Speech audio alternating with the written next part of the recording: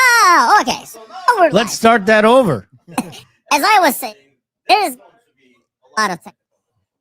Hopefully, out of that, 1 minute down, pretty. But we're here. That's character. I'm hoping the sound is.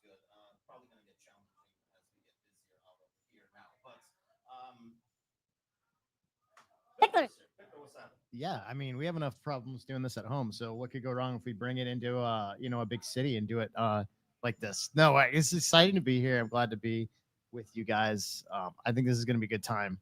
It's going to be really fun, when we hit these like early morning stretches and we start to hit our existential crisis moments where we're wondering why we agreed to do this. I'm looking forward to it. Well, we are working on those audio issues. Hopefully the speed is catching up to us. And I see the comments coming in that we have some audio stuff going. So good to give us updates throughout the show, not only for wellness checks, as we learned last year, are necessary to get through 24 hours of live time, but also to make sure that we know what's happening. So thank you to everyone that is in the chat. Sir Z, Leo, Gordo. It's going better and better as I see. So, hey, we got through 3 minutes, guys. Can you imagine what the next 23 hours and 57 minutes are going to be like? It is going to be something. But I think we should probably start real quick by thanking Carragers for hosting us today. Timucin, you can take it away. But yeah, thank you so much to everyone here. It's been fun. Yeah, I mean, Michael. Yeah, we're all set up, good to go. And Michael will be joining us throughout the 24 hours. So when you said like 3 down, I was too lazy to do the math and say like how many left. But there's a lot to go. But here's what we're doing. I mean, I think most of the people tuned in, but if you're just hopping on, we do appreciate it. The more there's going to be a live audience here, Gordo, but that's what things are going to get up to. I think. But I mean, obviously. It's like only like 1 o'clock Eastern. A bunch of people having lunch. The first day, I would think it's going to be, but there's.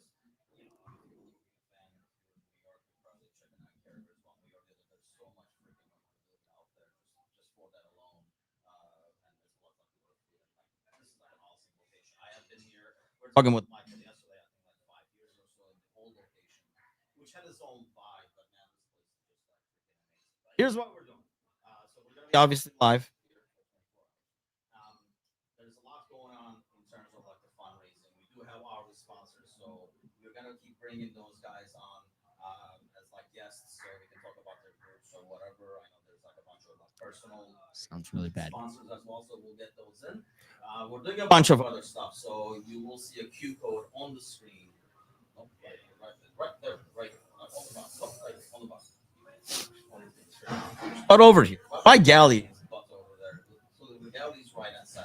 So if you scan the Q code, it will take you to 3 different places where you can kind of contribute to the cause. We're getting word that we don't have any sound again, that the sound went tough, and that we may not have any. So we're going to keep working on this. Yeah, hopefully it's going to get better, but I'm hoping it's working now. But if you guys can like tune into the Q code on the right hand side.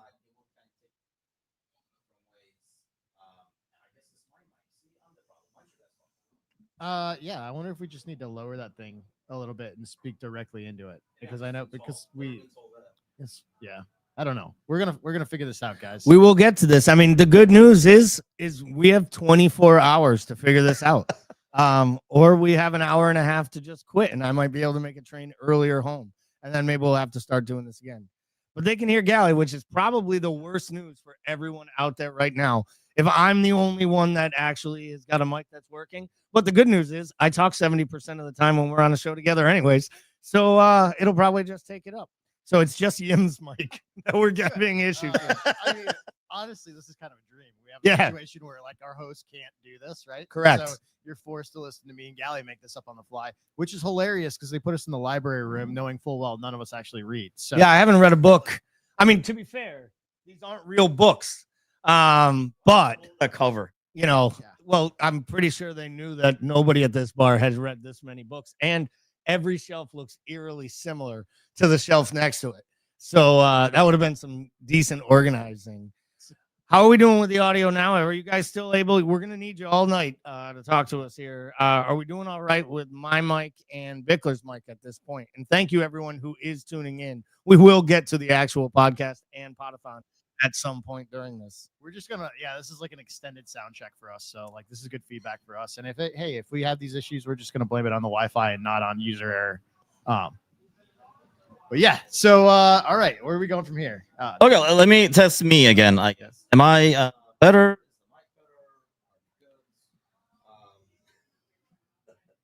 This is great. So Gordo says that Finn laughed out loud to your joke. That's basically our level of humor.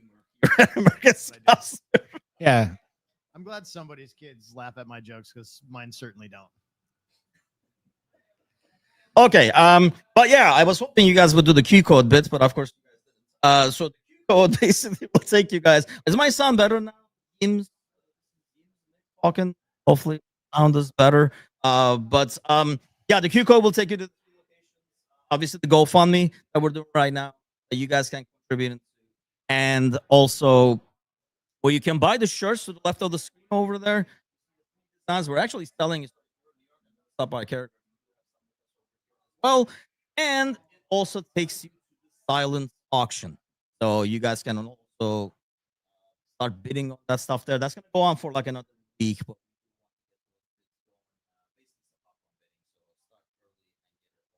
I see Ryan is in the comments. I am better. Victor is kind of quiet. Victor is always quiet. So I'll keep adjusting these levels over here until I am really breaking up. I have no idea. Okay, so hopefully eventually we'll get there. But obviously we're set up, boys. I don't think either one of us over here is stuck in sleep. No, sleep wasn't exactly something that we overinvested in. Almost like we didn't overinvest in good ideas. When we came up with one, the idea to do this last year, and two, the idea to try to do it 2 years in a row. Hopefully, if I'm coming in and out, you're getting the moments where you can hear me. And when I am talking is when it's coming through. But I guess we should start here because I just saw him jump into the comments. I think BJ had mentioned that he was having some health problems and might even be listening to us today from the hospital. So I hope that's not the case, BJ. But if you are, just know that you are with us. And I've already answered the trivia question correctly today, which was, do you think they're going to set up the microphones properly for this entire endeavor? And the answer was no. And I did get that right. So it was pretty good stuff. How much did you sleep over there? But it is coming in and out. Yeah, so sleep-wise, went to bed way too late, as we knew we would. Woke up at 7 o'clock this morning and thought, hey, that's fine. I'll just go back to sleep and grab a couple of hours, which I can't remember the last time I woke up and actually successfully went back to sleep. So I don't know why I thought that. Up since 7, we watched Wrexham lose essentially in the throes of injury time. So we kicked this thing off right. It's going to be much longer than 24 hours of no sleep for us, but those are personal decisions we made. Bad personal decisions, including this one over here. But yeah, bad personal decisions. I think I ended up around like getting 6 hours, which is not too shabby, but got the 6 hours in, and then I'm thinking, how the hell are we going to set all this stuff up? So that kept me up over here, but we're finally almost there, I think. Almost there. I see my mic going up and down, but hopefully it's working over there. But I mean, this is the second time we're doing this, but hopefully it should go a lot smoother aside from the sound and stuff like that. And then, Gally, we have a lot more sponsors.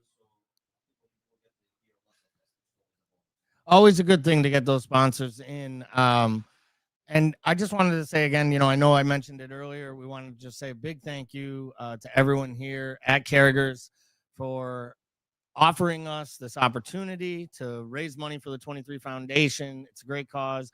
We hope you all get behind it. We are going to be sharing links throughout the day because 24 hours is a whole day. We are going to make sure and share that information, get it out. We have a GoFundMe. We have the T-shirts that are on for sale that Timucin has mentioned in the past. We also will be doing our silent auction, and the silent auction will run for another week. So you'll have opportunities to go ahead and bid on your favorite items.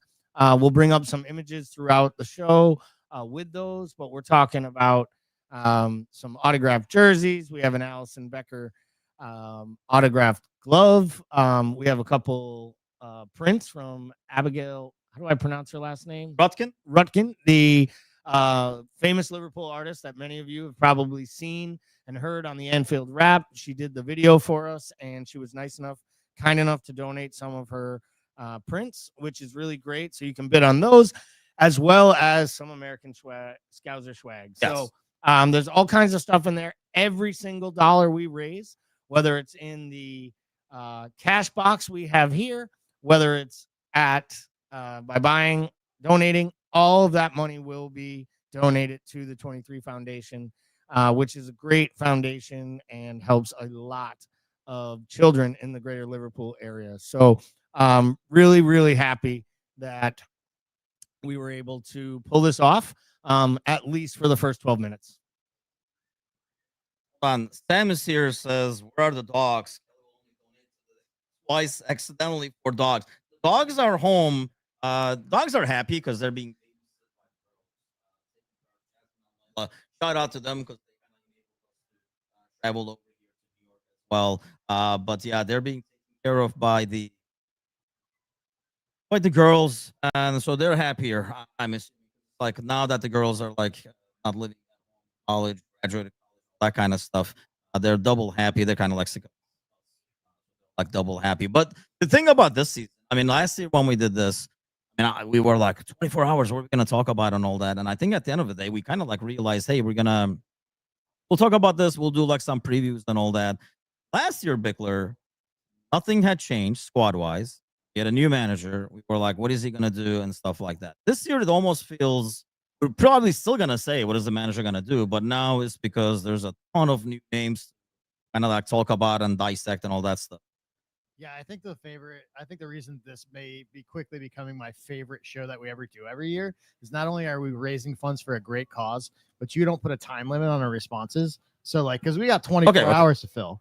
So like, like we can get started on something. We could just turn this into a 3-hour, transfer discussion on one player if we wanted. Yeah, I mean, okay, for the record over here, Gally keeps and it is I do put Gally at quota in terms of how long he can talk, and this is yearly. Just let it all out, and he can talk. It's smart of you to make it a time though, and not like a word limit. Otherwise, it would just sound like the Gilmore Girls, where like like you just tried to put 45 minutes of dialogue into a 30-minute thing, which is fair. So, but yeah, this is great because we do not, we have lots to talk about. We're gonna have lots of guests. We're gonna need people to do some true like check-ins with us, like wellness checks, at least for me. I know there's a portion of people that attended this thing last year that saw a very unnerving moment for me. I think it was somewhere around like 7 in the morning, 8 in the morning. For some reason, we decided it was a great idea to do our preseason predictions at the end of the show when we had been up for like 24 hours.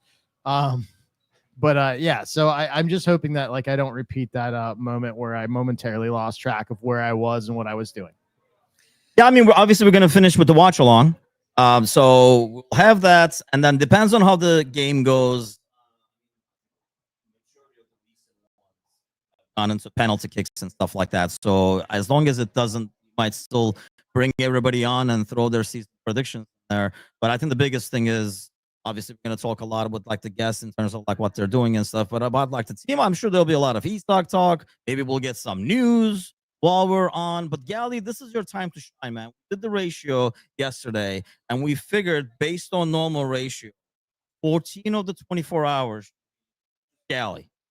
Yeah, I mean, that sounds good to Gally. But we're gonna have to get into our topics. I guess to Paul's point, as much as we appreciate everything, we could absolutely use all kinds of comments, questions. If you have topics for us to discuss in the chat, questions for the panel, throw them in there at times. We'll table them. We may write some down, and that'll give us the opportunity to circle back to some different discussions. But I mean, where should we start if we're going to start to talk about this side today? Should we start with just talking about some of the players, the actions? Should we maybe recap a little bit and just kind of put a nice little bow on last season and the preseason so far? Like, what would be a good jumping off point for you guys to take us kind of into this first hour. And basically, by jumping off point, I mean, what question do you want to ask? And then I will expand upon my output and input on said topic for the rest of the hour. Yeah, that's what I was worrying about, because we do have. Bill says you predicted Everton champions. Nobody was that. I mean, We weren't there. Paul got close when he didn't know where he was. He could have gone there. Yeah, I think I had Forest being relegated. That didn't turn out too well. But I do remember getting a fair amount of stick about having City down in third, right? So that was like a big one, because I mean, last year a lot of people were picking City to win it, including our own that follow us on Discord. And I think like that was the one. If I'm gonna take the L on Forest, I want to take the win on City dropping. Okay, I think that's only fair. I guess that's fair. That's fair. So, by the way, I think a good way to start is we're going to bring on Edmondson as our first sponsor. It is probably time, right, to put the last season away. So that's probably a good starting point. But another good starting point would be start this GoFundMe going over here. We got 24 hours, a lot of time to go. But for us to hear this as much as possible, we have to get those bids in. Every time I see it in there, I'm going to ring that bell. Cashier. Yeah, Bickler's very excited about it over here. But yeah, let's put the title winning now. So I'll let you, Bickler, stop. Do the tie down. Season recap. What are we doing?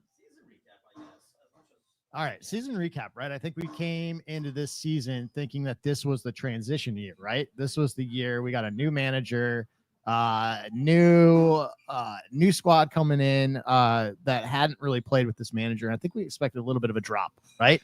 So I think, going to the season and essentially reeling off 3 or 4 2-0 wins, I think was pretty unexpected in general across the board. So I think we were happy to see that, right? And then we had a little bit of a dip, right? Like, I think the concerning thing, if I remember right, we had a little bit of a dip right around the post-January mark, which was felt very Klopp-like, and I think made us a little bit nervous. But what a year, right? What a year to see players kind of come together under a new manager. I think what stood out to me, right, and the thing I was most excited about is it seemed like a more sustainable style of play. I don't think we saw the injury rash that we've seen previously. I think that we looked tighter, especially defensively. So, no matter what happened, I don't think we looked as vulnerable in the back. And it just felt like it was a little bit more controlled, right? And I think, when we talked heavy metal football, we loved that about Jurgen. But the flip side of that is it felt a little bit too out of control at times.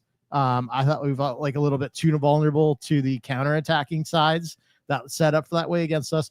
I think this one, maybe it's not as exciting to win 1-0 or 2-0, but at the end of the day, 3 points is 3 points. So when you have a squad that's healthier and not playing that way, I think it feels a little bit more comfortable. The one thing I would say that maybe I didn't love as much that I was hoping to see under Slot, I don't think we saw as much rotation as I would have liked to have seen from this manager. Now, we're going to find out whether that has to do with the players at his disposal or not, right? It might have to be that he just didn't have the pieces he wanted, right? Or is he a manager that truly likes to play with the 15 of the same guys, which is what we found under Jurgen. So we'll see that. But all in all, I mean, you can't complain about a manager coming in with all these question marks into this side and taking it to a title. Great year. I mean, that was the weird thing. So when the season started, and I remember this because when we had the American Pettings, that was our met in Chicago with the entire Chicago gang. Ryan actually an hour himself, and he'll be under in the second hour. But I mean, we met over there. Kelly, Sam, Gordo was there. So we met with the whole gang. We watched that game, and I do remember that was officially our first. They haven't played anybody yet. Think what's going on in the first weeks and stuff like that. So, but then suddenly we won that game and triggered things off. And I know I had the homer pick for us to title, but at the time it was more of a homer pick than anything else. Anybody expected Gally, but that team started things. And then it was almost a little bit of too good to be. Is this story going to end? Is it going to end for real thing? And before you know it, you're way ahead of it. Yeah, I thought, it's a great comment about the petting zoo weekend. One being one of the highlights of the season because it was the first time the three of us got to get together in person. Probably made You would us think we would learn our lesson and Yeah. not do it again, but probably made us think we should do this again, which is probably not the best of ideas. But it was such a great time. It was that moment. I won't say it was that moment after the United match where I was like, we can win this league. But I do believe that the way in which we played that match, we had already secured the other two victories before it.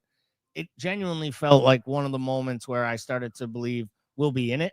Like we have a right to believe it's a 3-man race and not a 2-team race. Where I think when we did our predictions during this last year, a lot of folks picked, would admit as they did it, they were picking Liverpool using their heart.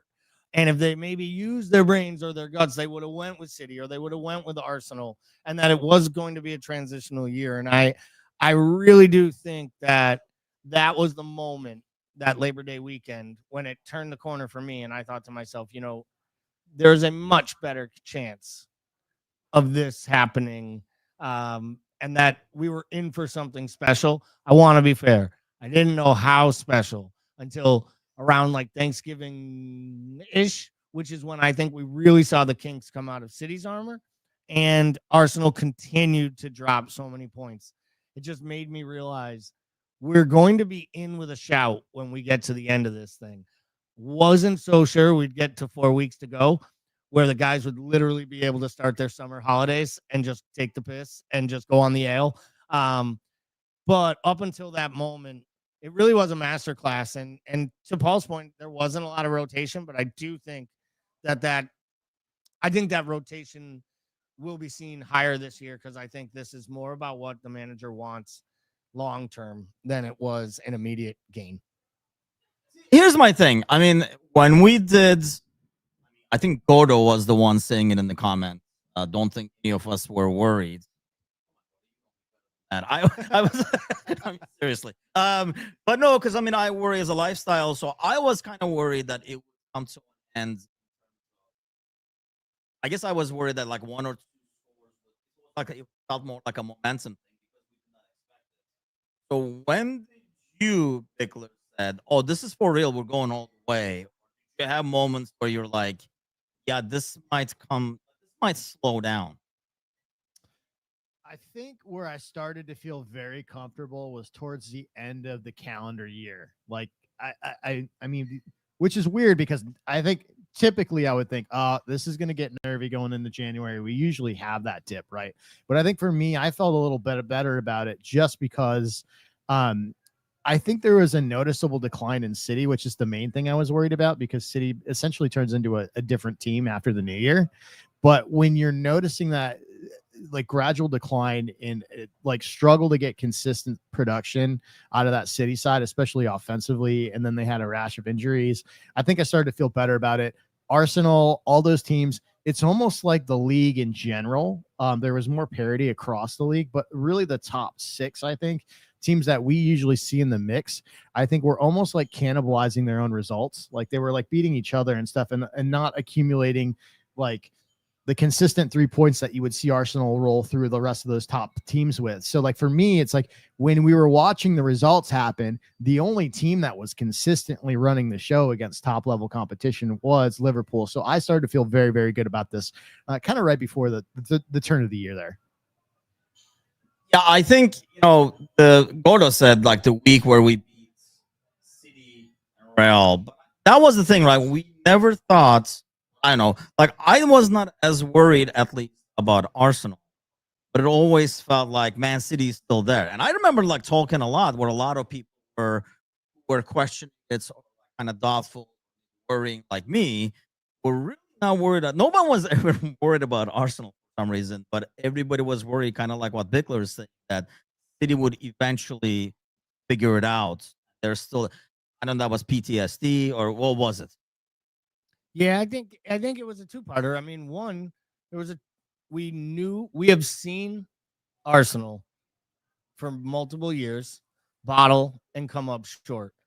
We have also seen consistently that City has it in them to go on one of those runs. We expected City to bounce back at some point, get Rodri back more fully fit, kind of start the process. And, once Rodri went down that injury and it was so early in the season, I think City did become vulnerable. But you still expected them to buy. You expected them to get it right at some point and go on one of their 14 match streak. So you knew that City had it in them. Where I really don't know that anyone ever really believed, including Arsenal supporters, they win the league. And it almost feels in a way like eerily, like when we were coming close there at the beginning under Jurgen, we'd get so close to City, but we didn't win the league. Like that first time we came up short and we lost by 1. And then we had the year where we went 97 and we lost by 3. Like it almost felt in many ways like we were defeated by the fact that City really kind of just turned it on. And I think Arsenal fans and supporters kind of realized they weren't winning the league with that squad. And I think a concerted effort this offseason to really strengthen from a position of, and like we always say, we were strengthening from a position of being champions. They were genuinely strengthening in an effort to just try to keep up. By the way, I just Tony. So today I should have mentioned that before we kind of like keep going with the conversation, should mention that yeah, you'll probably be getting the podcast today. And then also we do have like the super chats and as well. And anything that you do in terms of super chats, sticker on the Facebook side, you can do the star. So everything has been turned on today. We don't usually do a lot of it. Somebody who's regularly following the channel knows that. But we do have everything turned on, and all those that come in today will be donated to the foundation. Basically, all this effort, GoFundMe, silent auction, sponsorships, everything is going to the foundation. So you can don't want to do the GoFundMe, don't want to bid, whatever the case might be, something like that for like the super chat. So you can do the super chat and throw that in there, and we'll be all set. Man, there's all set. Can we hear everything? I am still in and out. But okay, while I'm in and out and I try to figure that out, I think I just had to be constantly very close to this. But finally, by the way, big thanks to wifey Angie over here who's running around getting cords and all that kind of stuff. So big thanks to her. And by the way, we didn't do all this freaking decorating back here. God knows if we put Gally or Bickler or myself in charge of this room would not look anything close to this. It is a pretty neat. If you leave it like this for the next guy doing a podcast, we got a pretty neat setup over here. Sound is coming in and out. Looking at the question. Yeah, it is coming in and out. But the great news is now I can hear it going in and out, so I can translate for you. Do you know what I mean? Like, she's the best of both worlds. We should do this in Turkish. Give it a little international flair. And I'll just run like ChatGPT through the translator, and then I'll just let everybody know. They won't even know because it's in and out anyway, and it's Turkish. It actually. Yeah, I don't know why it's in and out. I see my bar over there full force. Yeah, I don't know what when I put the headsets on, I could hear it a little more direct. Tim, you were really loud compared to Paul's on the actual volume level. That could be us just trying to tweak these things. It feels like Paul's mic is the one that is consistently working the best from what the listeners are saying. But once we adjust my audio down a little of what I'm getting back in my headset, the volume coming back in, I can kind of weigh in as well. How is it coming with you, Paul? Am I cutting out or am I staying pretty consistent? You're good. I'm on. Don't we have a fourth XLR cord? Don't we have 4 of them? I'm wondering if we could find that 4th cord, and I can look around in a minute. Well, why don't you guys explain the super chat and stuff?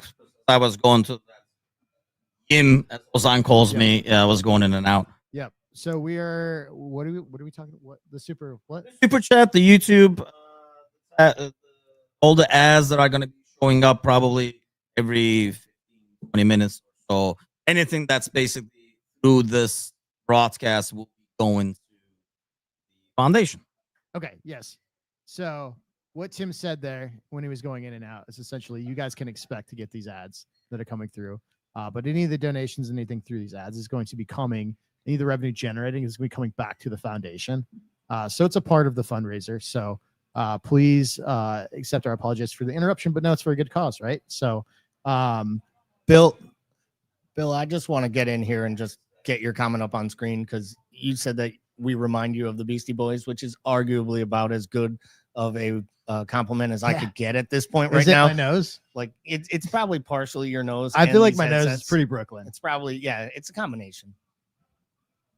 Yeah, that's awesome. Beastie Boys is a great comp. You guys got way too happy with that. Timucin, like, congratulations. You're the oldest member of the Beastie Boys, and they're still going.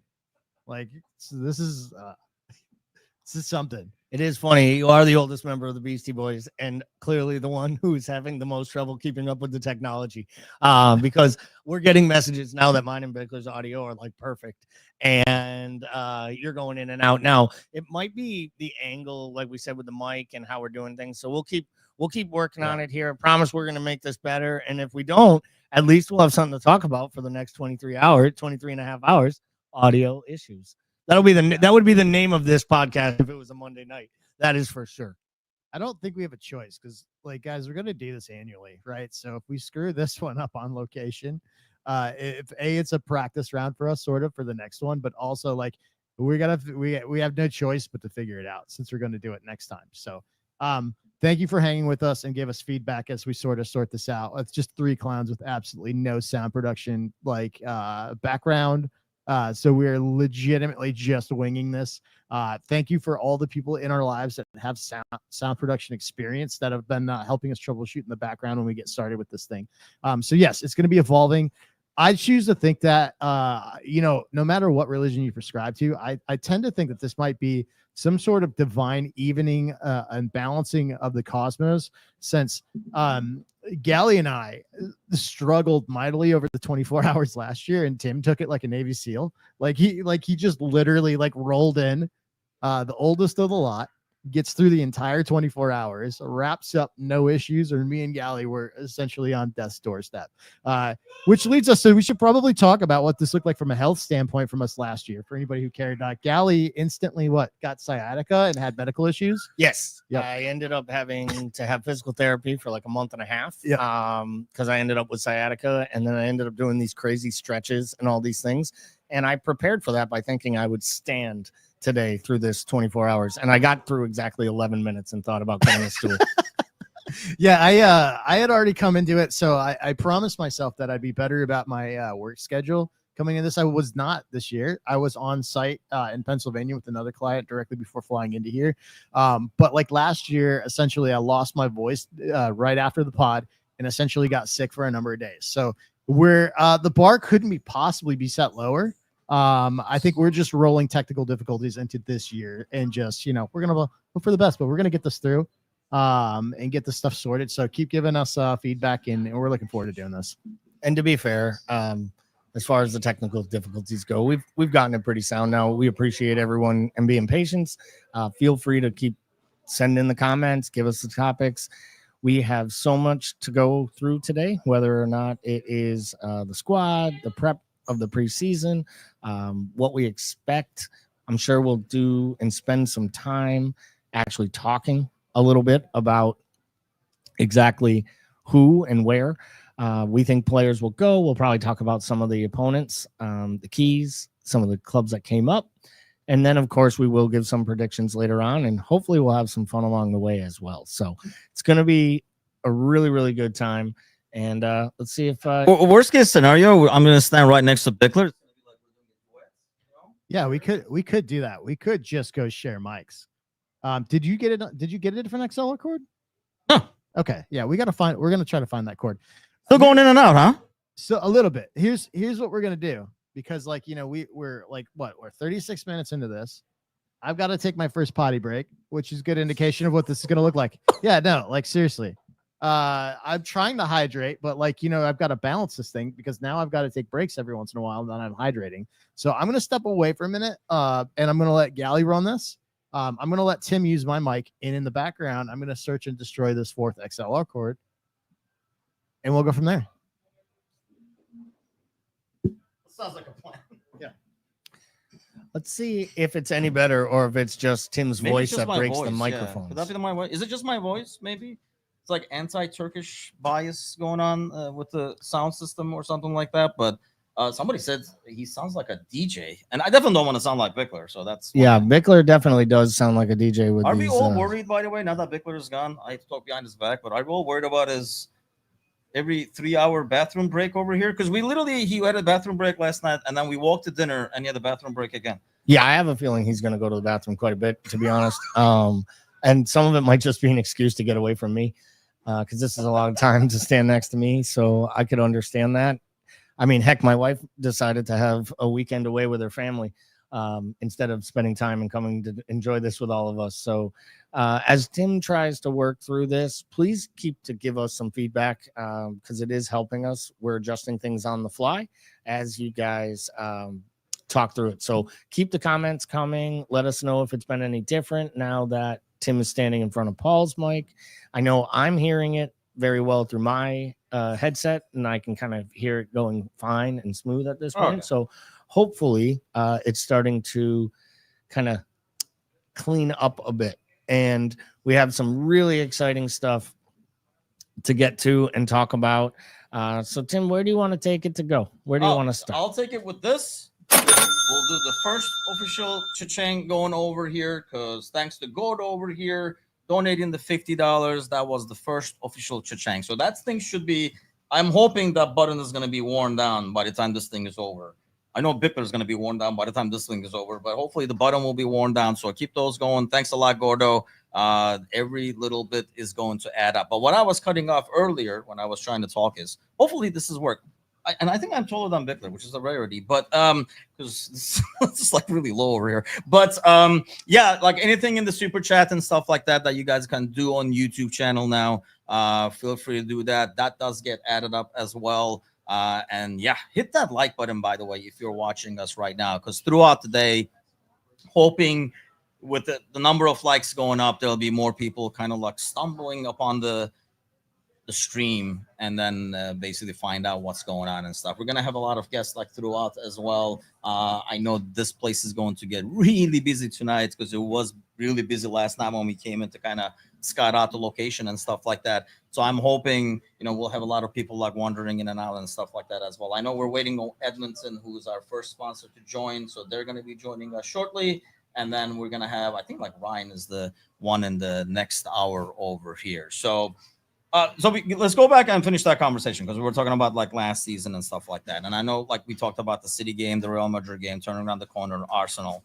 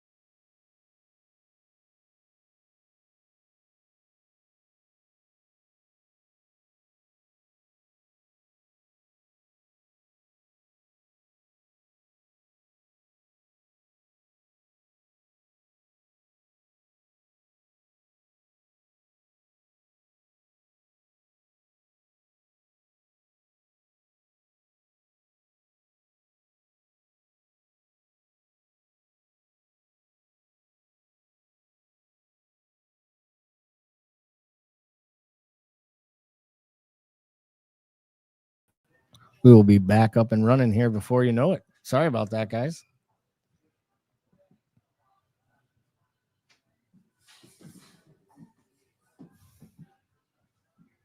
There we go. Everything should be back to normal. Hopefully my sound is still crappy, but everything else should be Plugged in. Can you guys hear Gally now? There we go. I think. Maybe not. Mike, he's genuinely has a microphone that's completely unplugged. You can tell I'm not very technically savvy when I'm using the one that's not plugged in and complaining it's not working. So how are we looking now? Are we looking good sound-wise? Did Bickler just make a miracle and sound good? You sound definitely better. It's very loud on my side, but I don't know if that's just a mic item. I was overcompensating and like listening to the face of the microphone over here, so that could be part of the reason. Nah, it is cutting out. You're still cutting out, my man. I guess we're gonna have to share microphones. Yeah, we could do that. Tim and I are gonna get real close throughout the day, so this works. Oh, we'll figure out the best way to handle this moving forward. It's just odd that it's just the one mic, And it's the main one. But let's go to let's bring on Jason over here from the Edmonton group. We'll bring on Jason. Of course, I'm going to be the one on the mic around. But Jason, welcome aboard, sir. We're kind of still working through the technical difficulties, so hopefully you can hear us. Yeah, can you hear me? We sure can, Jason. Thanks for joining us, and thank you for your donation to the cause and for being one of our sponsors and our first guest. Yeah, no problem. You know, I believe it was it last year? I can't remember the last time you guys did this, but I jumped on board then as well. And so, yeah, you know, we also work with the 23 Foundation out in our neck of the woods in Western Canada. So, yeah, it's great. Great foundation. Working with Mike is awesome.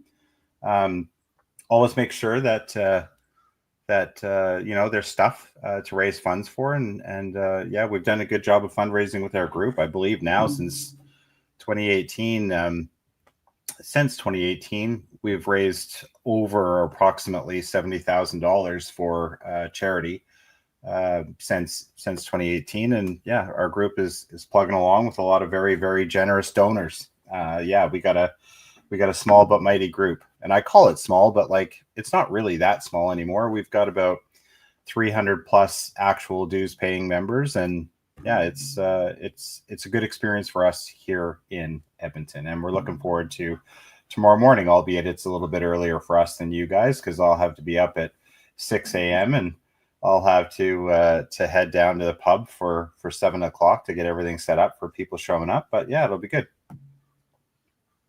Yeah, man, you guys have been great. I know you guys also, by the way, donated through Joanne over here. I guess I'll move over here. We're gonna do the Hanson brothers like was on. Timucin's, you got to get right on top of it, just like this. All right. I know we're gonna be making out all night, essentially, but you gotta freaking get over it. Come here. I did not sign up for this shit. Oh, okay. I didn't know this was in the contract, but we better get a lot of donations if I'm doing this. But yeah, you guys also donated.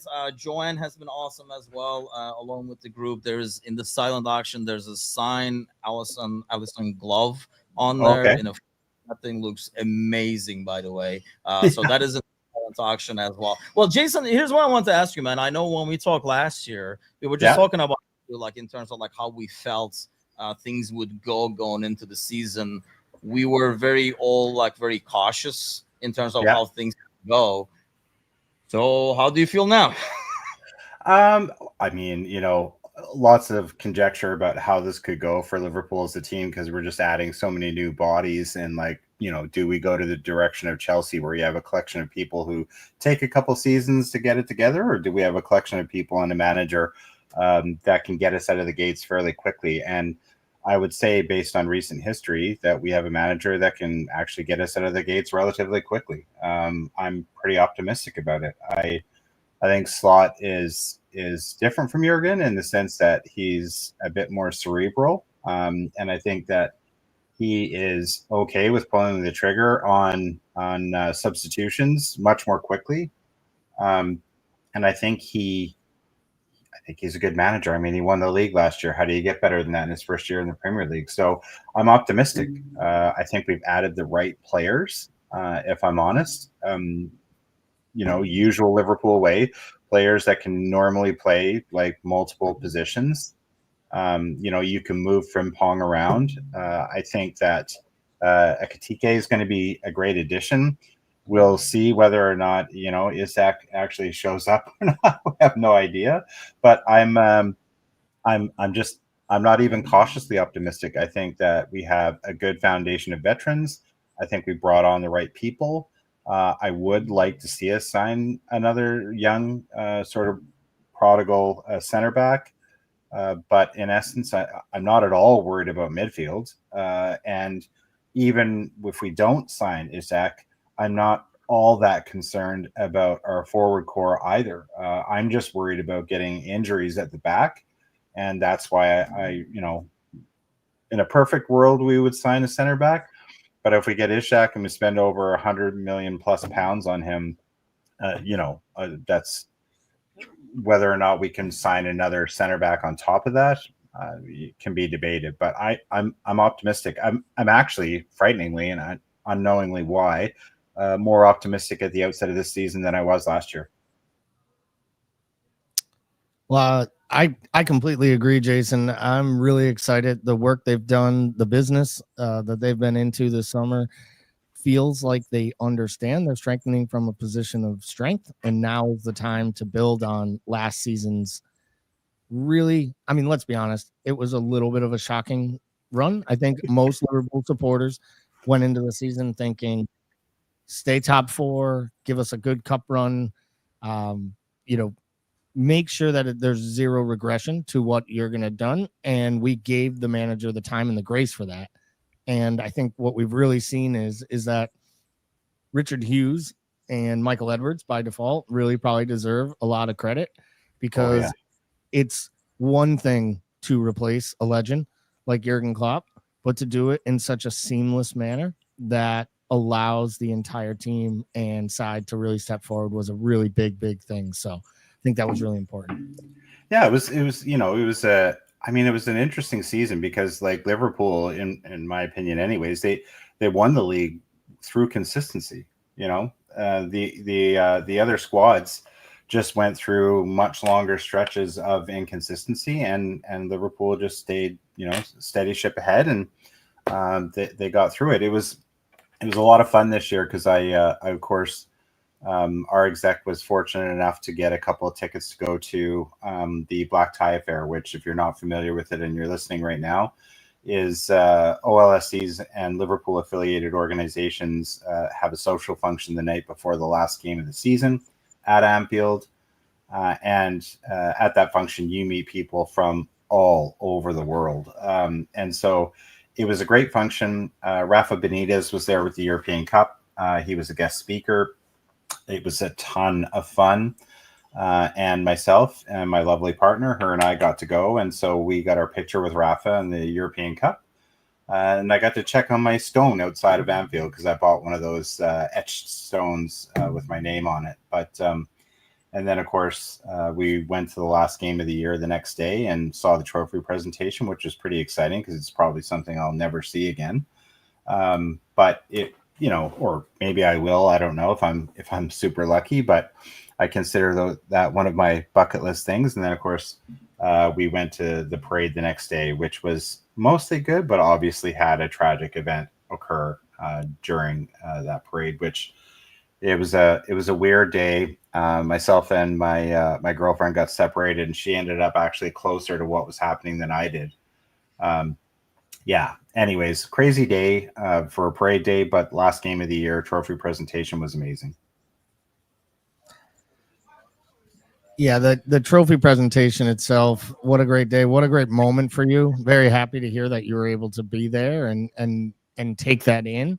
It was exciting for the viewers and obviously supporters across the entire world were celebrating it. But I'm really sorry to hear that you had that negative experience during the parade. I mean, everyone was impacted by the event, and it was such a horrible idea. It was such a horrible thing to mar such a wonderful day. But it was something that was very, very difficult for supporters alike. And for you to be there and to be separated from your partner, I'm sure the fears that go through both personally probably, I hate to say it, must have taken away from the overall enjoyment of the day at some level to some accord. Yeah, it did a little bit, but you know what? We just like the great folks in that city, because like I've been going over for games now since 2010, And every year I usually go over, except one year restrictions wouldn't allow us to go over. But I will say that I've made lots of great friends over there. It was good to be with them. Her and I recouped. It was, it ended up being a great but short vacation. And then I came home, but I don't think there was nothing in the world that was going to stop me from going there once I found out I had tickets. so it was great. It was tough to see the emotions that locals were going through at that time when that news broke. But I will say, like everything else, Liverpudlians are a very strong-hearted lot of folks, and they are getting or got through it because, of course, long-term ramifications of an event like that are always hard to judge. I will say, though, that as far as meeting up with official supporters from across the planet, it was just so much fun.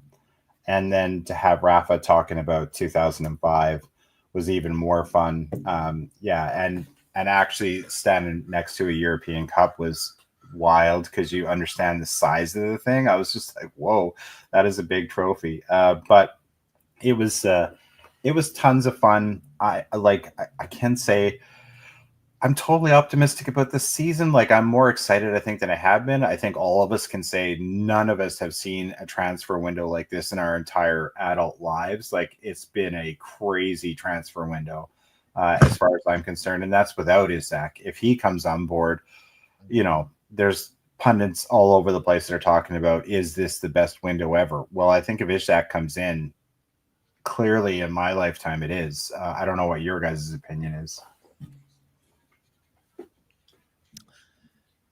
We know that there are some audio issues occurring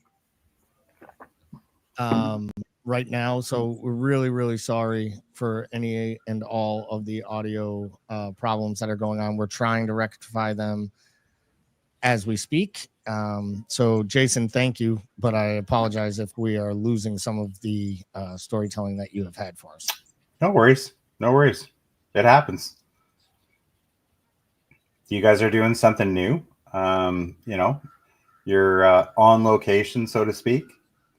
So it comes with its challenges, especially when you're trying to set up for 24 hours. So it appears that Jason has been fine, which is great. So we're happy to hear that everyone is hearing that well, and that it's coming through okay. It must be on our side that we're getting some of this feedback and the issues. So again, I just want to apologize.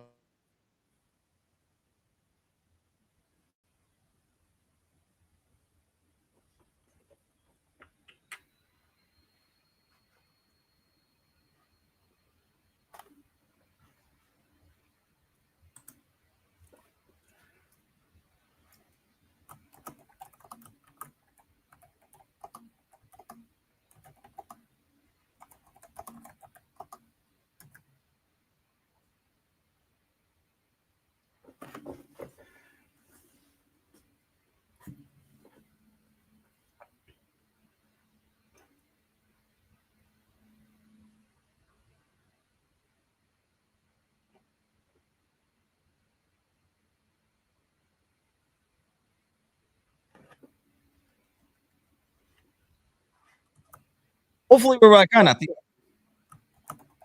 Oh, Yeah, so we're back. Sorry about that. Timucin's in and out. We're still working on that. We'll get that back in. Jason, thank you for hanging out with us. Thank you for coming in. We apologize for some of the technical issues we're working through here. We are in the dungeons at Carragher's. If anyone's been to Carragher's, it's essentially a labyrinth that goes straight into Lower Manhattan. It's an amazing spot, but it is an absolute labyrinth. It's a maze of memorabilia, very cool Liverpool stuff. We are running off Wi-Fi and trying to keep this thing going. So thanks for bearing with us, Jason, and telling us a little bit, about what you guys do, the season, and some of your opinions. Anything else, Kelly? Yeah, well, Jason, we have a question here from Gordo. He was wondering, how long have you been involved with your OLSC? And do you want to tell us a little bit about your OLSC, what the pub you guys go to, any membership options, things like that we might be able Yeah, to assist? so we we have been official since shortly after 2018. How long have I been going to games? Since around then. I mean, to be honest, prior to that, to my understanding, anyways, it was largely a group of sort of Liverpool supporters who gathered at various pubs to see games. 2018. Shortly after 2018, we became official, and then we filed our paperwork to become official. I've been on the executive. I just actually renewed for my second term, 3-year term, and so we have approximately over 300 plus dues paying members. And typically speaking, when we do our charity auctions, we usually have like kids prizes that we draw for, and then obviously people contribute, and we sell the opportunity to win things like signed jerseys, signed boots, signed balls, framed jerseys, stuff like that. So since 2018, we've raised over $70,000 for a few foundations. One here in Edmonton called Boyle Street Services. Boyle Street does outreach to unhoused folks here in the city of Edmonton. So people who are living rough.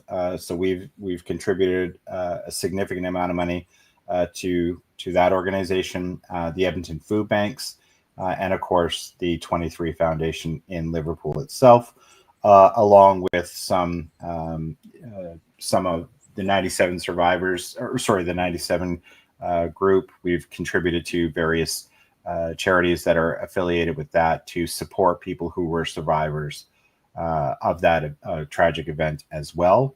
And we've also contributed funds to support here in Alberta. We had one of our mountain communities, Jasper, had some pretty severe wildfires where parts of the community had burned down. So we've also contributed financially to those groups to help support them. But, every year, especially for big games or big cup games, I mean, we can have anywhere from 150 to 250 people come out for a game. And our group, without a doubt, are some of the most generous people I've ever met in my life. They have very, very generously supported financially all of the causes that we have raised money for. And so we're a tight-knit group. We meet at a pub here in Edmonton on Jasper Avenue and 116th called The Cabin. They've been excellent at supporting our group. Very accommodating. They try and arrange, breakfast buffets for when we have like larger games, larger events like tomorrow morning. We suspect that there's going to be a number of people chomping at the bit just because it is technically the first game of the year. Our group does some great work, very generous, led by Joanne, as you guys mentioned earlier, who I think, quite frankly, is the glue that holds our entire executive and group together. I mean, this is a person who has diligently worked on hundreds and hundreds of membership packs every year and makes sure that everybody signs up. She's the glue that holds us together and the engine that drives our group. Awesome. We did have a question come in here. Ozan Kabak asked, by any chance, are you also an Oilers fan? All right. So you guys gave me a bit of a hard time about this last time. I remember that's what I wanted to again. Because Daryl Atwell had to chime off on that. So I'm originally from the east coast of Canada, a province called Newfoundland. And growing up as a kid, I grew up a Montreal Canadiens fan. And I am still very much a Habs fan. But after having lived in Edmonton for 25 years, I have definitely become, the Oilers are in my heart as well. It's just when Montreal and Edmonton play, I cheer for the Canadiens. But that is the only time, and they only play twice a year. And for the other 80 games of the year, I cheer for the Edmonton Oilers. And I desperately hope that they were going to win the Stanley Cup this year. Unfortunately, that didn't happen, but they'll bounce back. And I even went so far as to to buy a mini pack this year. So I bought 2 seats for 4 games to go see the Oilers this year. Awesome. Well, we really appreciate you coming on. I did want to ask you this because I did want to. First of all, I get to test the microphone. Sounds better. Yeah. I mean, the unfortunate part is we can hear you now, and it's not cutting out. So I'm not sure that's either better or worse for the listeners, but we are hearing you a little bit better and a little bit clearer. Dude, there's like a 24-hour full dose of Tim Cam and Tim Mike. What can go wrong? But no, I wanted to ask you something, because when you were talking about Joanne earlier, I do want to make sure I mentioned her several times, because when I came up with this crazy idea initially for this 24-hour Pod-A-Thon, and we reached out to you guys, we reached out to the foundation. Actually, they referred us initially to Joanne, who was basically, like you said, kind of like the glue, and made us kind of like join us and, connect us with Mike, with the foundation, and made it work so that we can kind of like do this. And we want to do this every year, as long as, people around here like let us do it every year, I guess. Anything else? But how did you guys get that process started? Is that like just Joanne's connections? Is it something to do with Edmonton? Because like you said, you guys do a lot of stuff with the foundation as well. And honestly, like if Joanne did not take the initiative to get in touch with me, get me in touch with Mike and stuff like that, I don't know if this would have ever happened last year when we did the 24-hour. Yeah, so I mean, she's originally from Liverpool and still has lots of friends in that community.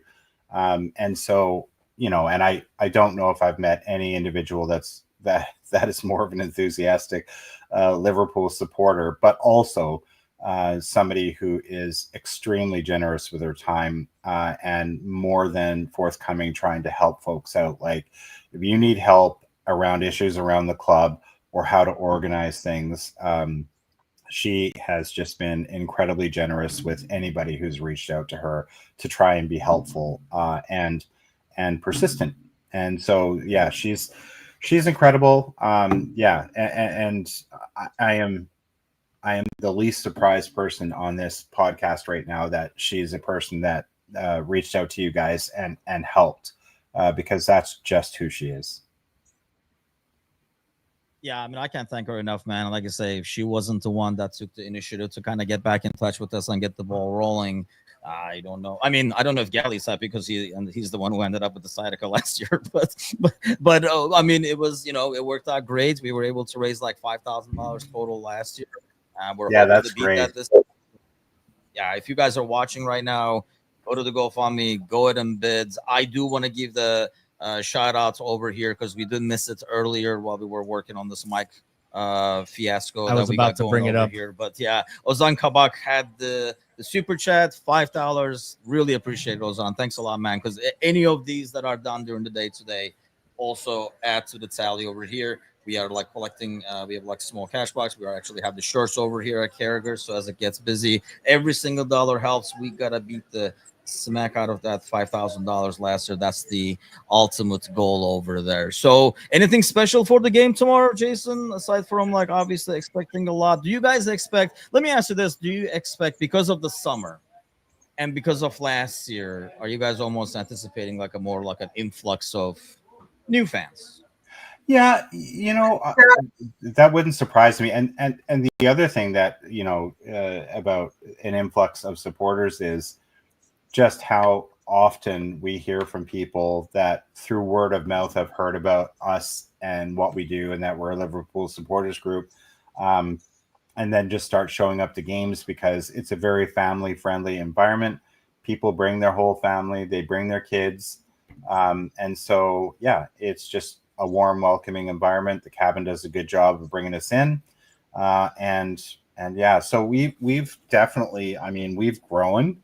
To the point where every year at our one of our annual meetings, we end up discussing how to deal with growth, which is always a good problem to have.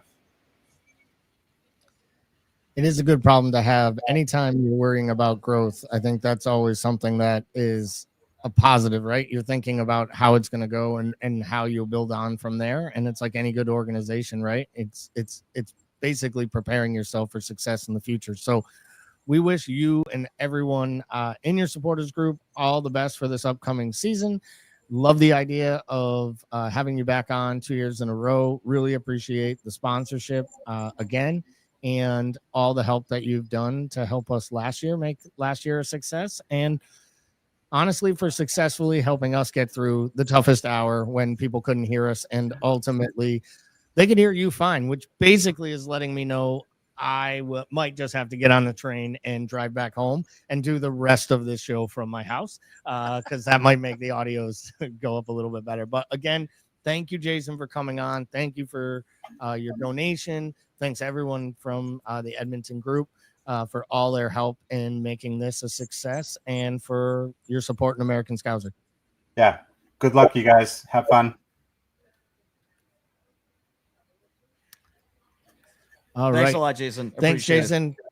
Have a great day, and thanks again for joining in. If you are like any of the other users and want to get involved, you have the ability to do. Oh, sorry about that. Brought up the wrong one. I'll bring us back. I'll let Timucin do it. He's got to pick the one that he created. There we go. Look at that. Bickler is off trying to solve world think we did. problems. I'm glad to Um, report. Well, we saw that it's the mic issue in the long run. We solved hopefully, one so- mic issue.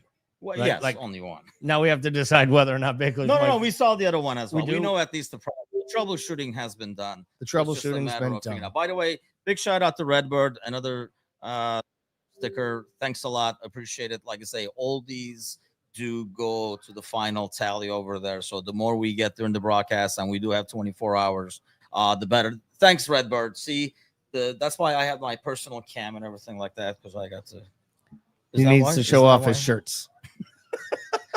I was at least hoping that's why, but yeah, man, like I say, I can't thank him enough for the Edmonton group and Joanne and stuff. I cannot emphasize it more. And they did, not only they sponsored that hour, like I said, they also donated that glove. That thing is freaking amazing. It's sitting in Chicago right now because they did send it to me to send out to the winner.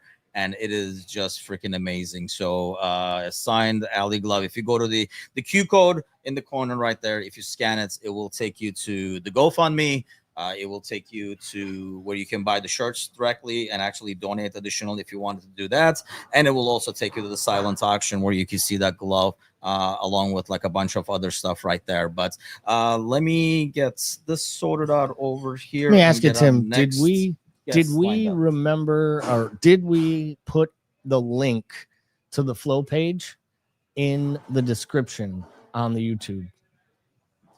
No, I can probably. We can add that at some on there. point, because So we'll it's in put the that in there description too. That as way, well. if someone isn't using the Q code or you're on your phone and you just want to click on the description, you can click right in the link. It'll take you right out to a ongoing page we have, and that page brings you to where you can buy the T-shirt if you're interested.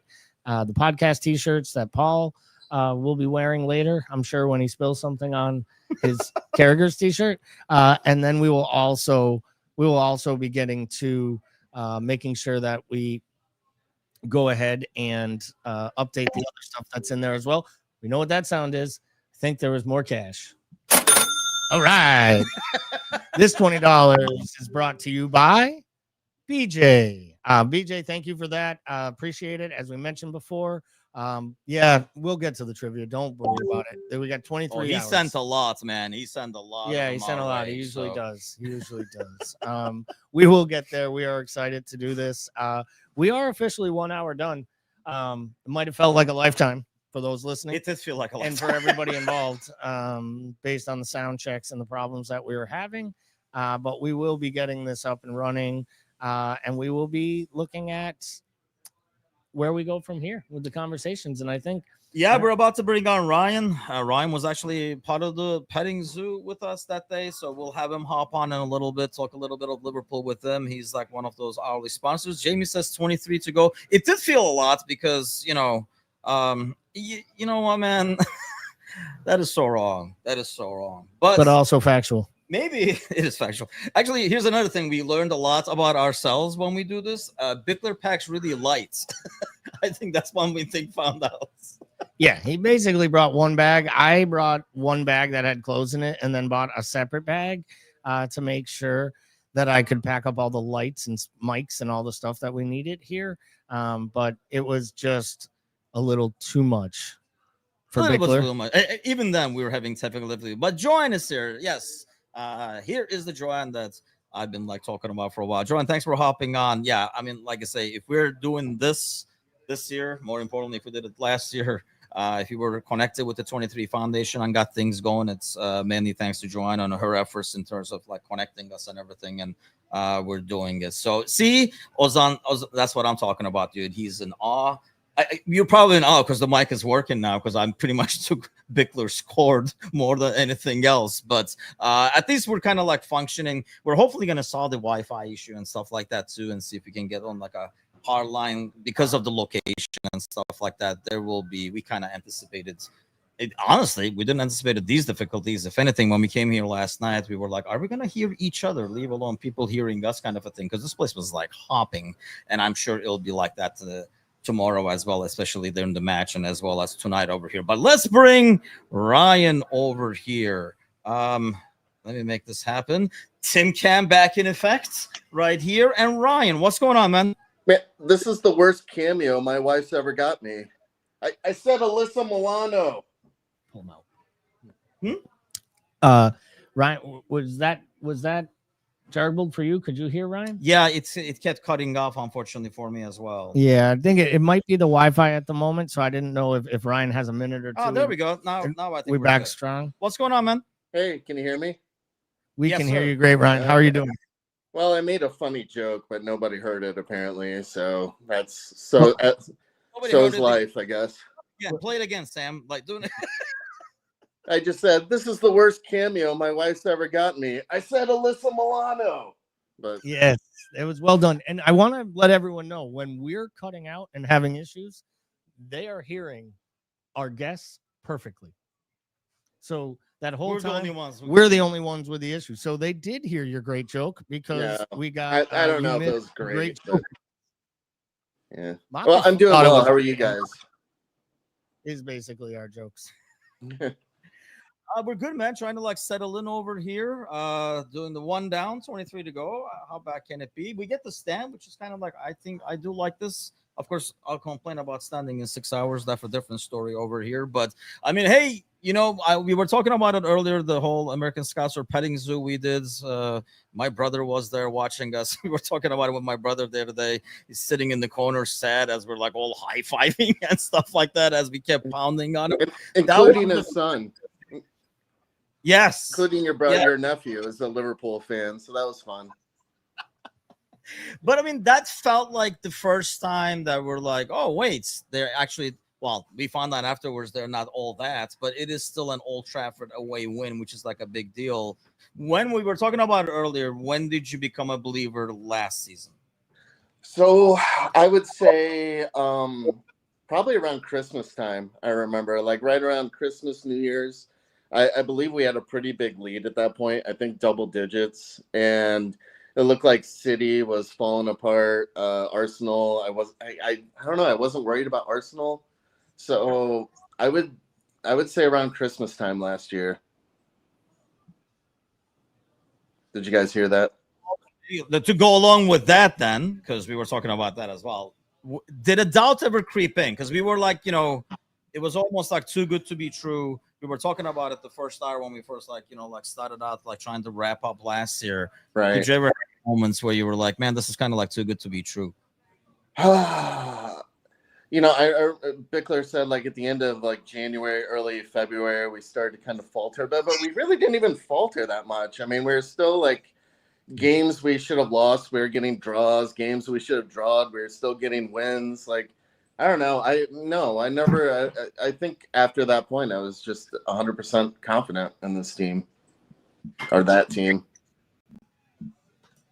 So, and that's rare for me. I'm very rarely confident in any of my sports teams. So, you know, hope for the best, expect the worst, I guess. How about this year? I mean, now that these guys are, it's a totally different vibe, man. This is kind of like weird. I mean, it's like, you know, a year later, I actually got like a notification on my phone on like Facebook this morning that, you know, it's been exactly like 1 year, 1 day off in terms of like doing this. And and it was a totally different vibe, right? When we were talking about like being hopeful and you never know, it's the same established squad and stuff. And we were kind of like happy that, hey, it's the established squad. Now we're kind of changing that. A lot of good, like a lot of new faces, a lot of really quality faces. So where are you at now? Last year was like cautious optimism. I would say the same, honestly. Just looking at the first 5 games this year, it's a tough start. So if we come out of the first 5 games with, let's say, 11, 12 points, I'll probably feel pretty good. Because I think it's going to take a month or two for this team to really gel. And if we can get off to a pretty decent start, then I feel really good. So I guess I technically can't really answer that until I see, like get back to me, in like mid-late September, I guess. Probably the first international break. When is that, by the way? Is that end of September? Good. The first Actually, don't know. I think somewhere around there, right? Oh, you can't hear anything. So let me ask you this. When you said like the new names and stuff like that, if we answer I don't think we will. I don't think any of us will. But if we enter the season as we are right now, how confident are you? Or are you like, hey, there's still like several pieces that need to be filled in? So I would almost say verbatim what was Jason, the previous guest. Like, I feel like we need another center back for sure. If we get another center back, I'm very, very confident in this team and our depth. And another attacking player would be great, but I think we can get by without one. If we can get a center back, then I'll feel much, much better. Even the young, there have been a lot of talks to the Italian kid I know recently. He's like 19, 20 years old. I can't think of his name right now, but I feel like somebody like that would be perfect, where like they're young and maybe don't need to play every game, maybe learn under Verge, for a couple years and then I guess take over. But I don't know, it's center back. That's my long answer to a simple question. Mic check? Are we gonna do this? Is it working? It's not even. Is it working at all? Let me see. Can anybody hear me? It's cutting in I and feel like is it cutting in and out? it is cutting in and out. All right, so maybe we need to go to a different. It might be something with the setting at this point because we've replaced the at this. I don't know that it's the chords. I think it's a setting we have going on. You want to try 4? We're overlapping each other. We're gonna keep working through this, but Jamie chimed in and mentioned it was young Italian center back Leone Yes. was the player that we were linked with. I believe he is at Parma. Yes. And is of interest to both Milan teams as well as Liverpool. So it will be interesting. Does it make you nervous that he's such a young player? And does it make you nervous that there haven't been an enormous amount of folks come from the Italian leagues that have genuinely hit the ground running? I was waiting for you to ask that. And no, I think that means, I don't know. I take very little stock in that. I don't think it has anything to do with where they're from. It's just a player-by-player basis. So, no, I don't. That means nothing to me. Does it worry you guys? Like getting an Italian player? Like, I don't know. I don't know if like, is it just? I don't know if it's just a coincidence that's the issue, or is it just really a matter of like it's just not meshing? You know what I mean? It just doesn't work together. I just don't know which one it is that's going to. Like when we look at a player, because it is very rare, right? Like you almost have like, with one hand, you can pick the ones that are like working as an Italian player in the Premier League. But I don't know if it's just a matter of just luck rather than just nationality. Yeah. Like it's not like, Liverpool doesn't have good pasta or something. Right. Yeah. I don't get it. I don't know. That doesn't bother me at all. I'm not worried about that. And All right. Mic check 2. Yeah, I can hear you. Works good for me. You guys be the judge. Is anybody else getting me echo? Are we Getting a little echo on Paul. at the moment? What do we do to get something with our other mics? Yes, I will take care of it. We're going to get Updated. but we think we're getting closer and closer, guys. We so much appreciate you working through the kinks with us. We knew there would be some bumps along the way. We did not know there would be this many bumps. We're going to be honest with you. Yeah, but like an unpaved road, we'll find our way through it.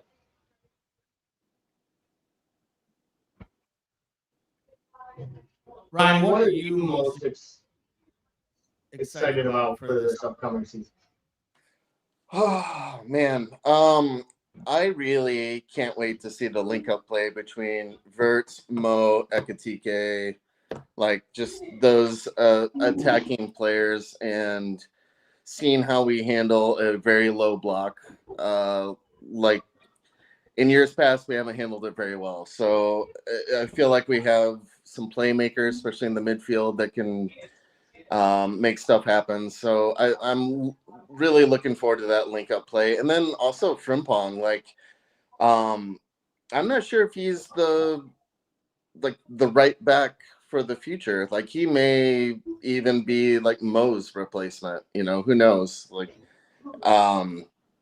I think when Mo's in Africa, I think we're going to see Frimpong playing right wing and, you know, Bradley in. So I don't know. I'm really excited about him because I was thinking about a friend of mine was asking me the other day about like, yeah, but you're losing like Trent. And I was like, man, like I feel like if Trent didn't play a single minute last year, we still would have won the league. Like, I'm not sure how much he really contributed to the team winning last year. You know what I mean? Like, there are probably a handful of great moments that I can think of, like great balls that he put in or, you know, but other than that, it was like if Connor Bradley was healthy and fit and starting the whole season, I think we still would have won the league.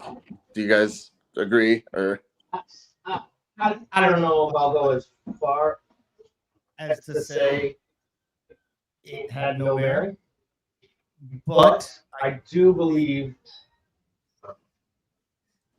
the bigger issue I have is the fact that Connor Bradley hasn't proven that he can stay fit and healthy for extended periods so far in his career in the first team.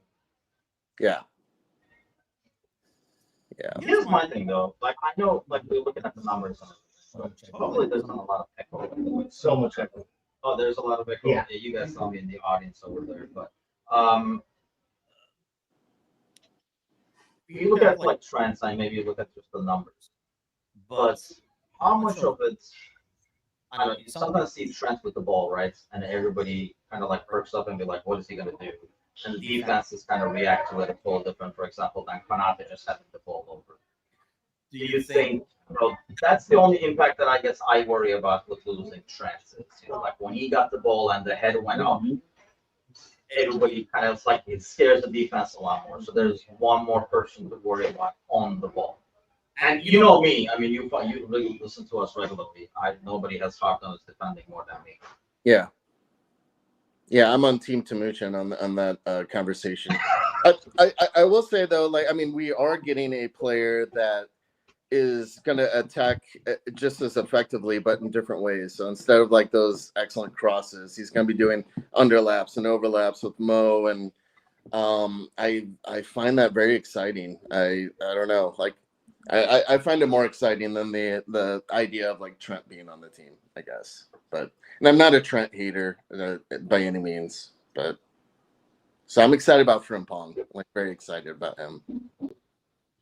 You want to test things out over here? I think We're gonna run it same thing where I'm cutting it out. What do you hear? I don't understand. We have this sorted. We'll figure that out, but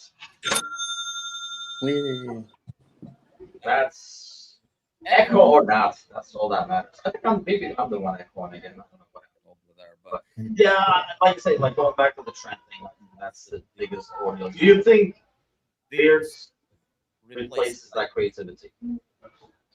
Do I think Veert's what? replaces that creativity that you lose? Is it enough to kind of make up for that creativity?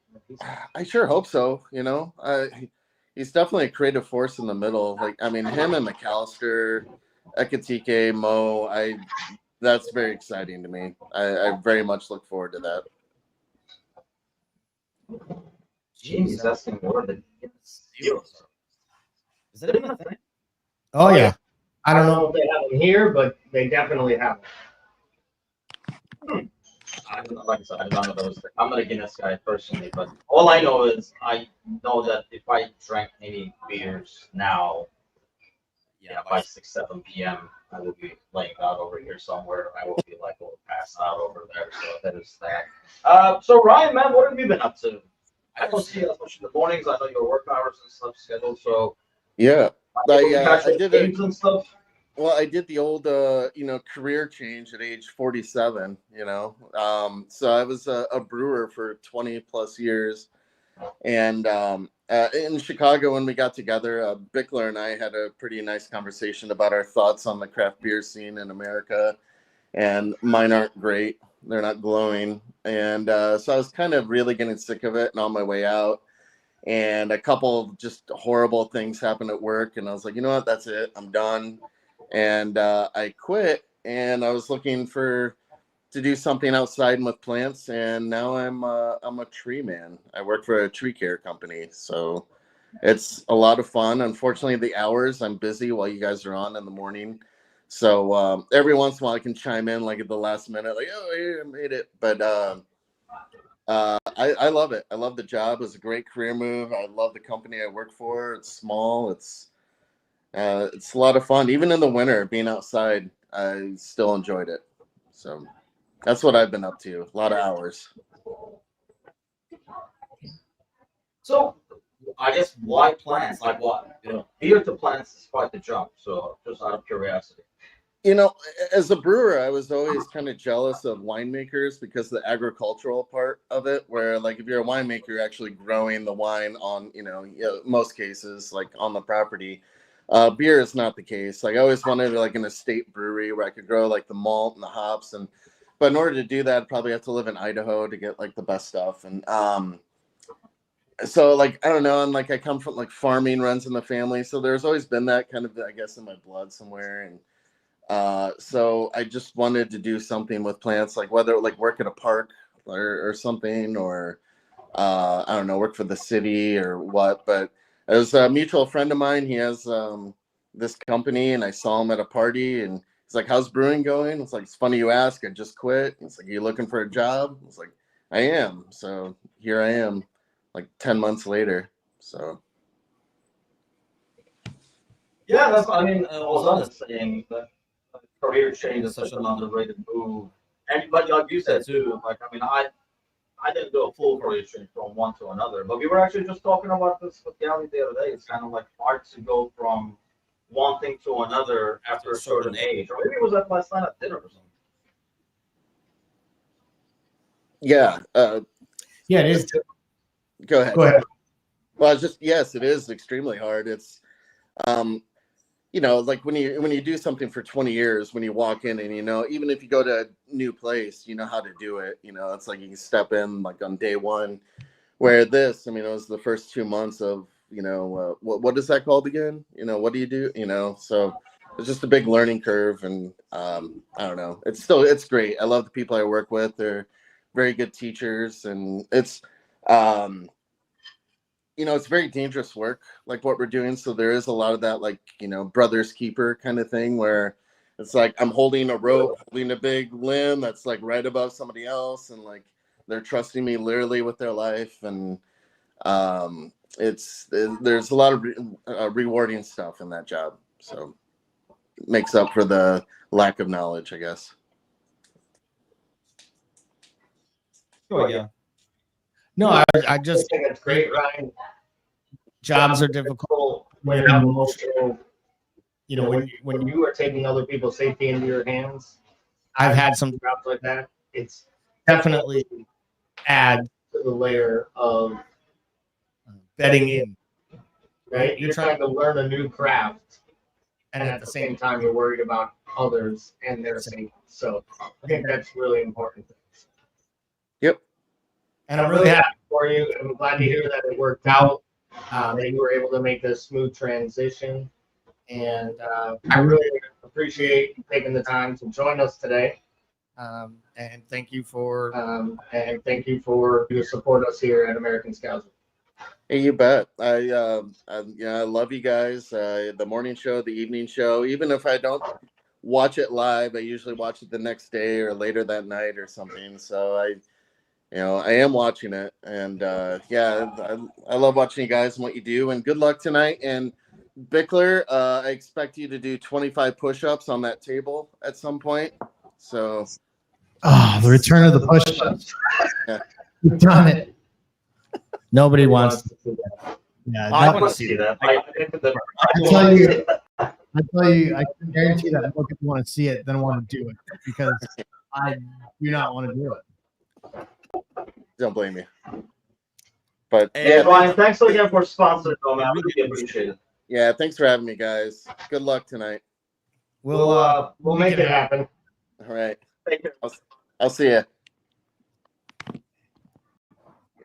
I will say, as we had Ryan there, I was getting a bit of our mics picking each other up again. Like we were early in the day when we first started. Tim, are you good? Were you getting an echo in your earbuds? Yeah, occasionally. Yeah. Okay. So I'm not sure what the best way is. Jay asked Paul, have you tried unplugging and plugging it back in? Good to see we brought the IT department. How we got in this Yeah, I do think we funny, we had two mics. Mine and both really working well, and then we thought, we'll troubleshoot this and figure it out. And I think somehow in bringing the fourth person in, when we swapped the fourth position, we messed with some of the high and low gains we had from 1 and 2. Because I don't think it worked as much as it was the actual cable or setting we have. So hopefully we're going to figure this out for you guys and straighten it out.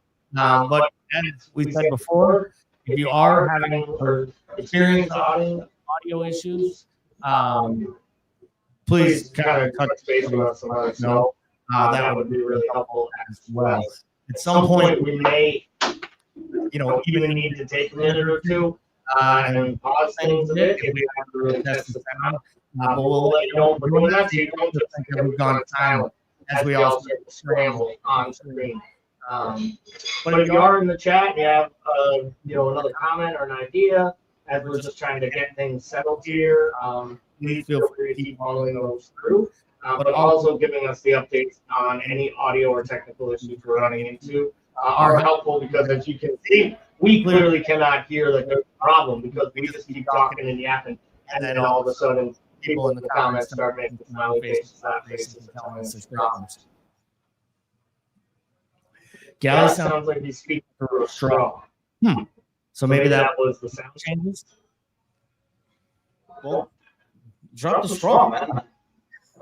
I don't tell you.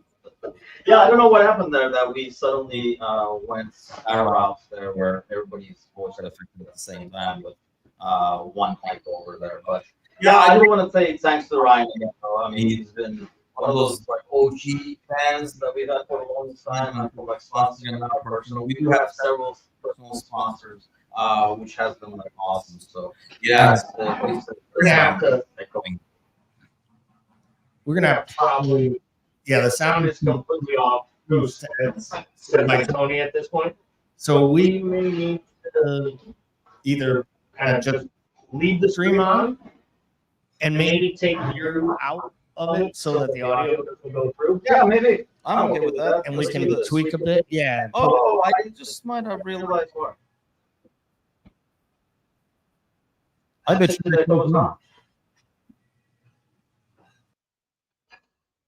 Is the echo gone? You guys tell me. Hopefully, I just pressed the button and made now we still have still getting an echo here.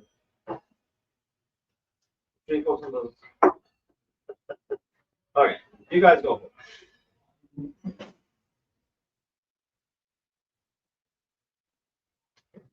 Do we still have echo?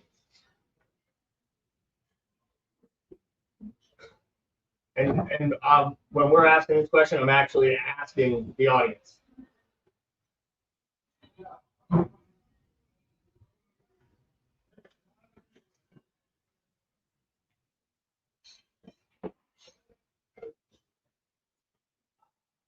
I have no idea.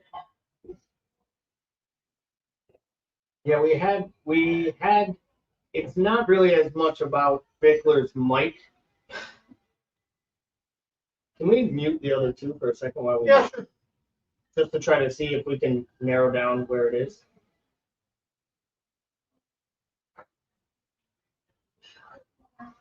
So is it my mic?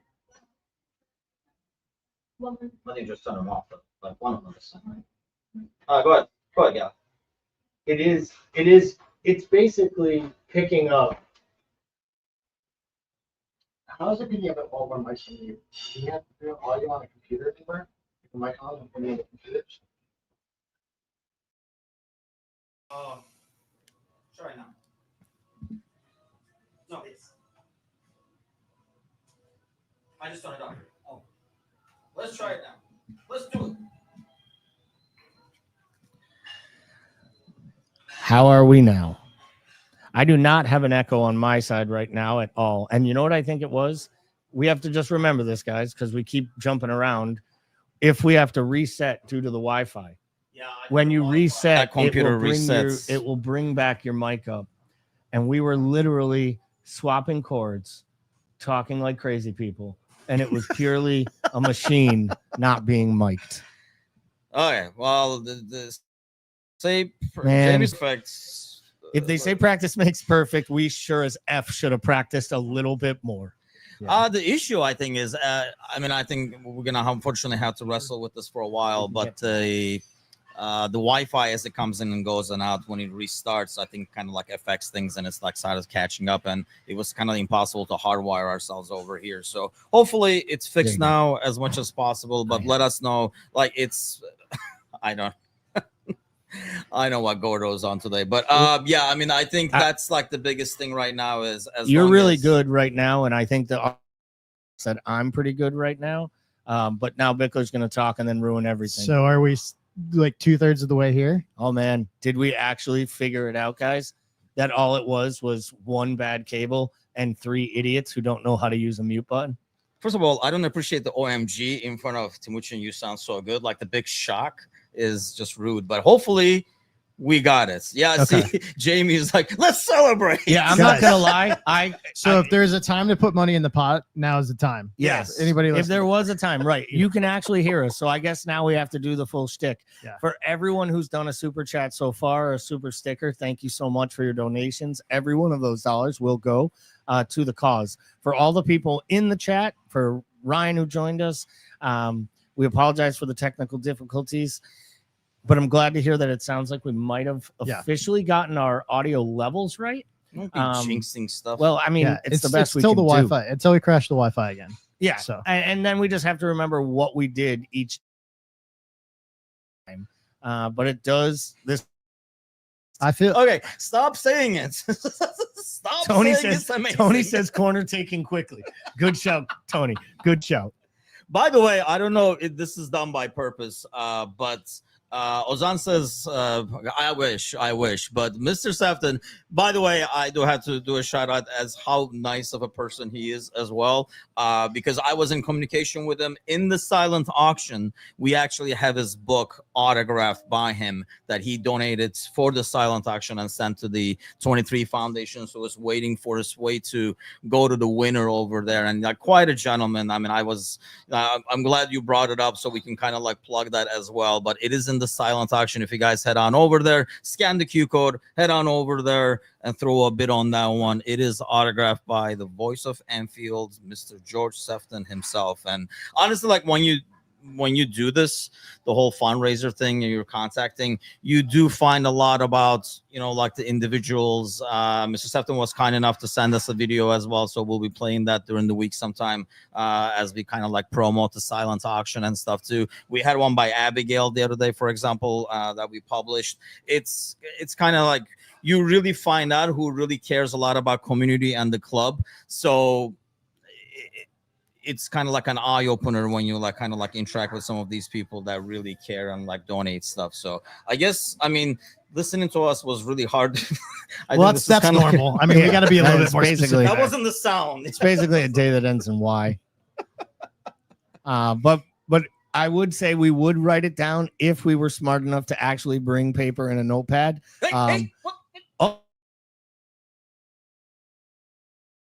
We actually have a Look notepad. at this guy. Not sure he brought halfway there. Here's a predicament we find ourselves in. If we got to be honest with this, like the real MVP right now, besides Gally figuring out this computer, Timucin's wife Angie. Not only did she have to endure the last 2 weeks of anxiety leading up to this, but she's also had to go out twice now to the Best Buy around the corner in Union Street and grab us stuff on the fly that we've needed, including an XLR cord.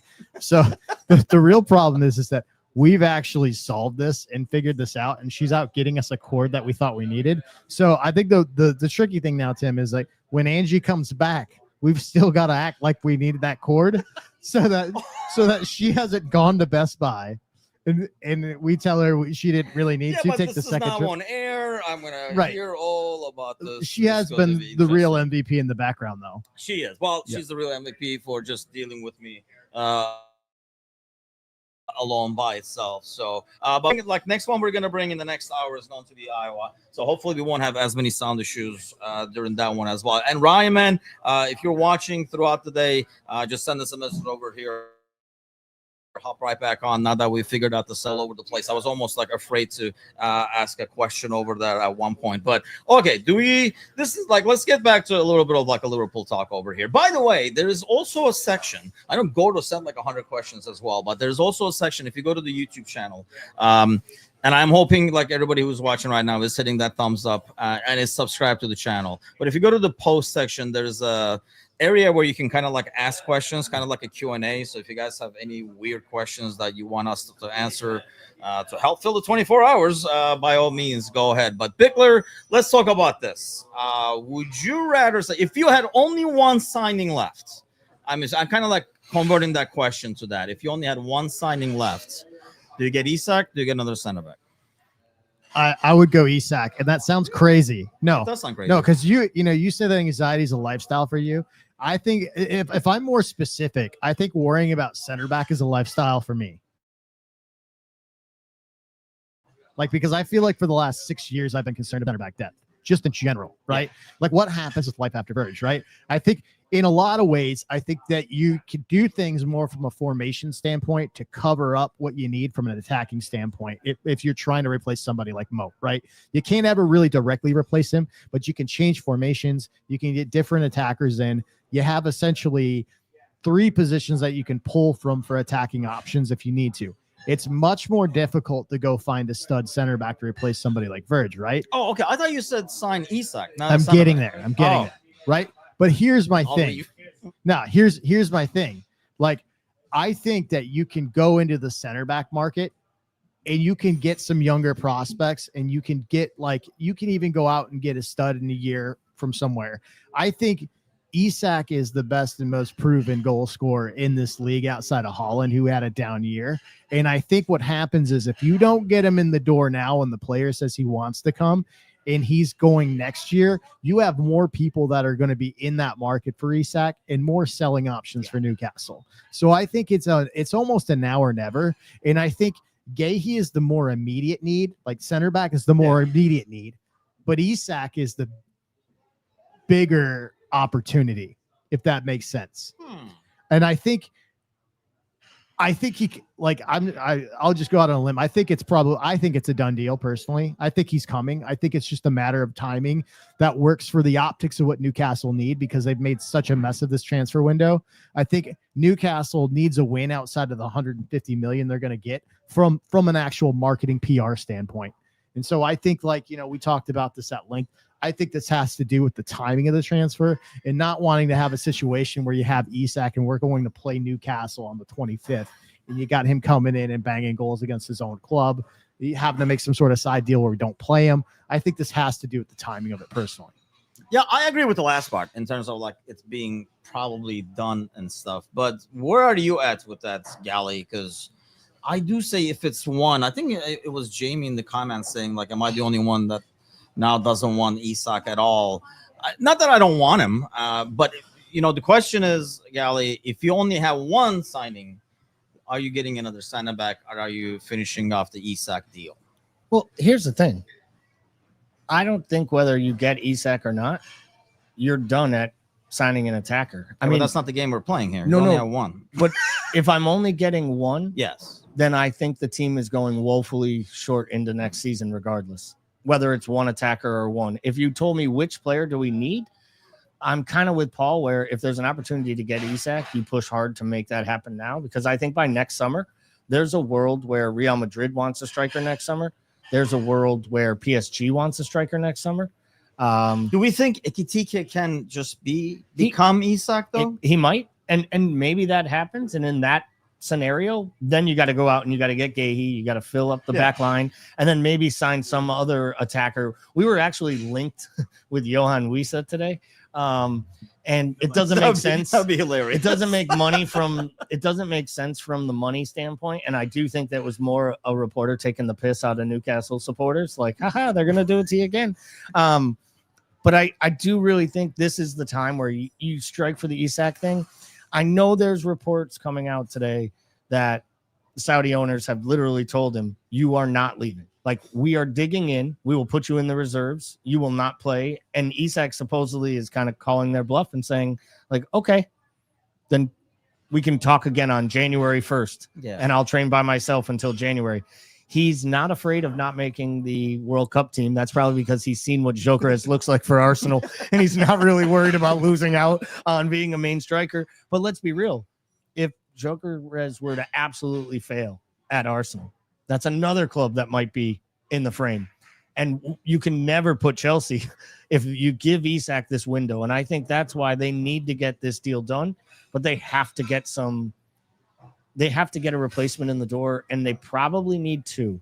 And I honestly feel like if we steal a line right now from Star Wars, I kind of feel like it's, help me, Obi-Wan, you're my only hope. And basically Obi-Wan in a situation is Watkins at Villa, because I think Watkins brings a Premier League proven goal scorer who won't cost you as much as Seshko and the others would. So it gives you another.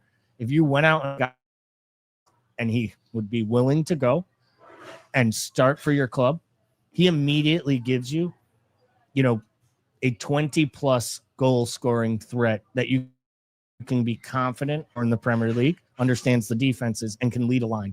And I think from there, you have to get that number 2, and maybe it's a younger player or a younger level striker. Maybe it is Ollie Watkins and Nicholas Jackson, so you don't put all the pressure on Nicholas Jackson. Because, it's funny. We all laugh at Nicholas Jackson because he's a lot like Darwin. He misses lots of chances. But when you look at his underlying numbers, they were even better than Darwin per 90 when it came to chances created and chances created for others. So I do think there's a world where Newcastle still gets their players. I just it's unfortunate, but I think I'm going to be right on something. And that's, if we get this guy, it's not happening until the last day of the window. Yeah. And I don't know how comfortable Liverpool supporters are going to be if we get out of that Bournemouth match and we're getting ready for Newcastle and we don't have any players signed or in at that point, because we're really then going in with 2 senior center backs and Joe Gomez, and we're going in with 3 attacking options and Chiesa. Ozan was asking, would Richard Hughes I think for that money, I don't think he would care. And here's another thing, even if Darwin is there, if Slot is not going to play him, I don't think it matters that he's hovering around in the background if he's not trusted in that position. I guess my biggest thing is, if you go to and I think that's why I'm probably picking center back, honestly. So I know you guys are basically more picking it for the opportunity than needs, which I do get. But if we go to the last day of the season, the transfer window, if you don't get Isak, you got to be in a situation where you're okay to keep going at least until January. Are we there? In terms of the front line, do we have that much faith in Rio, for example, to back up Gakpo and stuff like that. Because my fear is right now, as things are, if you put all those eggs in that basket, and like you said, I do agree that Newcastle is not going to send them to us early so we can get them ready to go against Newcastle. So they're going to drag it out. I mean, it's kind of like really risky to wait over there. If it doesn't happen and if the Saudis play hardball, are we in a situation where we're like, you know what? That's fine. Even without Isak, we're in good shape. I think that was kind of the brilliance behind the Higo signing, in my opinion, because like you got one that can develop under another senior striker, but you also got a flexible piece in case like something like Isak doesn't come through, and you have that proven goal scorer. I think this side is still, you know, has the ability to still run through Mo if you need to. But I think the one thing that stands out to me is like I want to pump the brakes on the Rio thing. Like the kid obviously is supremely talented. I think there's a huge difference in Rio being your 6th option and him being your 4th option. Correct. And I think like my thing is like with him, I want him to see him get 15, 20 minutes here and there.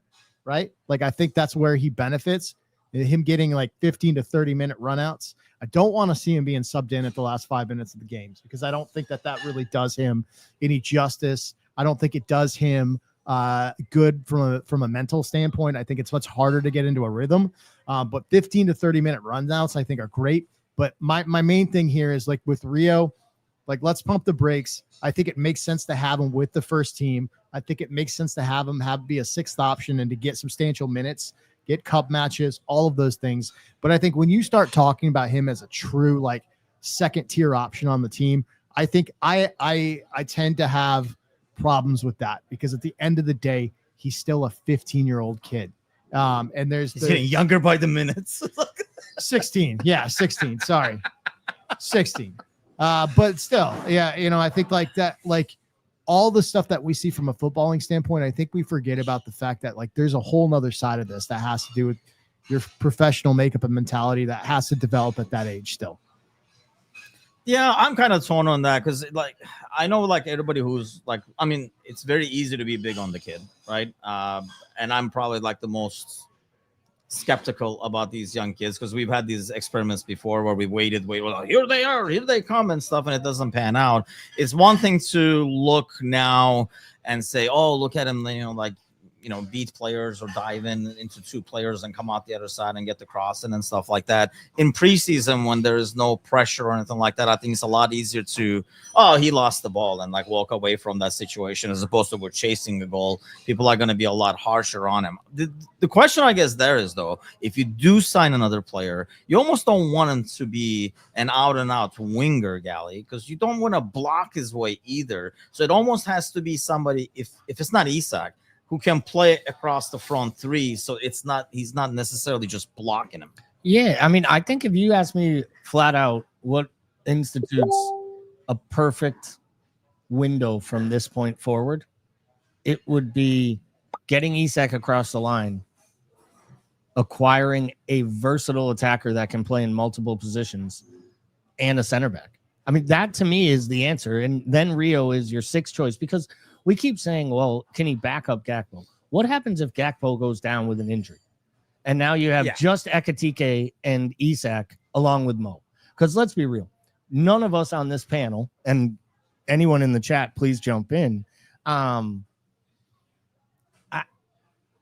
am not confident or comfortable with the idea of Doak or Chiesa being here at the end of the window. And to me, if you don't get multiple attackers, one being Isak or just 2 randoms, you know, and I'll just keep stumping for my boy Malik Fofana that I've been I'm just talking it to existence. I'm just talking it to existence, people. I'm just going to keep saying it till it happens. Gally gets 3% if this transfer goes through. Yeah, basically. There's a better chance I get a bigger agent fee than what had to be waived to get Jokeris over to Arsenal.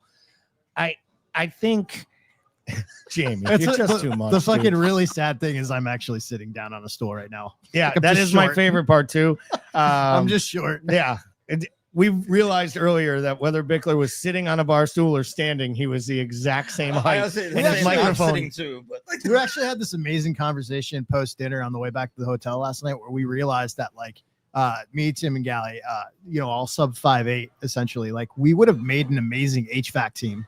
You know what I mean? Yeah. Like- if I had started an HVAC company, I absolutely would have hired these two guys to climb around ducts and things that no like large people can get into. Though I will say we might have to work a little bit on the small spaces, because it's one thing about the height, but at times both we get a little wide. So I'm a little bit fat. we're working all that stuff process. through. And Ozan Kabak says, yes, but he literally plays in Rio's position. But there's been talks that he has at times at youth levels played on the right wing as well and uses his left foot to cut inside. And in our system, we'd want the winger to be dominant on his left foot. So there'd be that opportunity. He also could play as a false nine. I do think we're going to see Verts, and maybe this takes us down a little bit of a conversation around the formation. I saw Gordo make a comment about it. I don't think we've seen enough yet to know, because it's hard. I think sometimes people put too much stock in what they see in preseason. For all we know, Slot went out there and said, hey guys, this is what you're working on today. I don't care if it looks like we have a soft underbelly in the midfield. I don't care, if in this one moment we're as worried about getting hit on the counter.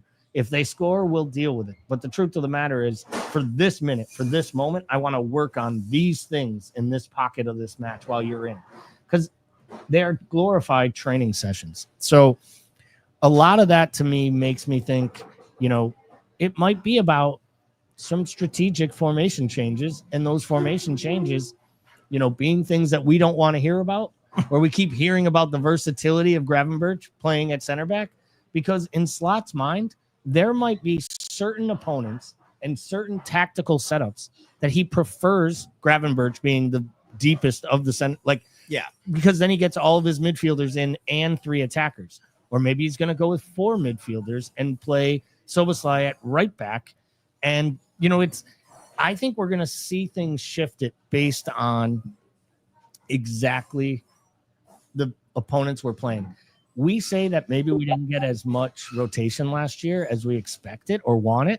Maybe the manager was tipping his hat that he didn't have the pieces and the players to allow him to alter formations mid-game, to alter formations mid-shifts. Yeah. Like, he felt like he was kind of hamstrung to play one setup because he really had 13 players. Yeah. And, occasionally he would play some of the extras. And, I do think it's an interesting talking point for us to get into of, what we've seen so far with Gravenberch. Like, what type of, and you're the center back, so I'll throw it to you. What type of opponent or worry as a coach / tactical defensive minded person that you are, do you think would lean towards, obviously a Konate, maybe an Endo, and/or a Gravenberch? Because if Endo and Gravenberch are the extra center back options, I feel like it'll be tactical that determines which is playing, not I got to get Endo minute thing from arm slot. He is not worried about the unhappy player not getting enough minutes. See Chiesa, Harvey Elliott. No, and I think that's what he probably likes about Endo, is the fact that Endo is not going to worry about, hey, how come I'm coming in the 86th minute or something like that. And I think as far as Endo goes, I think he has learned some valuable lessons over time. I think, if he could go back, like in the Everton game, now I think the current slot would put Endo in there the last 5-10 minutes of the game and stuff like that. But to answer your question, the worry about that is, even now, everybody, when they play the long ball, and I think he has learned that, when teams try to beat us, what they've done is they lob the ball up instead of trying to play through us and go against our pressure. They've tried to kind of lob it up and see if he can, the striker up top can bring it down. Well, it's usually the guy that's not going toward. They're going to go away from Van Dijk. That's why Konate has to win so many air balls, because he had, the ball is usually lobbed towards his side. In the past, it was Gomez, it was Kwanzaa, whoever it was. Lobbed over to the Trent side, and Trent just happened to not be there. That's another thing. There's nobody on that side usually. So, if that ball is tipped over to the back, Trent is not going to track back whoever the left midfielder or the left winger is. I think the concern with having Gravenberch and Endo is there, that they're not going to win those balls. Like they're not going to go against these big strikers and win those balls. But what you can do is, especially when you're home, especially when you're in Anfield, you can use those guys, because what he likes, I think, about like pulling Gravenberg back to center back, for example, is the fact that you have guys who can kind of push the ball up and make those passes in between the lines. I agree. And that's why I wanted to ask that question. Like, I think we are going to see it. And I'm not saying a lot from the start. I think it would take an emergency to see Ryan Gravenberch deployed as a center back long term or something. Like, I hope no one listening is thinking I'm either advocating or saying I think that will happen. But I could see a world where Szoboszlai starts the match from the bench, or maybe Gravenberch has started from the bench, or McAllister isn't playing from the rip and Szoboszlai is playing deeper, and like the 2 with Gravenberch inverts up top and like that setup. And the manager on 60 says, you know what? I need a pitch. We're getting run through the midfield. I need to get McAllister in there to get him on the ball and push forward. I want to see, Szoboszlai move forward and play almost like 2 10s and add into the attack with Wirtz. They're double teaming Wirtz. They're trying to crowd him out the area. So we need Szoboszlai up there. And the idea is I'm going to sacrifice Konate here to drop Gravenberch back, get McAllister on. Like, that's where I think it becomes a tactical game of chess that I think this manager, and if there's been one word all summer long other than Isak that has probably overtaken my Twitter feed. Now, I am at a point where I'm ready to mute the word Newcastle on X because I truly think eventually my employer placed me because they're like, we know all you do is refresh your phone all day long and look for updates. Like, I don't understand what's happening here, but I really do think that's one of the things that the manager's going to do a lot this year is shift pieces around, play them in different places. And you know what it's going to really do? Unlike the Jurgen Klopp days, it's going to make that hour and 15 minutes when the lineup comes out really exciting. Yes. And like the pre-match thought process, because we might get lineups dropped and be like, where is he playing him today? Is Szoboszlai the right back? Are we kind of playing a de facto back 3 with high flying wing backs? Like, it's going to be really, really interesting, because I think you're going to know whether or not you see Jeremy Frimpong on the pitch, because I think Frimpong and Bradley are almost a juxtaposed player to each other, that I think when they're playing, it might kind of tip the hand of the manager, and that'll be interesting in itself. How long does it take for the league to start to figure out what our tactics might be, and how quickly can Arne Slot, shift on the fly? I feel like he's going to be a shapeshifter, and I think we're going to see a lot of it at Liverpool this season. It's kind of Bickler, is that because that's how he wants to do it in the first place, or has he learned? Because I think Bill was mentioning in the comments earlier that he said, they will have to change formations and stuff like that. Has he learned that the Premier League is a bit tricky and they do prepare a lot better against?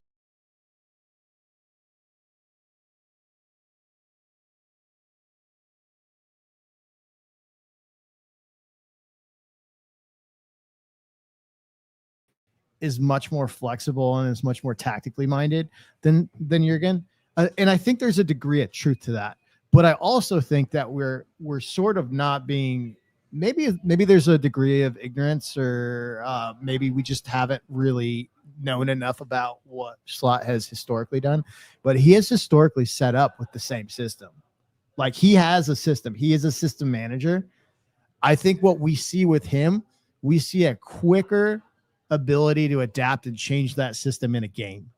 And I still think it's the same system, but I think he's a little bit more open to moving the pieces around within a match. And I think he's even more open to changing the way that formation looks out of the gate in a match than we ever saw with Jurgen. So to answer that question, I think he's learning that, because I think we saw more of it towards the back end of the stretch, even though he was playing the same players. I think I saw more of that. And I think him coming out and saying that to me shows to me that he is leaning into that a little bit more. But like, historically, if it, in the Dutch league and him coming up, he has played that same system. And that's actually gutsy if you look at it, Gally, because when we had Klopp, right, you had the lineup and it was pretty rigid. I guess we were under the mindset that if we do what we do and we do it well, there's nothing you can do to beat what we're doing, right? So when it happened and it didn't work, the criticism always went to the players because the system clearly works. So it must be what your performance is causing, like whatever is not happening that is meant to happen. By doing what we're expecting him to do, and he has done it, like Bickler is saying, it is a lot. It gets more of the criticism to possibly slot, because in the past it automatically went to the player because we were like, well, the system is there, so it must be the player and the performance. Whereas now we're going to question the starting 11. We're going to be questioning, like, well, maybe instead of this, he should have gone with what we did last week and stuff like that. Yeah, I mean, even though we maybe gave it to the players a little bit more, I still think we were pretty. I think a lot of it had to do with the fact that at the time when Jurgen Klopp was here, it almost felt like he could do no wrong and he was infallible. That's part of it, yeah. And he earned that with the depth of how far we went. And really, really important. I did want to just mention there was someone who threw a question out in the chat, like a small talk question for us. Oh God, about first jobs we had. We can come back to it later because I thought it was a way jokes. Do we need to come back to it, or we're gonna just knock it out? No, we should come back to it because I think we have a guest ready to join us. Yeah. And guys, I have to think. When you're old, you have to really think a lot to go back to the first one. I just want to say, guys, we can be proud here. We have officially gotten through 2 hours, and I think we got through 30 minutes of uninterrupted awesome audio. Listen, Jesus. There is no jinxing anything. We actually did it right. The jinx is you. This is we're unjinxing the it. Jinx is you. The jinx is me. But honestly, let's see. You'll see what the jinx is when Ingy comes back with a cord that we realize we don't need. Oh, yeah, we got whipping you with it. Oh, no. Just so we're all clear, we needed that cord, and that cord is exactly what solved all of these problems. Anybody in the audience, they keep it to yourself. Yeah, so like the big thing is like I gotta hope that she drops this cord off and then doesn't wait to watch me plug it in. Like if she does there, I'm just gonna look like a deer in headlights. Or she recognizes that the cord is still in the bag tomorrow when she comes back. To be fair, you're gonna need that cord anyway, right? Sure. You're gonna need it. Sure. Let's go with that. We'll definitely tell her that was the key part. I'll just go with like, hey, we taken enough of your time. Yeah, go enjoy New York. She's very upset with Kelly, by the way, because she's flying solo 24 hours instead of having a partner in crime. Speaking of a partner in crime, let's bring. Actually, I'm gonna have to do this as well, I think. But let's bring Bjorn from Des Moines. What's going on, man? Hi guys, how you doing? Doing great. Thank you for joining us, Bjorn. Of course. Happy Community Shield Eve. I hope everyone's excited. Yeah, man. I mean, it's gonna be crazy in here tomorrow. Just seeing it regular nights, like at the pub on a Friday night, and how it was last night. Semi worried. If you thought we had some problems now, just wait till like tomorrow. But first of all, man, thanks a lot for sponsoring Des Moines. I mean, you guys have been, whether it's Brian or Ben and yourself, have been like great with like communicating with us and supporting us throughout like whatever we've done, really, whether it's fundraisers or like contests, whatever it has been. But tell us a bit about yourself, man, and like the group overall, because I know even though it's in like not a huge city, it's a pretty significant size group. Yeah, thank you. We're happy to support in any way that we can. Des Moines has been up and running as a OLSC since 2019, so we're entering our 7th season now. We have 300 people on our direct email, social media. We have a little over 1,000 people. For our larger matches, we get maybe 125 to 150 people that show up at Big Grove Brewery here in downtown Des Moines. Average attendance is usually around like 40, 50, maybe 60. But we're just having a great time supporting Liverpool here in Des Moines. What is we talked about this before, like when we talked to different supporter clubs and stuff like that, but like what is the biggest challenge of like, it's almost like the target market is definitely smaller. So you almost have to be more vigilant about new fans as they come. They might be their first time at the pub and stuff like that, but to make sure they keep coming over and over again. Sure. Yeah. I mean, we're always trying to create a welcoming environment for everyone so that everyone's coming back on a regular basis. When we started, we were going to the Royal Mile downtown. It's a nice little English pub. But honestly, our group got too big. And so last year we moved officially to Big Grove so that we could have a little bit more room to expand and a little bit better facilities that helps us, have a, big screen and being able to listen to the match. And they've been really helpful for us. Where do you guys watch? I just want to know. So me, I watch at home with 2 dogs because only they can handle me watching a game. Even like the rest of the family disappears. We have our own system, snacks after a goal and stuff like that. I normally watch at home because I pace, I yell. So everybody knows, and the dogs know what where they don't have to be, where I'm going to be pacing. Stitch knows at least teaching. But these guys are a bit more of a bar goers. Well, Gally is. Gally, we'll go to you. Yeah, I mix it up. I do watch some of the matches from home because sometimes I'll host a pre-match show or do different items. I will go to a unofficial supporters pub in Hadley, Massachusetts. We started a group. It was just 4 or 5 guys that wanted to watch footy together, and the bar owner was a very accommodating to us, so we would go there. It's actually at a Arizona Pizza, but they actually, believe it or not, their uniforms that they wear have like the Liverpool crest, and it actually like mentions Liverpool on the back, so they have fully embraced it. We do have to warn people sometimes because it's like in a mall outside of a movie theater on like Saturdays and Sundays while families are having dinner literally in the dining room, that like at any moment a random group of people could just start running and hugging and screaming, swearing. So it's a really good time. They're really great. And then that group also has a secondary location in Chicopee, Massachusetts, called the Rumble Seat Bar and Grill. It's one of the better sports bars in all of Massachusetts. Definitely the best one in Western Mass. But we go there for a lot of the midweek matches, Champions League matches. So the club is kicking the tires at trying to take the steps to become an official supporters group. Obviously, as you're involved, there's pros and cons to that and the work that needs to be done. So we're excited to look down at that as time goes on. But about 40 regulars that come every week. And for the big matches, it'll get upwards of 75 to 100. And if we do a good job promoting it, sometimes we'll have 150 because it's really close to the UMass campus. And it obviously brings a lot of college kids that want to come watch the football. So it's a really great group. And I'm very lucky to have found them because it was completely random. And it's funny, like anything else.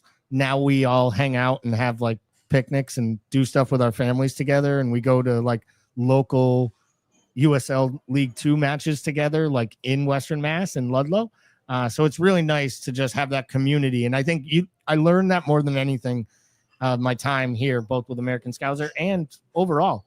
It's basically, I've learned that Liverpool is a community of supporters, not just people that like the same sports team. Oh yeah, 100%. Yeah, I think, yeah.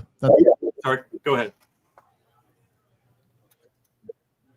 Oh no, I'm sorry. We operate on a little bit of a delay with the when you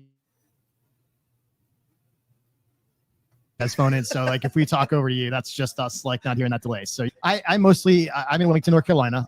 Jamie Mulholland, who's in the chat, is a big part of our OLSC. So shout out to Jamie. Typically I am at home with my boys. I have 3 kids. I have 3 boys specifically between 9 and 15. So typically I'm at home with them since they're a liability anywhere we go. If I'm not watching them, I'm at the Duck and Dive in Wilmington watching Jamie. So who is an extension of my boys and also a liability. So essentially that's what I do. It's a great spot. It's like Wilmington's premier dive bar. So it's an amazing spot to be. Usually anywhere between 75 to, I'd say, like, on big matches we have close to 200. I don't want to get us in trouble with the fire marshal. I don't know what I'm allowed. It's a good thing the fire marshal in Wilmington is not listening right now. Yes, it's also a good thing he's probably got much better things to do than worry about the duck and dive. But yeah, so no, it's a great time. And I try to get out. I try to get out at least a couple times every couple months here and hit that place up. It's a good time. I mean, let me ask you this, like, especially in a smaller group and stuff, like, what do you guys do? We were talking about this with Michael when we came here last night in terms of like supporter clubs and how they vary in terms of like how they handle like, newer fans or guys who just showed up for the first time and stuff. Do you guys have, because I know like I've talked to like Brian and like Ben and stuff at the same time too. I know you guys do some kind of almost like a rotation with like the board, so it's always fresh and stuff like that. But what do you guys do that you feel like is probably different, or maybe something that works in terms of keeping people coming? So we're always trying to get people signed up on our direct email lists. As one of the benefits of being an OLSC is that we have access to tickets. And so we're always trying to send as many people to Anfield as possible. That's usually a good draw to get people connected that way. And then we can let them know about all of the, tight-knit community things that we're doing. That's been one of the nicest things that I've realized as well. Working with Ben and Brian, shout out to those guys for getting our group going and off the ground and growing it over the years. It's been a great community to be a part of, and it goes beyond watching games together. Yeah, we do the same thing where we're getting together maybe during the summer or doing volunteer work or donations or whatever. So it's great, and it's also good to see. I mean, it's not just the Des Moines community that we pull from. I don't know how familiar you guys are with Iowa, but we pull people in from Mason City, Ames, Nevada, Waterloo, Cedar Rapids. We had last at the first match against Ipswich last year was a 6:30 match, and we had a bachelor party that showed up from Iowa City. So they had to probably wake up at 4 a.m. to get their party bus over there in time. And so, I mean, those are the real heads. Like, I mean, shout out to you guys, like really, really getting after it at 4 a.m. to come watch Liverpool. So, big ups to you guys. But yeah, I mean, I think we just try to work together to create a good watch experience and make people come back just from the vibe of the thing. So, yeah. That's a great way to say it too, a watching experience, because I think that for me is why the OLSCs have become so important. And, just to plug our own website for anyone who isn't aware, we have a interactive map. We will need to double check that Des Moines showing in the proper places at their new brewery. And if not, we'll get that updated for you. And we'll also make sure that we have your social media links, because we have a map that can be used right from our website, and you can basically just expand it to anywhere, basically northern hemisphere, because we have a few spots down in the island, even one in Mexico. I think we have one in some Canadian ones listed as well. So the map itself allows for a supporter like myself that travels for work often, like-minded people, and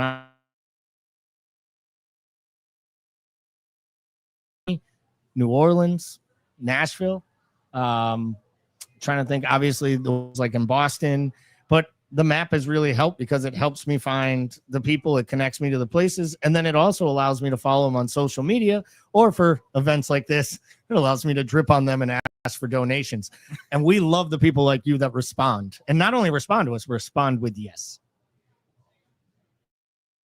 And the tickets, I wanted to ask you about that, because I've heard of that being a bone of contention at times with the OLSCs. Like, could you quickly, or even however long it takes, could you talk us through, like, what does that look like when someone is an official member of your OLSC and tickets become available? Like, do you do a lottery? Is it first half of the year? Does it come down to, hey, tell us if you can go to these matches? Because I have to imagine Well, talk us through it right from getting the tickets from the club, because I know I don't know how it works, and it would be really interesting to learn. Yeah, of course. So the way that we do it, and every LSC is probably different, but the way that has worked for us, it's a short turnaround. We get a kind of a heads up from Liverpool that these are available, and we put out an email to our people on our blast and ask people to sort of rank, which ones they want to go to, how many people they want to bring with them, and we try and get people to those games based on first come, first serve, but also, if someone has been going a lot lately, we try and get or like prioritize people that haven't gone yet before. So we're always trying to make sure that people are getting that first experience. I know when I went, it was like a complete, like, absolute hook where I'm going to be a Liverpool supporter forever, just being able to walk in the ground and just having the awe of being there. We want to try and facilitate that for as many people as possible. And as long as we get the communication back from everyone as soon as possible, we're able to, get tickets for people to go. I think last year we sent, I think it's 35 or even more. And we have people going again for the first half of this year as well. So we're really excited. Now, if you guys are traveling to Des Moines, or anyone that's listening or watching are going to Des Moines, you guys ready for me to do like a Des Moines like little plug here for all the cool things that we've got going on? It would be awesome. Yeah, bring it on. Okay, so last week, Hinterland, the music festival, was just on the south side of Des Moines in St. Charles, 25,000 people. Tyler, the Creator, was here, Lana Del Rey, Casey Musgraves, and for like the Real Heads, Remy Wolf was there. So that was a cool thing. The State Fair just started this weekend. So, if you're in town for State Fair, you can get a pork chop on a stick or something like that, or deep fried butter or whatever it is. We are far enough into this thing not for you to get me hungry, because I did not have time with all the technical difficulties to eat before this. So we are definitely going to be giving a actual lunch break of 20 to 30 minutes at some point to each one of the three of us, so we can like fire down a cheeseburger. Because the only thing harder than doing this right now here is looking out there and just watching people eat and drink.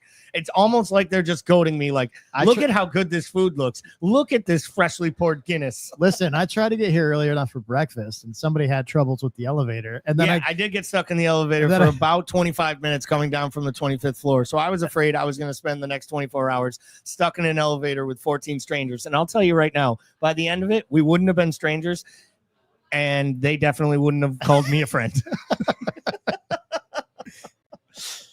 But thank you so much, Bjorn, for your donation. But more importantly, thank you for that quick rundown. That was kind of fun.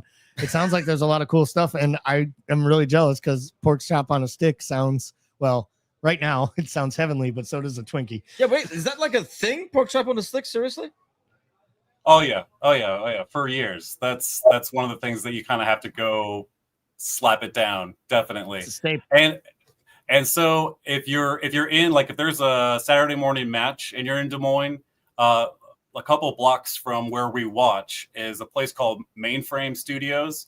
It's like one of the largest nonprofit art studios in the U.S. It's like 160,000 square feet and like 220 artists. And so like Friday nights, they do a first Friday. And so you can, if it's the first Friday of the month, you can go on Friday night and like walk around the artist's place. And then the next morning, watch Liverpool with us. So it's all good.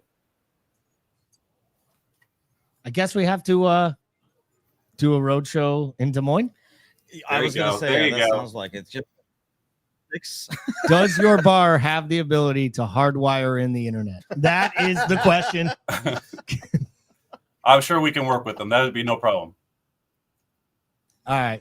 Thank you so much, Born. That was awesome. Tim, do you have any other questions for Born? No, I mean, honestly, man, that was the biggest thing is like, like you getting the plug to kind of like promote the group as well, so that, people, because I know, like, you know, in the past, like when I talked to the group, you guys are one of those where, because of the location, you get so much, you know, people from outside, like literally other states and stuff like that. So it's important to get that word out. And yeah, we'll make sure like the location is accurate on the map and stuff like that, so people can like actually find it and join the group. Because yeah, I mean, I met several people from Des Moines, and yeah, it's like a lot of. I mean, we even had like contributors from there in the past. Hold on, we were all in trouble. We're now, probably though, in 'cause the real wife trouble has here. come It's back about with the time to take photos. one of those siesta breaks, or at least it might be time for me to take a body break so I don't have to witness murders.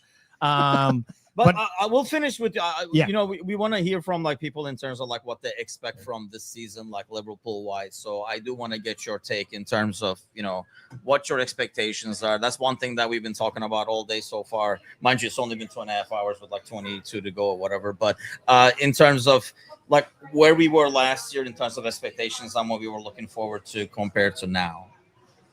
Yeah. So personally, I have kind of a question on Slot. So Slot did a great job coming in, and he had a pretty established group, and he was able to kind of implement his tactics.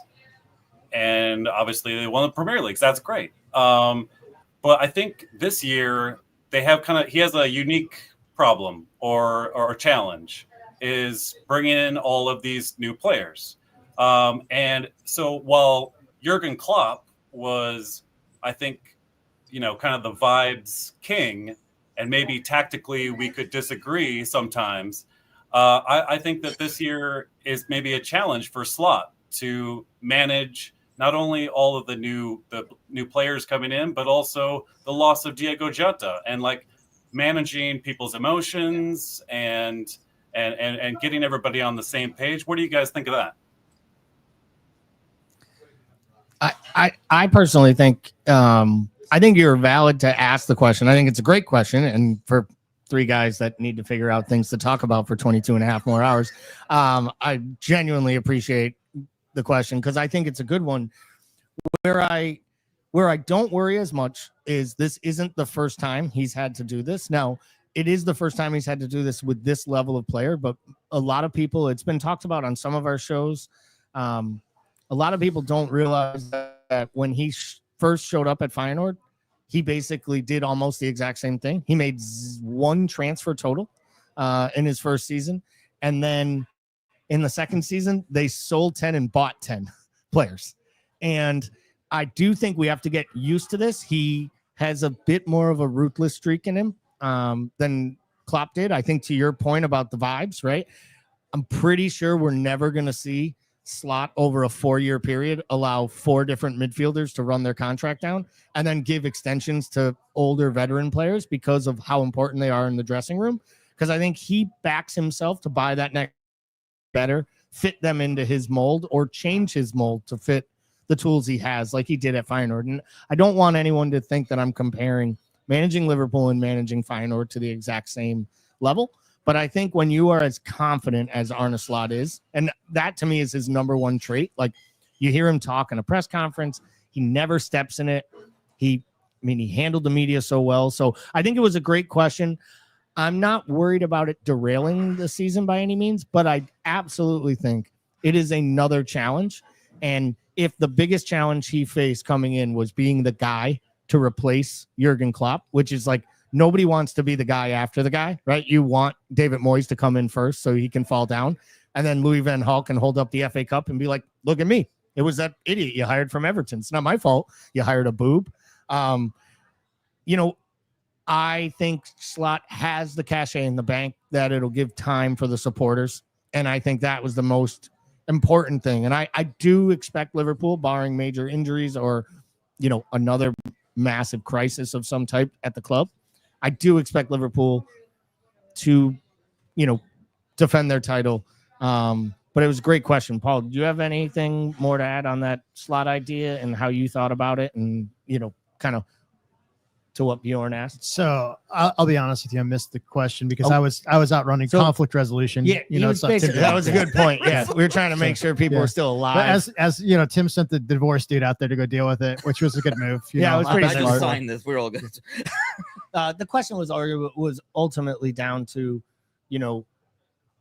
last year Slot did a great job. Obviously, this year they go out, they buy lots of new players, key players.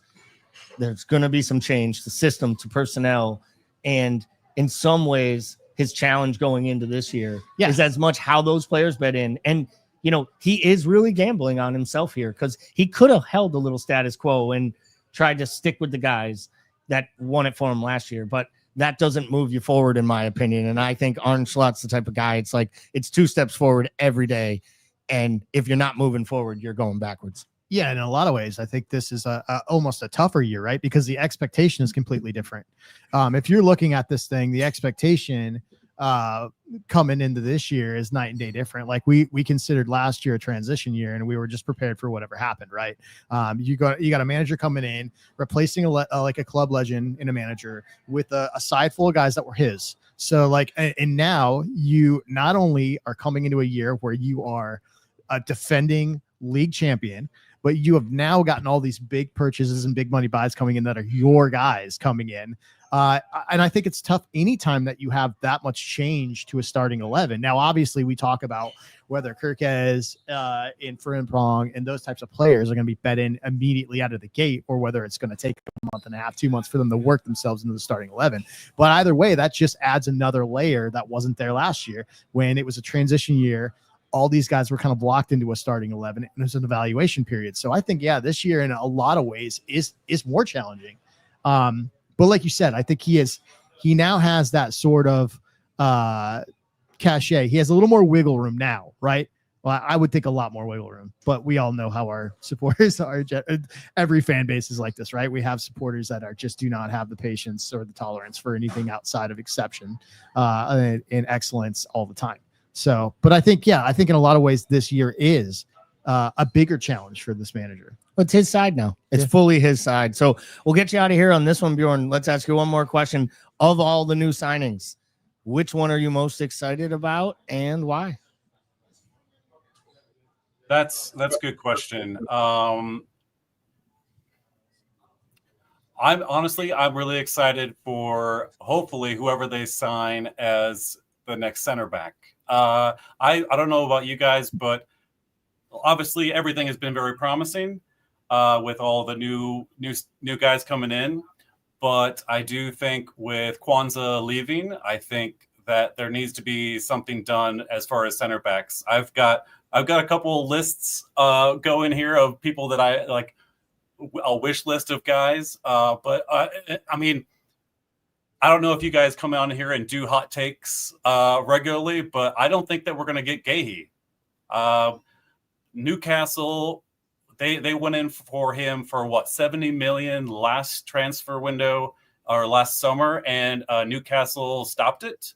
I don't know what Gahey would go for right now, but I'm not sure that we're going to get him.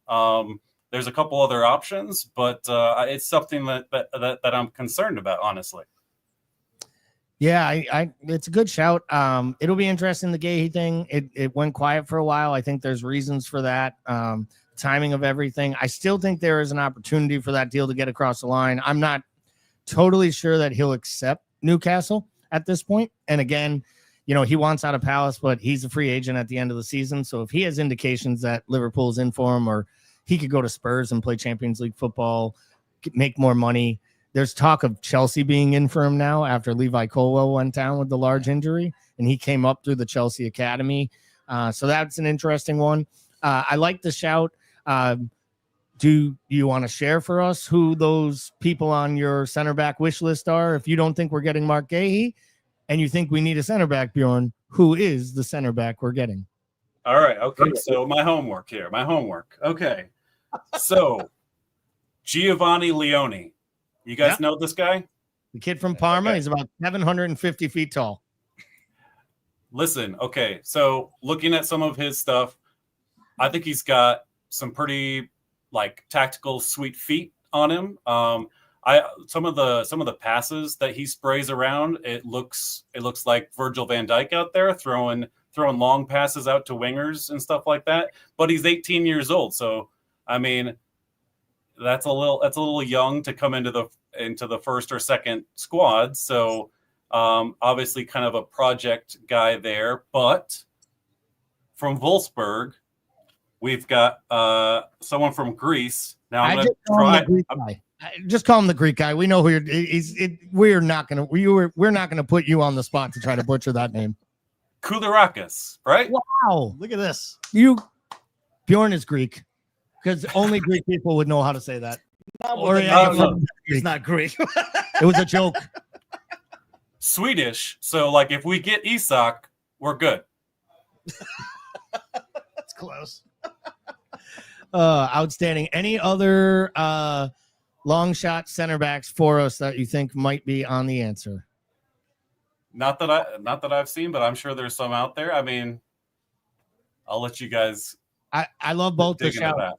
I love both the shouts. Yeah. Really love the support from everyone at the OLSC in Des Moines. Thank you for coming on today, and thank you for supporting us and for supporting the 23 Foundation and being part of this craziness. Because, well, let's just be real, it's fucking crazy. It is. Thanks a lot, man. Thanks for joining us. Thank you very much. All the best to you guys, and hopefully we have a great season. All right. Hopefully, man. Take care. See you next year. Or at that fair, so I can come get that freaking pork chip on a stick. Sounds so good, but you'd need a nap directly after that. So I don't know. Maybe we just keep the conversation. We're there. Did you guys have any other center back options? I saw a really unfortunate report this morning that City have decided to wake up and get back into this transfer window and are in direct conversations with RB Leipzig over Lukemba, which was a player we were strongly linked with.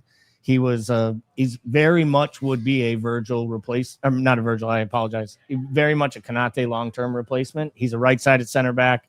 He's extremely quick. He can play the ball out with his feet. His passing range needs to improve, but like dominance-wise, numbers, his aerial numbers in the Champions League last year were just off the charts. Like he looks like he's a 60, 70 million pound center back. He looks like what the player was that we got Konate with the high upside to really kick on.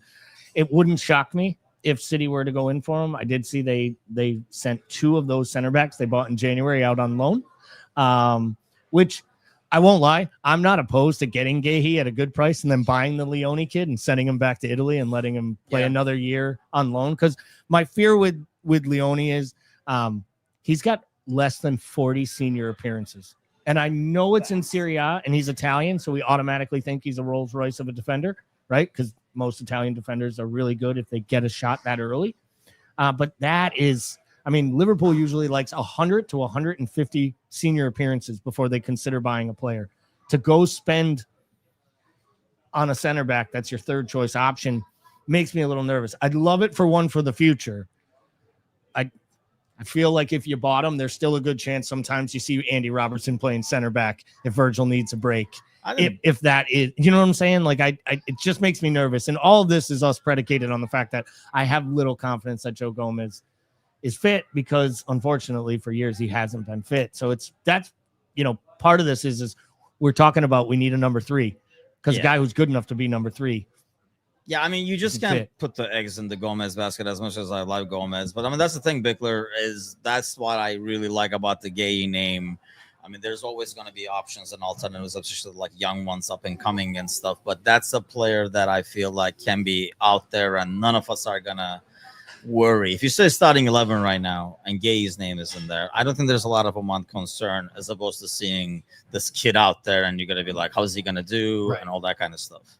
Yeah, no, the player profile is much more of a starting 11 profile that we'd want, right? Yeah. I think some of those other ones are the only other one that I think that we haven't touched on is it's not a Konate replacement. It's a Kwanzaa replacement. I would like that Cresswell kid, but he's another kid that's not going to go in. He doesn't have the senior caps at this level to come in and just plug and play, right? Which I think that's the other thing about Orange Slot is I think we've seen more of a desire to get the finished product than somebody that you develop, right? Like, I think that was more of a thing that we talked in the Jurgen years is we saw him as somebody who liked to take projects on, and it just feels a little bit either like the manager or the side is kind of naturally evolved past that. I don't know.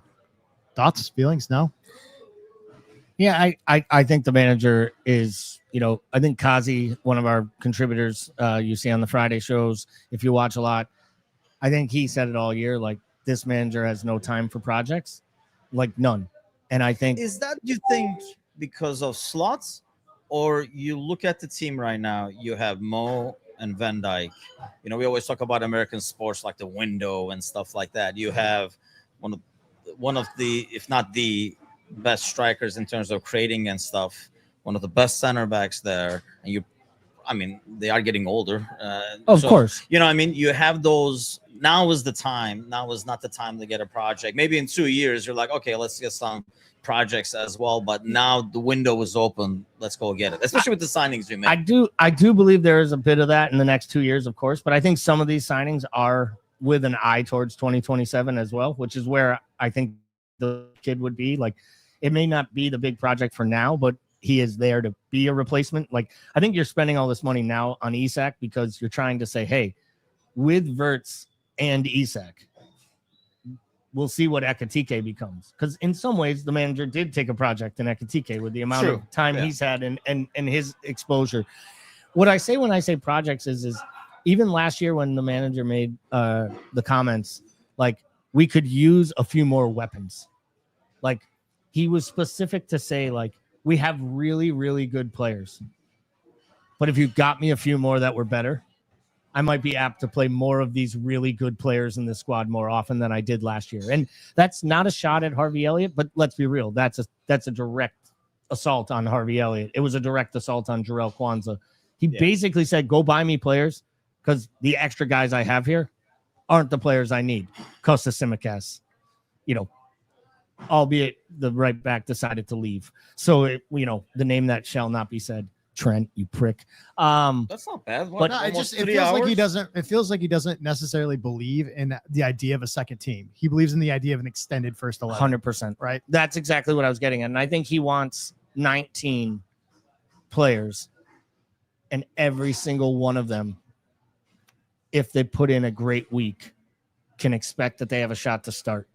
And I know we all laugh, and we'll probably get to it at some point, and we don't have to go into it now because we have, 21 more hours to fill. But, that's where I think a guy like Curtis Jones sits right at the end of right. That was great. I don't know what I said that made that kid yell at me from behind a wall here. I think that was a sneeze, actually. Whatever it was. I took it like most things. I took it like it was a direct reflection of what I was saying, good, bad, or indifferent. But yeah, I think the manager has made it very clear that, to Paul's point, he is not interested in players being 18 to 25 on the depth chart. He wants every player to basically feel like they're the top 19. They could start a match at any time. Which, to be honest, is what we always really loved, and like we're a little bit jealous of the City side with, right? Yep. Where they were just rotating through 20 starting 11 players based on merit and form and fitness. Yep, and who they were playing. And we would be like, why wouldn't you play Mahrez? He's your best player. And then Pep would show you why Mahrez wasn't playing. And then they'd be up 2-1 or 2-2, and then he'd bring Mahrez in, he'd get a brace, and they'd win 4-1, and it would be like smooth sailing. And after the match, he'd be like, well, this is what I do. And then everyone's like, well, Foden didn't play midweek. He has to play today. And it's like, Phil Foden's on the bench. Yeah.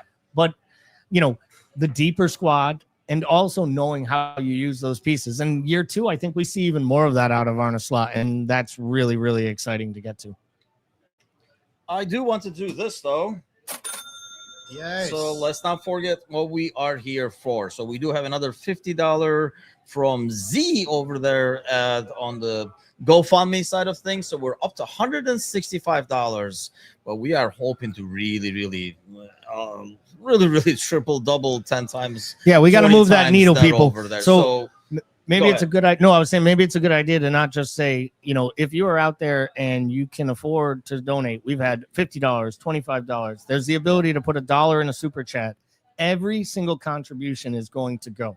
So if the means right now say I can only share or save up a $3-5 donation to the GoFundMe, we would appreciate any dollar amount of any size and any denomination. And then on top of that, if you're not in a position to share any money, we completely understand. Then do us a favor, find our social media posts and share our post. Share the link to the GoFundMe, because one share might get that seen by a member of your supporters group or someone out in your area that supports Liverpool or is charitable with their money, and can absolutely help get that thing going. So really appreciate the help on that. And, you know, Diluted Steve makes a good comment here, Timucin. Maybe we can work on that and during one of our breaks or something. He says, how about put the GoFundMe URL on a ticker below, like on ESPN, you know, on like the banner that runs through the bottom. Yeah. You know, we might be able to do that like during a break, or I can just copy paste that yeah. probably in there. But the Q code that you guys see on the screen, sorry. If you guys do scan that, it will list the GoFundMe. It will also put the silent auction, and it will also have where you can purchase the shirts on the left-hand side. I mean, that was kind of like the goal, like Gally's saying, because, you know, everybody has a different budgets, and we definitely understand that. But we do at the same time maximize what we can collect for the 23 Foundation. So there's like multiple ways to do it. You might say, you know what, I'll just buy a shirt. You can just go buy a shirt. You might do it where you go to GoFundMe. You can put $5, $50, whatever you can afford. You can bid on an auction by increasing its value. And the super chat, you can just do the super chat. We've already had quite a few over there, which is awesome to see. So yeah, we will probably have to be reminded to constantly like go back to this, because that's the ultimate goal. As much as I like hanging out with these bozos, not for 24 hours straight, unless there's something on the line for it. And the something on the line is really raising money for the 23 Foundation. So you can scan that Q code. I will throw that in there though, in between over here real quick, so that it is on the ticker. I figured, you know, the scan, and I'll actually maybe like I'll put it in the description, because that way you can copy paste it. It's probably a lot easier instead of trying to type it, because the GoFundMe link ends up being pretty rough. That's a really good idea, but maybe for the ticker, Tim, maybe we just remind, so we don't have to always keep reminding ourselves. Maybe we put on there that like the ticker is more the reminder that this is a fundraiser. There's a link in the description. Scan the QR code. So the message is going out while we yap about ridiculousness, including, you know, the next stuff. So while Tim does that, we're going to not talk about eating doner kebabs on a pizza, because I want Tim to finish this show and not be any more angry. And people, if you weren't listening 10 minutes ago, if you keep talking about food, I'm literally going to eat this empty like coffee cup, because I'm that hungry at this point. So we're not getting into the food job talk yet, but we did have that person ask about our first job. So while Timucin is doing his current job, which is broadcasting and preparing for our new ticker, Mr. Paul Bickler, what was your first paying job? First paying job was I was a bagger at Max Bauer Meat Market, Traverse City, Michigan. Family-owned meat market, still operates in existence under a different name, different location. But yeah, bagging groceries is my first job. Stocking shelves, cleaning grease traps.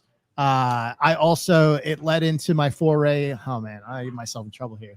It led my foray into like I also was by default stocking probably 85% of the underage smokers in my town. Cigarettes, which is what you do when you're a wild child. But my dad had the foresight to get me a job because he knew that idle hands were not great for me. He just didn't realize that I would just turn that into a underage smoking trafficking operation temporarily.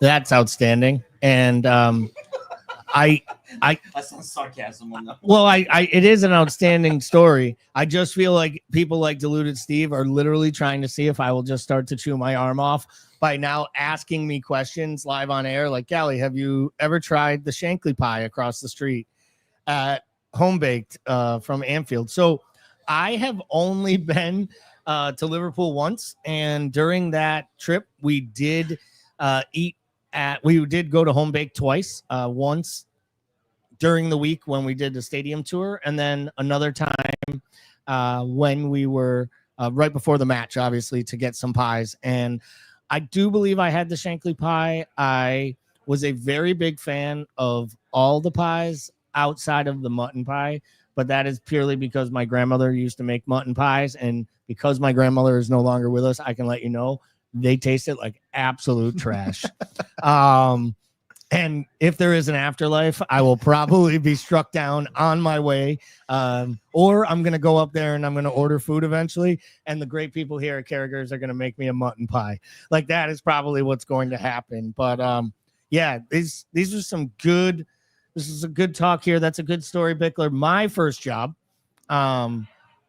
if you guys can believe it or not, I actually rode my bike all across town. I went to a restaurant that no longer exists, probably because they had the idea of hiring someone like me. But I went to this restaurant. It was called the Gold Mine, and it was a steak place, and it was very dark and very old school. And I just wanted to work in the restaurant business because I had a friend who was making a lot of money waiting tables, and I got a job as a busboy. And I worked one and one only shift because about halfway through it, they realized they hired a 14-year-old that was the size of a 7-year-old. And I was trying to carry trays that weighed like twice as much as me. And I think I went through the outdoor coming in, and I just completely took a server out, smashed the entire tray, including like a glass that I'm pretty sure broke so close to ice that we then had to replace all the ice. And they quickly realized that it was not the day for them to like go on a limb and give someone a chance. They did help me find my next job, which was awesome because the guy who owned it also owned a pizza place. And I'll tell that story a little later. Maybe we'll get Tim to come in and tell his story because my story on how I actually got the job at the Greek pizza place is as Greek as that defender's name is of all time. So, Tim, how about you? What was your first job, and how long ago in the Stone Ages was it? And can you remember? Oh, did they have a pterodactyl? I was riding on the K walls. Did they have a pterodactyl to tell you that the day was over?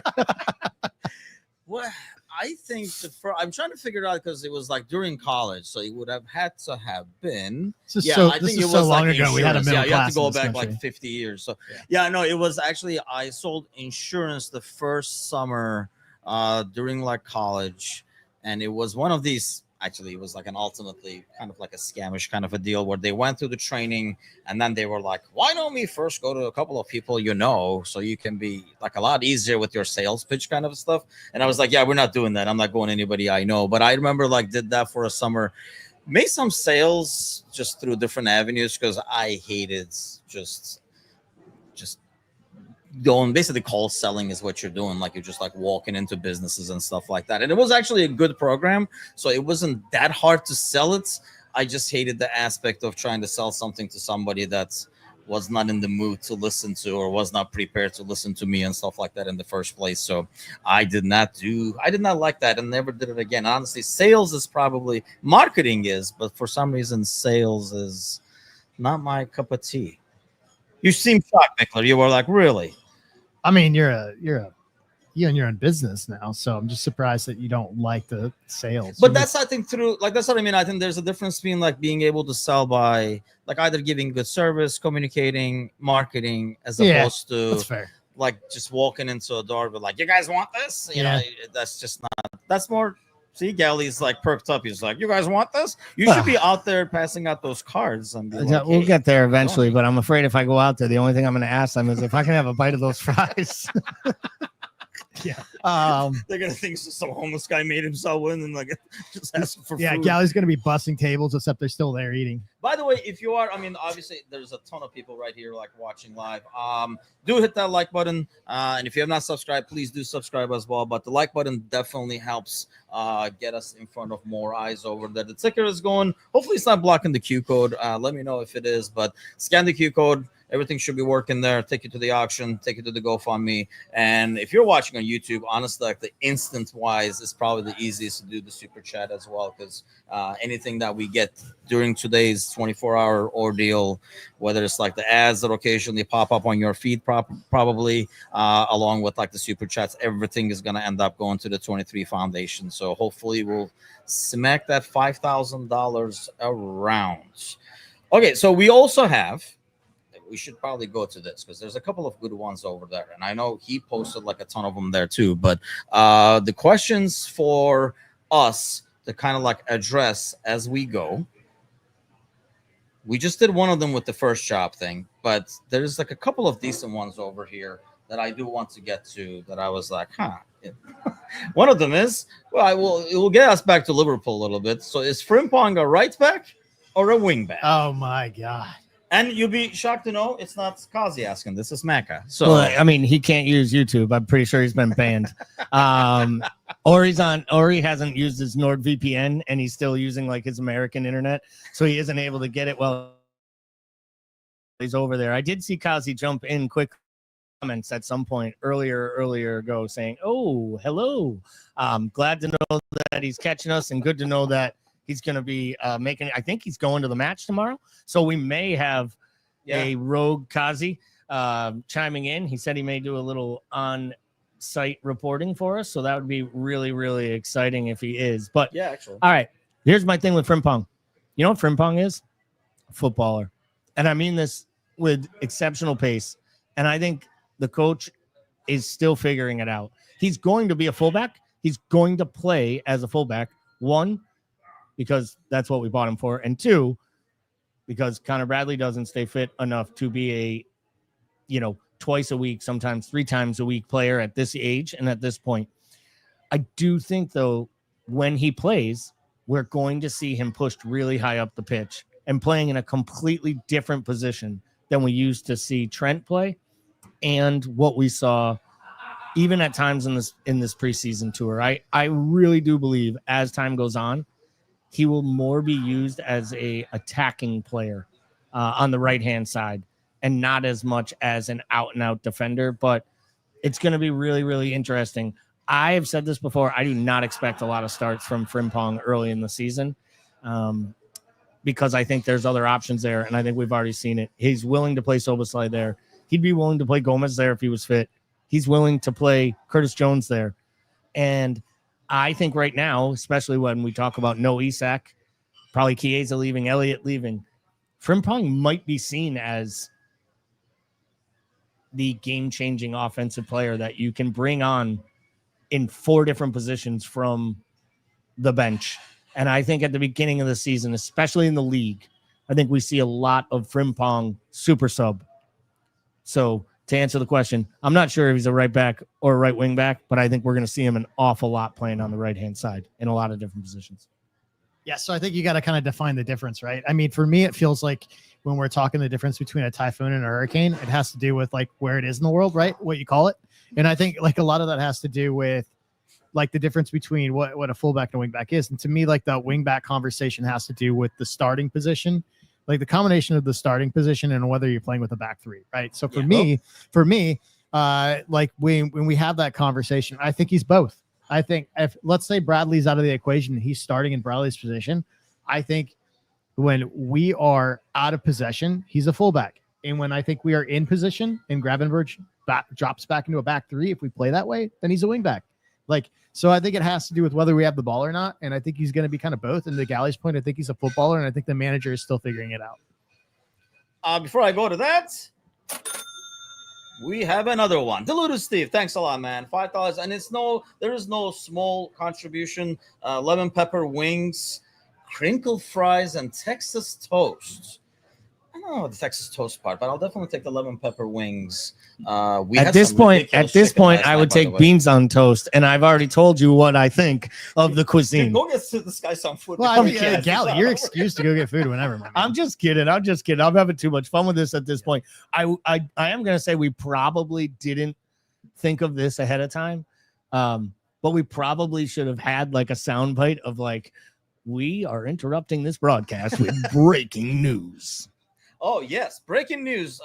Is it finally official? We're going to take Cersei's thing for that. I mean, it was pretty much all but done, right? I know Slot said he's still our player. It's not signed and stuff like that. But going back to the Frimpong thing, though, I don't want to ask you guys this because what I liked seeing, and I think what we'll see a lot more of that wing back, right back conversation is when Frimpong was out there. Like, I mean, I realize it's only preseason and stuff. I noticed that he's the one that goes more wide and Mo's the one who cuts in. Whereas I feel like with Bradley, we see a bit of both. And actually, we see him, Bickler, coming inside more often and Mo going outside. Do you think that changes over time, or it's just the fact that you have an actual winger playing your right back, so he can take people on the outside in the corner and beat him with the speed to the line? Or maybe is he just not as comfortable coming inside into a crowd? Like we've seen him cut inside to the back post and score a ton of goals for Leverkusen, but it's different than cutting inside to a crowd of players. Yeah, I think that just has to do with tendencies. I think Bradley likes to do that, and I think Frimpong would rather just beat you on the outside with pace. So you don't think it's by design? You think it's just that's his thing? I think it's his thing. Okay. Yeah.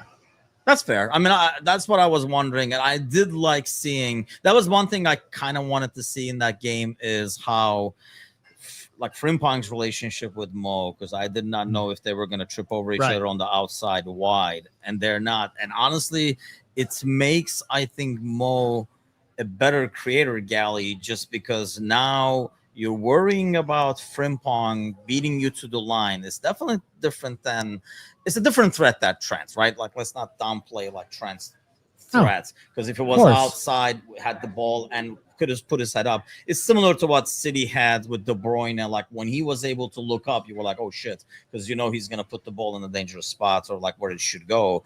But it's a different threat when you have Frimpong out there as a left back, because it's somebody who can really beat you with speed. So you can't like really get too tight on him either. Yeah, I think what he offers in the way he's so direct, the way he just dribbles at players, to take players on. And I think we should have seen this coming, because this was his game. And ultimately it was in a different formation. But in most times, he was the furthest attacking player forward for Leverkusen over the last 2 seasons. So his job was to be ahead of the strikers and go. I mean, he was a right back that literally played like a right wing. If you look at his heat maps and where he was and how all that was going, it was really a great thing. Yeah. I mean, it's going to be kind of cool to see this thing. I mean, it was very much under the impression that, like, you know, we bought Frimpong. Everyone thinks this is a direct Trent replacement. And like, I think that kind of changed the way that we talked about the conversation. And I think it was, for me, it was less about replacing Trent and more about having an additional flexible option that gives you the ability to play him there, and also have some ability. Like we've got certain player named Mo Salah who's going to AFCON, right? And like, what do you do with that? And a player that needs to not play 90 minutes every 100%. match, so that come April and May, he starts to tire. And we see it every year where he takes the world by storm. And then as the season goes on, because he's natural to have attrition, he starts to slow down a little bit. So I really think that the Frimpong signing was a two-parter. It does not shock me, or I don't think it's a coincidence that Bradley got a contract through 2030, right? Mm-hmm.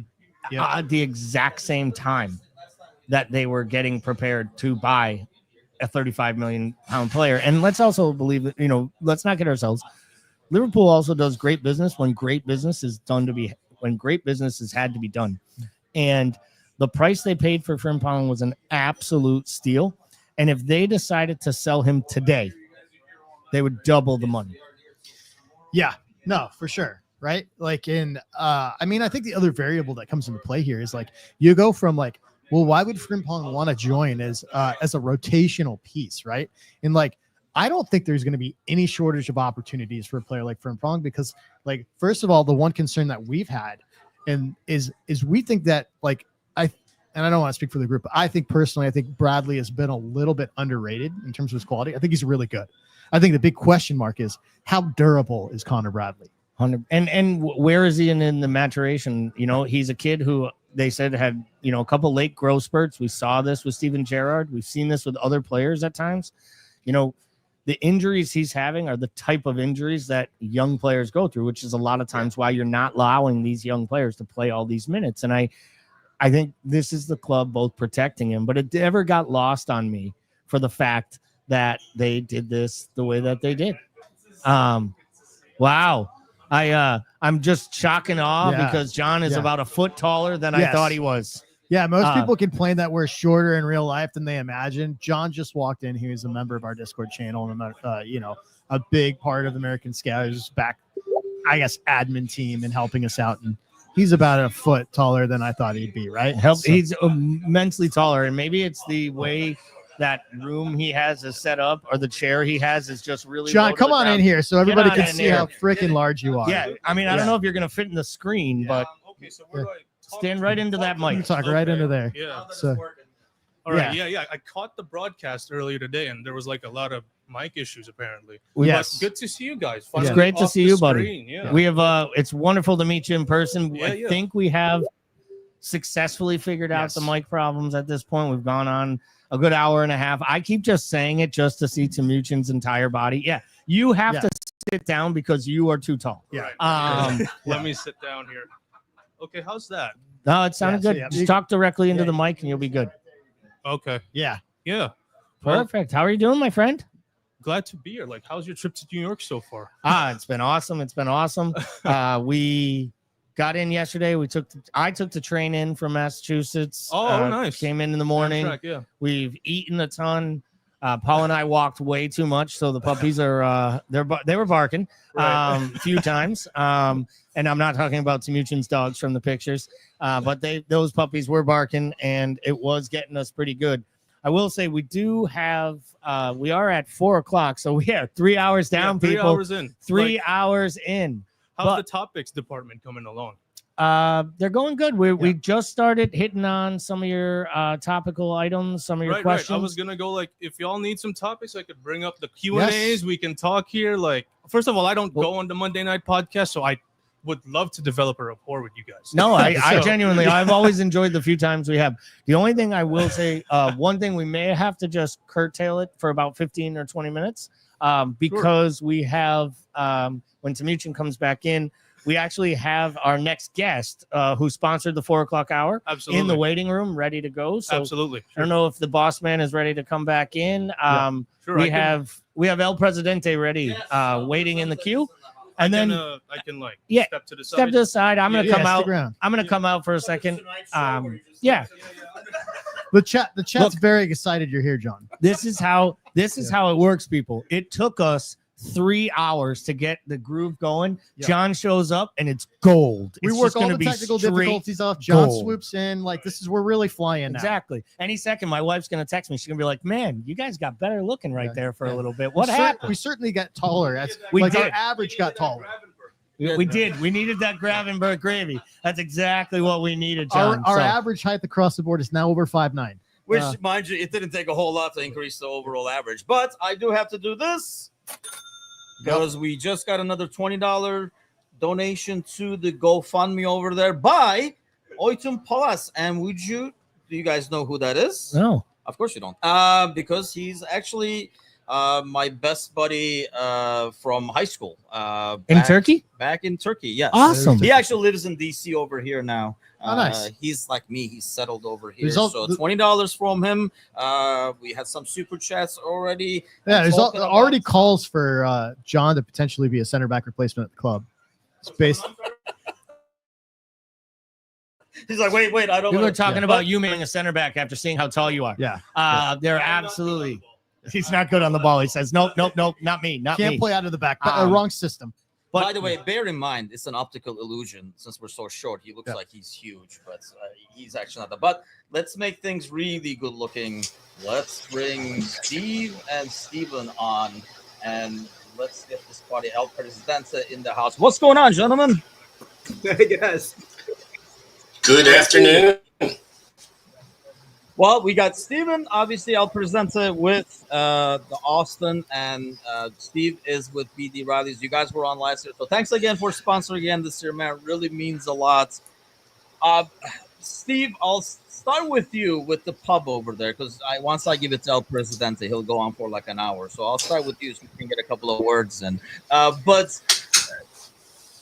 any big changes like you've seen over this entire like title winning season, because you get to observe games day in and day out?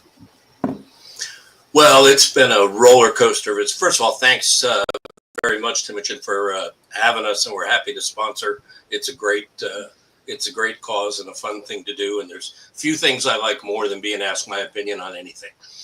So the Irish Italian in me. But the past year, the past season at the pub has been a roller coaster. We're 8 years now as an OLSC pub, and coinciding with the rise of Jurgen and the club in a significant spurt of activity and silverware. But this year it's just been a roller coaster. There's been so many ups and so many downs.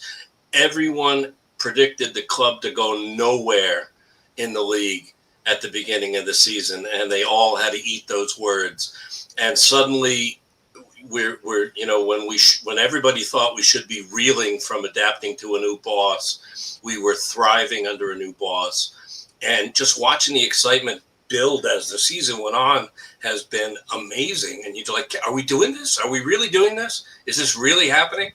And maybe by about halfway through, we felt like we were. And from everyone, every pundit in a blazer saying nope, not even top 5, to beating Tottenham 5-0 was 5-1. I cannot imagine riding a better roller coaster. Wherever you were when that Spurs game finished, you could have heard us because that's how loud we were. And to go through that and getting to raise a cup in a stadium, to take advantage of the fans being there on the streets of Liverpool in the most amazing parade, marked with sadness and tragedy. Again, the roller coaster thing. So many ups, so many downs, so many celebrations. But I think the best part is nobody expected us to be here except us. And it's just been an absolutely extraordinary year. And of the 8 years in this pub, I don't know if it's the best. It certainly feels like the best. And I could not have been happier than to be with a crazy loud bunch of lunatic Reds on our patio with the best DJ ever, celebrating for about 3.5, 4 hours after that match ended. It was just extraordinary. So El Presidente was DJing, or who was the DJ? I don't think we let Steven near the turntables. No. Unless we're going to be spinning like Luther Vandross and Freddie Jackson.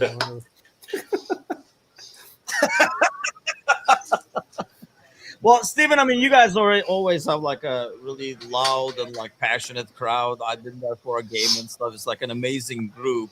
And I know what Steve is saying. I mean, it's the hope that kills you, and you start every season with hope. And we were like, hey, you never know. I mean, I picked Liverpool, but it was kind of like a homer pick. I mean, we've been talking about it, obviously. It's only been 3 hours. Feels like it's been a lot. 24 hours is going to be longer than normal. Don't start but that, anyway, man. You know I mean, we've been talking about it, and like where it became, Steve, for the group from being, oh, this is interesting, to holy shit, we're doing this, to holy shit, we did it.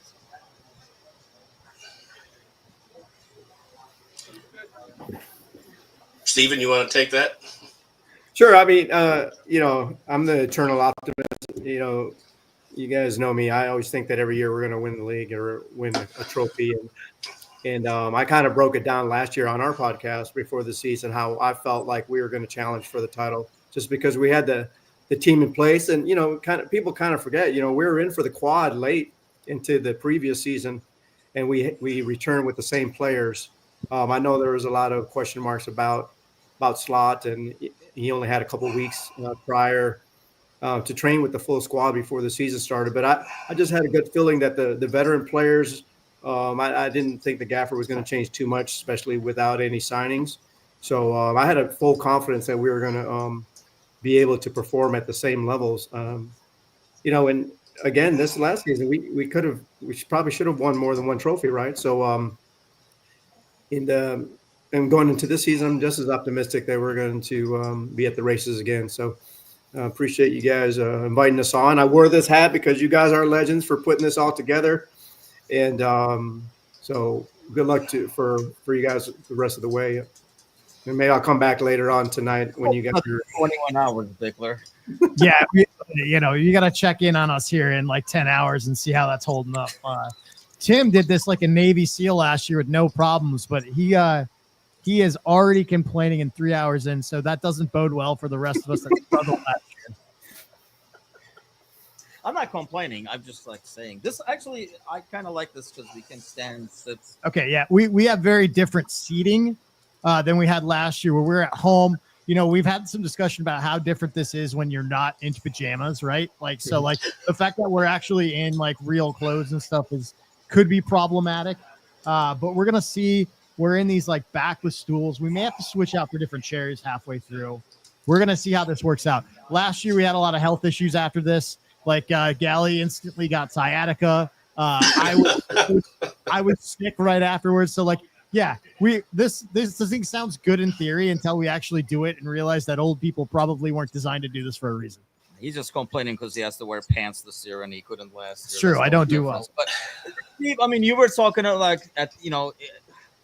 don't know. I'm sure it's like different for the pub as well. Because I mean, the first trophy, the league title under Klopp was special because, it had been like 30 years and stuff. But you had the COVID, and as a business owner, I'm sure it's even like a bigger hell, obviously, that I have to deal with, come back. I mean, it was a special feeling, but it felt, because when you said it, I was like, yeah, it did feel better. It did feel like more somehow stronger last year. Is that just the fact that, first of all, it's an uninterrupted journey, and at the same time, it's a journey that we did all together at the same time throughout? I think, of course, we all celebrated in 2020 as much as we could, but we had a chunk of the matches at the end of the season played behind closed doors. You lost the ability to raise that trophy in front of fans cheering and singing. You lost the parade, but it's still there, and it broke a long dry spell, and it was in some ways it made everybody stronger. And you're like, oh yeah, like we wake up that sense memory and we know how to do this again. This one was so much fun for me. I have to confess, whenever I go on one of these chats or podcasts, I feel like I'm such an imposter because I came very late to football. My football was the prolate spheroid that takes a timeout every 10 seconds and only plays 16 games. So I spent, the 80s watching the Patriots play terrible football. And as a New Englander, I lived through some very dark years of very terrible games. And then I got to live in the Tom Brady era. But coincidentally, when we opened this pub, we had been building as a soccer destination. And I started watching a lot better football. I just started watching more good football. And coincidentally, we're a Liverpool pub. Our pub is even red on the outside. And I got to watch the rise of the Klopp era. And, in some ways it came to a head in 2020, but it didn't really, because the club is the club and it's bigger than the boss. And this year was so much fun because everybody counted us out, and watching us improve. We always sing we're going to win the league, but it felt like we meant it. And I don't know that I've ever seen a more joyous parade. I've seen duck boat parades and Super Bowl parades, and there is nothing that could come close to the outpouring in Liverpool. That was just so amazingly over the top. And I think everybody was remembering back to 5 years ago when they didn't get to celebrate like that. So boy, we had a ton of fun. Right after that, the Men in Blazers folks contacted us and said, hey, could we do a live podcast from your pub? And I couldn't say yes fast enough. I think I responded in about 10 seconds. I was so shocked and so honored and so surprised that they came to us. This was during the Gold Cup tournament when we're getting matches here in Austin and in Dallas. And the reason they came to us is because we are a freaking Liverpool pub. They came to us because we are a destination. They did not pick us out of a hat. They did their research, and they said, you know what? We want a real soccer supporters pub. We don't want to go to some place that's just going to turn the match on for us. And I'm absolutely honored beyond belief. And they were so much fun. And it was Clint Dempsey's first show. And Raj couldn't have been a nicer guy and a more affable, friendly host. But our OLSC team was in a VIP table on the patio. First ever outdoor Men in Blazers show they've ever done. We had to convince them to do it outside on our patio. And I just sat back and looked at this lunacy on the patio, live TV, broadcast truck outside, wires and cables and electricity and internet and live streaming and fiber optic and robot cameras. I'm like, if you told me that 8 years ago when I was watching the NFL, I would never have imagined it. And I never felt prouder. We're a spectacle in the neighborhood. This pub is an absolute spectacle when there's a match on. And it is nothing I would rather be known for. Our neighbors are like, oh, geez, I saw you had a big one on Sunday. Yeah, at 9 a.m. And we'll be there Sunday, for the Community Shield tomorrow. It's been a hell of a ride, and it's far from over. This photo behind me is a photo. I'm not actually at the pub. I'm home. But we have a Champions Wall with a beautiful Champions Wall replica that the Supporters Club presented to the pub in the end of season party. And it's up on the wall with changeable numbers, so you can update the numbers just like the one at Anfield.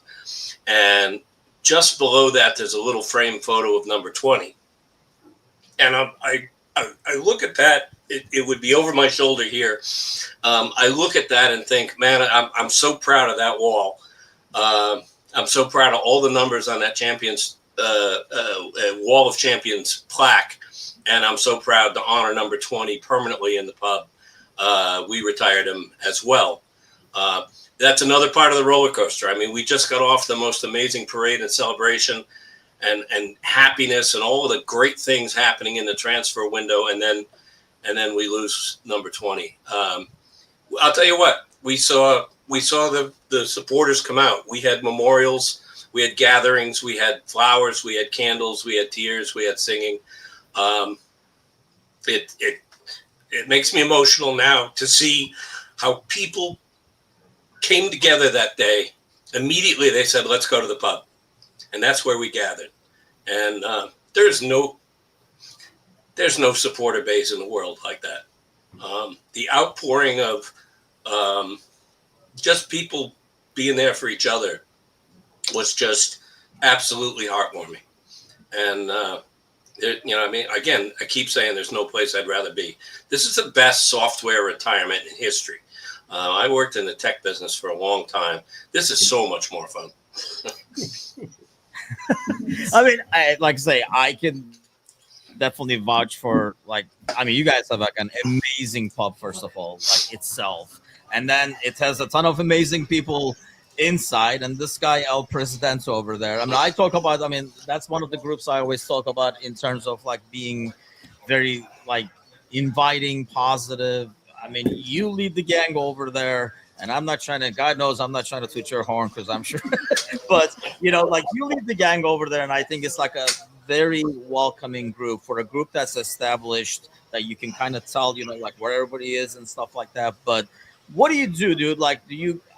You have to have a game plan in terms of how you approach it, where once people are in, they're in there forever. They keep coming to kind of establish that atmosphere. Because it's one thing to establish the atmosphere, but what I really liked when I came over there, and it wasn't just me, because we had already met and stuff like that. I look around and how you got, not only you, but other people who are regulars of the group interact with newcomers. Well, it's kind of a group decision, right? The core group that is there every match, and when I took over as president, and even before that, I was involved with the group before. We're so blessed to have our own space, right? That Steve and his business partners have allowed us to commandeer beating rallies on match days, and so we're just trying to extend that graciousness to people that visit. Austin is such a transient place. People come to visit. There's a tech here, obviously, the college scene. This is a destination city for bachelorette parties and other kind of parties. And so we want to make sure when people do come to the pub, whether it's their first time or their 100th time, that they're getting a consistent experience and they're among friends. And that's, how can we support this team and not be outgoing and receptive to all people, right? We're trying to create that atmosphere where you're in a safe environment. You're welcome. As long as you're not a dickhead, where you're able to break bread with us, and so we kind of make sure that if I see somebody I haven't met before, I do try to go up there and introduce myself, and the other officers will do the same.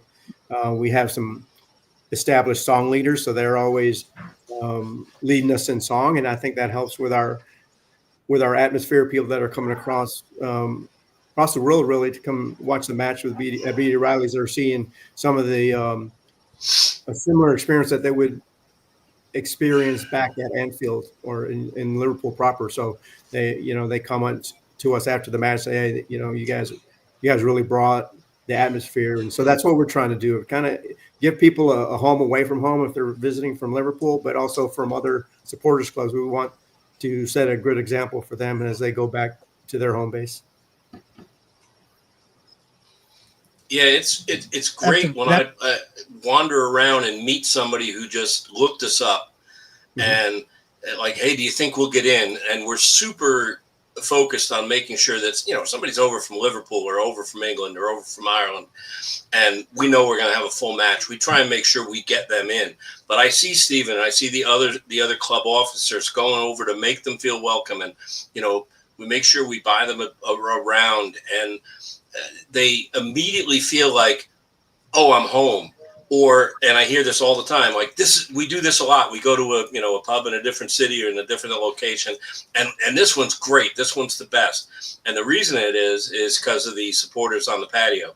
Our gang of there's nobody there that makes a visitor feel more welcome. It's obvious every match when you see visitors feeling like they've been here as a regular.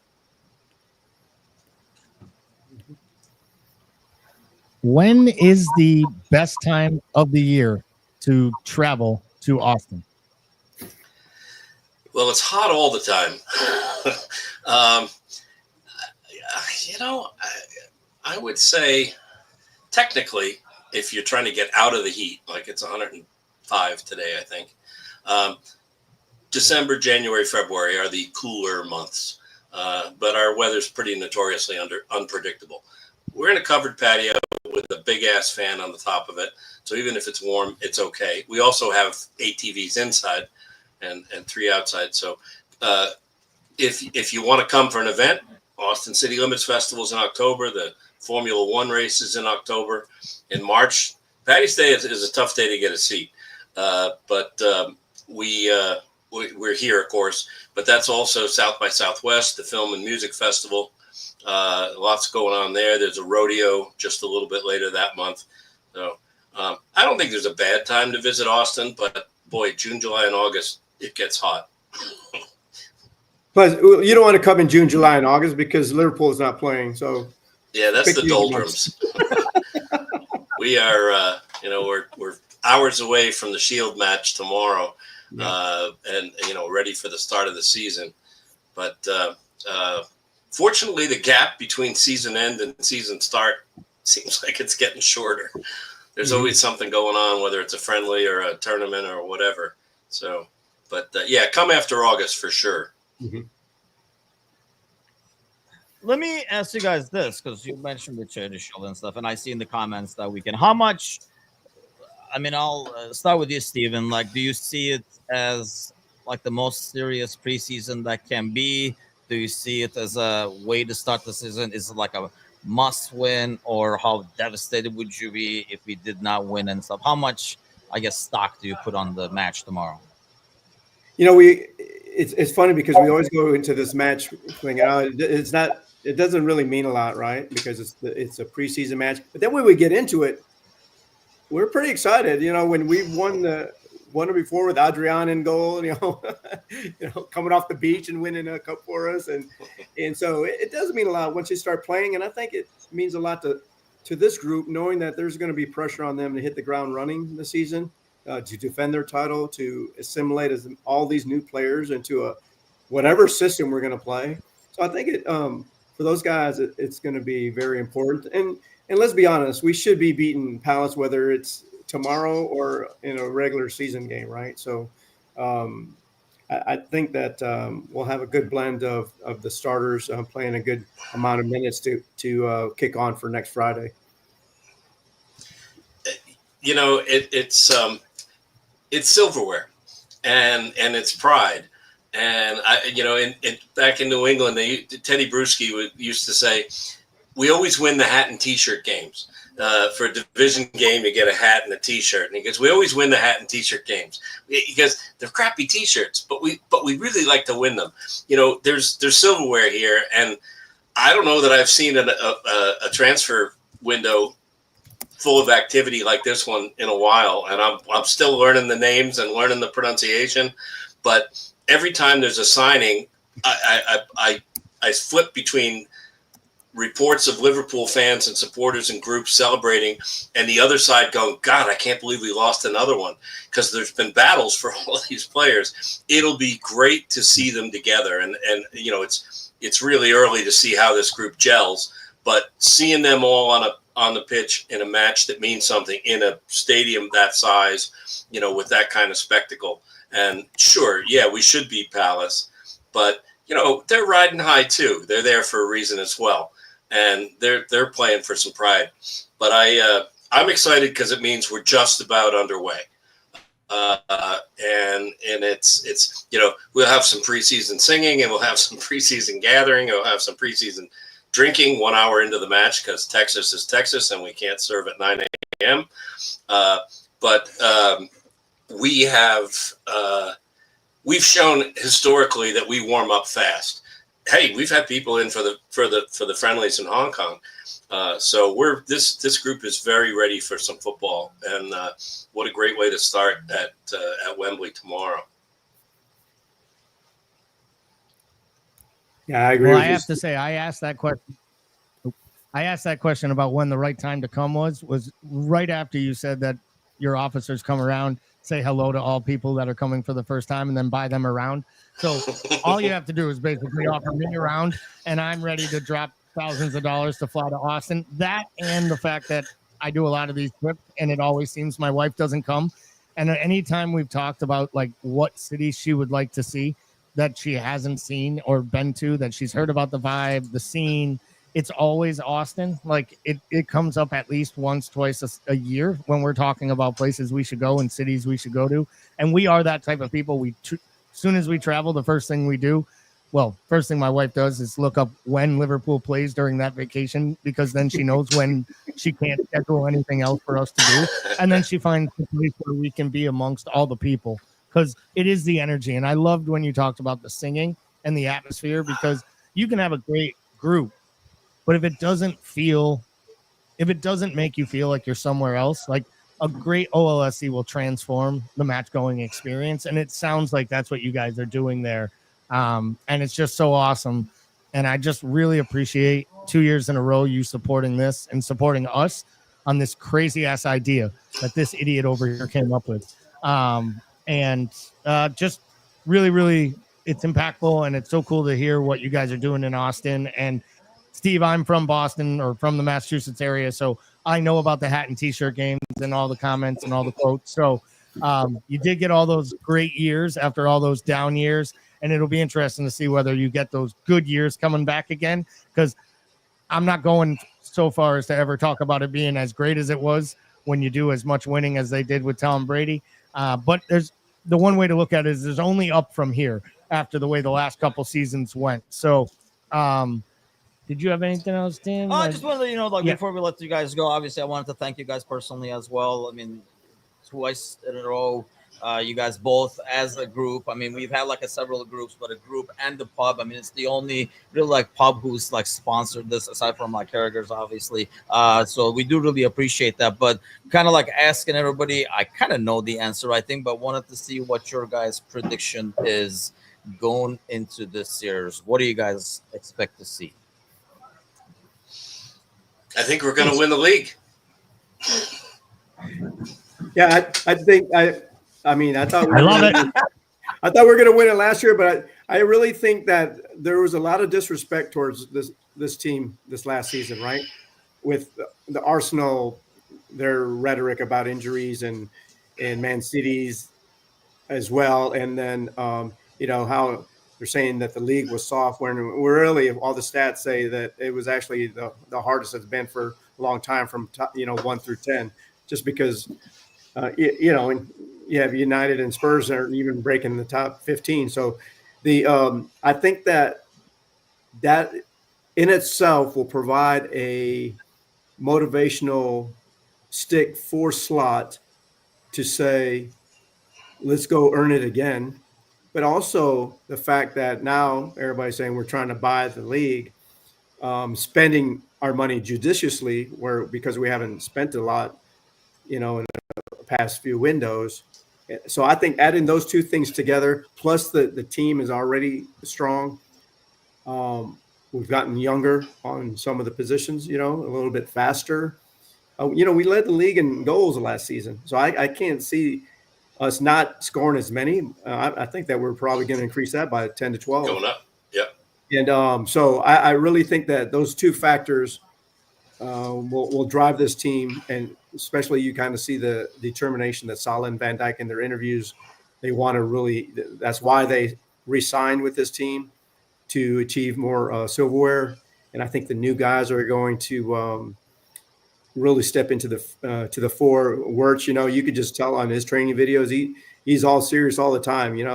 Frimpong is kind of like his mini me, where he's doing the joking and Wirtz is the serious guy. And I think he's going to be a revelation for us that just really concentrate on the Premier League. So yeah, I'm excited about it. I think there's a lot of positive factors, and let's just say, I think also, unfortunately, I think that in the back of their minds, I think they will want to win for number 20 as well. So I think all those reasons will have me picking them to nick the league again this year. I think it will be a lot tighter, but I think at the end they're going to get it done. You said something about training. I'm thinking, anytime you're trying to integrate new guys into the starting 11, they're coming in knowing that they're the big deal because they were the big signing. Each thinks that in their own brain. They all have a really good reason to do it Slot's way. They know it works. They know it's successful. They know he knows how to put a squad together. They know he knows how to execute. And they have a real incentive to do it his way, because the last time we did it his way, we came home with the league. So that bodes well. I'll really be interested in seeing how well they integrate, and how they learn to be contributing in their slot, so to speak, in their spot, and not the star, not being selfish. And that to me is really exciting, because there's a lot of raw talent there. I got to say, for you guys doing this telethon, Pod-A-Thon, I'm old enough to remember TV telethons that went 24 hours. Jerry Lewis and the March of Dimes and Muscular Dystrophy. The last hour was always very tired people dancing in a circle. I want to see that in hour 24.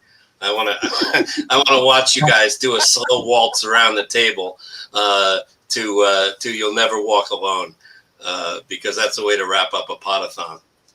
Good on you for doing it. Love it. We might give it a shot. We might need to, just to stay awake. I mean, we might start playing like Duck Duck Goose or something. Like, we're gonna do something for sure. Make sure we stand up straight. Luckily, we do have the community shield and right at the end. That'll help take us through 2 of those tough hours. Then we only have an hour after that, so we'll do a lot of wrap up at that point. But just again, thank you so much. Thanks for everything you do. Thanks for recognizing the better brand of football and for marketing business around it and for the growth. And we just really wish you all the best of luck moving forward as a supporters club, of course, but as well to the bar and to everything that you're doing. And I'm sure offering in the community in Austin. I'm sure you are a staple. And if not, you are the place to drink exactly at 10:01 as soon as it allows it. You can set your watch by it. You know, we do have we do have a garage bar for the uninitiated. That I know nothing about that. Correct. That's Plausible right up there deniability. that's right up there. Yeah, that's There right up may there with be when I some say- pre-game activities that I am unaware of. off premises, but close enough. Yeah. You know, one thing we forgot to mention is that, you know, if you remember last year at this time, Slot had only been with those, you know, he only had 2 weeks to train with the full squad, right? I mean, Really short. Yeah. And so I'm very interested into seeing the time that he's been able to have and, you know, getting most of the business done early on in the transfer window really bodes well for him. And if you guys remember at the beginning of the season, you know, he was already making tweaks at halftime almost every game. And it's like, man, imagine if he had a full preseason with this team. And so I'm really looking at some of the tactical stuff. I'm looking forward to seeing the changes of strategy, you know, trying to implement a Wirtz into this team that, you know, where is he going to play, right? I know you guys are probably will talk about this more often during these next hours, but to me, as somebody that's coached for a long time as well and trying to break down the tactics, like where is he going to play? Where, you know, is he? And so even trying to sign Isaac, you know, like where would he play, right? Isaac, or, you know, so it's all fun. But I trust in Slot and that he is a tactical mastermind, and I can't wait to get this going tomorrow. Yeah, that's a good point, because I mean, it was smart to do the shopping spree in a summer where you have a full summer, as opposed to like a World Cup year or a year or something like that. But yeah, that's a good. Yep, I'm sure we'll have a lot of time to talk about that.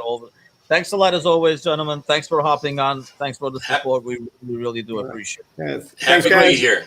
Good luck with the Pod-A-Thon. Yeah, keep up the good work, and we'll check in later and make sure you guys are still coherent. Somebody's got that, so please take care. All right, bye, Timo. Up the Reds.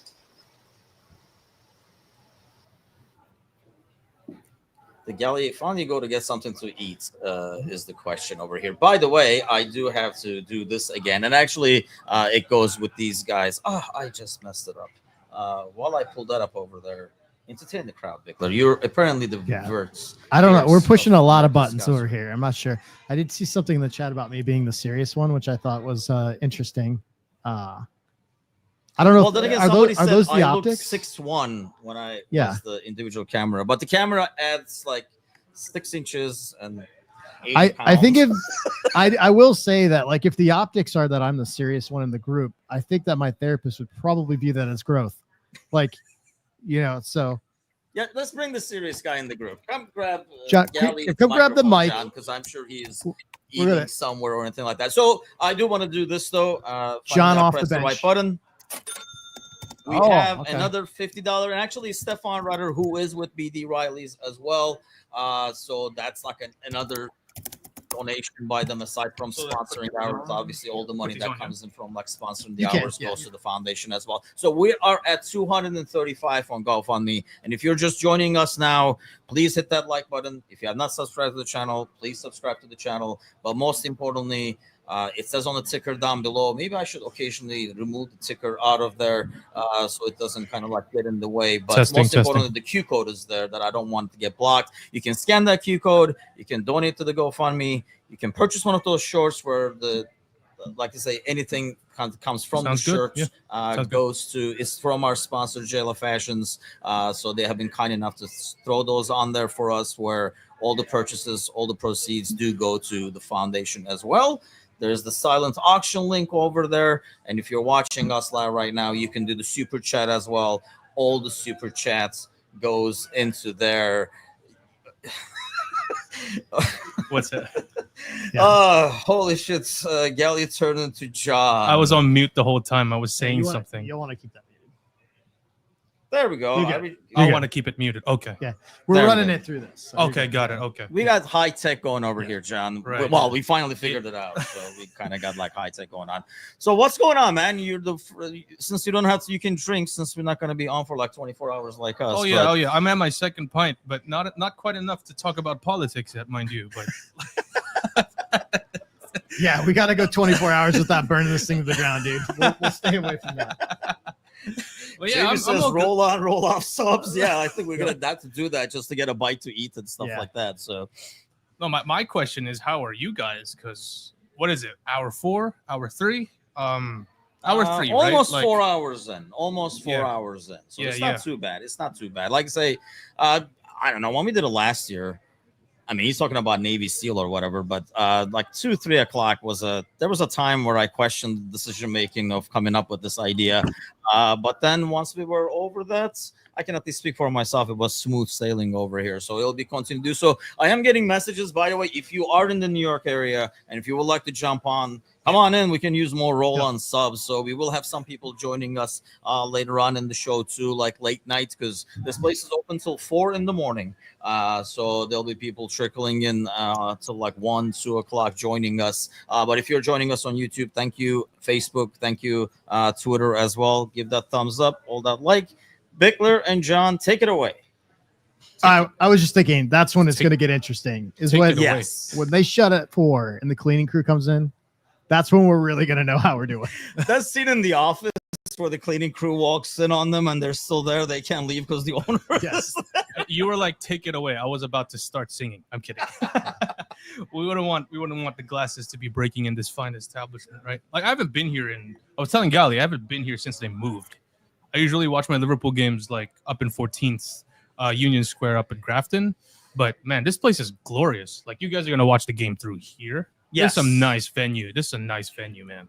Like, yeah, this is great. And we didn't know what the setup was gonna look like when we got here. They pitched it as they wanted us to be in a different area. Then they came and said they had an overflow room. This overflow room is like perfect, right? I mean, essentially. Yeah. This is best case scenario. And I think we might have given Michael a new room over here to basically do a future podcast as well. And hopefully we'll be here again year after year. Now that we worked out most of the technical issues, I think we have a couple more to address, but there's 20 hours to go. Could this be us? We could put internal pressure for him to actually turn this into a podcast room. If we just mention it enough.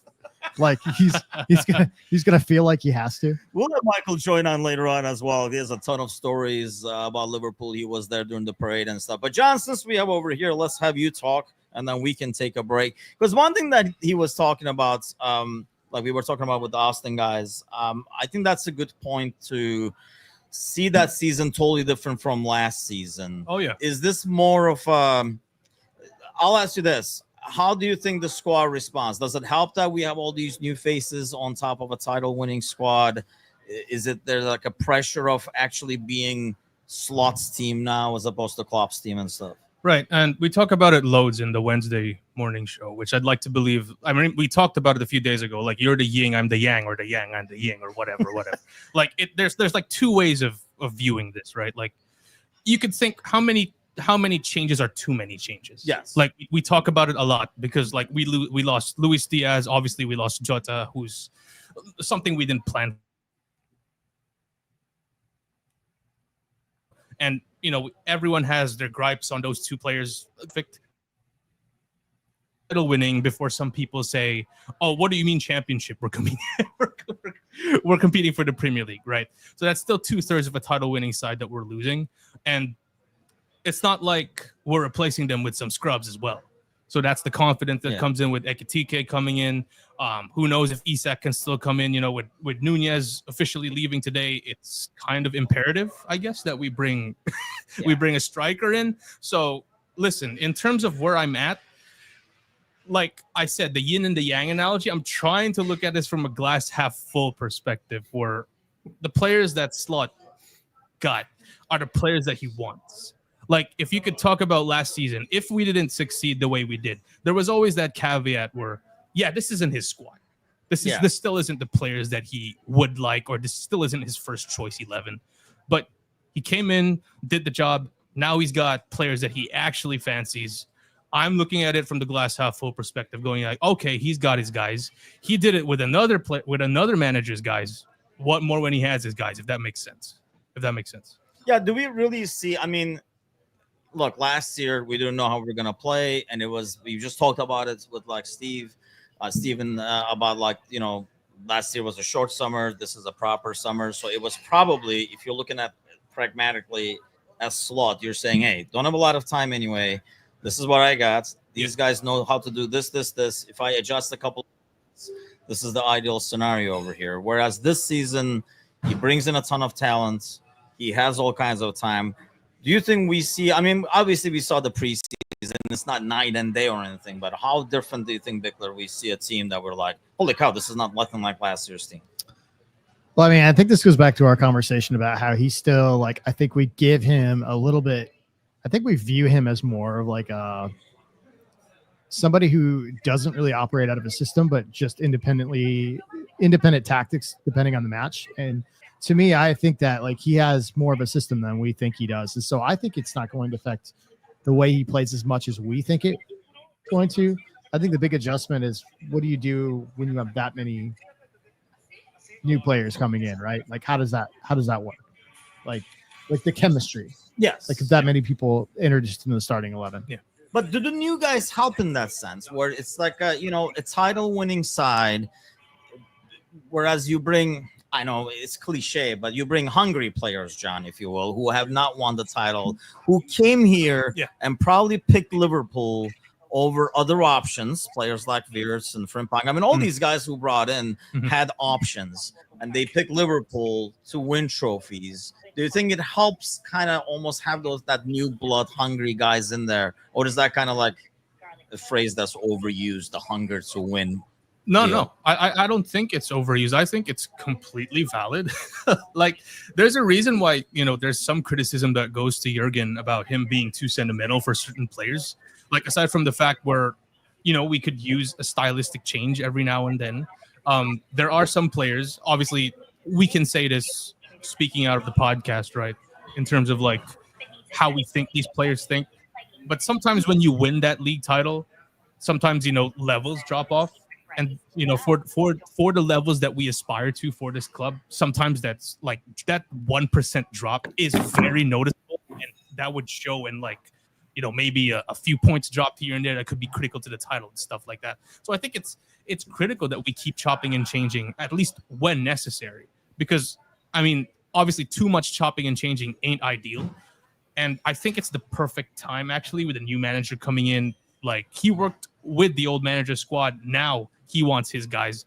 It's the excellent situation for him to sort of bring those guys in. And in terms of the players that we brought in, they're not just hungry players. Like guys like Freud and Wirtz, they're world-class players that are going to make an immediate impact the moment that they step on the pitch. No matter how many Arsenal fans, how many Manchester City fans, how many United fans watch every game hoping that he's going to flop. These guys are just too talented to just drop off the face of the earth. Same goes with Milos Kerkez, arguably the best left back in the Premier League last year. Yeah.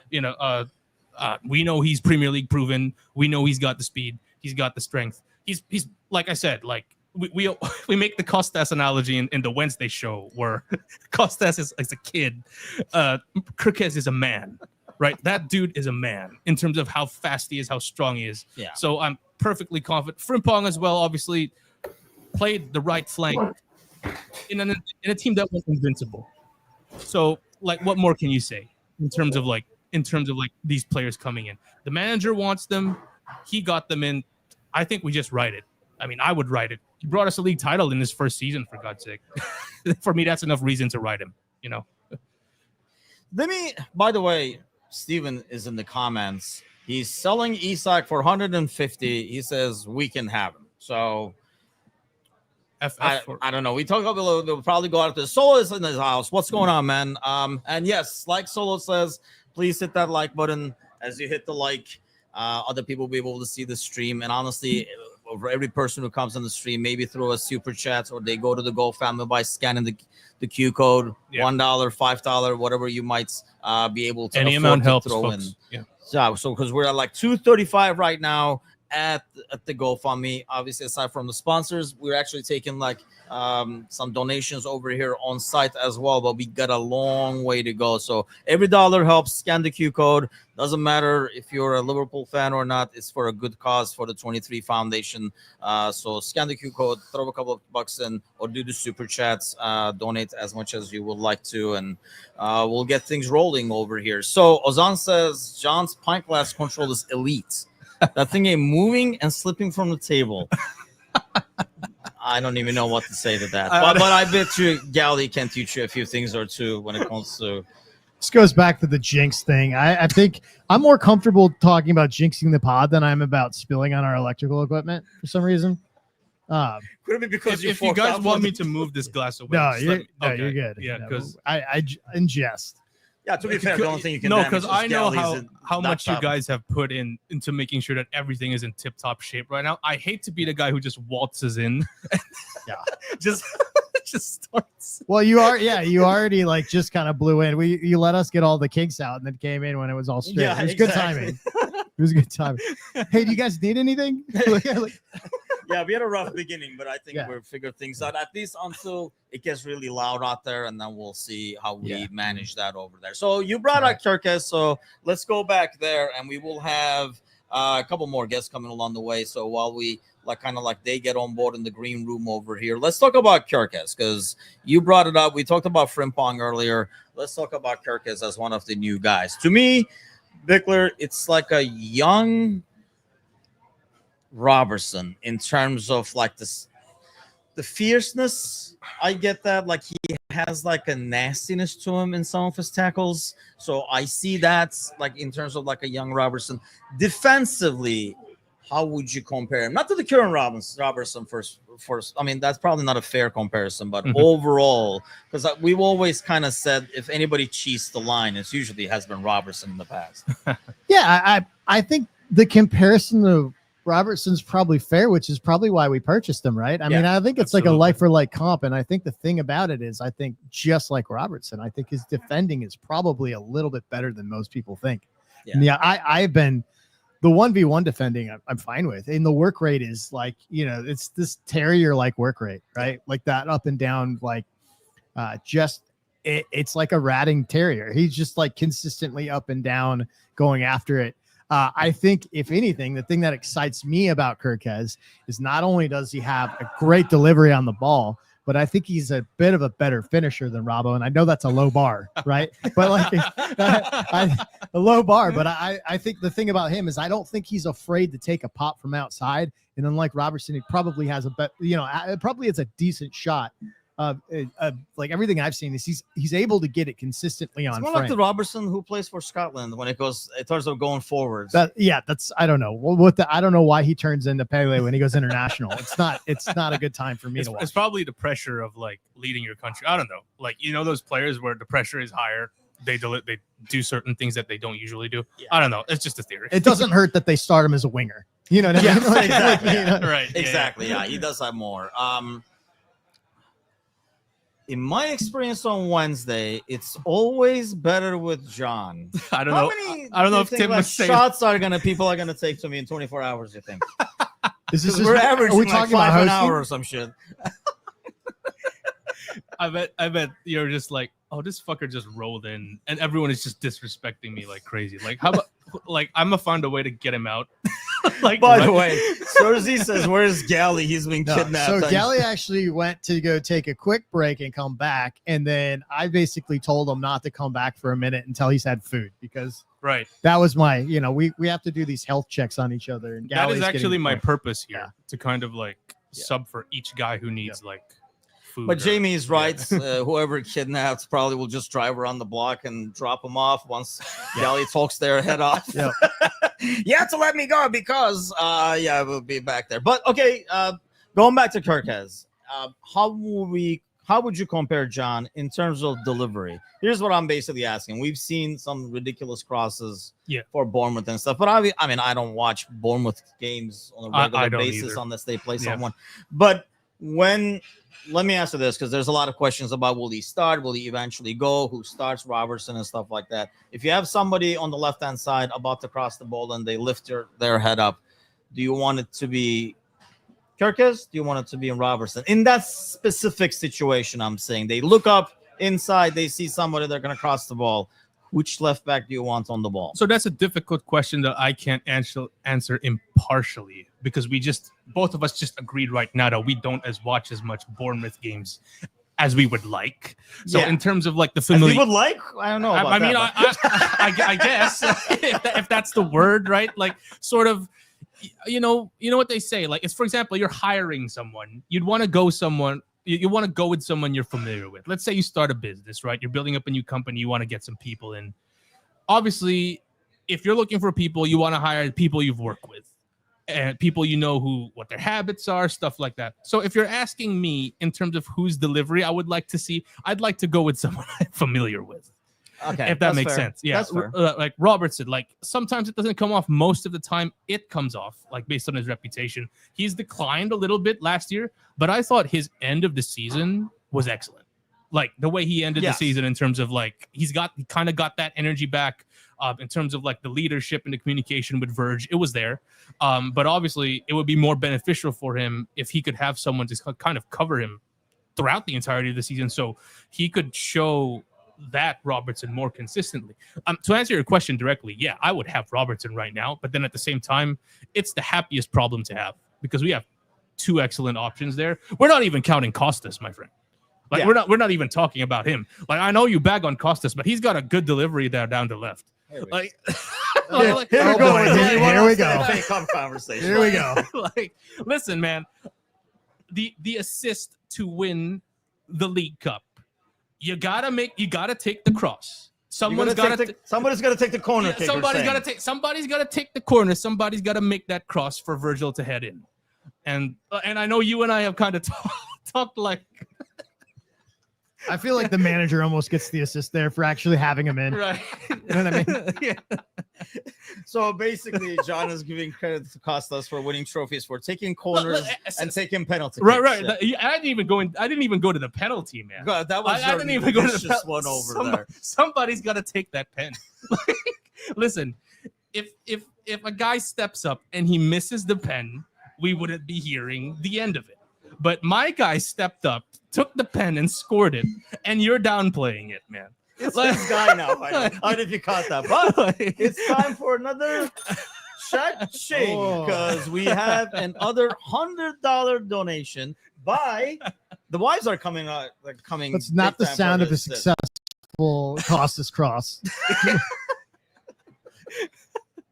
Kelly Galvin, the wives are coming in. But Nice. Meanwhile, Kelly has just donated the $100 to the GoFundMe, so we are up to $335 now. Let's keep it going. Either we get super chat or GoFundMe, $5, whatever it might be. Keep throwing it in. Meanwhile, the wifey is taking revenge by sending her lunch pictures and saying, the crispy octopus is so good and crap like that. That looks good. Yes, Angie is sending food pictures over. This is quite the revenge tour That she's is on. quite the revenge. Quite the revenge tour she's on. So you guys have not eaten a bite since you got here. I haven't eaten Not today. yet. So My the God. full story is I got up early enough to get here to get a full English breakfast, but Gally somehow got stuck in the elevator or had trouble with the elevator long enough that it delayed our departure to the point where we got here like I was like 15 minutes before we were supposed to get here. I'm like, oh great, I'll order it before we have to get set up. Well, Timucin's already here because he's anxious for a lifestyle. So of course he was here early. So like we got started on setup, and then I was essentially shamed into not ordering food because like we had to be set up first, and here we are. Well, to be honest, don't start the winning PK for a cup and all that stuff like that. Gally's Gilly life, Gally. Why are you on the? Why is Gally out there listening? You know what? If you're okay, just get your butt over here so we can rotate over here. But no. What was I going to say? I just told you. You were talking about when Costas bailed. Yeah, we're talking about. So we also need to sort out if situation. you need to sort out if this donation was actually Kelly or if it was just Gally in the other room on Kelly's account. Hacked into Kelly's all I know is that was Angie's text sending food pictures. Yeah. So actually he was supposed to get a breakfast sandwich, but I guess that went down the drain. We'll start eating and drinking in a little bit over here. So let me refresh everything over here. Let's get everything up to date. Steve says, man, Steve, you are the man. The GoFundMe donation sent. Thank you, my friend. And looking at it over here, that's another chicheng right there. That's Cost $50 coming from Steve. Really do appreciate it. So we're up to $385 now, and that's pretty awesome. 5 hours in. Dude, we're 4 hours in. I thought we started at noon. I was excited for a second. You sounded so dead, like, oh, we're 4 hours in. Like, it's just, yeah. 1/6 of the way. What's the percentage on that? Should we look or just Yeah, just you do the math over there. Okay, let's go back. okay, can you weigh in on this Costas thing before I have like my blood pressure goes to levels it shouldn't? Just help a brother out over here. 4 hours in and we're deep enough that we're talking to Costas. The thing is, I think he just gets a bad rap for Timucin. It's all I'm trying to say. I mean, it might sound contrarian from my part, but I'm just trying to give the guy credit on a show that it's just the two of us, and it can't be the two of us going completely against Costas, if that makes sense. Yeah, you put me right in the middle here. I got to be honest with you. And I think the truth probably lies somewhere in the middle. Because I think here we go. No. Where's Matush when you need him? Bit of both. Here's the thing. Costas, like, to me, feels like the personality hire at work. Do you know what I mean? You know what? Yeah, where like you got like, because you got rid of Alberto Moreno, which was just basically Instagram and his French bulldog and video games, right? And then you bring Costas in, which is essentially the rave version of that.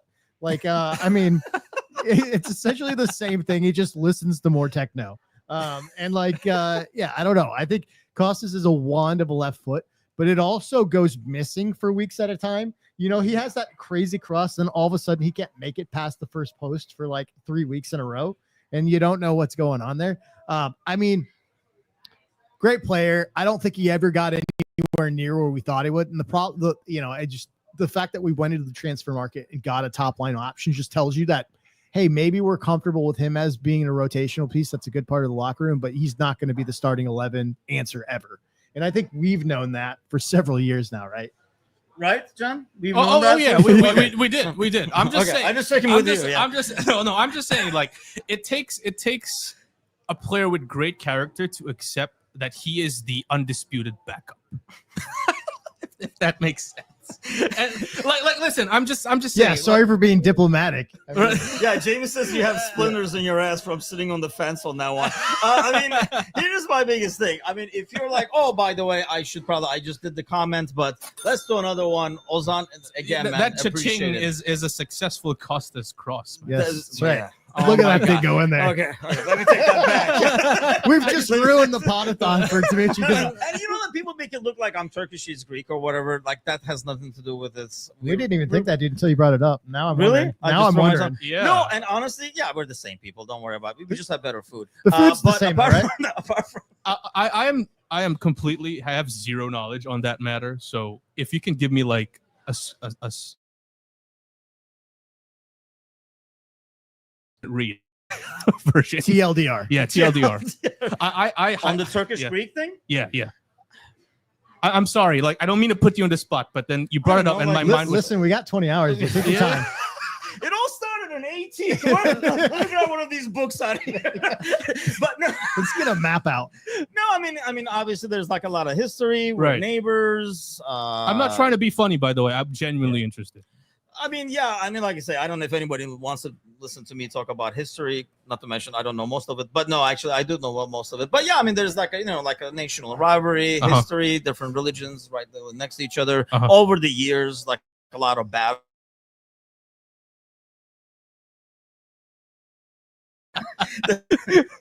That's like, that's a big part of it. But honestly, like, it's one of those things where I'm trying to find like another example in the world. But, the governments and stuff like that make it look like they're two totally different people where they are not. I'm sure like somebody in the chat can throw some examples over there. But, Gotcha. Where they're actually the same people. Like, there's so much stuff is so freaking similar. It's not even funny kind of a deal.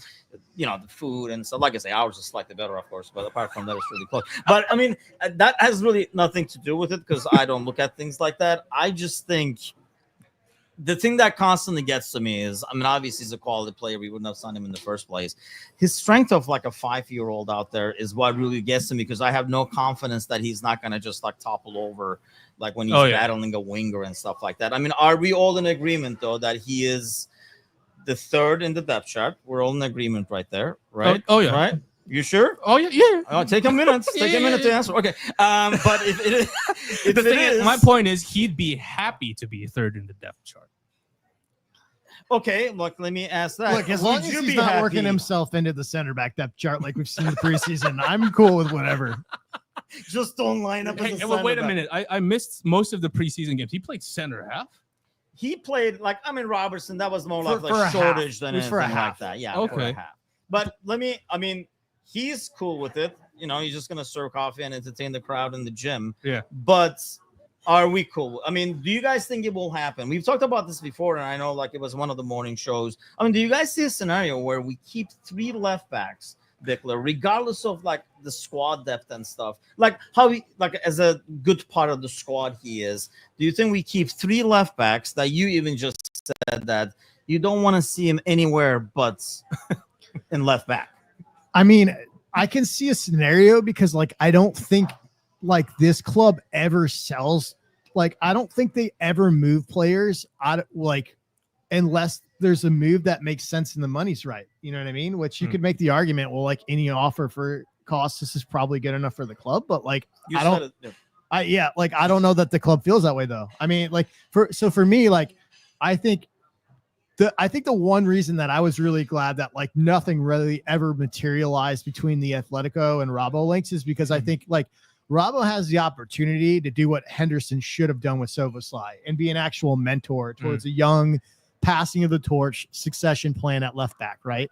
And I don't think like obviously Costas really figures into that, but it gives you that additional cushion that's needed there. If for some reason Kirkes needs a rest and Rabo has fitness issues, like it gives the ability to do that. Now, I think it doesn't make a ton of sense for me. Like when you've got players like Stevenson who could probably fill out at any of the back 4 roles and is young enough.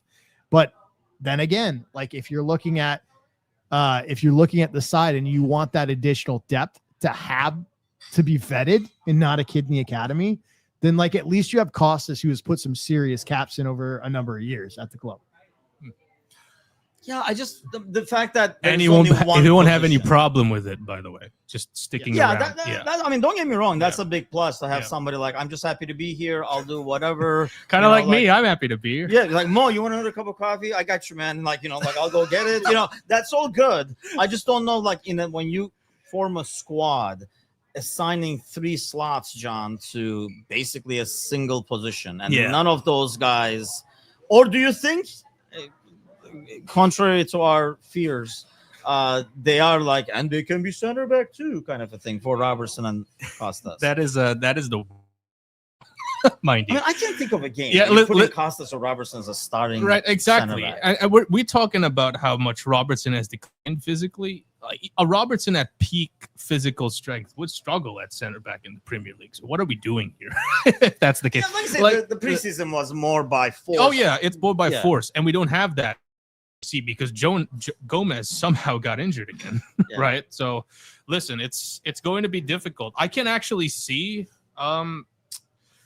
I mean, I don't know. Like, it's far too late to be selling Costas at this point, isn't it? Like, literally a few games, or is it not? I'm sorry. I mean, I think it's only too late if you're uncomfortable with the idea of your third option being an academy kid, right? Like, because I don't know that. How many like, spots do you have where you have a third? That's what I'm thinking of. That's why I kind of hesitated a little bit, because I was like, yeah, it's too late. But then you got 3 people, so it shouldn't be too late. So then your answer is yes, you would be comfortable with that because typically you're not going that deep. Yes. So, but I mean, who else is going to get Mo's coffee on a Segway? Right. You know what I mean? And just the way he likes it. On top of that. Yes. I mean, he's just a Segway and a collection of like scooters. Like, I mean, it's. You lose a lot with him. By the way, I have to show this off over here because we do have him with us over here. This is the Luis Diaz one, the McAllister one's over there. So we do have props. That looks glorious. We do have some props. Yeah. The autograph. If only our cameraman could zoom in. Yes. Which camera? It's the number. By the way, number 5 camera. By the way, if I'm talking to the folks and I want to make eye contact with them, which camera do I look at? This one right here. Okay, gotcha. Straight ahead. Okay. You want to make eye contact with the? Just like when I'm saying something deathly serious, which is like 0% of the time. So to be fair, you would know, Tim. Like, or if you need to swim the female audience, or just Gordo, like. Gordo's out there in full force, as always. Oh, Tim, Gordo wanted me to ask you: are we having a Wednesday show this week, or am I hosting in your stead? Wednesday, yes. We are? I'm hoping I get, I wake up by Wednesday. Yeah, I hope you're after still I alive sleep. by then, my friend. Like, let me know. Monday, Polish Prince might be able to get some company over there, but yeah, on Wednesday definitely we'll be back in action over there. Monday night is questionable as well, I think, because Bickler and I are actually staying in town during Monday as well. Yes. So, but Gally's literally from here, sleepwalking to the train and then taking the train to whatever he wakes up. Apparently, is what's going to be. So He's gonna wake up in Oz on that train. But yeah, the reason I show the jersey is just a reminder that if you scan the Q code, that is one of the jerseys in the silent auction. So you can bid on that as well. Because yeah, I do want to make sure like I keep bringing this up and it doesn't get forgotten as the hours go by and we're having our fun. And this is really fun. I'll admit. We'll see what I say in 15 hours. But so far, it's a lot of fun. But yeah, I scan that Q code, use the super chats, and honestly, very important right now, I think, is to probably share. I know it's like middle of Saturday. Probably people have better things to do than to listen to us, but especially for Not people really. to tune in the evening. Well, yeah. No, Well, I mean, most people, John. Most people. Not really. I mean, that's why I went here. I got nothing better to do. Might as well see my boys. But yeah, for those of you guys with a life, make sure you guys share it so they can tune in tonight or whenever. Hit that thumbs up. Like I said, this is a great opportunity to get as many people as involved, and those thumbs up really help because other people get to see our streams that would not normally see them. Wait, John. Yes, we're answering these Q&As over here. That you actually like noticed. We had a Q earlier. Yeah. So where's your A? Your very first job. My very first job, which is like last week, probably. But go ahead. You know what? You're not actually far off because remember I told you last Wednesday that I was quitting my job. Yes. Yeah, I quit my job, and my last day was Thursday. Is why I couldn't host the Thursday show in Macastet. Oh, remember? okay. Was that your first job? That was my second job. Oh, really? Yeah, that was my second ever job out of college. So that job, I worked as a medical biller for a pain management practice. So essentially, the end of the revenue cycle. So if you guys get typically a bill from the hospital, from whatever, that used to be me. That used to be my department. But to answer your question, my first job was I worked in a juice bar. So literally just a few blocks away from Grand Central. Nice. Yeah, so I used to work in a juice press. It's like this healthy sort of. Oh, you're familiar? Okay. Yeah, for sure. Yeah, Those are good. I Yeah. love them, and I feel great on them. Yeah. But like in the major city, when you get them, they're like $18. Oh yeah. Like what I mean? They Like, are pricey. They're my like a friend. financial Yeah. commitment. They're Yeah. pricey. Yeah. And they weren't easy to make either. But to my credit, like by like the third rep, I sort of got it. Like you do not know how nervous I was handing my first protein shake to my first customer and immediately asking him, do you want another? Yeah. Like literally the first thing I said was, do you want another? And he was like, no, it's good. And Dude, yeah. And then you went so out of like fresh pressed juice, you went to medical billing. Yes. Is that the trans? So you're immediately that's it's a lot really- less likable, man. It's really You know what I funny. It's really funny because so I worked there for like 2 months, and then my mom happens to know the general manager of the practice that I used to work for. So she was like, "Hey, like, do you guys have any openings, stuff like that? Like, my son is first out of college. Like, can you hook him up?" And so I did, and that's what I actually did for the last 8 years, if you could believe, because. First of all, like it's not necessarily the career path that I wanted to take, but at the same time, like I wanted to take my master's degree, and at the same time, I didn't want sort of to. I wanted to sort of like pay off the student loans while I was taking it. If that makes sense. Like so, so at the end of everything, I don't get stuck with like $100,000 in debt or something like that. So I stayed in the job. Recently, it's just been getting tough is why I left. So like, yeah. So, Irish Jamie asked for a first job recap. So John was fresh pressed juices. Yeah. I was bagging groceries at a meat market. Gally was restaurant, like busboy restaurant work. Tim, I know this is really, I can't remember, like Civil War General. What was it? What was yours? I forgot. Civil War General. I swear it's at least $5 an hour. Insurance. Insurance. Yeah. Okay. So not Nice. far from medical billing. Like we're in the Nice. same realm. Yeah, Like, probably. Nice. An ancient job that doesn't exist anymore. Both very unlikable. Yeah. So all right. So Hey, listen, like majority of the time, you say unlikable, my friend, but what I tell like the people who are cussing me out on the phone, yeah. Literally, this is your insurance plan. Yes. I am just relaying Right. what your insurance. Yeah, you're plan. just the messenger. Yes, please do not. You're shoot just me. the messenger of this really shitty healthcare system we have. And that's Like- right. It's like, not fair please to you. do not shoot me. I am just telling you that you owe $500. Like I am just telling you that. Like if you don't want to pay it, that is your choice. Gordo says they were really squeezing you for everything you could give. That's pretty good. It's only like 5 o'clock. I can imagine these jokes at like midnight. Singer of a dad joke. Yeah, that was pretty solid. I give it like a 7 out of 10. Oh yeah, let's get back to the book. no. Let's get back to Costas. Let's get back to Costas. So you guys are keeping Costas. Is that where we're at the end? What is the audience doing aside from enjoying my anger for the situation here? What would you guys do? I do want to let's get a quick poll over here. It Do does- we keep 3 left backs, and who's the one that goes? I would love to put that on YouTube right now, but So like that's so we're it doesn't make sense to have 3, but then again, if you're a year out from Robbo going away, like Even if you say that, which I understand what you're saying there, but we already established that Costas is not your left back. I'm just playing devil's advocate. You don't get angry. It's too late. It's too late. I'm already 4 hours and I'm angry. So this is good. 20 hours. Cersei would keep all 3. Cersei would keep all 3. Yeah. Cersei would keep all 3. He would. He would. Yeah. You gotta He have put pineapple on it. You gotta have the guy who bangs the drum, man. Like I'm looking at it from the glass half. Gotta have the guy who bangs the drum for the team, and I feel like Costas is that guy.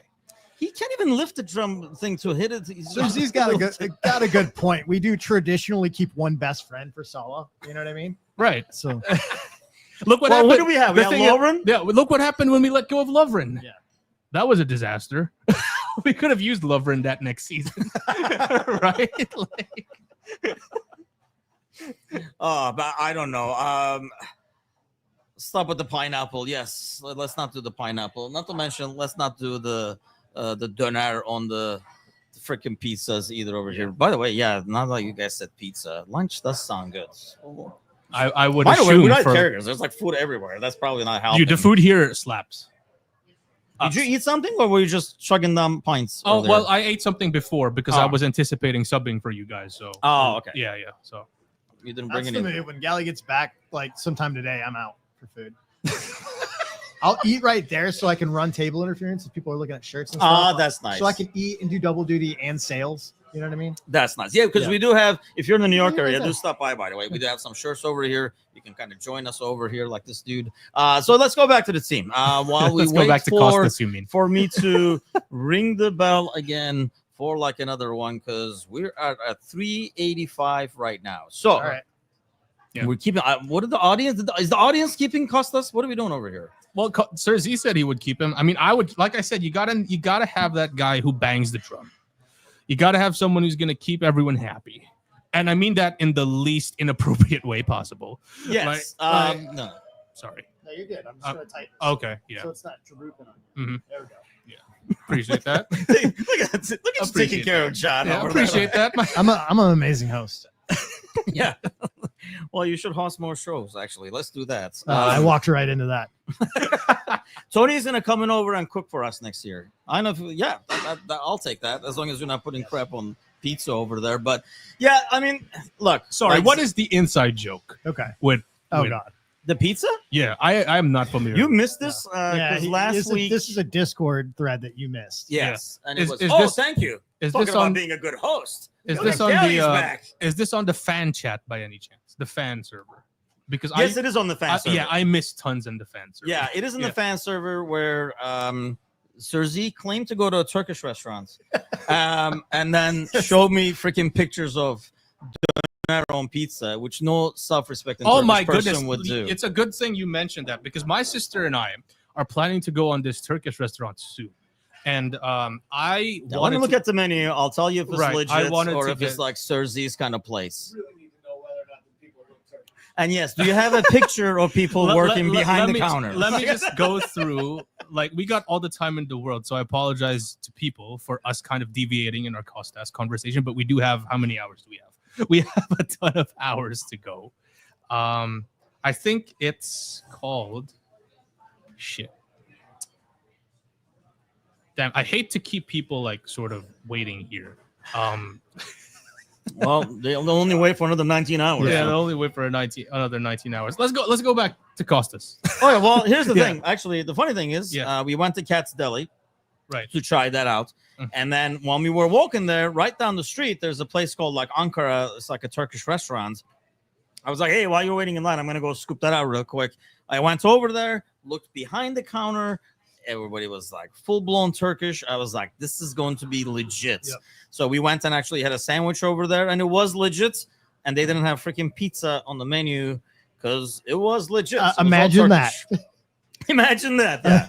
Imagine in a metropolitan city where there was Italian immigration, the Turkish didn't have pizzas. Oh, okay.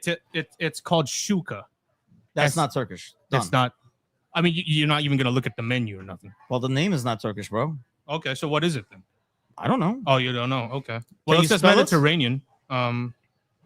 Here we go. Yeah. Here we go. I don't know. Listen, I I'm just swear, man. Look, I am asking genuinely, my friend. this is Mediterranean. I don't know. Like you were in this business for a while. Like Yes. just put a couple of Kalamata olives and feta cheese, and anything in America is called Mediterranean. In It case you're feels wondering, like. I just handed Timucin my phone just so he can scrutinize this. You guys don't want to see what's on this. Yeah. And I was like, I gotta put it through. You know what's fun? No. I'm sorry to report. Yeah. This is not a Turkish restaurant. Interesting. Tim does not give it the special blue check mark of and verified There's Turkish. nothing wrong with a Mediterranean food restaurant, Right. but it's not Turkish. I guess that's the Yeah. thing. Yeah, Sorry? just don't call yourself Turkish. Yeah. There's Galley's in the a background place just stirring the called pot. Mustache. What is it? What Sorry. did you say? I don't know. There's supposedly places that places that you don't want to go to. Category in Z. I feel like Sir Z maybe should get like a 2-day timeout for like the food stuff that like I don't know about you guys. So this this started because of Cersei. Yes, of course. Okay. And you seem shocked for some odd reason, but yeah. Like I said, I'm not on I'm not on the fan channel a lot because the notifs are crazy if I turn that shit on. Like my phone would be buzzing like every Yeah, second. I mean, for those of you who are not, I mean, the Discord Listen, fan it's essentially channel. 24-hour pub, all right? Yeah, I mean, you're doing it right. I mean, that's the thing. You got to treat it. I mean, I treat it mostly. It has to be like almost like a pub. You don't walk into a pub and be like, "Tell me every conversation that happened while Fair, I that's wasn't fair. here." It's like your local Cheers over there, but so you can't catch up with those conversations. It's going like. We're not gonna be downloading that, I got buddy. some for you. Doesn't keep up with the fan chat on Discord. People are poo-pooing your. Oh, here comes Galley from his adventures around Carragher's. You know, I'm just glad that you guys are like managing to at least eat some food because I would like. Yeah. I ate a whole meal. No shit. No shit, it was a whole meal. Yeah. Galley, come and save the day over here. We were talking about our we were talking left-back about situation.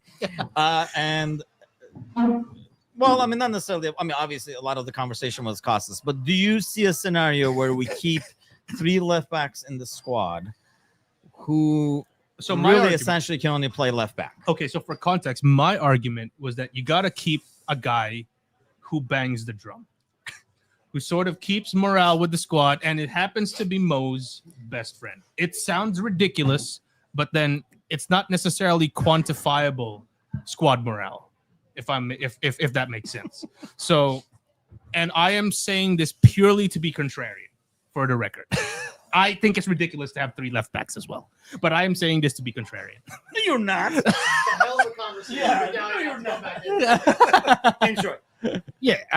Now we have both of them leaving. Yeah, now we have both of them leaving. Okay. Hey, listen, Gally, we never have a show together, so this is It fun. is true. Yeah.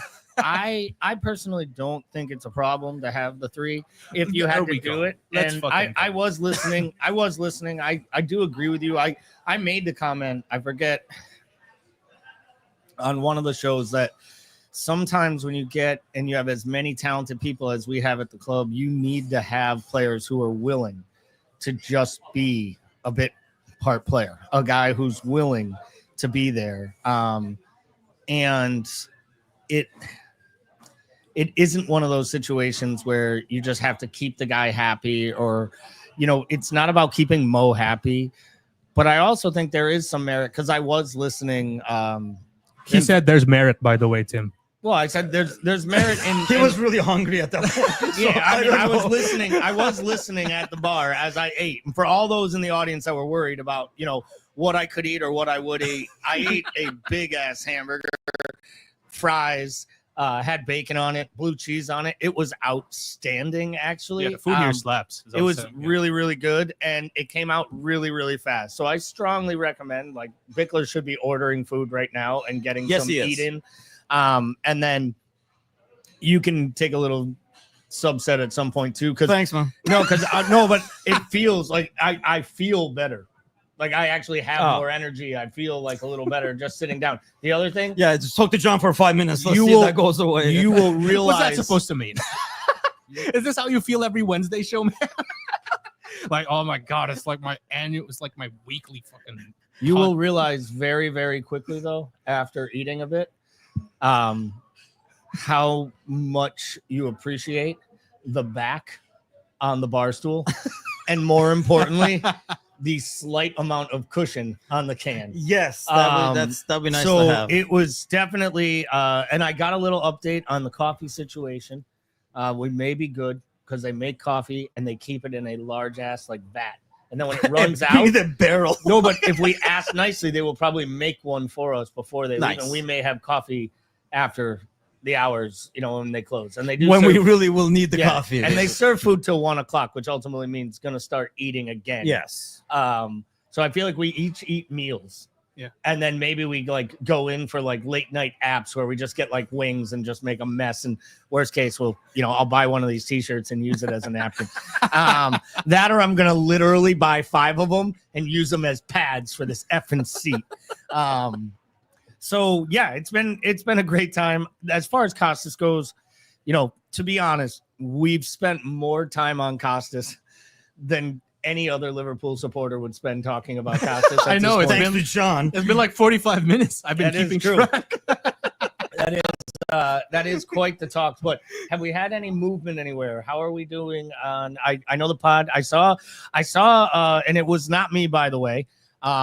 It was not me that made the post. I heard Paul ask if it was maybe me. That's why I did the what when I heard Kelly Galvin made a comment. I should thank my mother-in-law. We were having such bad technical issues. I didn't mention it earlier, but it was my mother-in-law, Deborah, that came in and made the comment of, you guys are doing such a great job for such a great cause earlier tonight. And then Kelly texted me to let me know they were listening for a little while. Unfortunately for them, the audio at the time wasn't good. They came back, realized the audio was really good, and then realized they were having a vacation and didn't need to hear me talk. So they felt like they should probably check out. But Kelly was kind enough to drop a $100 donation on behalf of myself and Kelly. And by that, I mean, Kelly and I share a bank account. We share funds, and Kelly decides how all of them are allocated correctly. If I were to be in charge, I would buy all this equipment. Oh, wait, I did buy some of this equipment. It's probably why she's not here today, because she was afraid to see exactly how much of the equipment. I am going to say this Roadcaster has me excited, but it also has me ready to like just start hitting buttons like I'm a 1985 DJ. Yeah. So it is really, really exciting. This is a good time. But as far as the whole Costas thing goes, I got to say, Paul made the point about Robertson being his last year. I don't believe is a viable long-term option, but I don't think that the manager, and he showed it early last season, I don't think from a rotational piece he has a lot of problems playing Costas when he picks his spots. Yes. The problem with Costas is if he ever had to become your number one, I think you would be frustrated with the output you got on a consistent basis. But there is a world that he just digs his heels in. He doesn't want to go. I think he has 3 more years after this on his contract. Let me look at good old Google. There is a world where I could see, and hopefully he's not logged in right now to this podcast, because there is a world where I think Paul might be right. Oh, damn it, he came back. You probably heard it. Where he might actually be right, and there is a chance that Costas could outlive Robertson here and in turn become Kirk's His cover. contract expires 2027. So yeah. Right around the same time, he'd leave right with Mo. Shocking. Yeah. They gave Costas an extension that lasted as long as Mo's contract. Amazing. Who would ever figured out that fuzzy math? Like, where are we going, Mo? Saudi Arabia? Yeah. Okay. Yes, we are at 385 still over here at the GoFundMe. Keep them Just coming, like people. refreshing it. Please. Keep them Remember, coming. small amounts. Actually, I should probably do this as well.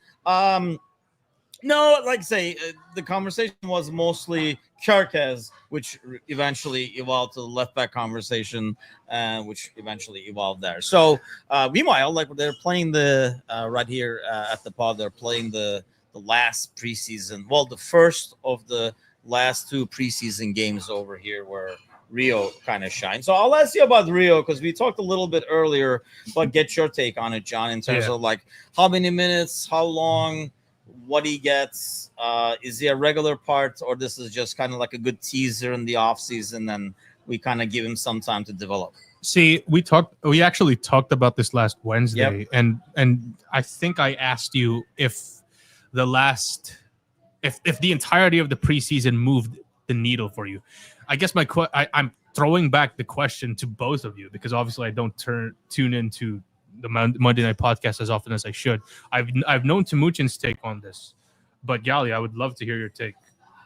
Is the needle moved enough for him to be a genuine second option at that left wing spot? Because I personally am freaking worried right now. If Cody Gakpo gets injured like he does last year, at a critical point of last year, as good as Rio is, I do not want to be leaving our hopes on a 16-year-old. I did not. I agree with you. I said similar thing earlier. I don't know that he's ready at this point for that much of a workload. I think he needs a lot of 15 to 20 minute runouts, 30 minutes, occasional League Cup start.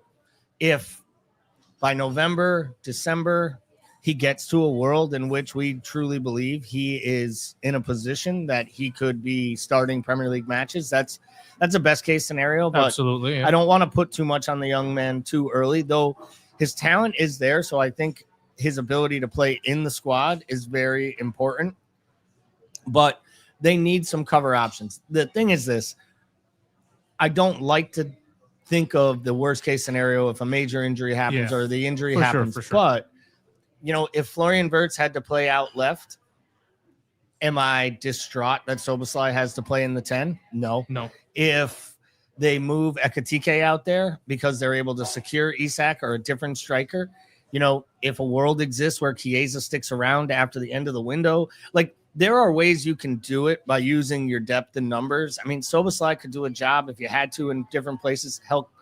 Curtis Jones started as a left winger. No one here on this pod is advocating for him to play in left side of attack, but there are some options throughout the squad itself. And as crazy as it sounds, I don't think if the manager only gets left with these options for whatever reason, I don't believe he would actually go full tilt with Rio as the option. Like, I think Rio would start some matches more than he intends, but I don't think he'd play him, twice a week for a month straight. Because I just think that's too much to ask for a 16-year-old kid. And he would go to his magic bag of using some Florian Wirtz on the left, using Ekitike out wide, maybe altering the formations. And look, it's why they need to buy an attacker. I'm going to stay on that line. Yeah, they need an attacker, and I'd argue they need 2, but they absolutely need 1.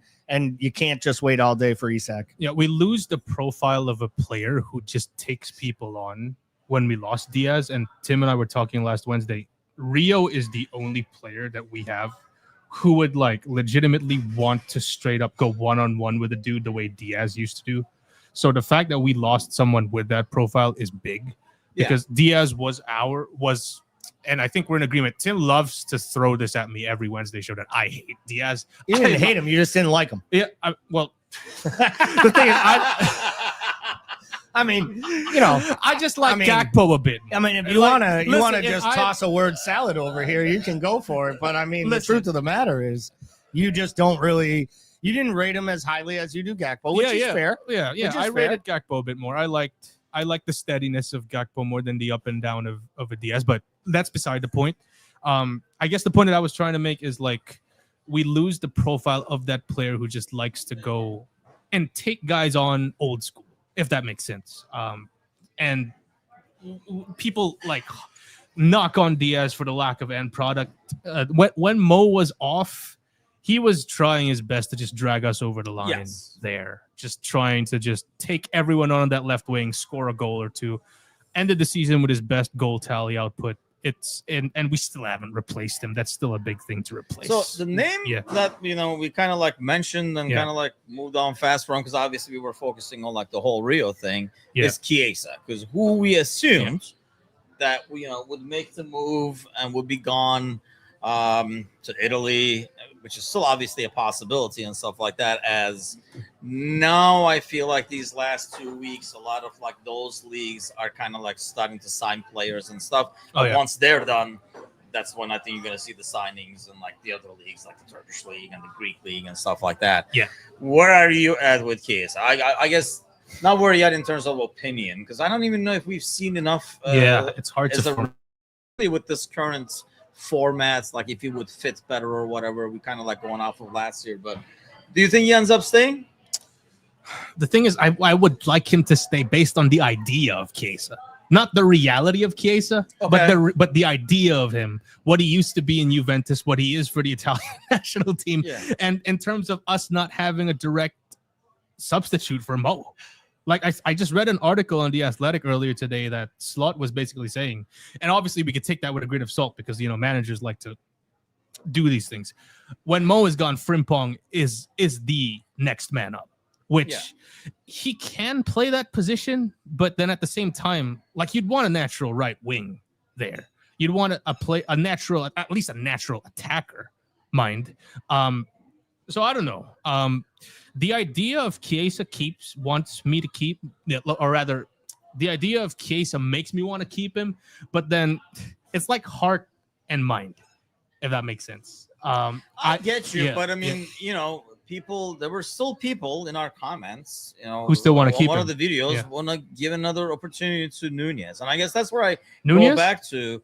Yeah, I mean, he's gone now. Okay, so they're going to be crying. But I'm just saying, like, in terms of opportunities, let's give him one more season. Let's give him one more time. That's the thing, Gally. I mean, we've kind of like pulled the plug a little bit too early. Some people have.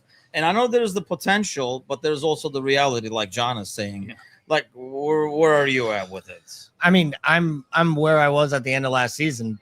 I'm going to go to the same level of concern or reasoning for Harvey Elliott to leave and Kwanzaa to leave. I don't think the manager rates him highly enough to play him. And I think he can make all the comments he wants. And anytime he talks about attacking players, he says, we still have Chiesa. We still have, and before it was, we still have Darwin. We still have Chiesa. Like, there are players in our squad. And if they're in our squad, we're going to use them. I'm just not so sure that it'll happen. I just don't think the fitness levels last year ever got up to the point where the manager wanted it to. And then I think it was past the experimental time, which is like we got knocked out of Plymouth, or, out of the FA Cup against Plymouth. And all of a sudden it was like Chiesa's done for the year, basically. Harvey Elliott's basically done for the year outside of a few substitute appearances until we win the league. And then we allow for Elliott to start getting some starts and playing some additional minutes. So I think my biggest takeaway from all of this is as much as we're learning about the manager, there's still so much more for us to learn. And it's going to be interesting to see what he does this year, because I've said it a few times today already, and I'll probably say it a lot more because, well, we're going to be on air forever. There's going to be a lot of chopping and changing of positions and placements. And I just think that we're going to see guys play in different areas of the pitch. But my question, or what I would throw back at folks is I get it. People are like, oh, but we need a Mo replacement. We need a Mo replacement. Here's the problem. we never even gave Chiesa an opportunity to play his natural position. I think he actually played out wide right like twice. Yeah. And every other moment were 10-minute cameos in like the League Cup final. And he comes in and he scores the goal. And people are like, but he took 9 shots and he only should have took 3. And it's like the dude has sat for 7 months. And getting 7 minutes. I mean, that's the thing with, and he's being put in at that point almost like to rescue the match and score a goal and stuff. So obviously he's trying to make his mark. I mean, Serzi says would keep Chiesa along with Costas and 8 left backs, hasn't been given a fair chance. I guess the thing is, which I agree, mind you, I mean, kind of like what you're saying there, Gally. But here's the thing, John, will he get a fair chance? Like, if he didn't get it last year, I go back to the last few games, man. I mean, there were opportunities, even if he's not starting or whatever. And we talked about this on the podcast before. Even if he's not starting or whatever, you could have trotted out there for like 20 minutes and stuff. Yeah. We kept seeing Nunez, for God's sakes, for example, right? Yeah, but Nunez scored big goals, and you do this where you forget everything he scored. You forget but if the you 2 knew he against was not in your Brentford. plans, I know. Why would you put him in the last 2 games of the season and not give Chiesa the opportunity if you consider Chiesa at all? Because I think to get Darwin's price up, they wanted him to score as many big goals and have moments. And I think once you stop playing a player completely, like they did with Chiesa, you almost limit his sale value. So if you were, I mean, let's be honest, if Harvey Elliott wasn't in the plans, why did he have to get minutes the last 4 games? You know why? McAllister wasn't playing. They didn't want to play everybody else all the minutes, and they wanted to like give him his send-off. And I think they kept playing Nunez because throughout the year, Nunez was their 4th best attacker. But do you think when he's playing Nunez, I guess here's my question. When he's playing Nunez so in those games, is he planning on keeping Nunez at that point? I don't know that he was planning on keeping him, but I think that because you're saying like to increase the value. He wanted to make sure that the clubs that were going to come in bidding couldn't say, well, there's no chance you're going to keep him. Okay, but at the same time, wouldn't you want to do that with Chiesa as well? That's, I guess, where I'm getting lost. I get that part, except for Chiesa didn't cost as much, didn't play as big of a role, and didn't have nearly as much of the impact on last season. He was such a big part player. Considering to have him in your plans, wouldn't you have him? And I'm not talking about starting him or anything like that. Don't get me wrong. But, I'm talking like throwing him out there for like 20 minutes or whatever. If he was in your plans at all, maybe the manager is so. Maybe the manager is playing 4D chess and genuinely was like, I'm not sending Chiesa out there and having him go gang beaters because nobody else is really working hard and playing. And Palace doesn't really, and they're on the beach too. Yeah. And then he scores 2 goals and gets an assist, and everyone throws in my face, see, why didn't you play him all year long? What's going on? Should he be around next year? Like, a lot of me believes the decisions were made like before. I feel like they won the league. They went on their trips. They started to get on the ale, and literally Arne Slot was like, outside of when I'm DJing in Ibiza, I am going to be thinking about next season, and we're going to start doing the work right now. And I think in some ways, the manager is sending the message to those players. Like, even Harvey, to a lesser extent, like, you're sending the message, like, yeah, you're getting these minutes now, but, if you really ask me the question, if you have a future at this club, the answer is probably not at the level you want it to be. And that's where I'm getting at. I just think it was, and let's be real, they had a shortage of numbers because some guys were a little dinged up at the end of the season. And I think he didn't want to run guys into the ground. And he also knew which guys were running themselves through the bars and having themselves a good old time. Because, like, do you remember the last month? Someone asked if we're Curtis Jones fans, and I know most of us on this podcast are. Do you guys remember looking at Curtis Jones during the last month and how piss poor he was in all of those matches? Like, they won the league. I know, because anytime he does bad, we get to hear it. We hear about it because we're positive about him, and we heard a lot about it. Yes, we did. Because I swear they won the league. He got drunk, and he got sober right before preseason's first training. Like, I'm pretty sure he had just been drunk for a month and he was living it up. And hey, if I was a young kid from Liverpool winning the league as a key member of the squad in Liverpool with 4 games to go, I'd probably take the piss out of the whole city too. Yeah, I'm gonna answer about Curtis Jones too, but let's finish with Chiesa. So in terms of like him not playing at the end, where are you at with that? Do you think he's not in the plans and they'll take whatever they can at this point, or he's going to be behind the glass over there we need to break if everybody's injured. Right. I mean, the fact that I bank on the idea of Chiesa says everything, right? Like, idea is different from reality. So there, and you made a point when you and Yali were talking. Like, he doesn't come in as much, even when there's nothing to play for. So that says it all. Yeah. So listen, he's the fact that I'm banking on something that's non-corporeal, immaterial. The idea of Chiesa says it all. So he's probably gone, I would say. Or if he's not gone, it's probably more of the same. He gets 15 in the most random game ever that we don't expect him to play, sort of like the League Cup when all hope is lost and we just have to toss someone in there. It's just a shame too, because you have to ask, like, why did we even bring him in the first place? I get that it was cheaper and everything, but it goes back to what you're saying, though. Right. I think you kind of buy it on the potential, Yeah, especially yeah. with the price. Like, It's- if you were it's- able to get that player for what we paid, Yeah. I mean, now we're probably just praising the move like crazy, and I still don't see it as a bad move. I still see something. It's a in worthwhile there, but- invest. Yeah, it's a worthwhile investment for the money that we put in. Like, what was it, 12 million I think pounds? it's 12 or 15. Yeah, that's not. But I mean, do you see the Gally? Like, when you watch him, like during the preseason, for example, which, mind you, even then he missed games. Like, do you Oh, see he his did. play? Yeah. Do you Oh see my his God. play and you're like, there's something there. It's gonna come through, as or Thought at the beginning of preseason it looked like it was a little better, a little bit more cohesive. He definitely looked a little fitter. The writing was on the day that they decided to not take him on the tour of Asia. Yeah. It was evident and clear to me that there's no possible way there was any way back, in my opinion.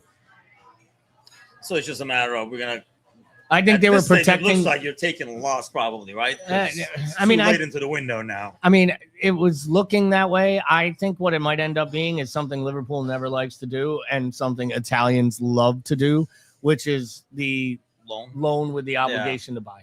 Yeah. And that to me makes me think that's probably what's going to happen. We're going to play a little musical chairs here because regardless of whether John comes back on, I'm taking my spot back over because I have to sit down to get so low to this mic, or I have to stand up and I'm too far away. Plus, for whatever reason, Bickler has it so he can't hear anything through these headsets, and it's just completely throwing We'll me probably off. So complete the rotation over here while I grab a bite Listen, as well. But Tough being the tall guy, Gally. so, I mean, I do want to talk about the AFCON thing. So before we go to Kurdistan, I guess, let me ask you guys that, because we were talking about like Frimpong and stuff. And I realized that it's not only about, you watch this preseason, and I think Mo has been amazing, by the way, in terms of like the stuff that he creates. oh, maybe it's just low. So That's while we're going to have a right winger at the end of the day, because I do consider as Frimpong who can play right wing, you are still going to end up missing him, Bickler, because like he's not just like a right winger like Diaz was on the left, like that's not the same player anymore. He creates so freaking much. Yeah, and he kind of had that renaissance year, like Yeah. right where we almost like went back to like, was it 1920, 2021? I can't remember which year. He was just like fire. So like, yeah, I think that's the thing, and that's the thing that makes Mo so difficult, is that he isn't just a traditional winger. He does so much more, whether it's what he does off the ball or when he's just creating chances. And I think the biggest thing about Mo is now that he's like, established himself as one of the greats in the game for his X many years, you now have to account for him in a game plan. Like you have to game plan for Mo, right? And I think when you lose that, it becomes a little easier to defend. Yes. Liverpool, which I think is why all these additional like signings are so huge, because we're just essentially creating other ways that we can beat you outside of Mo now. So not only are you having to account for Mo, you have to account for Florian Wirtz behind threading the ball through. You have to account for Hugo Ekitike at the back post with his height and his constant running. Ekitike, like Mo, is another player who just likes to run at people. So you now have to account for that. So I think that's the big thing with these signings on top of Frimpong. It's like you're creating additional ways to get beat outside of Mo. So I think that's the thing for me. But yeah, like I think, listen, when you have a caliber of a player like Mo, if he goes to AFCON or he's out for a period, there's no replacing that. You feel that regardless. So I think Liverpool has kind of addressed this in the smartest way possible, is like, let's account for all these additional ways that we can beat you. So if that piece is gone, we just shift the parts around. We just sort of like tweak it, push the parts around, and have all these additional ways that we can flow a game and a match through additional options. So, but I don't think that you can account for like, people are like, well, you know, you have a replacement. So like when Mo's gone, you just plug and play. I think no matter who you put in behind him, it's a significant drop off, even at his age, which is probably the ultimate compliment to Mo. I mean, the good thing with that is there's like 4 months, Gally, for them to be like to get that established before Mo leaves. Well, is it 4 months? Yeah, it's almost 4 months. Let's go 3 months for them to get it established before like Mo leaves, where you can get. But doesn't that also make it pretty darn important to get another attacker in, even if it is not Isak? Yeah, I said it a bunch of times to this pod. I'll keep gonna say it, right? Like, we need attackers. I need at least one, if not two. We definitely also, you know, need to think about this from the standpoint of a squad build, and it's a rebuild, right? And we can be as dependent on Mo as we need. But Jamie mentions in the chat that, you know, there's a potential 6 games max for AFCON, which I think is on the light end, because there's 5 I know of in December, plus the Arsenal match, which he is going to miss. And if we were to be lucky enough to get to the League Cup semifinals, we'd be talking about 2 more matches that he'd miss. Because max is 6, right? I thought I saw somewhere. Is I there mean, more? I don't know how it would only be 6. They normally release Maybe a player. 6 Premier League I think games? it's 6 league matches. Okay. But then you have the potential of 2. You have the potential for 2 additional League Cup semifinals, assuming we're lucky enough to get there and we take that competition serious enough to get there. You have the 3rd round of the FA Cup, where you could get like a road tie with City or some crazy Premier League team like we've seen in the past. And then the final thing is you'll also have the last round system. And if, let's say, Egypt, who I think is the 3rd betting favorite to win AFCON, let's say they made it all the way to the final and won, there's a very good chance that he gets a week or 2 after that tournament off, between the parade, the celebrating, and granted, he's Mo and he's not out, partying it up, and we know his work ethics, but, I'm basically writing him off from the day that he leaves until mid to late January. And that is a long time during the busiest fixture period of the entire year to be without your main man. So it's why I really think the Isak thing is more important than we probably give it credit. If Isak isn't coming, Ekitike has to be on point by mid-November, because you're going to need more than Cody Gakpo and Frimpong. But that's what you'd have right now. If Enverts, of course. That's why I think it becomes crucial. I think they have done too good a job of building this squad and setting this thing up for success to allow this window, because Liverpool fans are that fickle, and I do believe they would turn around. And there would be supporters who would not be calling this the greatest window they've ever seen in their lives if and when they, if they were to go in right now, and the only signings we have are the 2 center backs, the midfield, the 4 signings we've had, and Mamardashvili added to the squad. I think there would be Liverpool fans that would quietly start their favorite agenda that starts with the 3 letters that start the company, that own it. And then those 3 letters none of us ever want to hear ever again. December 21st to January 18th is the AFCON dates. That is a little, and he's going to be released by the 14th, at least a week earlier. Yeah. So it really does wrap. And that's with the final. So, I would put ourselves in a better situation than a regular AFCON that we're usually been under, because number one, we're only losing 1, but still, I just don't feel as confident. But like you're saying, Bickler, that could change as we get those creative minds like Wirtz and stuff like that. And we talked about this before, actually, when Soboslai first came over. That's why I was kind of shocked when he threw the Frimpong name out there today, that, oh, he's like, the future, like, right wing and stuff, because that's what he used to play. And so that's another option, which I'm sure we'll go to talking about him as well. But first, let's bring the next sponsor on over here. And not only a sponsor, L'Oreal is in the house. How's it going? Oh, I should put my headphones on so I can hear you. We can hear. Can you hear us? I can hear now. How are you, L'Oreal? How's it going, L'Oreal? We cannot hear. I don't think we have. I can't hear her though. Can you guys hear her? I don't. You can hear? No, I can't. No, I don't think she has audio.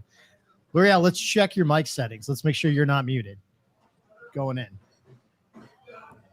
Well, we'll get her because we're going to be changing total angles over here. John will replace me over here, but L'Oreal obviously follows LFC Women for our website, and we're going to try to kind of like cover it a lot better and closer, especially with like L'Oreal watching them really close. We got you. We got you There now. we go. How's it going? It's going real good. How about you guys? So far, so good, but it's early going. So I mean, we are only 5 hours in, so I had to quickly remind myself with my toes, fingers, and every other digits allowed that that means that there's 19 more hours of this to go. And L'Oreal, I'm not sure about that. Like, you want to do a few of these hours? Just only 19. Only 19. Says you got it from here. The first two are the hardest, and after that, everything is easy. Said nobody ever. Yeah. But I so appreciate having you on here. Yeah. Exactly. I really appreciate you coming on and helping us out today, and for your, the work you do with us and helping us with the coverage on the women's side. Of course, you fill us in a lot and help keep us up to date on signings. And so I guess we start with the big news from this week, right? It was pretty big news that they finally have a head coach. They have made an appointment, the women's side. I know I saw it. It was Friday morning, I think the news broke. That they had signed former coach from Manchester City. So what were your initial thoughts? Were you excited about the hire, the appointment? What were you thinking? Let us know. Well, first I heard Liverpool is doing something with GT, and I was like, gin and tonic? Come on, guys, we got to do better than that. But actually, it's Gareth Taylor, and you're right, he is from City. He's a familiar face to Liverpool. He did a stint there before. And he has a connection with one of the players, Gemma Bonner. And so there's a little familiarity there, and he's saying all the right things. He's saying that, he's so grateful that Liverpool came knocking. We're a big club. He wants us to do amazing. He wants us to have, a team that everyone can be proud of. But then today we had a friendly, and it wasn't so friendly at the end. We lost 5-1. Not exactly a stellar way to start off his campaign, but that's okay, because in just a little bit, we play Manure, I think on August 20th. It is also a friendly, but we also know that we take these things seriously when we're playing United. And so maybe by then they'll have time to regroup themselves. But my initial thought is, okay, let's give them a try, and then we'll go from there. But how familiar, honestly, are you fellas with the NWSL? I mean, I'll be honest. I've tried to follow more and more over the last few years. I'm not as familiar. I do know the players. I pay attention to the fixtures, so I watch the results. I know that Chelsea's really dominant. I know that in a lot of ways, the power teams, Chelsea, Arsenal, City, the last year or two, it's almost very eerily similar to what's happening right now, including us, where the big clubs are outspending and really acquiring, almost like they're making super squads, while it feels like a lot of the other squads are just kind of keeping up with the Joneses, to say the least. Well, so it'd be interesting to hear your opinion. It wasn't always that way. It wasn't always that way. So for, the NWSL got started in 2010. The season was first really kicked off in 2011. And the first couple of years, one of the big critiques is because the 12 teams that occupied it were really just offshoots of the big six ex-clubs, the clubs we all have come to know on the men's side, but they weren't really spending on the women's side. And it actually caused quite a few coaches after a few years to be like, I don't want to do this, forget it, I'm out of here. And I think with the rise and the popularity of women's sports, especially on the football side, especially in the United States, for us to be so dominant and killing it for so long, the big clubs finally took notice and started investing some money. So like on the Liverpool side, we the ladies now train at Melwood. They play at St. Helens, which I think they should call it Mount St. Helens, but nobody asked me. And then we finally got some sponsorships, the BBC, Sky Sports, things like that. And we're able to start really spending some money. And if you look at women's sports, the United States, because we had Title IX a lot longer than what was happening over in the UK, we were able to be about 2 decades ahead of everybody else. Now you're starting to see that leveling off. Why the U.S. is still great on the national scale, but you're seeing it's getting harder and harder to beat those national teams, because over there in the UK, they're finally starting to put some money underneath it and kind of pay attention to it. So that's kind of the WSL works just like what you're used to with Premier League. There's 2 layers. The top flight has 12 teams, and then the championship is the second rung below. The big hitters are like your Chelsea and your Arsenal. Chelsea has won the league title the last 2 years. And of course, we all know that had a lot to do with Emma Hayes and her amazing coaching. And while she's been gone, it's a little bit of the reverb that keep going on. I think this year we'll have to really see how great the team really is now that there is no leftover. They're all on their own. It could be an opportunity for us to advance a little bit, which is better. Uh-oh. We good? We might have lost your audio. Can you send from me, L'Oreal? Hey. Yep. Now we got you back. Thank you. Sorry. We went off the screen for a moment. We had a little technical difficulty where John didn't realize that if he takes himself off air, he takes the entire audio for the whole podcast off air. Apologies for that. It's all right. You were doing great. We appreciate it, L'Oreal. I wanted to add, before we go back into the history of the WSL, because I'm loving it. You're teaching me, and that's what these podcasts are all about. How about you asked us our experience? Why don't I'd like to ask you, like, when was it that you got into the WSL? We didn't even ask you like where you're located. We were so excited to have someone that didn't look like us. Honestly, we were really ready to hear something new, and it's always great when you're going to ask questions and you don't know the answers to them, so that person will not be tempted to ask you a question back. But like, where are you located? How did you get involved with it? When did you start following it? And what drove you to this passion for the game? Yeah. So I'm out of Raleigh. Can you guys hear? We got you good. Okay. Yeah. So I'm out of Raleigh, and my husband and I, always would see the game kind of around, and especially around World Cup, right? We'd see the World Cup and we go, wow, this is so cool. We have no idea what's happening. We don't understand any of this, except for at the end of a match, you want the other team to have scored less than your team. Like, that's all that we kind of knew from it. And then we had our youngest daughter, and right around, I don't know, 3 or 4, she started saying that she wanted to play soccer. And like any good sports loving parent, we started with putting her in little kiddie kicks kind of things. But she really started to enjoy it and love it, and getting really, really serious about it. And humble brag, she is in ECNL now, and that's a huge thing down here. And I think we get more excited about her games than we do Liverpool games, and we get very excited about Liverpool games. So she's the one. We can't sit down when she plays. We just have to watch, and we do get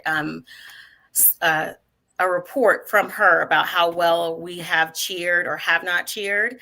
And she actually was able to go over to Liverpool and play with the International Academy this February. So that's how we became passionate fans of both LFC. And the way that we decided on LFC was we had a really good friend who said, take a whole season, look around, see who you might get interested in. And we looked at everybody. We just kept coming back to this Liverpool team. And we had no idea why we were so drawn. But we're like, these seem like our people, these values, these guys. Who's this Jurgen Klopp? What is a Mo Salah? And we could not understand any of the jargon at first. And now we sit there and talk about formation, and we finally understand offside. And so we've been fans for maybe 5 or 6 years. We've been able to go to Anfield for a game. And we were most recently there in February of this year. I love the city. We've been 3 times. I'm always joking, like after a bad day at work, that I am going to leave and just move to Liverpool and be a librarian in Liverpool. So that's how we got involved with LFC. Well, I love that. I did hear most of it. I had to run out and make sure I had the schedule and technicals in order here and check. Basically, I just had to check with the boss to make sure my next 3 questions approved. But we have a few chats coming in here. Jamie says, as a father of a football mad wee girl and an expat in North Carolina, I can't wait to see what's next in the women's game. Jamie also said, OLSC rally is some Craig L'Oreal. If you're ever in Wilmington, let us know. And then I think I heard right at the end that you are a librarian, because in a perfect world, you would move yourself back. You would get yourself over to Liverpool and be a librarian. Is there? Was that what I was picking up on? What you were putting down?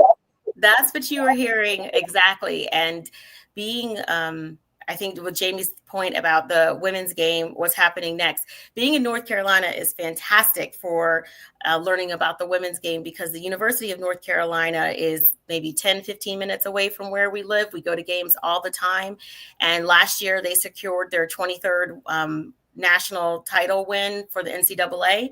And so you've got like that powerhouse, and you've got all these other powerhouses coming to play them. It's the best to learn the game. You just sit and watch really skilled girls who will be a part of the U.S. women's national team in no time. And I think the current England coach, what's her name? She played for Carolina. And I think the last women's national team, they had 3 or 4 players from Carolina, obviously the most famous being Mia Hamm. But the actual last U.S. women's national team had 3 Carolina players. So you can't tell my daughter that she doesn't already play for the University of North Carolina and that she's not on the U.S. women's national team already. So I'm like, but what about Liverpool? Don't you also want to go over there? So we're trying to do some recruitment as well. Even though we've been a hotbed of activity this summer, we could always use some more people in the academy, I think. I love it. And Tony in the studio did say that they do have the best library, in his opinion, over in Liverpool, because he is in Liverpool. So it would be beautiful. I was just wondering, how disappointed in us are you to know that all these books are fake? That this is just wallpaper, and there's probably 0 chance that Paul or I could read any of them at this point. And by the end of this thing, I'll be lucky if I'm able to read the board at the train station that helps me get back home after all the time that we are going to be on. So what are you most excited about? And I know it's going to be a transitional year. Last year wasn't, we had 2 years ago was really kind of a heightened year. They were making a push towards even like Champions League spots at one point during the season. They bridged the gap with United. It was really looking like it was those big 3, and then us, United, really kind of in that next tier with an opportunity. And we took a big regressive step back last year. So outside of the changes and the kind of the newness, what is the excitement on your level? So you're 100% right. We definitely regressed with a 7th place finish. Even though, we were injury prone left and right last season, and we fired our coach in February. But on the bright side, we still managed to get a semifinal appearance in the FA Cup. We beat Arsenal in the quarterfinals. Those are all good things under an interim coach. So I think there's still parts of the season that we could be really proud of. As far as moving forward, I am so excited that we have some academy players that are coming up through the ranks. So in case anybody is missing Trent too badly, I've got a couple academy girls, not necessarily Scousers, but at least academy girls that have come through the ranks and are going to be here. That's Hannah Silcock. She's a center back. And then I believe that Zara Shaw is also going to be a midfielder. She signed her first pro contract also through the academy. But I think the thing I'm the most excited about is to see Fuka, who is one of our midfielders. She had a contract extension. She's on the Japanese national team. We need a lot of help in the midfield. And I guess both sides of LFC, both the men and the women, decided that money ain't a thing. And we are just going to be out there spending on both sides because we sold Olivia Smith and Taylor Hines. We're using a lot of those proceeds to help our midfield because last season, that's where we were getting absolutely destroyed. The formation that we played last year didn't take advantage of Olivia Smith's speed, even though she was a top goal scorer. A lot of times playing so deep and everything, it just didn't give her opportunity to get those fast breakaways. And then the midfield, we would just concede on attacks. And so we've gone out, we've spent a lot of money. And so I'm hoping that money proves to be well. And then the first game is at Anfield against Everton. I'm like, come on, girls, you just the ambition and the drive alone, the adrenaline has got to make you win this game. We can't lose to Everton. So here's the hoping that we'll take it to them on the first match. That's a great segue actually, and a different question. And this is a little bit non-Liverpool centric, but it's Liverpool City centric, right? Because ultimately we are talking about a city that it's a rivalry, but anytime when there's a kind of a positive, they come together, and when there's a negative, they come together. The two clubs are there to support each other because ultimately when Everton is good, it's annoying and they're not really ever that good, but when Everton and Liverpool are doing well and relevant, it helps the city of Liverpool. So, people were asking for Everton to get relegated a few years back when it looked like they might. And like people had to remind people that like this would take a whole bunch of people that are paid healthily and wealthily, picking up extra shifts, picking up money on match days, securities, bars, pubs. Like they needed Everton in the Premier League as much as Everton needed to be in the Premier League. So what was your thoughts of Everton's decision not to dismantle Goodison Park, but instead to repurpose it as the permanent home of the women's side? Because there were a lot of people in the area that were calling for it to be used basically as parking, so that they would be able to profit off of it and help the club from a sales standpoint. And it felt to me like Everton did the right thing in keeping Goodison, Cherish Park for them, and more importantly, giving the women a platform to take a step forward to. What were your thoughts there? And how does that make you feel as a person who supports the league and more importantly, the growth of the league? Yeah, I mean, I absolutely agree with you. We want Everton to be bad, but we still want to be able to beat up on them. So like, that's the thing, we don't want them to be relegated. We just want to always, whenever we play them, just destroy them. Like that's the goal, right? Like stay, win enough just so that we can beat up on you in the future. And to your second point about the city, absolutely. When my family and I were able to visit Liverpool every time we've gone, of course we're decked out in our LFC stuff, but the fans there are absolutely passionate. And we got, a local guy to take us to Anfield, and he was giving us all the history of the city. And these are real people. If Everton were to go down, needing those rides from that cabbie also needs to go, would go down. So it doesn't benefit the city as a whole for Everton to do so poorly, just poorly enough that as long as we do better. I mean, that's really the, Everton forever. Get out of here. PJ says Everton 17 forever. Who could go wrong as long as they're safely secured each and every year, yet they never finish above, anyone except for the teams that are getting relegated. And unfortunately, in the men's game these days, basically means the 3 teams that are coming up from the championship. So when we talk about women's football and its growth, obviously there was a period where Liverpool fell out of the Women's Super League. They were in. Do they call it the championship as well? Okay, thank you. So when they were playing in the championship there, let me ask you, knowing it's 1 up, 1 down currently in the WSL, like how big of a drop is it? How big of a change is it? Because right now we talk about the gulf in class between 17th in the Premier League and the teams that get promoted in the championship being so stark that it's very difficult for teams to, navigate that and stay up. For you, how do you see that gulf in class? Do you follow the championship division at all? Do you kind of pay attention and watch what team's coming up so you know how to kind of prepare for that new side you're playing? And just excuse my ignorance, who was the team that was promoted this year in the WSL? Look, I got no idea. I'm gonna be honest with you. I'm a volunteer just like you. I have no idea. I have 2 kids and a husband.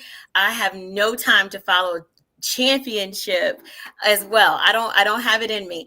I'll be completely fair. All I care is that the Liverpool women win. And so what I will tell you in 2 years from now, and so not this season, but the next season, the WSL will be expanding because right now it's only 12 teams. And so, on the men's side, there's 20. So there will be 14 teams in the 26-27 season.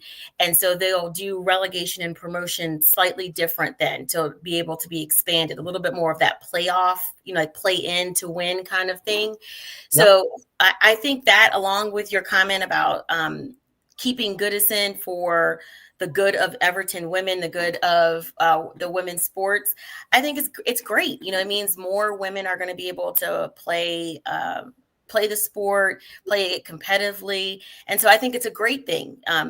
Rebecca Lowe of all the fame, who is probably blasted in all of our homes on Saturday mornings and even Sunday mornings, talks about when her childhood of people just being like, girls don't play football. What are you talking about? And now, of course, she is internationally famous and it is such a wise person, a person I got to meet once at the Fan Fest in South Carolina, in Nashville.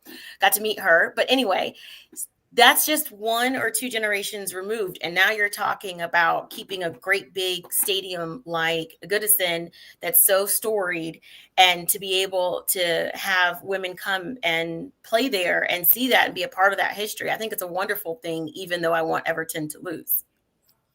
You mentioned earlier, L'Oreal, about the investment in that Liverpool that they were spending, how the men and the women are spending. So see it as, and, if you're unaware of the PSR parts, I'm not sure about them myself. But the first question, does FSG invest money into the women's game as much as other, and let's call it top clubs? Because I do believe when you're a top club on the men's side, you are a top club on the women's side if you put effort into it. We weren't for those years where we played in the championship and very little attention, time, or money, effort, or even publicity was pushed that way. I mean, I remember when I first started truly understanding how the women's game worked just from a concept standpoint, you couldn't even find a match on television in the United States, which has greatly changed. Could you speak to the investment? Do we stack up? Are we a tier below? How do we compare to the competition and the competitors we're trying to make our direct competitors? Yeah. Absolutely. So I would say we're about on par. In the last 2 to 3 years, we've spent quite a bit more. But if you're looking at it comparatively, I mean, it's still a quarter of what is spent on the women's side versus what's spent on the men's side. And smarter people than me can debate if the justice in that and the ups and downs of it. But we're spending close to what everybody else is in top tier. And with the sale of Olivia Smith, that was I think that's a huge transfer fee, might be the biggest one in WSL history. Largest transfer in history, and it broke the United States national team player who was purchased earlier in the summer by Chelsea, which had been the largest transfer in the United States in WSL history. So twice in one summer, the same record has fallen, and that's always a good sign when you're looking for growth, right? Especially in Spain. You're talking about Naomi Gorma. Yeah. And of course, she went to Chelsea. I know. Yay. Great. That's lovely. It's what we wanted. I think we can see, I wouldn't expect a big name to be signed this summer. I think GT, Gareth Taylor, did say that he's going to be focused more on the transfer window in January. So I think he's, whatever was happening. So the sporting director, the one who is making the deals, is Andy O'Boyle on the women's side. And so I think that he, along with the interim coach, Amber Whitley, were looking and trying to make a game plan, a team plan moving forward. And then they were looking for the right coach. So I don't really think this will be Garrett's team for a little while. I think that you could expect in that January transfer window to see that money that we recouped from Olivia Smith to be spent then, and then more strategically, probably in the next summer as well. I mean, I don't know, like maybe he'll be able to pull some magic out of his hat this summer, but I'm expecting a little bit more come January from him. It's definitely a good outlook, and it kind of makes sense, right? I mean, I know you made the comment about how the unfriendly ended today, but that ultimately means if he took charge of the team yesterday in true fashion, he had a walkthrough. He didn't even have a full training session before they went and played. So maybe sticking with the players he has, promoting some players from the youth academy, bringing young players in, and taking those first 2.5 to 3 months would absolutely give an opportunity for you for him to really assess the squad, let the club assess the areas that they really need to strengthen, and then prepare to line up some targets for the January transfer window, or at a minimum, line up those targets for next year. I did look it up in another tab. Just wanted to make sure we were clear. The 2025-2026 Barclays championship winners that were promoted were the London City Lionesses. So it is London City that is seeing their club come up to the big time and play in the WSL. And it's a really, really exciting moment for them.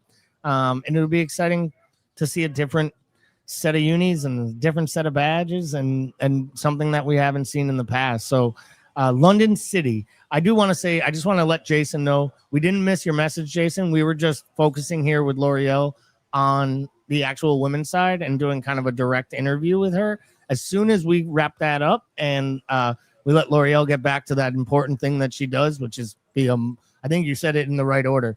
You're a mother of two, a wife, a librarian, and then a correspondent for American Scouser TV. So we truly appreciate that you've added us to that laundry list of things. So before we get you out of here, do you have any big plans for the rest of the summer? Are you, your husband, and the kids doing anything fun? You mentioned the Fan Fest. Was that the only Fan Fest you went to, the one in Nashville, or had you made any of the other ones since they started them? Yeah, so we did the Nashville Fan Fest, and we're actually dear friends with Man U friends. I don't know. This is before we really, I guess, found out that they were Man U fans. You don't have to quantify. We all have people in our lives that we wish we could separate from, but they've already attached themselves to our emotions and heart. And you're like, oh, why couldn't you have told me this before we decided to go out for, a double date dinner and realize how much we enjoyed your company, man. But it's okay because we that day we at the Fan Fest in Nashville, we drew. Right. So we were like, okay, we can ride back we can go back into the airport together. It was okay. But then we did the one in South Carolina when it was the friendly against Man U. And it was amazing. It was the first time that I had heard "You'll Never Walk Alone" in that size of a stadium, and my heart was just pounding. I thought I was going to pass out. When Salah came out, I was like, "This is it. I'm going to pass out. This life cannot get any better." And then we beat them, so it was like this was just absolutely crazy. And the team bus, they have the 2-3 buses, went by us, and it was like stuck in traffic. And my husband was like, "No, you may not you can't get out of the car. You can't get out of the car." I just wanted to wave. I figured, just hi. I wanted him to feel loved, but he didn't want me to get arrested. So I didn't do that time. Such a clearly your husband thinks the way my wife was too, because if my wife knew that the Liverpool bus was out there, she wouldn't be saying you can't get out of the car because she thought I was going to wave. She thought I would probably throw myself onto it or try to climb up the top like I'm some kind of action hero and see if they have a moon roof that I can just kind of drop myself into. Yeah, did a little Mission Impossible style. L'Oreal, we really, really appreciate it. I myself have gone to, my wife and I have been to 3, I think, and I went to another one without her. So I went to Boston, Miami, New York, and Philadelphia to all the fan fests. So if they have another one this year and your husband and yourself are able to make it, I would love to meet you guys. Love to, buy an adult beverage or have a non-alcoholic cocktail with you, whatever it is that we all partake in. You know what? Just because I feel bad for them, I'll even buy your Man United friends a drink. I will. I mean, it won't be what they like. They'll ask for a Bud Light. They'll get a Pabst. They'll ask for a Pabst. They'll get a Bud Light. Just the worst things that they could possibly be given. And then I'll get you a good Carlsberg. But in all seriousness, so excited to have you on board. So excited to have you bring your knowledge. And I know for a fact that you educated me and Bickler today, and all of our listeners for that matter. And I just really appreciate all the comments coming in and the questions. And I guess the last question we will have here before we jump out was from Ozan Kabek. He said, could Gareth Taylor possibly bring in some of his former City players to Liverpool, L'Oreal? What are your thoughts on that? I think he'll absolutely. I don't think there is a coach out there that wouldn't try to poach some other good players if they can. What I'm really hoping that he might do is look at the national team, the Lionesses, and see if there's enough to entice them there, especially if we are spending money the way that I hope we're going to. Is there a couple of players that maybe are on the bench but are still qualified because their team is rock solid? They're hard to beat. So is there somebody sitting on that bench that is on the bench but could start for us?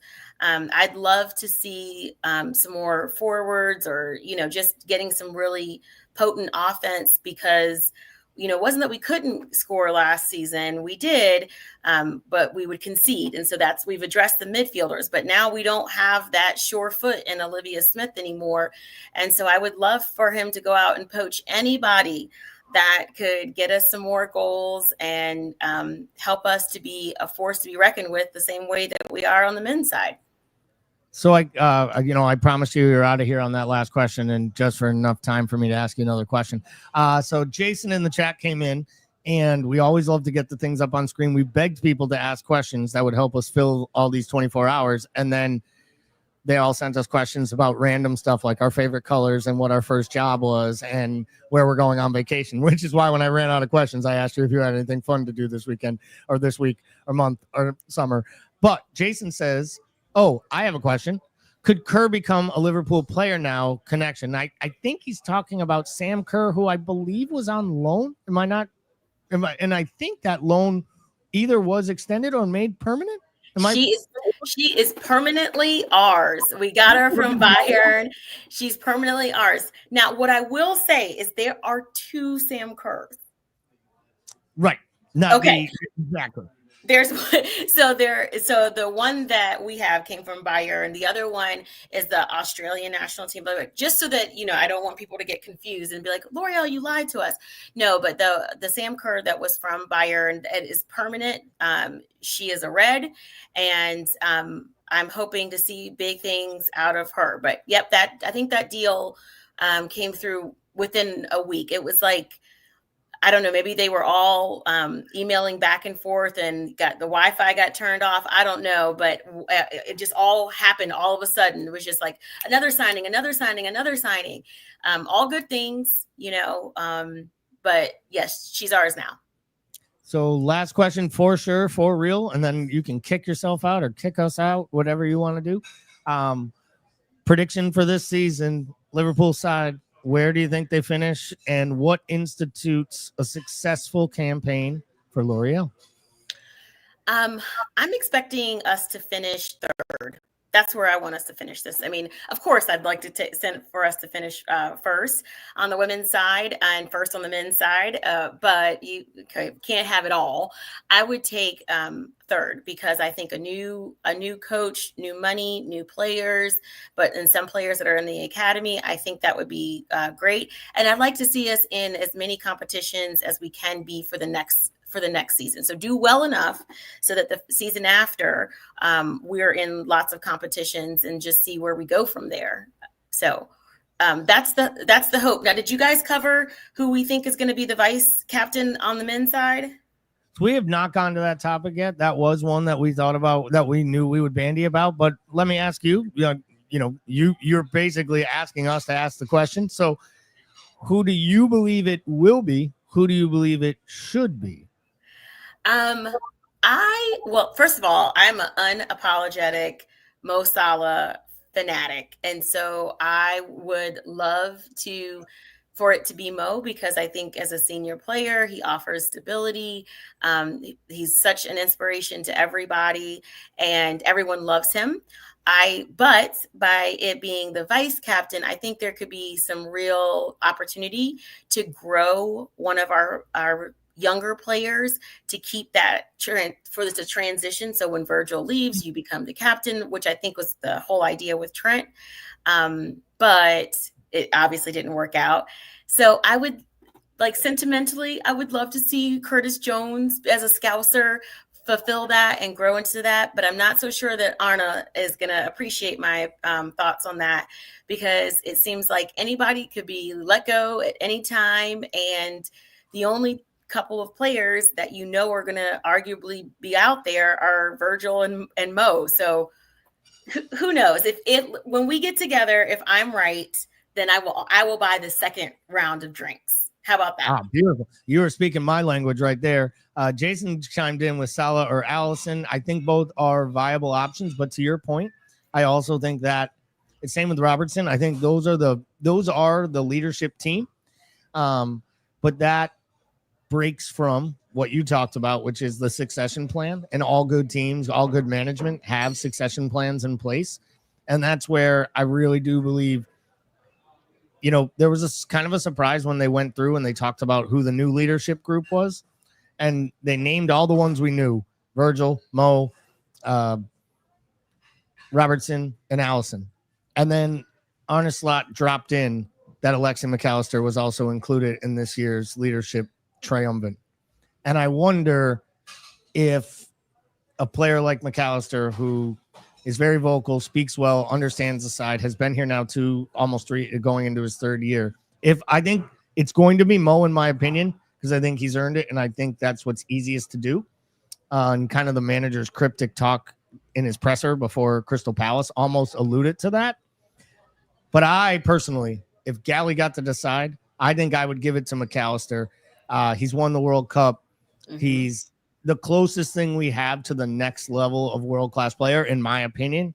And I think he's instrumental to what he does for the team and its success. And I always love my captain to be in the middle of everything. And the midfielder, that basically plays from box to box is the guy in the middle of everything.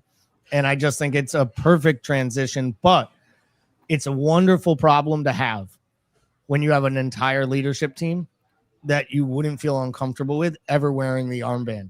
Outside of the fact that if one of them's wearing the armband, it means Virgil van Dijk's not on the field. And as a Liverpool supporter, I remember what it was like for that short period of time where Virgil van Dijk was not on the field consistently. And to your point, I don't ever want to go back there either. So, L'Oreal, here is to an awesome interview, a wonderful time. You continuing to educate us on the happenings about Liverpool, hopefully doing some of those quick hits with Timucin so we can get updates throughout the season.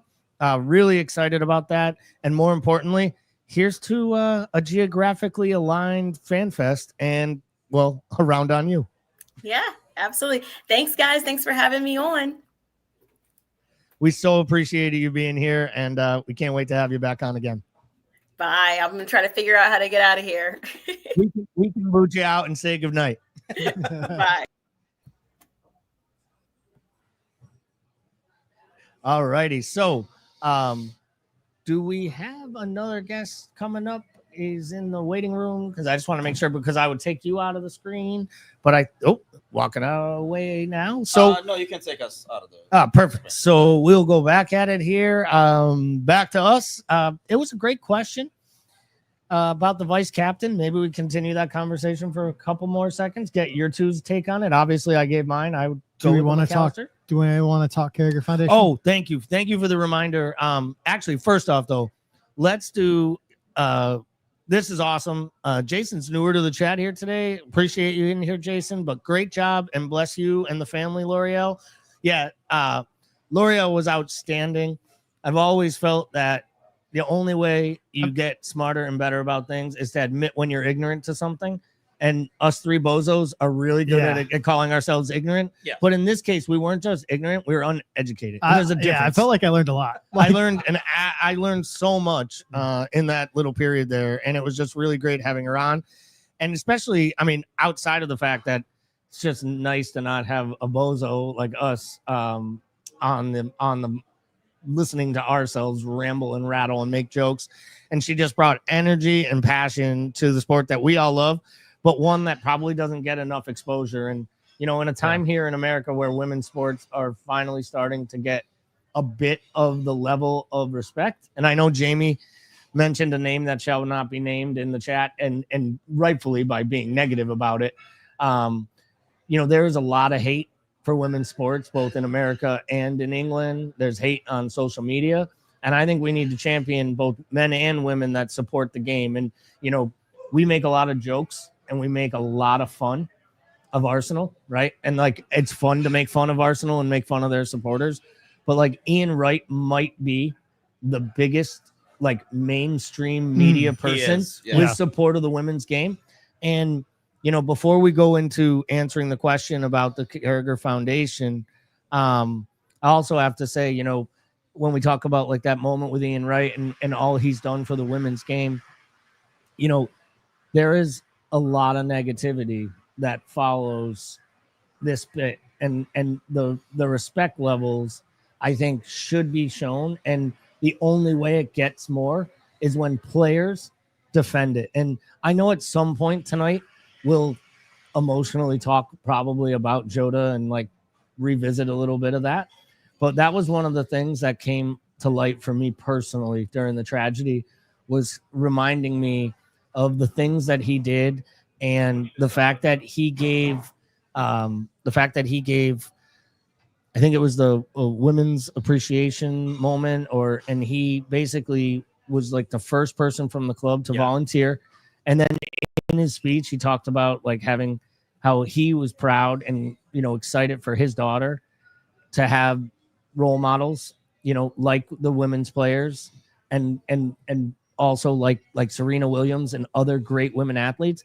And then in classic Jota fashion, he caught himself in the middle of it. And he said, for that matter, I'm excited that my boys will have role models to grow up to and look up to, like Serena Williams. And that to me is when the game starts to really, when we bridge the gap of the ignorance and the intolerance of women's sports. And I do believe that moments like we just had for 25, 30 minutes where L'Oreal speaks to a group of guys who talk all the time to each other, but come out of it with like actual, not only did we learn, I think we have a better appreciation that there are just as passionate supporters. And I know I met a few when I was over in Liverpool, when I got to spend a little time because of our friend Megan with the Liverpool women's supporters group. And it was unfortunate they didn't have a match during that time, so I couldn't go to a match, because I've seen the matches and they get so into it just like we do, albeit a smaller crowd, albeit on a smaller scale.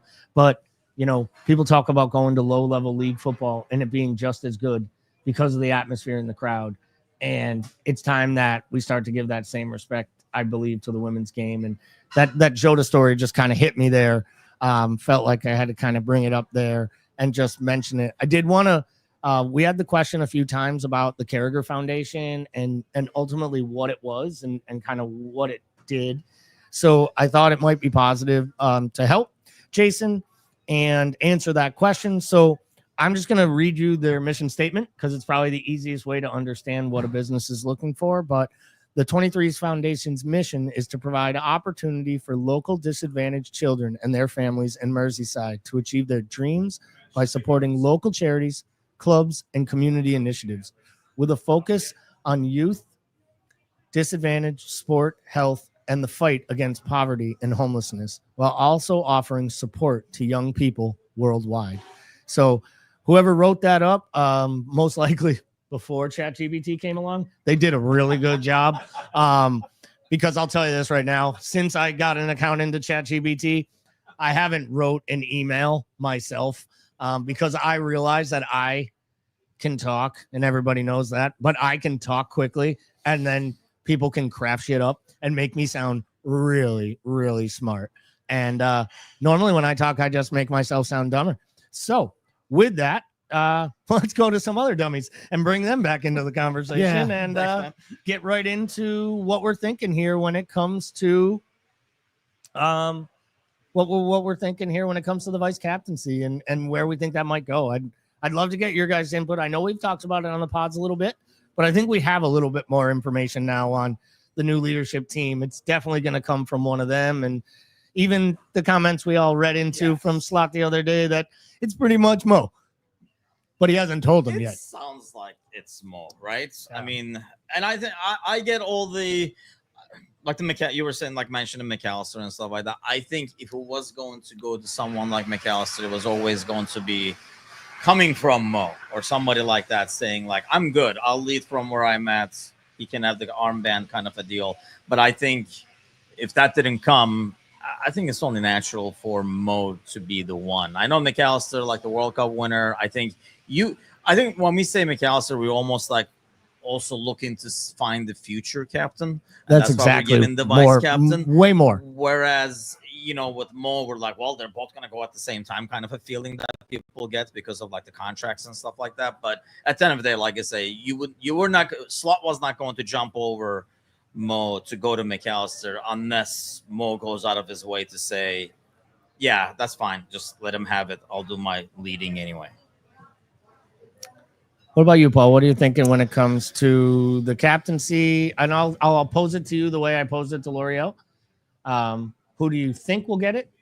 Who would you give it to if you had the choice? I think it's going to Mo, and that's probably who I would give it to. I will say this. I think the McAllister conversation's interesting.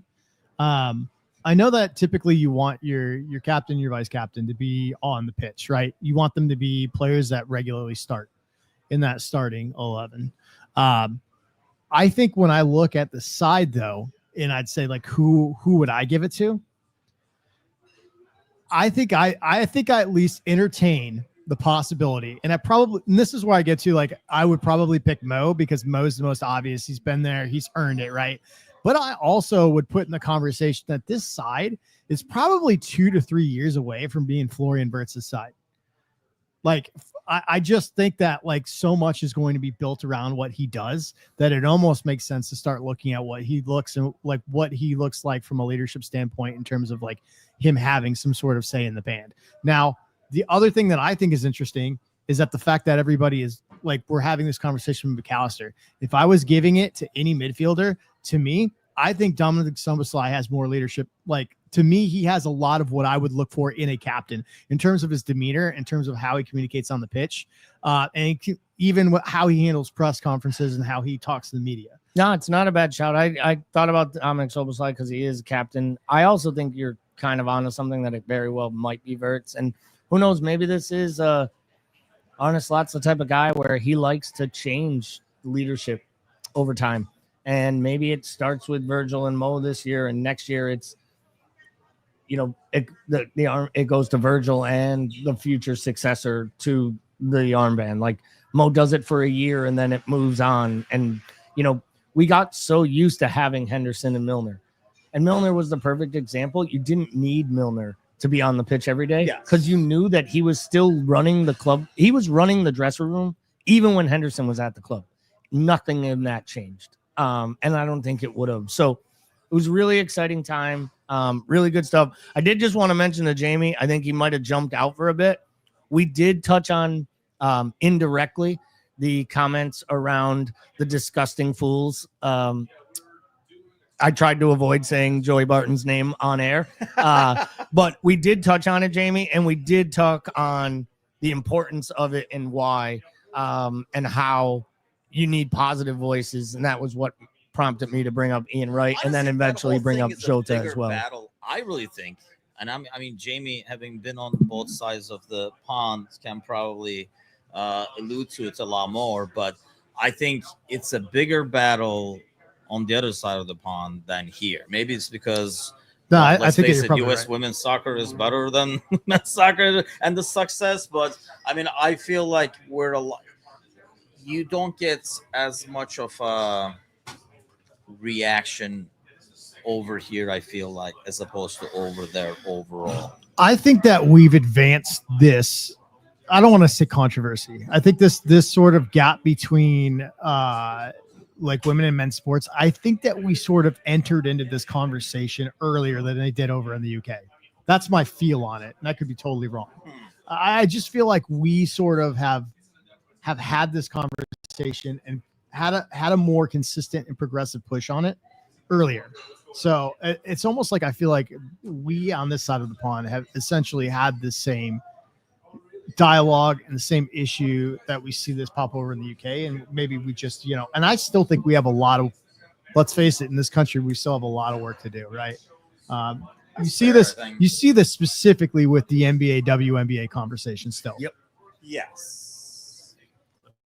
Okay, so if you translate the same way, but see, I think you can't because for example, men's basketball over here is going to be successful in the world, so it's not like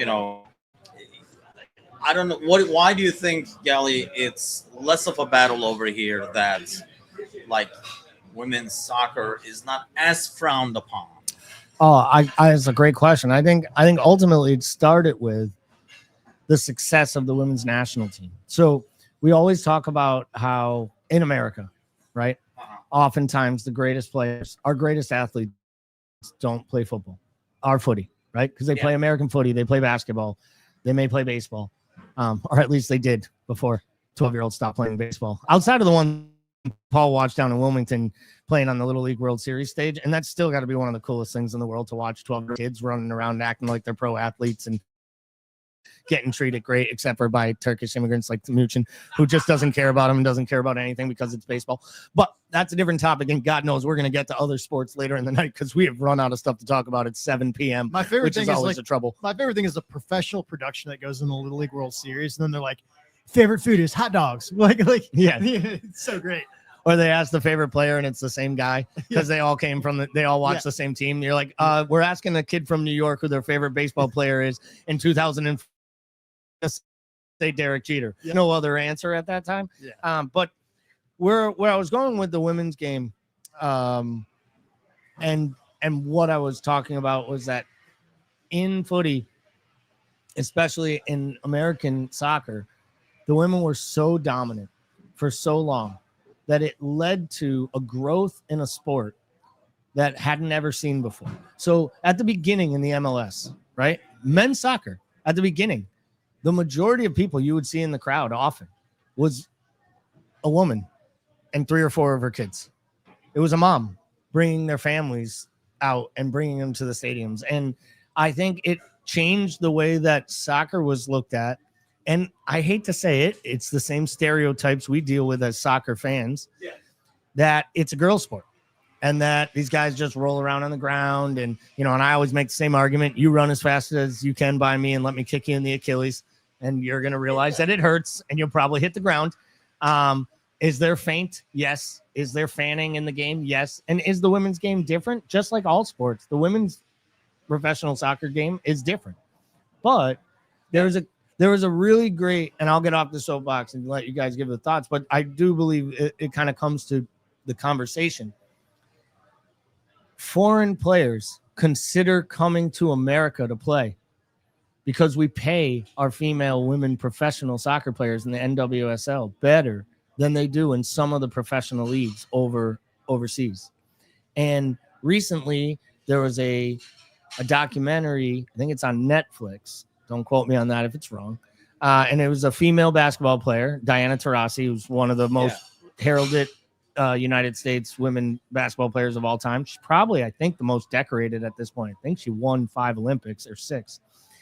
In her comment, she said, they called me the best, and she said it, she's like, the best fucking player on the planet.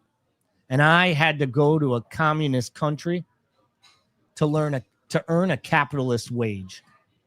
And it was one of the most poignant quotes you could ever get. Powerful. Because that woman went to Russia.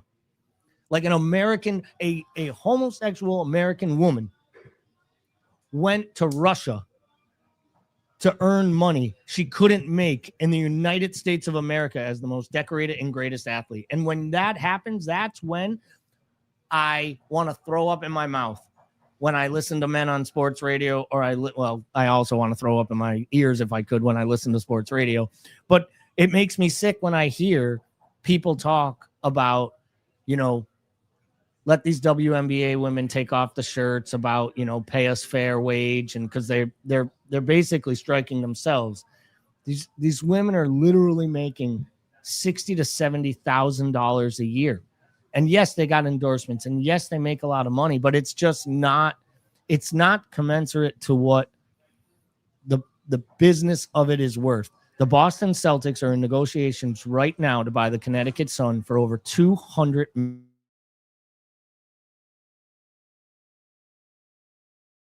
The players can't be worth $5,000 a year. It's really worth that. Honestly, I'm kind of like shocked by that amount. But Jason says, and I think this kind of goes back to that. I think, and that's another thing though. Like between the sports, I think it's totally like different when you look at like WNBA and like soccer and stuff like that. But men are the highest consumers of sports globally, which is correct. More of us all accepting, and I think that's like the biggest thing. And it's a lot easier to accept. I think because obviously like my girls play soccer. And I think over here it's more accepted more because a lot more girls play soccer. Yeah, I'll tell you what, I think that we've kind of advanced a little bit comparatively globally on this topic, in large part in thanks to the WNBA, because like that's been such a hot point across the board. But I think when you look at the success of the U.S. women's team, Ozan mentioned it in the comment section about the Williams sisters. Like we've had these female stars come in, and I think where America is sort of progressive in this thing is like when we look at commercial revenue, like you can go all the way back to Cheryl Swoops, which was like 15, 20 years ago. She got her a specific shoe that Nike produced. Like our commercial revenue giants started recognizing women 15, 20 years ago. Right. So we have a 15, 20 year jump start on sort of this conversation. Whereas like, I don't think in the UK, we're starting to see this, but it wasn't until recently where we really put big names, big companies, and big sponsorships behind women in sports. But I mean, the money part of it, I can understand. Like when it comes to sponsors, right? I'm more talking about like just general in fans. Because when we talk about, when we talk to people who aren't like Liverpool and Liverpool fans who follow, Liverpool from Liverpool, it's totally different than I think fans over here. It's accepted a lot more and followed a lot more. Maybe it's a lot more organized. Like women's soccer over here is so much more organized, like at the club level, like team level, like youth level and stuff like that. So it's not as, I don't know what the right word for is. I just don't get the same reaction when we talk about it over here as opposed to when we talk about it like in general. I don't disagree with you, but I also think part of it is what we said earlier, right? How did it grow here and what made it take off? It was when these young girls started to get to watch Mia Hamm be world class on a major stage and see them win that World Cup. Brandy Chastain taking their shirt off, and then all the players who have done these things since and parlayed their careers, and then the Americans start going overseas. And they're playing at Tottenham, and they're playing at Manchester City, and they're playing at these big WSL clubs. And then they're also coming back here and able to build the NWSL and rebuild that market here in America to give them like a professional platform. But that is probably what's happening in England right now, because at this moment in time, that English team, they made the World Cup final against, I think it was the United States. They made a World Cup final against England.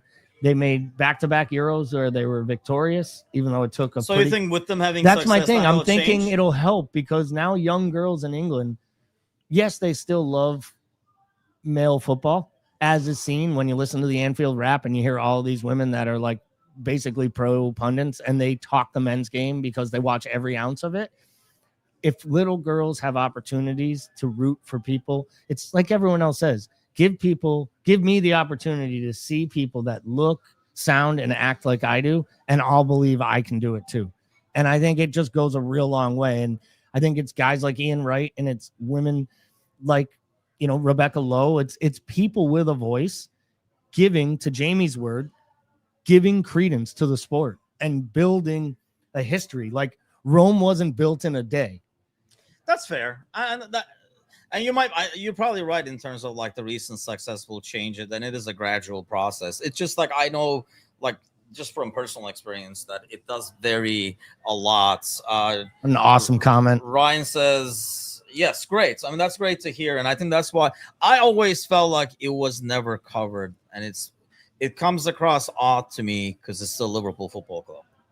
And knowing, like, I grew up, I mean, everybody knows, like, I grew up in Turkey as a Fenerbahce fan, and Fenerbahce is a sports club. It's not a football club. So, they'll have basketball, volleyball, and everything. And when you follow a club and when you root for a club, you kind of follow every single thing they do. I mean, that's kind of like, how I grew up, like rooting for their basketball team, rooting for their, like volleyball team. They have all kinds of stuff because it's a sport club. And usually the amateur branches are really being supported by the big boy soccer and basketball and stuff like that. That money trickles down. And that's why I was initially in shock that there was so little sport for the women's, because they're still Liverpool. They wear the same badge, same freaking jerseys and everything like that. So I always find that out. And that's why I always like, man, there should be more coverage on it. So we're very lucky to have someone like L'Oreal who can kind of like look at it in depth and, like you were saying, pretty much like educate us in terms of like what happens over there. So get your stretches and let's keep those legs moving. Yes, I gotta get this ear plug. We actually are doing pretty well with that, only because we're have been standing mostly for the first 5 hours, 6 hours. And there it is, guys. 6 hours. We're a quarter of the way, people. We have made the first turn. We have come around the quarter post. I'm gonna take this thing almost like I'm the Kentucky Derby guy. And back, and Bickler falls asleep. Yeah, like Bickler's face when you said a quarter. No, it feels a little bit like when you get done with your taxes. Like it feels great to be done, but also like you got a bill. Yeah. You're like, yeah, I just it feels great, but also not great. Like, I don't. When he said like a quarter, I thought you were like, isn't that like 25%? Yeah. Like, Osasa didn't find out. Yeah, they have like table tennis. They pretty much have any sport that you can think of, and like you say, all those, they're considered like amateur branches. Those guys get like very little pay, and that money really comes from the sponsors they'll make it so that whoever sponsors the basketball team will also have to sponsor their rowing team or something like that. And but it's cool because they're all the same club. You'll see these guys, one team going to the other team's game and stuff like that. And I feel like, and it's almost like the Olympics. That I noticed, like they have that connection where, like the women's supporters clubs, like we're like we work very closely with, like how passionate they are, how much stuff they organize and stuff like that. So it's a possibility. I mean, you guys are probably right. It's like growing pains more than anything else. Kind of like my headphones not working. It's growing pains, you know. Wait, we have headphones issues, huh? They're not working. No, I mean it's fine now because the bozos are next to me, so I can hear you guys until we have a guest. Well, we have a guest. You can hop over and use mine. Oh, okay. Use mine, yeah. Worst case scenario. Yeah. So maybe we've danced into the 7 o'clock hour. I wish I could say it was like the witching hour, but we are far from the witching hour because we got time for that, peoples. But maybe we go back to the list and maybe pick one of our random off soccer topics, like one of the stupid ones. So I we do can want to just get to dumb. the let's not forget what the heck we're doing in the first place, though. Oh, of course. So I wanted to get the total. We are still at 385. So it has been 3 hours since we last got a donation into the Go rolling again. It's been 2 hours, but still a long time. So Man, it was 2 hours ago I I ate. That's brutal. Yeah, so we got to get back to that. Scan the wanna eat Q again. code or use the super chats, whatever it takes. And like I say, hit those thumbs up if you're like watching, so we can kind of like get it in front of more eyes and ears over here. Speaking of eyes and ears, Jesus Christ, John is digging into like a hamburger Look at that's that like thing. 5 foot tall. Look at He's basically got a hamburger. He's got a hamburger that is taller than me. Yeah. And he's eating it with a fork and a knife, which automatically means it's more work than I would be willing to put into anything. Well, I don't know how else you go at that. No, you have to. I mean, even my mouth isn't big enough to get around that thing. Yikes. Okay, let me pull up some questions over here. And I know, like, actually, I got to look at the Discord because I know we had a ton of them over there as well. Like, Gordo had like a full list of things that's like over there. I'll let you pull that one, actually. I'll pull the one up over here on the YouTube page and under the post over here. Let's see. I remember I don't know how you guys are, but I have to ask my better halves for some of the stuff. Like, I can't come up with the answer off the top of my head myself. Favorite movie?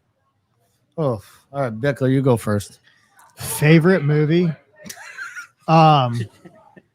John in New York wants to know, what's your favorite movie? Okay, so my favorite movie is, oh man, this is tough. What's hold on, I'm blanking on the name now of my favorite movie. Okay, so up there for me, right, are classics. I'll put it up there. I'll give you my all-time favorite. I'm a huge Home Alone guy. All right, so like the original Home Alone movie. Home Alone. No, I had no double. These headphones still not So working. you are a big fan of Alexis McAllister because you always wanted to be Kevin McAllister. Yep. Ultimately. Home Alone's a big one for me. I could probably quote that movie from the very beginning all the way to the end. Are you serious? Yes. And to be fair, I'm pretty sure Alexis McAllister's brother's name is Kevin because we had that joke on the podcast.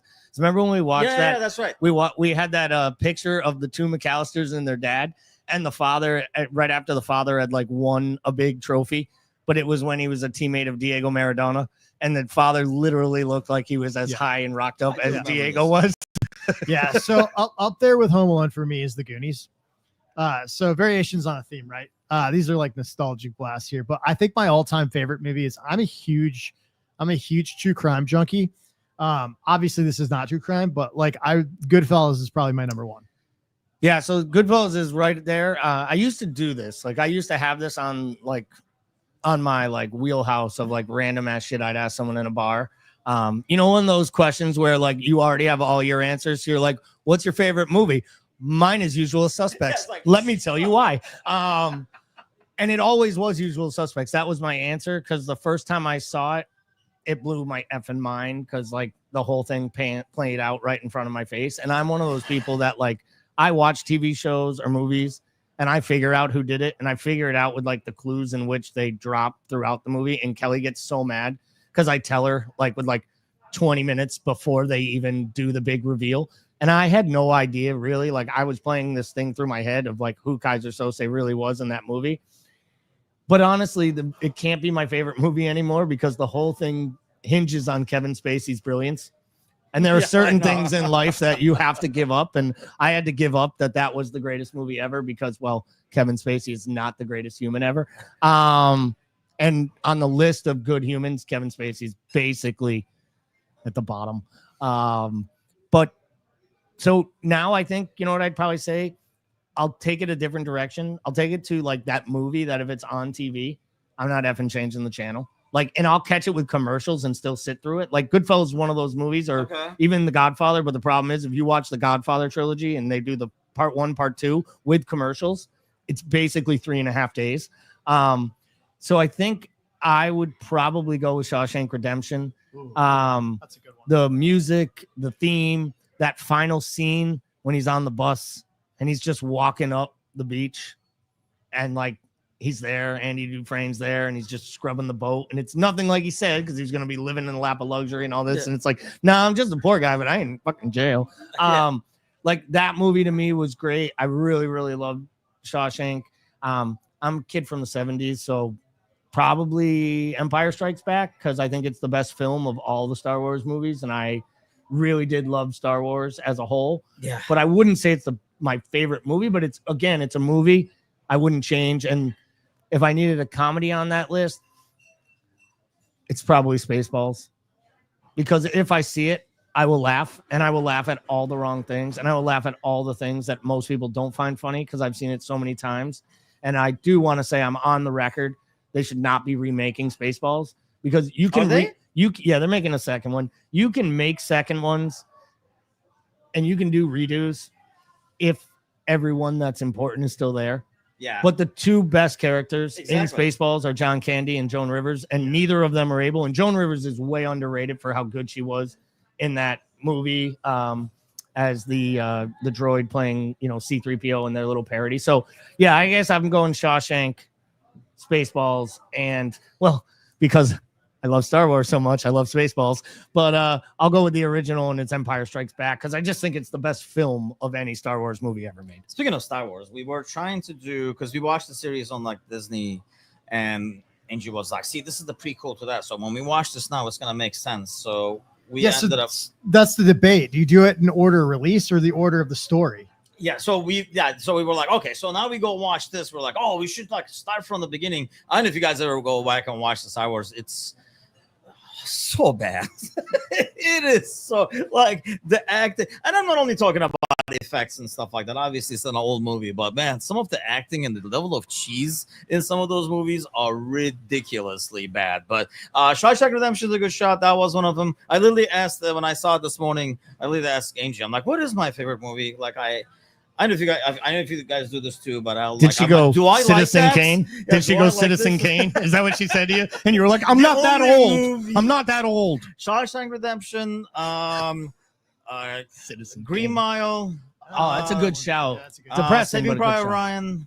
Those are probably goes back to like what you're saying. Like if it's on, I'm just gonna watch it because I feel like it's like, oh, this is a good scene too. Did you Oh, say- this is a Did good you say scene. Saving Private Ryan? Yeah. Yes. Oh man, that's a tough one to just watch on TV. Yeah, I was gonna say I Yeah. struggle. Yeah. I struggle with that one because like it's the realness of it. Like yes, like and that's the why I idea, like it, I the think, yeah. idea that they don't send brothers to war together because mothers shouldn't have to deal with that. And this kind of takes us back to the tragedy that we went through as a club in the summertime. And I think that was what you mentioned it. How Angie was like, it was the mom.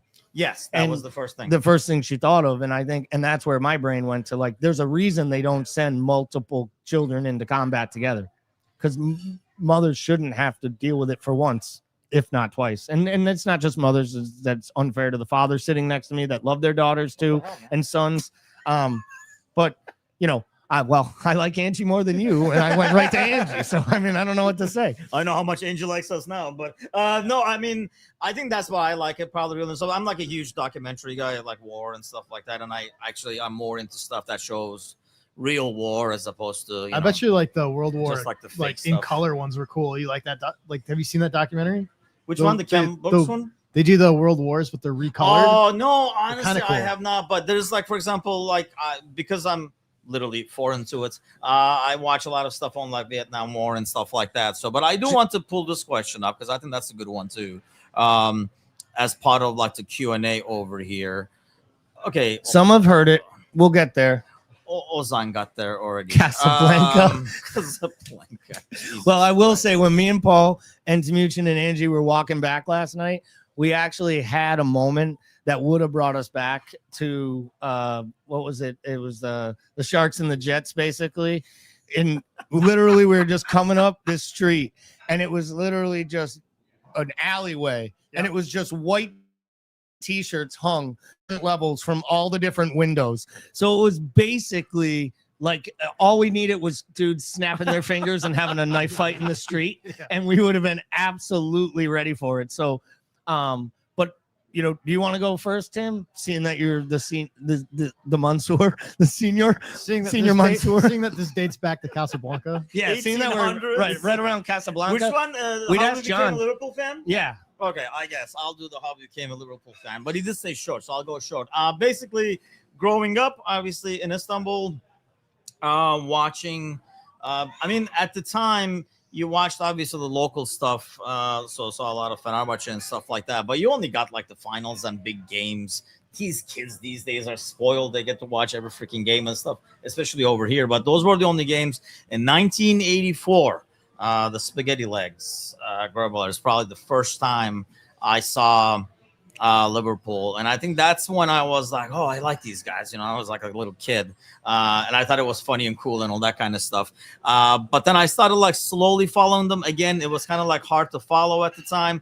But then I went to England for college. I went to the first 2 years of college in England, in London. And my best buddy Daniel was a Liverpool fan as well, so we kind of like connected from there. It was really hard to understand him in the beginning. I remember like every time I went in the first week, I was like, dude, you got to slow down because I'm out of shape after going home for the summer or whatever. But yeah, and then it just became a huge thing. And honestly, when I first came here, that's kind of like how the site came about too. I was trying to get, you know, like to connect with like other like fans and stuff. And I'm like, there must be other people like me over here. Because let's face it, I mean, especially when I first started, you didn't have, you know, the NBC and all that kind of stuff showing every goddamn game and all that kind of stuff. So, but yeah, that's kind of like how I started. And then now it has become pretty much like, and let's just be real. It's an addiction. It's an addiction. It is an addiction. Yeah. It's an addiction. Everything revolves around it. And huge kudos to Angie and the girls as well. They kind of know, like even now, you know, if we're getting together or whatever, like Jasmine for next weekend's plans, Jasmine was like, "What day does Liverpool play?" And you were like, "So you were like Friday." You were like Friday, and she was like, "Oh, so I can pick either day this weekend." Exactly. I'm like, so you guys can like either day. I'm like, they play Friday, so we're safe, kind of a deal. But yeah, it has probably become an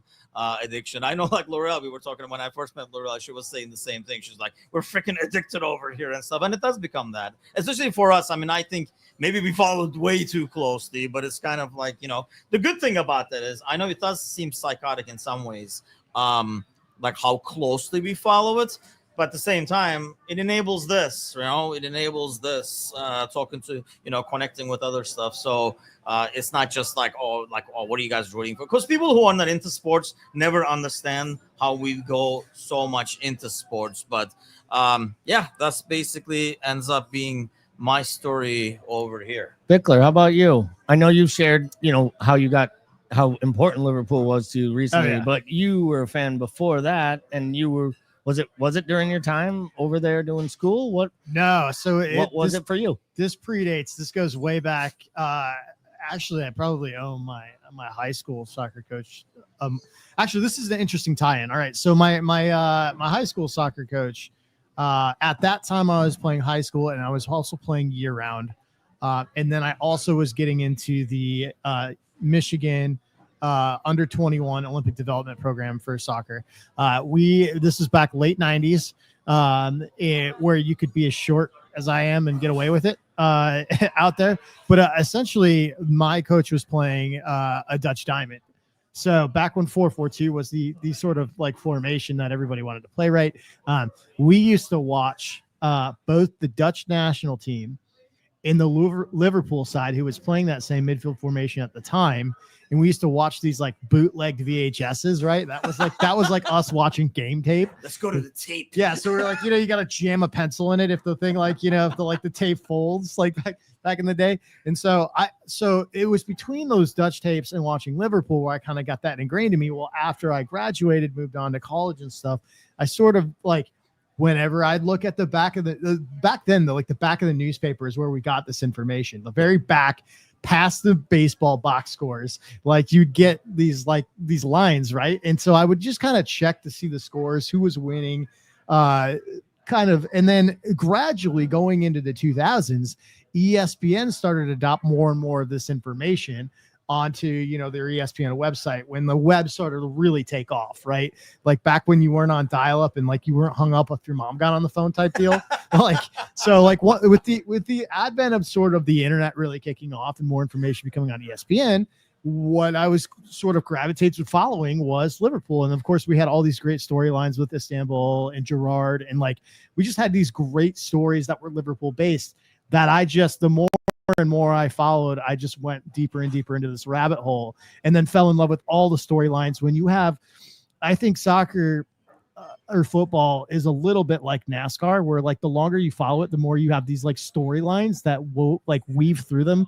And it becomes about these players in all these different countries and their ties to certain clubs that have rivalries. And I just fell in love with the stories behind all of this, but particularly in love with the storylines that were Liverpool. And then I just never left.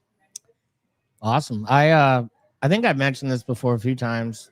As a kid, I loved all sports. I was a big supporter of all sports. I'd watch every sport that I could get on. And we didn't have a lot of money and we didn't have a big TV or anything, but I come from a huge Italian family and I had 22 friends. And at this point, it's 1986. And I think I have like 14 first cousins. And we would go every Sunday, no questions asked. We would go to my grandparents' house for like Sunday dinner, and my grandma would make big ziti in the middle of August. And it's like, thanks, Grandma. That's what I was looking for today. Homemade meatballs and freaking grinders outside. And you got a bunch of Italian kids just like, what? It's not normal to eat bread at 100 degrees. But we would also go downstairs. And we on the one big ass TV my grandpa had, which was basically at that time probably as tall as me, and one of them floor model things with that big knobs on body it. In there, yeah. And he had he had like one of those antennas on the top of his house, probably stealing it from his neighbor or something. If my grandfather, but I digress. And we would watch whatever was on, and kids in the neighborhood would come over. So we had like 15 kids down there, and we watched the 85-86 FA Cup final between Liverpool and Everton. And Liverpool win the game. I had never seen a professional soccer match before. That was like the only game every year that the wide world of sports would play on Sunday afternoon. And they showed it in its entirety. And it was the pageantry. And it was just all the red. And it was the energy. The fact that it was Everton Liverpool, I didn't even understand that. And I had one cousin who truly got European sports at that point. And she was a little older, and she's like explaining to me that it's like on trying to put it in terms I'd understand. It's 1986, so it's like she can't use Yankees Red Sox because the Yankees have been terrible for a long time. So her analogy was imagine if the Celtics and the Lakers shared a city. Yeah. And I was like, what do you mean shared a city? They have different names. And from that moment on, I just told my mom I wanted to play soccer. I wanted to be a Liverpool fan. It was a long time before I got this level of passion back into it, full accord. It was around 2003, 2005, but it was really in 2010. I'd been a big supporter of all different sports, and I just decided I needed to enthrall myself completely into something new. And it became this. And it was just amazing. Actually, I'm Jamie had a thankful for question. it. By the way, Bill Klopper statue. Tomorrow we're hoping we'll have like a mobile camera going around, Good so we one. can kind of like go around and actually talk to people too when they're here for the match and stuff like that. So we'll be able to show, because there is a ton of memorabilia all over the Before place. we move on, let's let the youngin tell us how he became a that's Liverpool right. supporter. So John's gonna jump in here for a second. Tell us about how he became. Jump in seamlessly. You don't have to leave, man. But it's hard if you're not right in front of the mic. It Oh, doesn't sound yeah, good. of course. Like an idiot. Don't I want you guys was making talking out, in front of the mic. Yeah. So what was the question? I'm sorry. How did you become a Liverpool fan? Was what made you become? And so it's really stupid. It's a combination of circumstance and FIFA, if that makes sense. So as you know, I grew up not here. I grew up in the Philippines. Yeah. So we moved here around 2017. And that is how long? That was 8 years ago. John, quick question. Yeah. Are you the tallest Filipino on record? Absolutely not. Really? one I've ever met. Yes. Well, Everybody probably- that I've met that's Filipino is like substantially shorter than me, and that's saying something. Well, absolutely not. I mean, we have some legit 7-footers in our basketball team who can fair. play. Like who like just a little bit more. I think they can make the league here. Like if they can just be a bit quicker, I think they can make the league. But I digress. To answer your question, FIFA, right? You pick a team, you don't know anything about them. I played Liverpool, scored loads with Torres, wanted to see what it was about. Tuned in right smack dab in the middle of the 2008-2009 season. Rafa's second to the last season, if I'm not mistaken. We were competing for the title. We lost out to Man United by like 2 points. And I am not shitting you when I say that the first goal that I saw was Torres's. Would it count as a full volley or a half volley against Blackburn? I'm sure you guys know what I mean. That was just, I was like, holy shit. Like, excuse me, like, holy fucking shit. I was like, I gotta get on this sport. usually when people say "excuse my language," they like lower the level. They don't just took double it down on Right. They don't double down on the swear. I'm like 3 beers in. Like, I could have more. I could have more, and then it would be much more. But like, I was just like, holy hell, I gotta get into this like right now. What is this? How does this sport go? How does the league work? Like, the little things. Unfortunately, and I believe I mentioned this quite a bit during like a morning show when I get the chance. So the earliest game that gets broadcasted back home is 11 p.m. Right. So because of time difference, it's awful. Like Asian football fans, like forget it. Like if people talk about guys who are like dedicated to the team, if you got an Asian Liverpool fan, that's dedication right there. Because listen, 11 p.m. is at the earliest typically. And like, obviously I started supporting the team like way towards the tail end of Rafa's era, right into the Hodgson era, then the Brendan Rodgers era. Imagine waking up at 3 a.m. for a Champions League game against FC Basel where you lose 0-1 and your team just puts the most pathetic performance ever. Like, that is just awful. But in terms of what made me fall in love with the club, obviously, when you support a club with soccer, it's different, right? Because like I've been a basketball fan since I was like 2 years old, but it's different when you support when there's like the connection to the fans. So doing my research, what's Liverpool all about? What do those flames mean on the crest? Like, what does 96 mean? Reading into this, like their sort of connection with the supporters. It's borderline. It's like a movie sometimes, if that makes sense. It's romantic. Like, and, especially now where in sports it gets lost. Like that connection between the club and the fans gets lost because of all the finances, all of the ticket prices, all that, because how commercialized it's being. Like Liverpool, like I would dare say, is like one of the last few holdouts where there is still a genuine connection with the fans, with the club, and with the community. And that's what drew me into the club in the first place. That's what's made me support them in the first place, knowing that, okay, like these fans, they stand for something, and like, I don't want to sound corny, but then if you want to get behind something, you'd want it to have some meaning, right? And that's basically it. Like, I don't mean to wax lyrical or whatever like that. But that's basically how it started and how it kept going and why I'm in this freaking show right now. If that makes sense. Well, we are very happy to have you here with us, and also glad that you survived the 3 beers and that you ate that burger the size of your head because you got to take the train all the way to Westchester at some time tonight. And I know I'm going to have trouble taking the train for 4 hours, but I'm pretty sure the damn thing stops. So as long as they can wake me up, which, questionable, depending on how much, actually, I didn't mention this. Kelly asked me this morning, did you visit the cafe cart? And I said, no, I didn't want to get out of my seat. She's like, you do know they have alcohol in the cafe cart. I said, well, I'm visiting that shit on the ride home. So yeah, so these were great stories. I really appreciated them. I know there's been a bunch of different questions coming in. One question though that came in earlier, I thought was funny because it was on our movie conversation, and they asked what our favorite sports movie was. And I feel like, and a lot of people had some random sports movies thrown in. I mean, I saw Moneyball, and then we found out someone in the audience, his father was an extra in Moneyball because he was a old school baseball scorer. You want to talk about something that would piss Tim off? Someone who made a career out of making baseball stats, counting numbers. But if I were to ask you, Paul Bickler, your favorite, and you can give me one or two if you got a comedy and a drama, because everybody's got like the one they love, but then Major League. But what is your favorite sports movie? So nostalgia purposes, I'll go first Mighty Ducks. Although no, that's an age thing because you're a little younger than me. Yeah. That it makes total sense. That would have been Kelly's answer immediately. Yeah, bang, Mighty Ducks. And the older you get, the more questions you have about the plot line in that movie. But anyway, my second, I'd say the second one that I really like is it's close for me. I thought about Rudy here, but I'm gonna go Hoosiers. I thought Hoosiers is a great movie. Yeah, Hoosiers was going to be one that I was going to throw from a nostalgia standpoint because I'm younger. And it's crazy that you haven't seen Hoosiers, John, because it's a basketball movie. It's Gene Hackman. It's absolutely brilliant. Yeah, I mean, Gene Hackman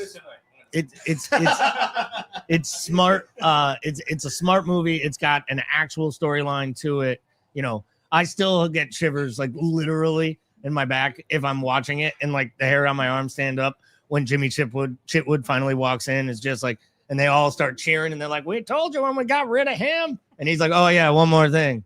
Coach goes, I go. And then they were like, and then the lady stands up, and she's like, we should re-vote.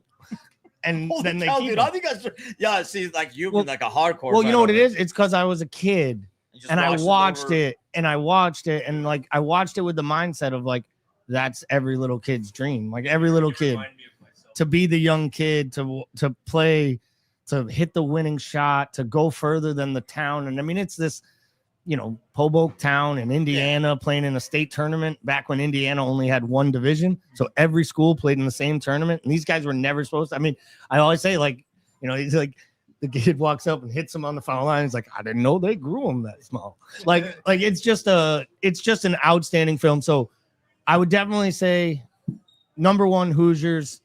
Honorable mention, probably Major League, because again, I'm like 12 years old when that movie comes out. My sister Lori's in college, and she takes me to see that movie. And I can still remember the ticket lady being like, you can't just bring him in. You have to be his mom. It's an R-rated movie. And my sister Lori went straight gangster on this woman, and she just stared her straight down. And she's like, I had this kid when I was 13 years old. And literally just like straight gangster, like put the emotional clamps on her.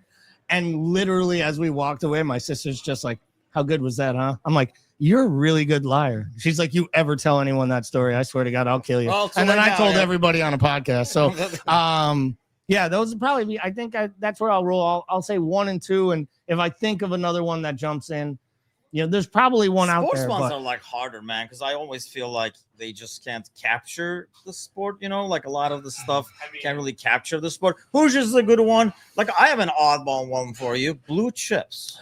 Shaq. Yeah. Anthony Hardaway. Yeah. Nick Nolte. I mean, McNulty. I think about college basketball and the concept. Give me a lot of love for Remember the Titans. Yeah, Remember the Titans. Oh, actually, Remember the Titans is a movie that transcends sports movies because I actually think of it as a film. Yep. Like I'd call Hoosiers a film. I think Hoosiers was actually nominated for the Academy Award, believe it or not. Really? Yeah, Hoosiers.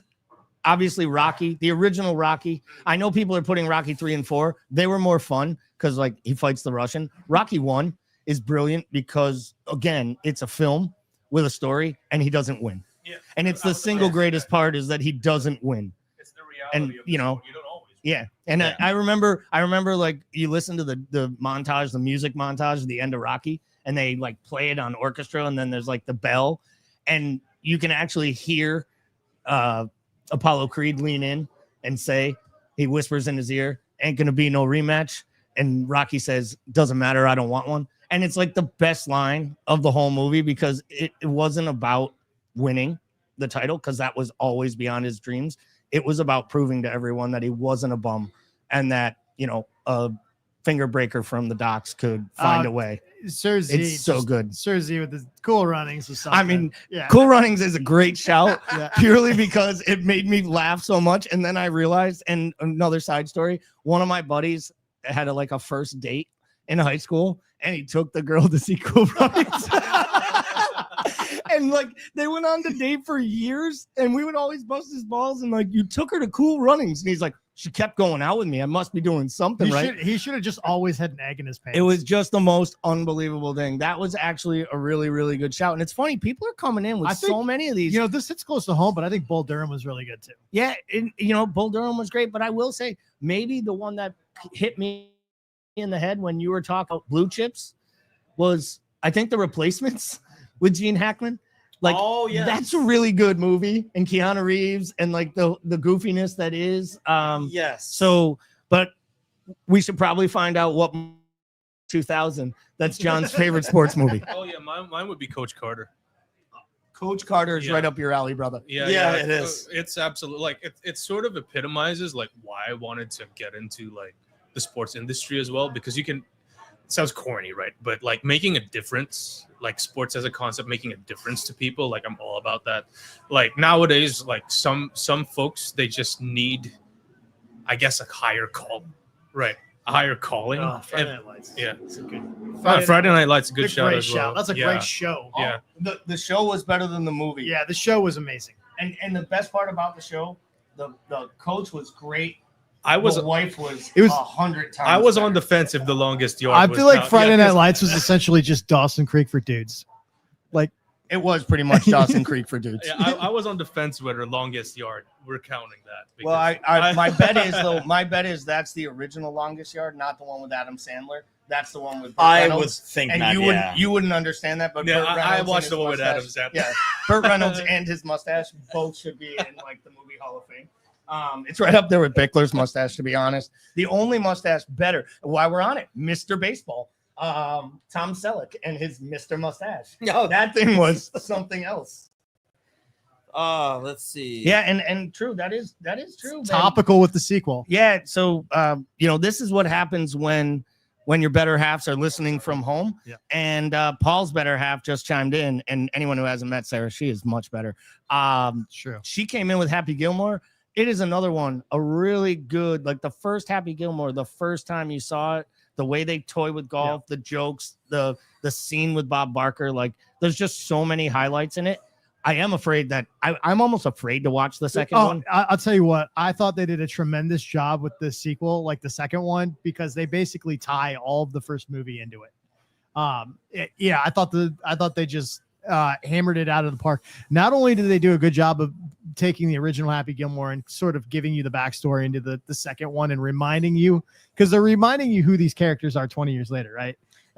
But it's just celebrity after celebrity. Not only Hollywood, like all Hollywood just got into this movie, but every professional golfer too. It's amazing. But Adam Sandler clearly is one of the most well-liked people on planet Earth. Well, I mean, it's kind of hard. It's kind of hard when you think about it. There are, I mean, we did leave Caddyshack off this because I don't think of it as a golf movie. I just think of it as Bill Murray just being that's another effing thing, right? It unbelievable. doesn't come as like I know what he means. It has to do with sport, but it doesn't Right, like it's weird. Like it's it doesn't back to come as a school. sport It's movie, back to school. Is back to school a sports movie just Yeah. because it has one of the single funniest moments ever when he does the triple Lundy off the top of the thing at like 65. So yeah, we are digressing down a whole bunch of alleys here. So Jamie, you wanted us to have topics and stretch our legs, and we appreciate both.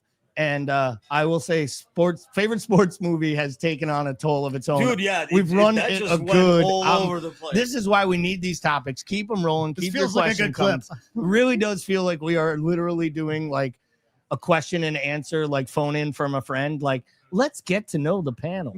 Can you tell us what is the most embarrassing thing about your childhood? Being 3'5". Actually, you know what? He had a good one earlier because I think that was his question. I know somebody else asked about, how we became Liverpool fans, but I think that's an interesting one. Is the first game you watched, or the first? I think. Let me get the exact wording right so that I'm not misquoting Jamie here. But first football memory, playing and watching. That's rough. Because the bad memory, or it was a bad memory. Okay. All right, then you start with your bad memory. Yeah, I'll start with bad memory so I could get it out of the way. Bad memory for playing. So I played goalkeeper, and early on, first tournament we joined, I fumbled the ball in that led to a goal. And I got my teammates busting my balls for it. Like, what are you doing? Stuff like that. And like, since then, I would love to go like the romantic route and saying, oh, but I just got better. Since then, my confidence was shot, absolutely shot as a goalkeeper. I would not come out of my goal to sweep, not one bit since I did that. And my God, like that fumble just had an awful, for me and my confidence, if that makes sense. So yeah, getting that memory out of the way. What was the other question? I'll order me another drink real quick. Yeah. I think we're all going to remember our first time playing before we remember our first game. Yeah. Well, first time- I was gonna say, what is your memory? Because I'm hoping that it still works that long. As like a little kids, and my grandfather, I talked about before, like the famous Fenerbahce. I remember playing with a table tennis ball in their house, like in my grandparents' house, and I would just kick it back and forth to the wall, and then it was then became a tennis ball. You can't just get it's like a small, like a condo, And I remember that in terms of him even saying this is great practice, by the way. I know, it's not like I'm just trying to keep you out of boredom kind of thing, because I'm just kicking it back and forth to the wall. But honestly, first time I remember playing that has a memory for me is, and then my brother Edip is gonna come on later on because he's a sponsor of one of the hours as well with me. And I remember these guys would go. There's a huge thing back home. These artificial turf places that you can play in 2 a.m, 3 a.m, 4 a.m, and stuff. And I remember they were playing 2 a.m. or something like that. And he's probably in his late teens. And I got the okay to be able to go with him. But I was told, go, but you got to go sleep for a couple of hours. I was not going to sleep. I was so freaking psyched. And I just remember running around like a maniac pressing and them laughing at me because I was pressing nonstop and never got tired because, I don't know what the hell, I'm 9, 10, whatever. But probably playing memory wise, that's probably it. That weird night. I think it was 2 a.m. or something like that out on a artificial turf 7-on-7 or whatever it was. What about you, buddy? I think first time I remember would have been Ann Arbor, Michigan. It would have been 1989, 90. I would have been 6 years old. And two really distinct memories. One was playing rec ball for the first time at that age, which is just, a bumble, a swarm of. It's 22 kids following a ball. And I remember, it's a lawless game at that age. Yes. Until you pick it up outside of the box, which is exactly what I did. And I couldn't understand as the goalkeeper why I couldn't do that because I came out and the ball was, I didn't understand that. I didn't fully grasp the concept of I needed to be within that to pick the ball up. So that was one. The other one is in my house or at my house, there's a pretty decent sized backyard and it backed up to a park. And in this park, there's a group of guys that were Polish that would play. I mean, they spoke, they're speaking Polish and they were all playing together a pickup game. And I remember that whenever they play the same night every week. And they would if I was out in the backyard, they would invite me, which I just thought was the coolest thing ever to play with these adult guys. And I thought they're so much bigger, faster, stronger. It was nice of them to invite me. And I was pretty much an only child because my sister is 9 years older than me. So it was a big deal for me to feel involved at that level. But I just remember like conveniently being in the backyard every night at that and just be like, just happened to oh, be. you guys are here. Like, you know, but that was kind of a pretty fond memory for me. It was like some of my first soccer playing days. Yeah, I love how So- everything was like memorable for you. My- I would love to forget mine. Yeah. Well, hold off here. Wait till you hear this story. Hold my beer. Yeah, hey, or just go get me one. I definitely have a good one, and it's not a good one as in it was like a fond memory. But so I've mentioned it before. Like Paul, I also have much older sisters, 9 and 7 years older than me. Meant my parents were going in lots of different directions. My father worked a lot of hours, late nights, went to school at night, just trying to like move and advance in his career. So he was really not around as much as he wanted to be, even though he was a great guy and a great dad. You know, I'm probably 8 years old, 6 years old. So it's probably 84, 85. So my mom, she did everything. She had a job. She ran 3 kids around like a shuttle bus. But the way my mom survived was she'd make plans with other moms. Like, you bring them here, I can pick them up here. Like, she'd almost have like her own like directory. So we would go play, and we would play like one night a week. And it was like 6:30, 7 o'clock at night. And we would play. And you just have practice. And it was just practice. And I think it was my first ever sports practice. And I get there, and we're running around. We play. We do the whole practice. We got our orange peels and brought my water bottle and all the bullshit, right? And we had our little team huddle. And everybody's getting picked up by their parents. And Gally is just chilling. And like, I'm just like running around the track. I'm running around the field.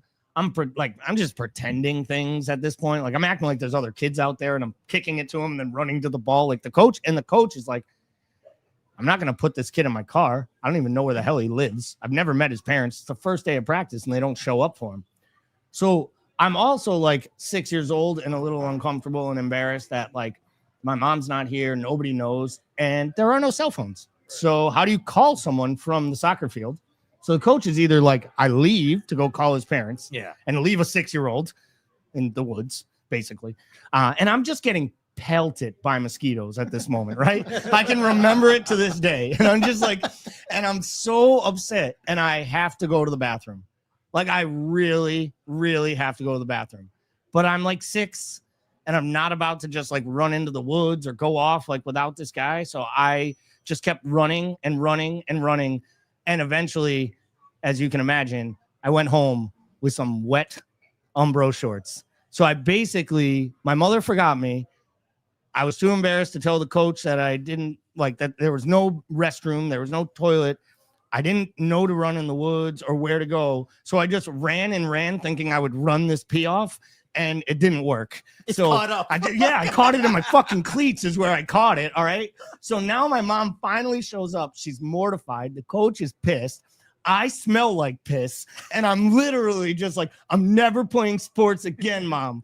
And she's like, if you don't want to play, you don't have to. Mainly because I think my mom was embarrassed and never wanted to face those parents again. But the truth and the moral of the whole story was, about a half hour after I got home, took a shower, I literally come out of my bedroom, and my mom's like, I thought you were going to bed, buddy. And I was like, Ma, I just want you to know I still want to play soccer and go back tomorrow. And she was like, you do? Like she was like, really? We have to go back and deal with these people? And then years later, my mom literally became like the soccer mom that would like track everybody and bring everything and, you know, do all this stuff. So it was an embarrassing moment, obviously, but it made me laugh. And listen, it's easier to remember to pick you up if she's also got to take care of all the other ones too, you know? Yeah. I mean, listen, I am by no means putting shit on my mom or blaming my mom. But if, you know, I left a kid today and didn't pick him up till 2 hours after their practice ended, and they ended up having an accident on the field, someone would be calling the school or something about my CPS would be someone would be on my ass about parenting. And instead in here, they were like, hey, we'll just make you the woman that has to deal with the kids. Your memory just So- pales in comparison. So throw it in your own goal and throw it in your ass. You jerk. Well, John, I know, like, you know, we're going to lose you, man. But before you go, I wanted to ask you about your predictions overall, like what you expect? I mean, this is a good question, and I'm sure like we'll talk about it, but I guess we might as well like jump on it. We're gonna kind of like jump back and forth between these questions. But one of the questions is realistically, what are your expectations for the season, and we'll make it. What will you settle for a successful one, and what will be the bare minimum? The bare minimum. Bare minimum. I think that's like an important question going into this season. Yeah. Last year, the bare minimum for me was top 4 and the trophy, if I'm not mistaken. I was fine with that. And obviously, we surpassed that expectation by. For me, like, it's just weird coming into the season with such supreme expectations. But to answer your question directly, bare minimum would be either the Premier League or the Champions League. Either or for me, considering how much we invested. Considering we won the damn thing last year in terms of the Premier League, Champions League, we literally got knocked out by the best team in the competition. We literally took them to pens. Could have gone either way. And that's true. And like you could make the argument if we got through that shootout, we probably would have gone all the way too. You know what I mean? Like beating out the rest of the team. So bare minimum would be the Premier League or the Champions League for me. My realistic expectation is if we win the league. We don't quite win the Champions League. We get caught up in that an unfortunate situation where either we lose on pens or like the odd goal gets conceded there, but we win a domestic cup. So the league and the cup for me. Okay, since you said that, let me ask you this. Okay. Because I'm sure when we talked about this last year, and if anybody asked us about this last year, we would have probably said Premier League over Champions League. Right. In terms of if you had to pick one, right? For your bare minimum there. Right. Is that different this year for you because we won the title last year? Yes. Are you like, now I want Champions League? Yes, I want Champions League. Okay. Yeah. If I was going to choose between the two. And I ran across this tweet when we won the league. We celebrated against Spurs when we mathematically sealed it. And then when we celebrated again in the final day against Crystal Palace. I recall my celebrations when we won 2-0 against Tottenham in 2019, it doesn't compare. It doesn't compare. Like for me, winning the Champions League, it just feels better. I don't know, because like you literally like is that because it's a final and it's one game? It's the final and the build-up isn't there. Like sort of, I guess with us last year, it was like sort of a foregone conclusion to an extent. Yeah. And with the Champions League, it's a roll of the dice. It's a flip of the coin, if you will, which makes it more exciting. So I'd like that feeling again, if that makes sense. See, I think like we've had this conversation, Bickler, about like the fact that it's like a one game thing. But okay, let me turn the tables then. What if you won the title? I mean, and I don't want this because I'm a worrier, but if you won the like go back to the Wolves game and bring some PTSD over here to, for example, Galley, because he was at that game. Like, let's say if we won it at that game, the last game of the season, would that kind of go over winning a Champions League final? Because it still ends up being like a one-game ordeal. Because I feel like it would almost be like accumulation of the season as opposed to like 2 week or 3 week of finals build-up. As much as I love the Champions League, and I really do love the Champions League, the run to Kiev actually was really special for me because it was just like felt like it was like us defining that we were ready to take the next step. We weren't really ready to win that yet. I mean, that Madrid team was stacked. They were great side. You had like prime Bale, Ronaldo. You had, I mean, Benzema. The team had like everything stacked in all corners, all aspects. You still had the thug Ramos, playing top class center back, like that Real Madrid team. But I love the Champions League. But yes, if Steven Gerrard figures out a way not to capitulate that match at City and Villa win that game, and then we score those 2 late goals, and then we see that trophy lift and the mayhem that would have ensued in Liverpool at that moment. Because let's be real, I was there for 5 days leading up to it. And as you walked around town, people's conversations were like, what if they win? And then most people would be like, but they're not going to. We're going to win, but City's not going to lose. Like in our minds, it was like City's not going to draw. Come on, it's Villa. It wasn't this Villa. But if you give me the choice between a ridiculous comeback and winning a trophy on penalties, or you give me Sergio Aguero's moment, I'm fucking taking Sergio Aguero's moment at City. Like I'm taking that goal in stoppage time that wins me a league out of nowhere, because especially the fact that we were waiting so long to do it. And to Sir Z's point in the comment, now the fact that we can get to 21 and start to build that gap between us and United, for me, that is, we already have the record for the most Champions League for English clubs. It's only AC Milan we would be trying to catch, and of course Real Madrid. So I'm gonna say, if you give it to me on the final day, dramatic fashion, I think that feels like a cup final win. But I see where John's coming from and why the Champions League is special. Yeah, I'm going to add as well. You could also build that gap in the Champions League, I guess, with other English teams, if that makes sense, right? I guess. I think it's interesting that John would go Champions League because to me, historically, when I've thought about and had this conversation, it seems like the older guard tends to prefer the Champions League or the European Cup. You know, it seems to me like the older demographic tends to go that way. It's more of a recency bias, Bickler, because I just saw us win the league last year in terms of my reasoning for it right now.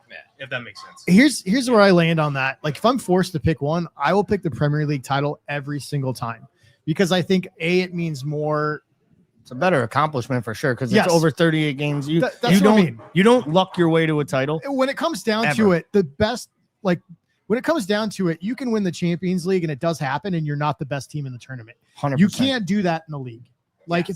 You've never seen a team who wasn't the best team in the league win it.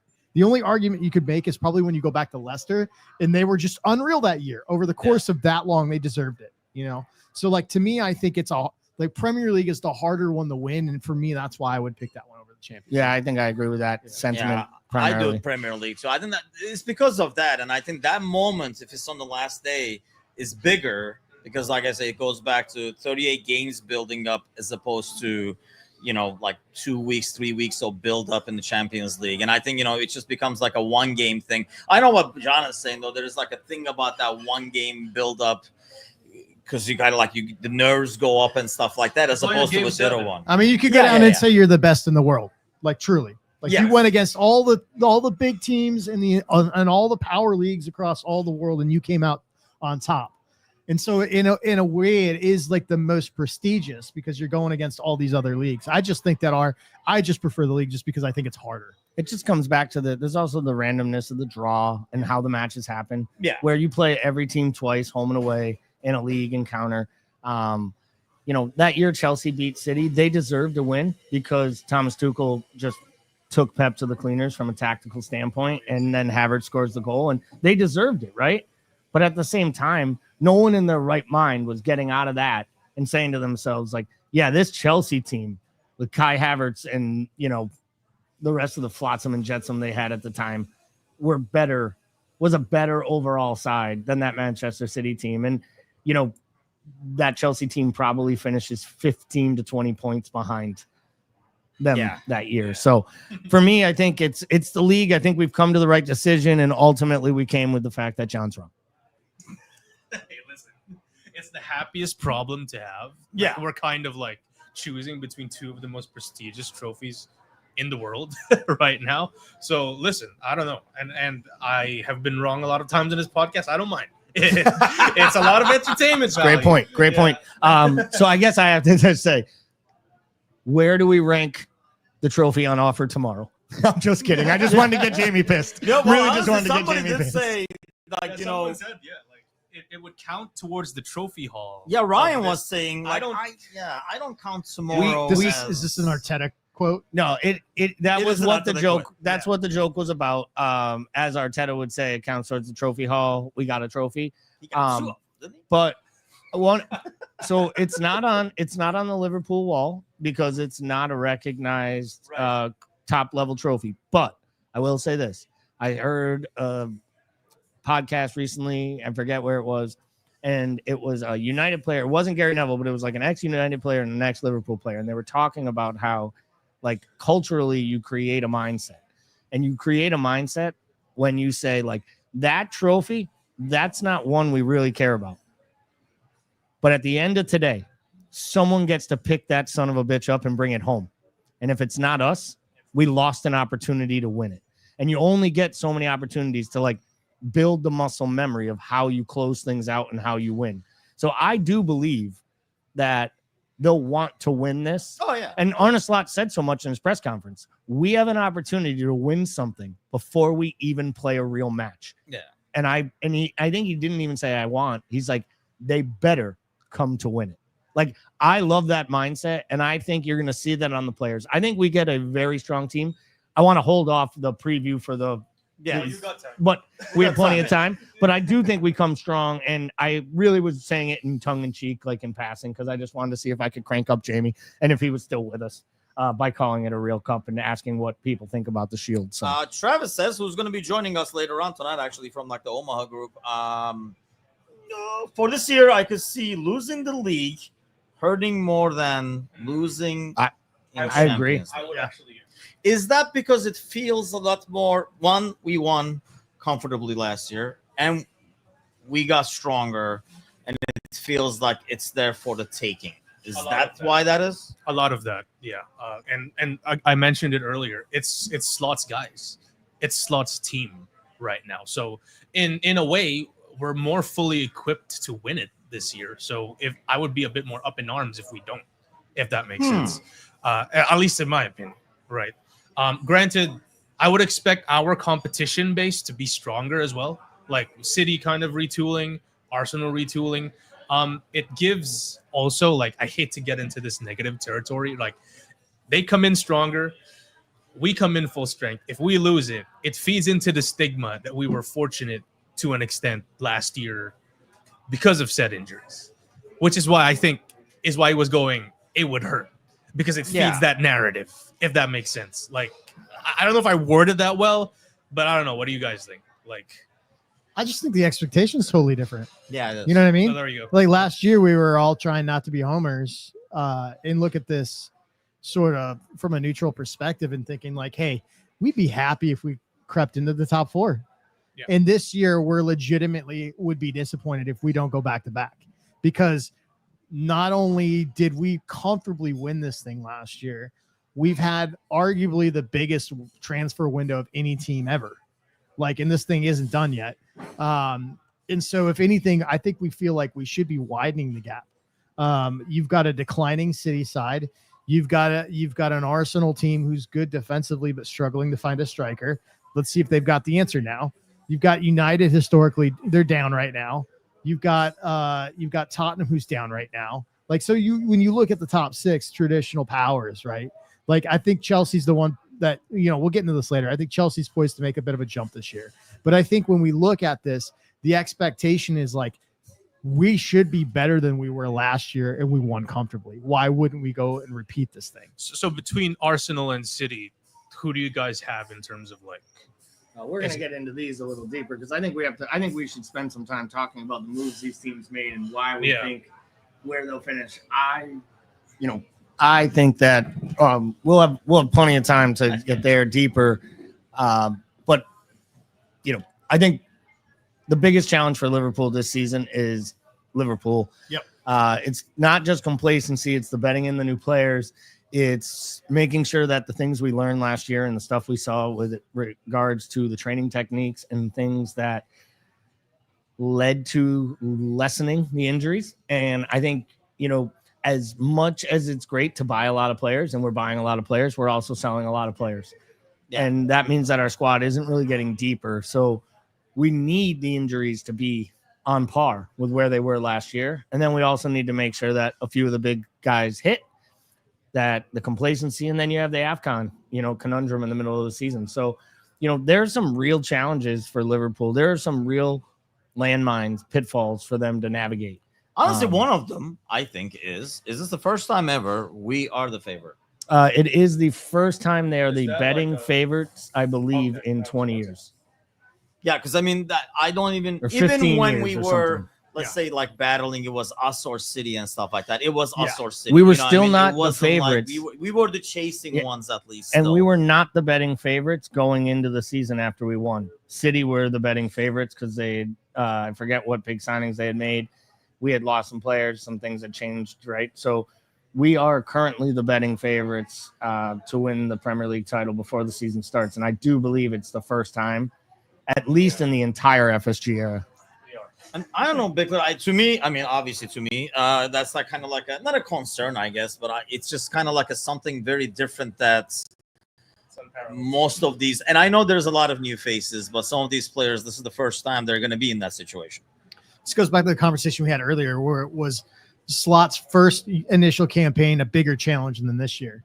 And I thought, like, in a lot of ways, this year is almost more challenging because you have all those new players to bet in. You have the AFCON thing in the middle. You have the added pressure of a different expectation, right? Like, there's no like transition year now, like, right? Which theoretically this should be and could be a transition year. If we had a little bit of aggression, like, who would, like, if you're looking at this, like, honestly, would you be surprised by a little aggression? I wouldn't, because you have that much change coming into a side. Correct. And like to Galley's thing about the depth is when you lose the depth of like the people that have been there, it becomes riskier because the new moves don't work out. You don't have that thing to fall back on.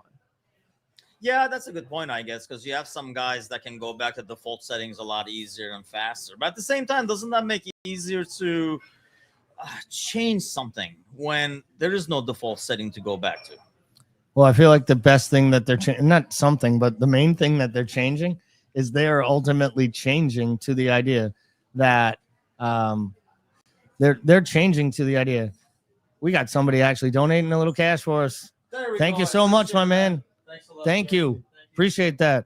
So for everyone visiting tomorrow at Carragher's, we have a little cash box. We said every dollar goes. So I wish we had known what that guy cared about, because he just donated a in-person super chat. So we could have just said, what would you like us to say? Shut that short kid up in the black shirt. That ain't gonna work. I've been saying that for 47 years. But no, I think there's so many things, and the regression piece, the biggest change is the change in having a player like Florian Wirtz. And I think that's where you take the big step forward. It's just shifting where the creativity comes from. You know, we used to get the creativity deep, and it came from Trent a lot of times. It came from Virgil on the long balls. I still think we're going to see a lot of that, but I think you're going to see a little bit more pace, a little bit more creation, almost back to the flying wing back days when Trent and Robbo just bomb forward at times. And I think you'll see that out of Kirkhead. You'll see that out of Frimpong at times, even out of Bradley, to be fair, when he's fit. And then I think it's Wirtz in the middle. And I think that's what stops the complacency for me, because we think we want the team to succeed. You know who really wants to succeed? Florian Wirtz and Ekatike and these new players. Complacency. I mean, that's one reason, and I just don't think that's like in this team. I mean, you got a bunch of like new guys for one, and you know, hey, look, some of the guys you brought in have won things already. You know what I mean? Like the Leverkusen boys and stuff like that. They won things already. But I just feel like personality-wise, I don't expect any, like even like guys like Van Dijk, Mo, and stuff. They're not those kind of like players. I guess it goes back to, you know, like Ryan says, part of me expects some regression. It's just a matter of like, will it be regression because other people adjust? But I think that's when Slot comes in, Vickler, where he can make things different. And so that's the adjustments are no longer working for us. And I think, you know, to Galley's point about Wirtz, it's like when you look at the changes, right, with all these players, the one thing that we're talking about with like, where does the creativity come from? Like traditionally the creativities come from the deep switch out wide, because that's where we attacked from. We attack from wide positions, right? We know Arne Slot wants to play this thing through the middle of the park. That's what he wants to do. So when you look at all the changes, what do? You get arguably the best player under 25 in the world on your side, and you put him in the middle of the park. That's an okay change, right? Yeah. A pretty good place to start. Yeah. So like, I think when we see it, we probably feel pretty nervous. I bet you like we are as supporters more nervous than they are at that club, because I think what they're saying is like, hey, we're changing parts that our manager wasn't prioritizing working with anyway, right? It wasn't, you know, it was never his style to hit a switch over to Trent and then Trent ping it in from the wing. Like that's just not how he wants to play ball. And so like, I think when he looks at these changes, we see, holy shit, dude, we may have 6 changes in the starting 11. How do those players gel? And he probably thinks, I'll tell you how they're gel. They're going to play the type of football I want to play. Like, you know, because that's why we brought him in. So I think that we're probably more nervous than he is. I think the more that I talk this out loud, the more I start to convince myself that like maybe we see a regression, but we also may see an even better side, which is scary to think about. It might take a bit. It might drop backwards. You may take a step. You may take 2 steps back for 5 giant leaps forward. Yeah. And those leaps may not fully come out until November, December, and then we have to navigate AFCON. I'm gonna make a T-shirt that says "Navigate AFCON," and we'll start selling them. And we'll donate them. And I'll even sign it. I'll let you. I'll actually charge less, and I won't sign it. So how's that sound? That sounds like an even better practice. Navigate AFCON. Yeah, I'm gonna coin that. Where's Timucin when I need him? Why isn't Angie already making a T-shirt? We can have it printed up for tomorrow. There's a Dora joke with a map in there somewhere. There's probably a Dora joke about there. And yeah, we had a lot of fun last night making fun of Gally because we came here and decided we would do a little prelim before dinner. And Timucin was like, we should probably have something to test out, whether it's a microphone or a laptop. So I pack up my laptop and Paul's mic and throw it in my backpack. And we come down here. And then we decide we're going to go to Ashaval for dinner, and we don't have time to go back to the room. So now there's 4 of us walking in. It already looks like me and Bickler are on a double date with Angie and Timucin. And we walk in, and I'm literally holding, and I'm wearing a backpack like I'm a 15-year-old kid. And basically this asshole comes out of the bathroom singing the freaking Dora the Explorer map song. And like immediately Angie was like, all to my liking. And I was the one who brought up the joke earlier in the night. I referred to myself as Dora the Explorer, and then I get the punchlines as it goes on, as the guy. I do need to apologize for that because, like, you know, the only reason that Gally had the backpack is that, like, the only thing that I brought was one bag. And so for me to get my computer out of my backpack would have meant that I had to unload all 60 pounds of gear, and I didn't want to do that. So Gally was really doing I was me like, a I'll solid. do it. I'll take it. You Did can me take a my solid. backpack. And then he comes and I turned around and did him dirty like Calls me that. Dora the Explorer. Didn't I thought even it buy was my hilarious. dinner. We had a good It time. was a good time, and it was funny. And man, that burger was good. If you get up to this area or you get to Chicago, get into the original because that was an amazing meal. And next time, I will say, I was supposed to get something else off the menu. And then when the guy comes over and say, are you ready to order? I'm like, yes, I'm going to get this. Oh, the double cheeseburger. That's a good move. Let's see. Oh, let me do an update. Oh, now real we're quick, getting additional jokes on Swiper and That's a people fantastic coming at me. Swiper's a fantastic character. in That show. is pretty good. Swiper, no swiping. Picture of Gally creeping around the corner. That's actually there. Oh, I don't know if you heard. We're gonna need to come up with some new T-shirts. So we're coming up with all new ideas. I'm of afraid things. to Yeah, ask. Navigate AFCON. navigate AFCON. Sounds like a lot of fun. Speaking of, yes, head Which on, we do scan have- the Q code. Yes. The link for the shirts are right there. Grab yourself a shirt. All the proceeds do go to this foundation as well. Part of our fundraising. Scan the Q code again. It does also take you to the GoFundMe. And more importantly, the silent auction is over there as well, and you can use the super chat, and every dollar counts. So go ahead and keep those coming.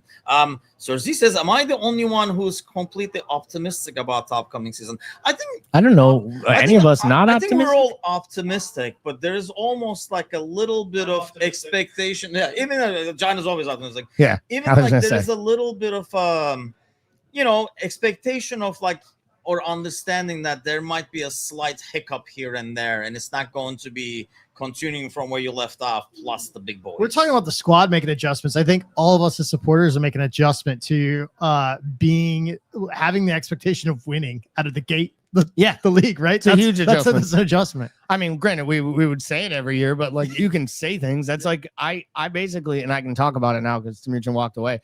As a Red Sox fan, I would tell people every single year on opening day, the Red Sox are going to win the World Series.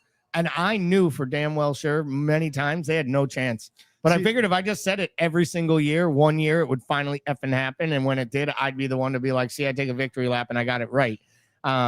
So I think there's that kind of there's that false hope mindset. But then there is the real we are we're badass. expected to win. Yeah, we should win. Not it's going to take something for us not to win. And I do believe that is the next big progression. I'm not going to go as far as Sir Z and say I don't think we lose a game next season. Oh wow, it would be amazing to reach the Invincibles levels. But I like to remind people that we lost multiple games in seasons and acquired 95 to 98 points, and Arsenal didn't lose a single match all year and won the league on 81 points. So being invincible is one thing. I want to be dominant, and I think this team has a shot to be dominant. I think you can be a historically great team and lose games just by sheer attrition. Yeah, like there's so many matches now, and I think that's when you're rotating, and there's going to be times where we're playing a lower side. Maybe we're playing a Palace on the road. We're playing a Fulham away. Sides that are notoriously difficult to play maybe match up well against what we're doing at the time, and maybe that game is sandwiched around Arsenal on the road in January and a Champions League match in midweek or something different, or travel to City, and then you have the Champions League on the other end of the weekend. I think there are going to be times where we see rotation to the point that we'll probably drop some points, and that might even take or mean losing a match. But winning and losing individual matches don't matter. It's about accumulating 94 to 98 or 90 to 94 points, because I think that's about what it's going to take. And we can get more into this because I think we should maybe. Well, folks, we did it. We are 7 hours in.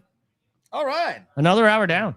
I will tell you, having these questions coming in through having the alternate questions, then leading it back, it's really helping, because when we were just coming up with content earlier, man, we did a lot of talk about Simicast. And I kind of feel like I will be damned if you don't sit down here and talk about Costas. Well, I mean, we we won did. us trophies. I mean, we did. I mean, we got a sound effect for it, I heard. I mean, eventually we're gonna have a sound effect for Costas. It's just gonna be a big ass thank you, and it's gonna be pouring. No, Timucin will gonna do be the French press sound. Right? Timucin will do the sound that when you're wrong on Price is Right. That's what it'll be. Wah wah wah wah. And we got to get to the trivia. Yeah, part over BJ here is as back. well. I didn't want him to. There's probably at some point. Wait, we're not doing trivia, right? There's got to be some pros to doing this for us. For trivia, you are spending more time. What kind of trivia? What kind of?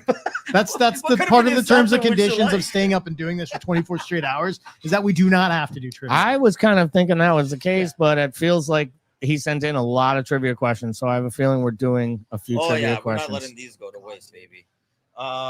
I mean, they're really easy ones too. Not necessarily easy, but can you stop with the easy stuff? You know who you're talking to. That's like me being like, no, don't worry.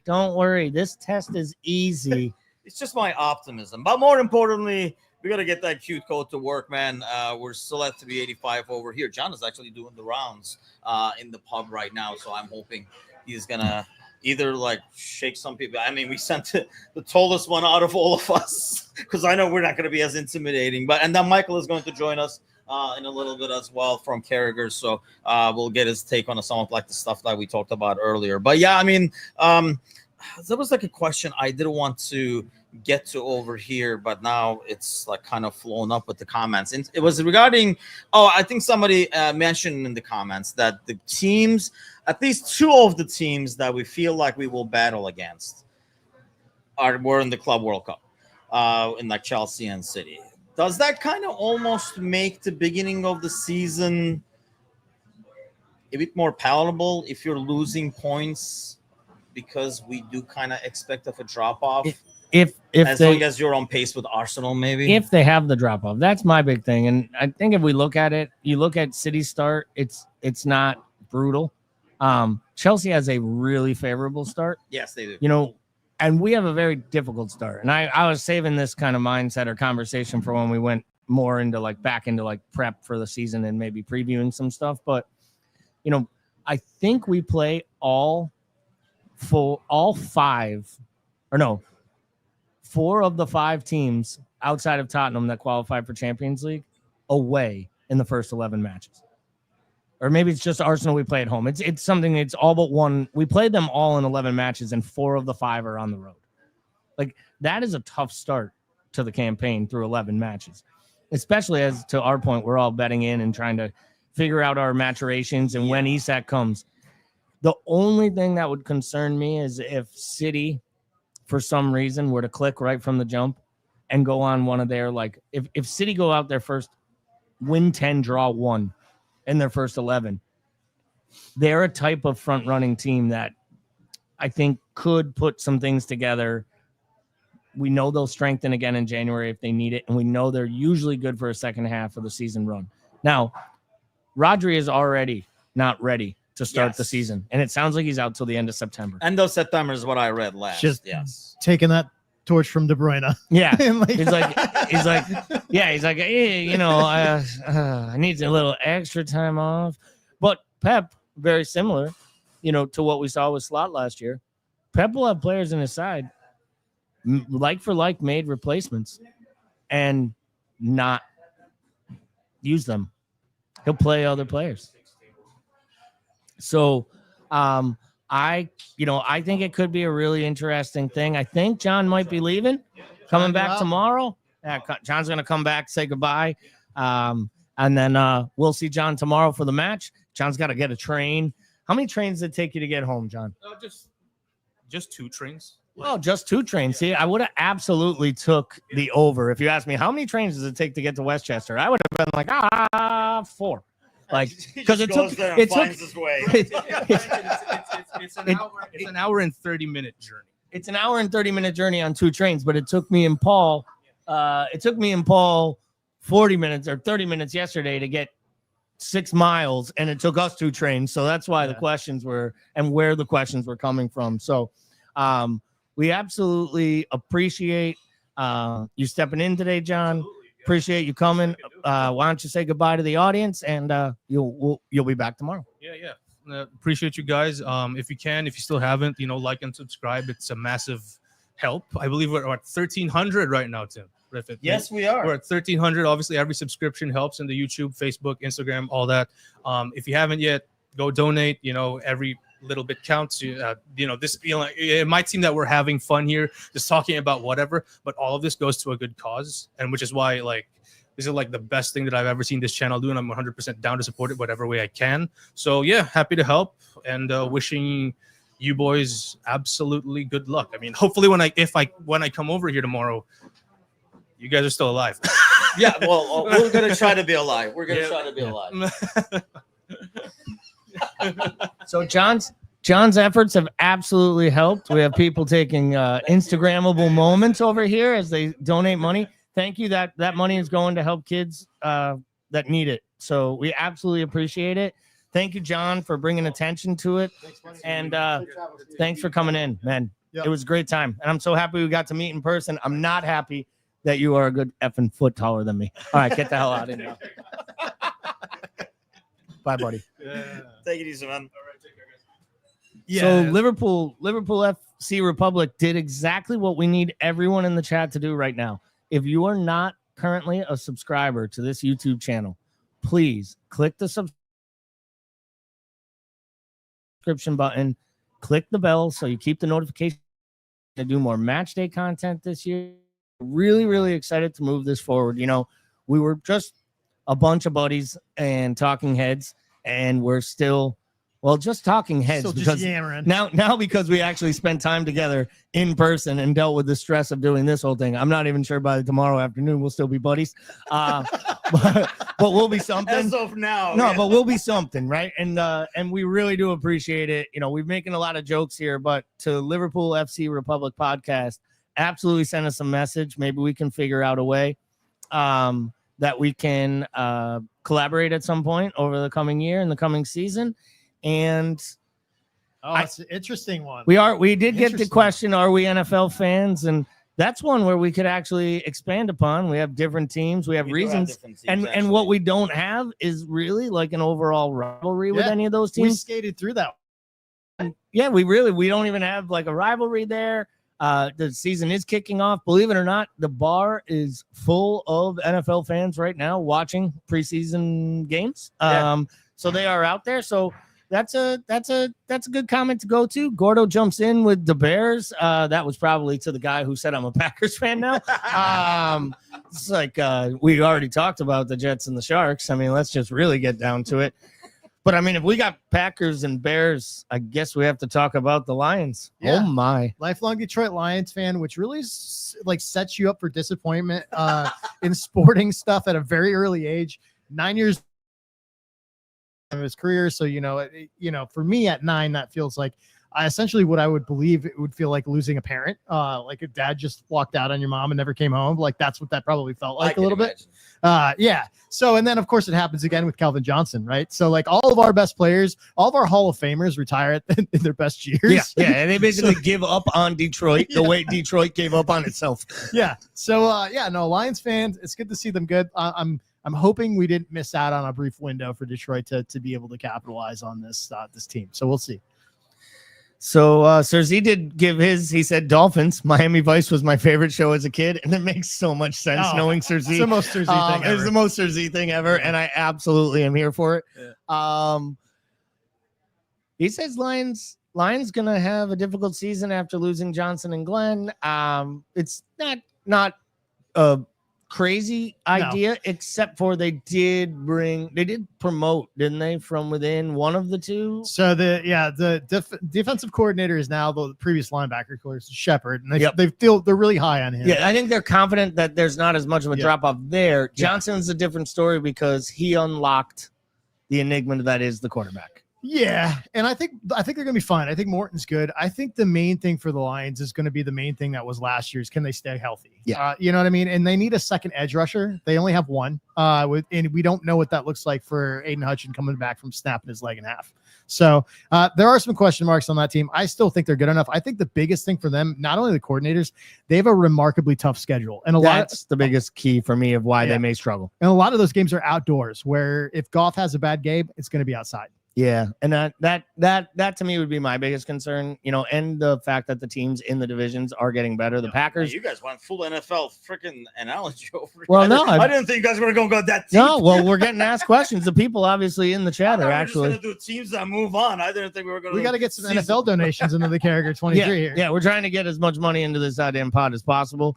We will talk about the NFL as long as you keep putting in money. So I want to hear the cha-ching. Well, baby, then you can hear the cha-ching right here. Because we did get $15 from Ryan. We're up to 400 now. All right. Nice. GoFundMe. So thanks a lot, Ryan. Appreciate it. Every single bit, as even the live chats, the super stickers and everything like that we're doing over here. You can go to that link if you scan the Q code. To the t-shirts, to the silence auction, and obviously the GoFundMe where you can donate any amount. So at what point was it that you got introduced to the NFL, and was it when you had come to America? And obviously, what was it that drove you to becoming a 49ers well, honestly, fan? Maybe anybody who's come here from the other side and was not used to familiar with American football. I mean, I think the biggest reason I had this cake gig, I took all the cake gigs on campus. One of the cake gigs was watching the student center and just giving out basically quarters and then running at the pool table and stuff for the students, and for laundry machines, giving out the quarters and stuff. And they had all these big screens over there in the center, student center, and it was obviously NFL. And my shift was noon to 6 Sunday. Just coincidence. So yeah, that's all I did. What a tough gig. I'm going to sit here and hand out quarters while I watch football. I also work Monday nights, 6 to midnight. So I got the Monday night game as well. But yeah, and I think not knowing anything about football, I think if you're not familiar with NFL football, growing up, they would show and the Americans, they had their Super Bowl.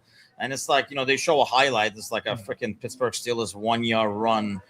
And if you don't know football, you don't know what the hell is going on. Right. People are bumping into each other. Some of them are getting up, celebrating and stuff. You're like, this is such a stupid game, Americans.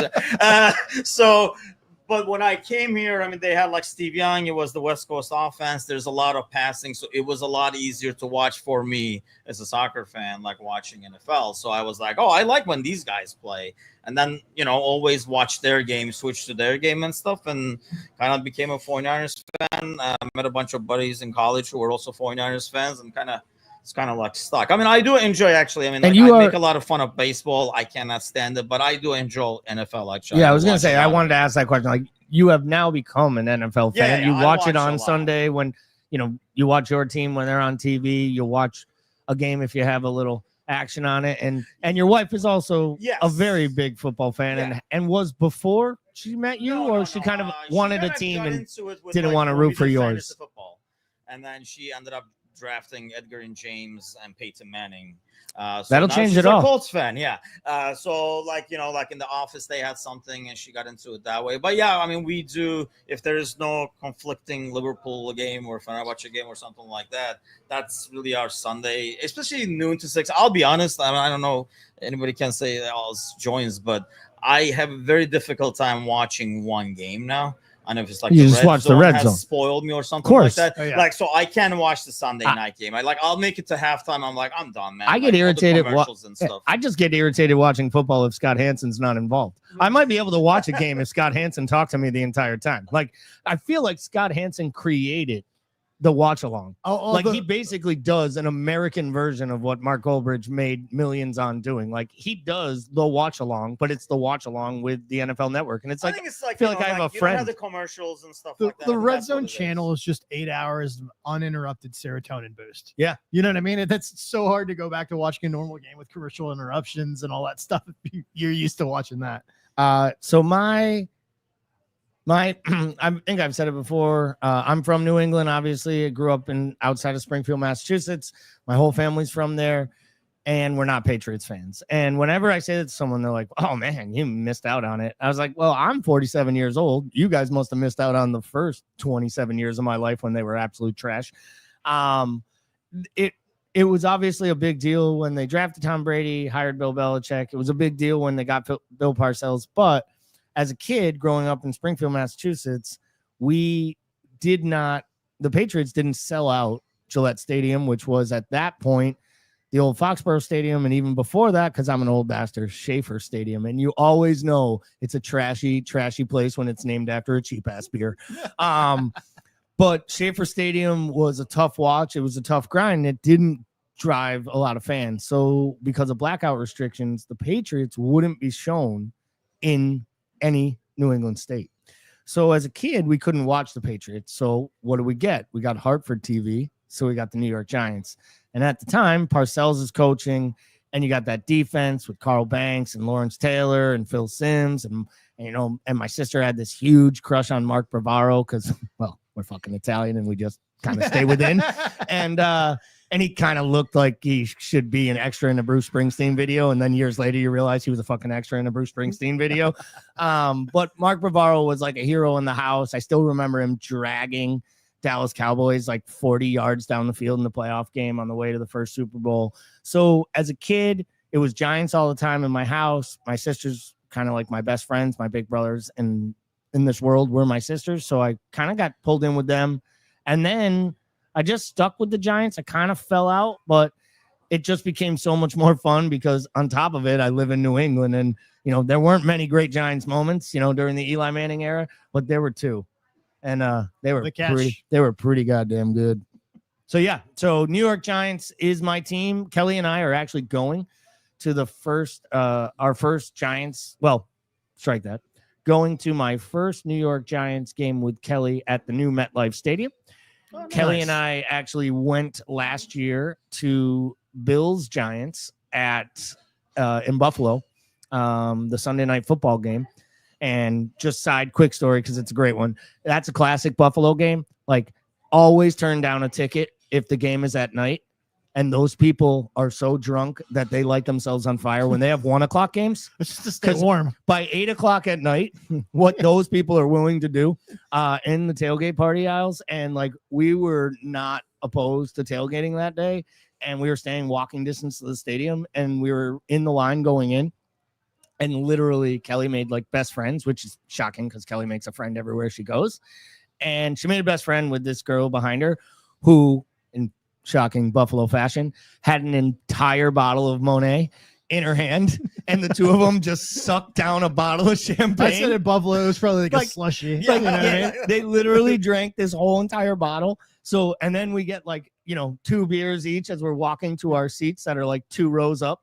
And I genuinely realize around halftime that my wife is about to fall asleep in the stadium. Yeah. And so we did not make it to the fourth quarter. I got her back to the Airbnb. I watched the fourth quarter from the couch. The Giants should have won it. They got robbed by the refs, but it was good for the Bills at the time because it kept them in the hunt for the number 1 seed. But your Airbnb is close when the game-winning play happens, and you didn't need the TV on. I could hear the goddamn crowd cheering, and I was like, this is pretty cool, and we will absolutely be back to this place. But I will say this as I end on this.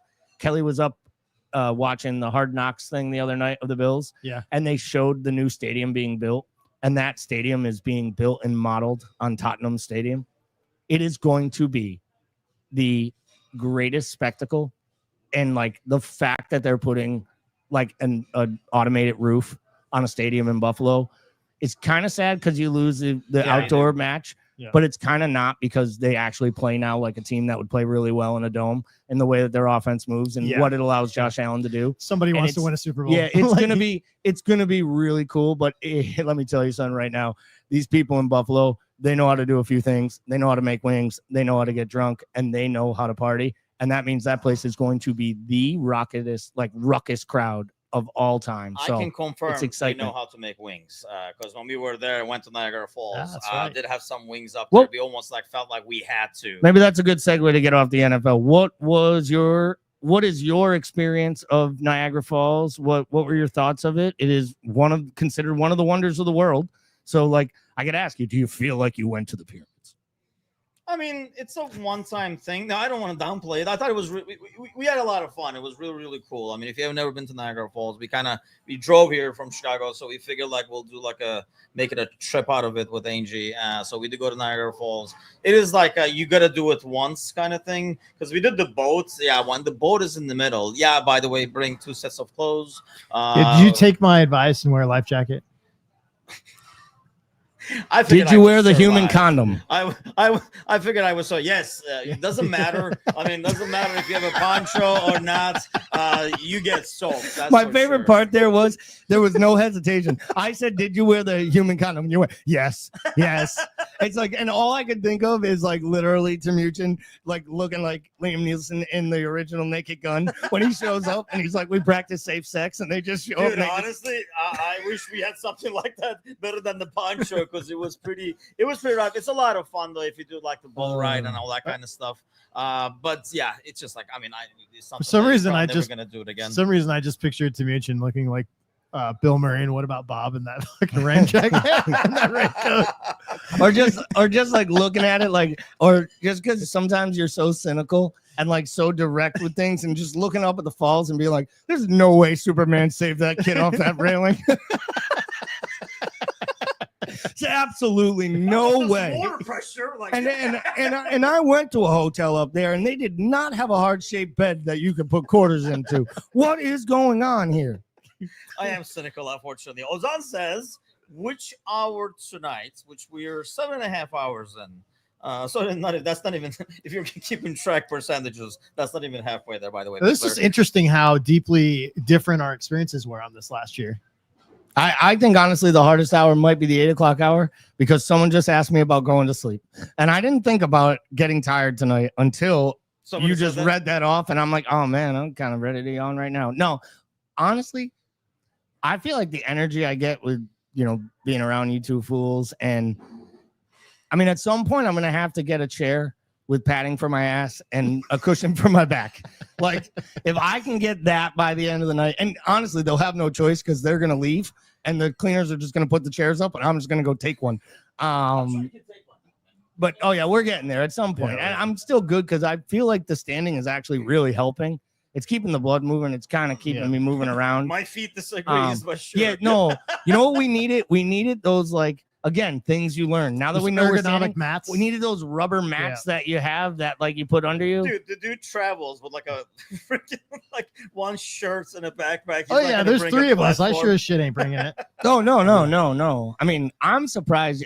Well, I mean, you literally are wearing the same clothes, so I'm not surprised. That's how I roll, dude. You should see me Well, at the work last stuff. call, I mean, they're open till 4. I know you said like the kitchen closes at like 11:30 or something like that, but 1 I don't know o'clock when the last actually. call They is. go to a alternate menu at 11, but they serve food till 1. I'm Yeah, ready for them you know chicken who wings. was asking about all this Hell stuff? yes. Like, yeah, it's like, I so when is the last the time craziest. you around here? Do you guys understand the craziest part is I usually am the person that eats like once a day, but because I'm hanging out with you fucking foodies, you guys have just been shoveling food in my mouth every like 3-4 hours that my body is like, dude, eat. You gotta eat. What do you want? And I ate that whole hamburger, and then I was like, I'm gonna eat these fries. And then I thought to myself, I might get wings later.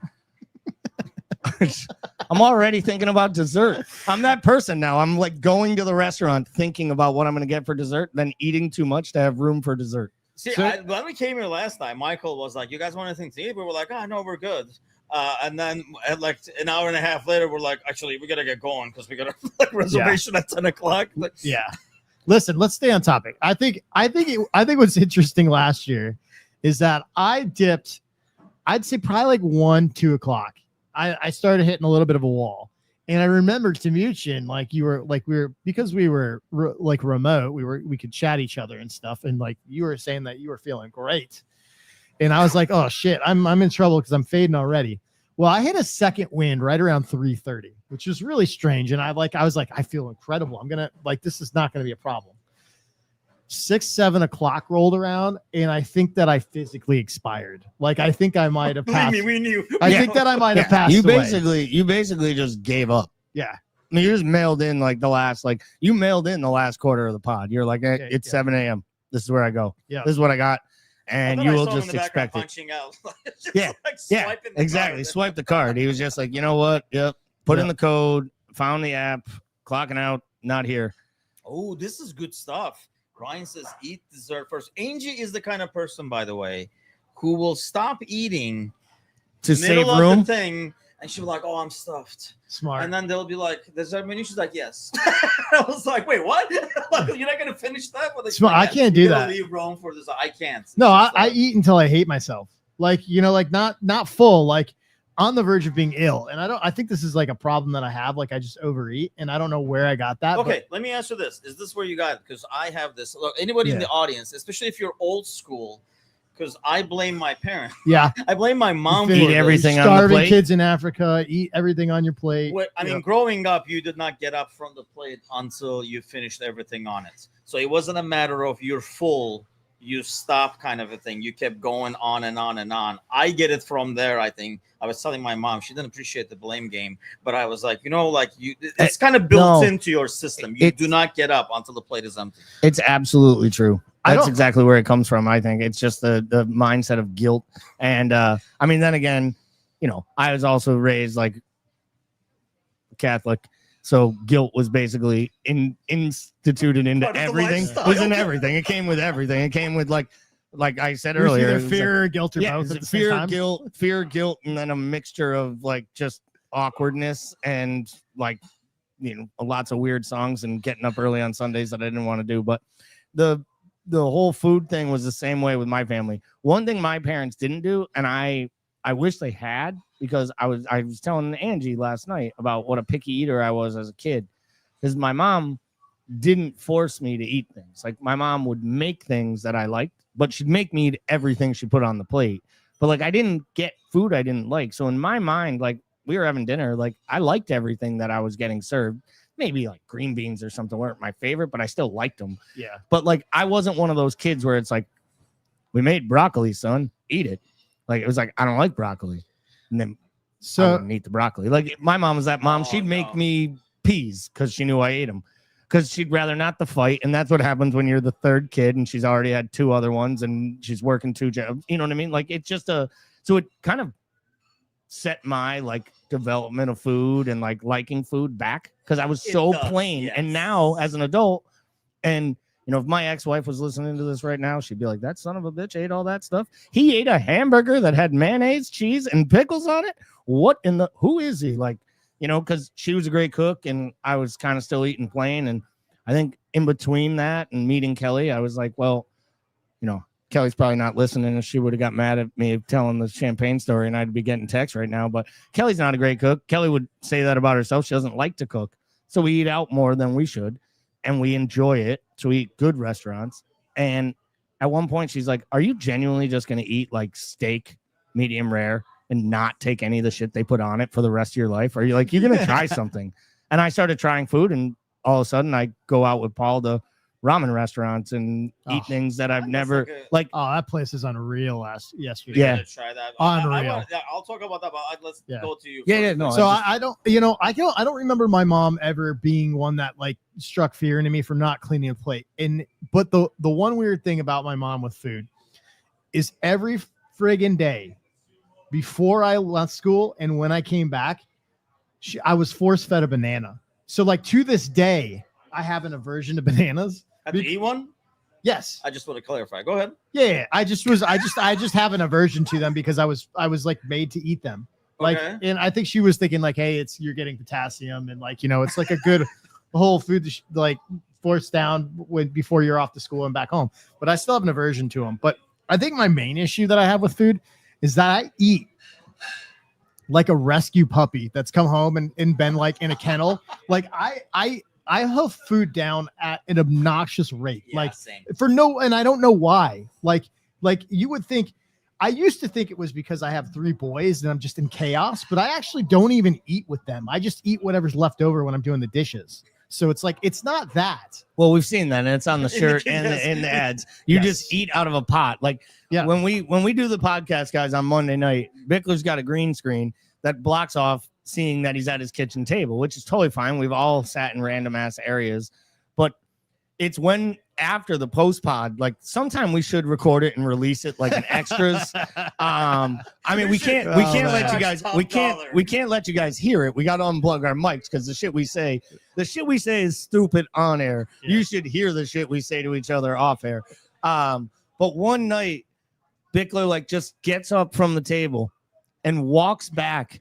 And me and Timucin are just like continuing to talk, show prep, what we got to do this week, what shows we got going.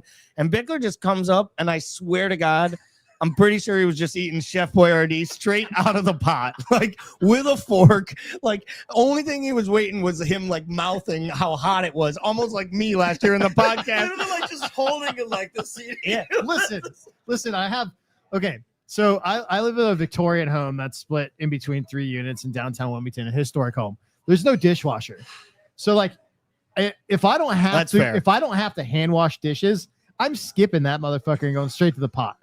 That's an absolute reason to eat it right out of the pot.